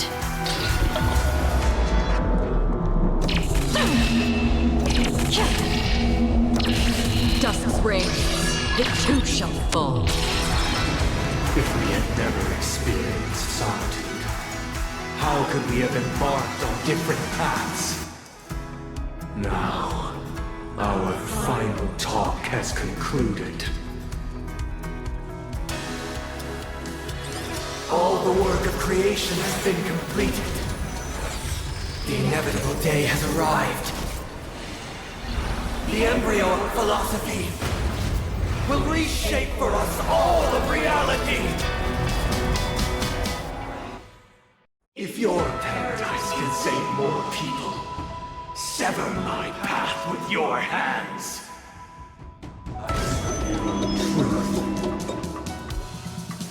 Hands up, the wheels are spinning across the plains and valleys deep to dawn. Eternal sleep is not the end. The dead will return! That which is seized must be repaid. Insolent! Have a noble soul! Don't be shackled by the past! Insolent! Oh, may I honor you? It's my turn! Insolent! Why don't you stay and play? Let's pick it up a notch. Did you come here of your own volition? Let's play hide Or and was it seek? fate? 1,000 faces in 1,000 places. Can you find the answer?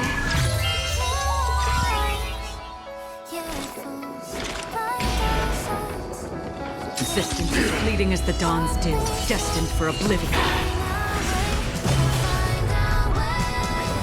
7-day vow. I command you to heed my summons. Uh-oh!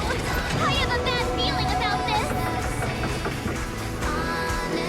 Awaken from your dream.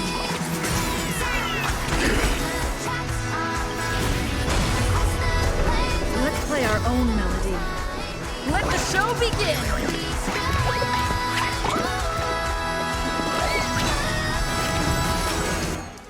It was not you who created all things.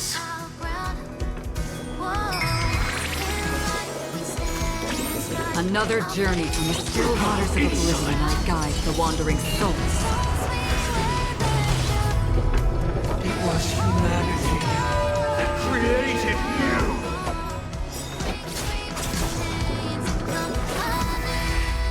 The weakness of humanity cannot be redeemed by others.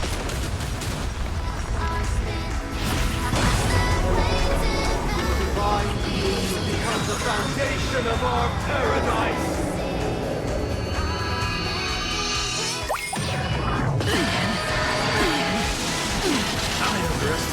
I'll take the lead. Listen to our song. Insolent! Why don't you stay and let's pick it up a notch? Existence is fleeting as the dawn's dew, destined for oblivion. Insolent! I weep for the departed.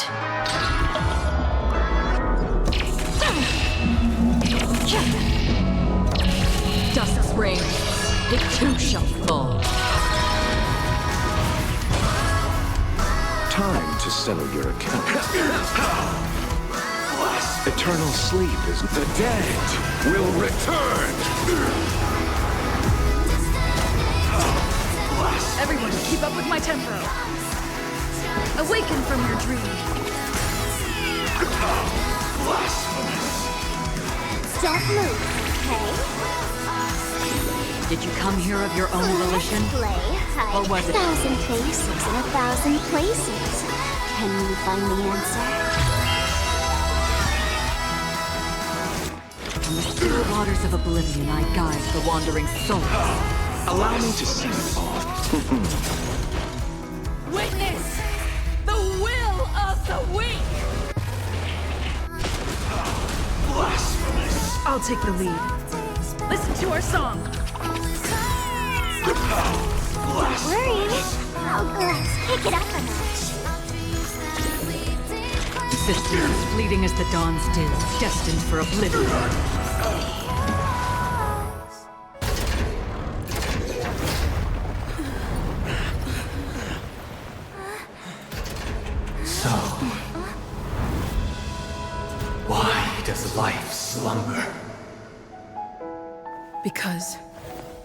Someday.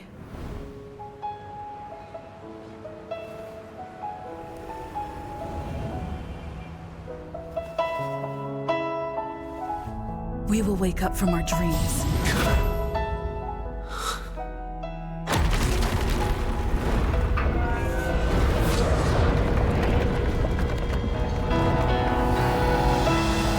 The night is still too short.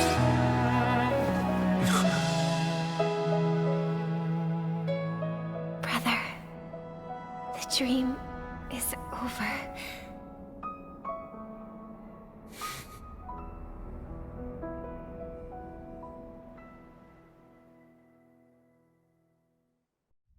In the first year of the AE 2158, a fiery conspiracy erupted in the land of the dreams, but soon faded in chaos and destruction. Whispers carried the tale of those fateful 48 system hours, when a sun teetered on the precipice of collapse. A paradise stood on the brink of destruction, and a world was poised to surrender to its new master. Amidst it all, a body decayed, a pack of vultures gathered, and a brother and sister were doomed for eternal separation. And so, an eon succumbed to slumber once more. Some celebrated this fall, while others mourned. Among the insignificant witnesses, mere specks in the vast tapestry of the universe. It was said that this time, the Eon met their demise with dignity. As the cosmos bathed in the radiance of a pure dawn, a tempestuous storm brewed on the horizon. The chant of everything for the Amber Lord grew ever louder. Yet, no matter how one contemplates it, time inexorably swings Klapot's colossal hammer in eternal cycles. The tale of the Astral Express reaches both its conclusion and a new beginning. Time marches forward, heralding the arrival of a new chapter in the history of trailblazing expeditions. Brother, do you think the stars will fade away? Where did that come all of a sudden? Because the constellation that looks like a bird, the Torrent Eagles, looks a bit dim lately. It's the Torment Eagles. Don't worry, it's still there. It's just it's located in the inner ring of Penacony and can only be seen when spring and summer overlap. As for the question you asked, I think stars do die, just like people. But do you know, sister? No star actually belongs to the present. The light we see from them is from a long time ago. Even after the star has perished, their light will travel millions of light years, spanning countless years, to illuminate the night sky of another world. In our paradise, I believe there will be a star like that, shining with the same light. Its radiance will last forever, and its name will be happiness. No, not just one star. We should have 2 stars. Or maybe even more. Yeah, you're right. It's a deal. It's a deal then. This is our promise, and nothing will sway our ideals. Yeah, you bet.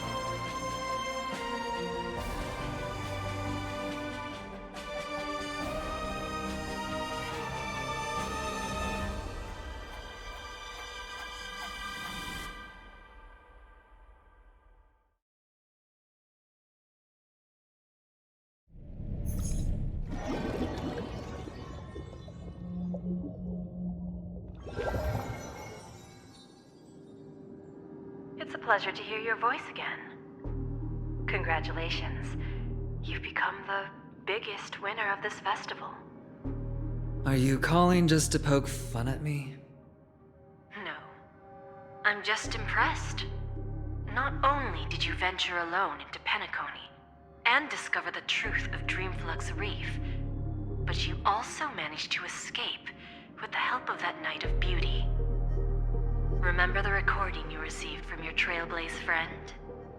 It's now the most valuable chip in this game. However, this came at a high cost. Losing a cornerstone is a hefty price to pay. Diamond just called a meeting to discuss what to do with you. Just as I expected. So is Diamond planning to demote me, or kick me out of the 10 Stonehearts? Why don't you take a wild guess? Well, alright. Then I'll guess. He's going to promote me to P46? Alright. What will you wager? Are we talking about a real bet here? I don't want to wager anything just to escape your clutches. But if it's just a friendly bet, I'll put on the line what I did when we first met. I'll bet my life, ma'am. Interesting. But since it's Diamond's call, no one can predict the outcome. I'm on my way to Penacony. Once everyone is settled, we'll return to Pier Point for the final showdown. Sounds like I'll be out of the action for a while. Finally, a chance to kick back and relax. Yeah. Leave everything to me and Topaz, child. Thanks to you, as soon as the Jade Stone was delivered to the family's compound, we finished up our preparations. The seeds we planted have taken root. Soon, it'll be time to reap the rewards. Huh?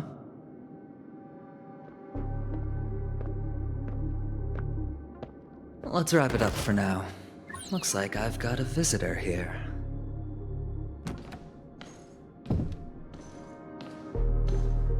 Oh, so many surprises today.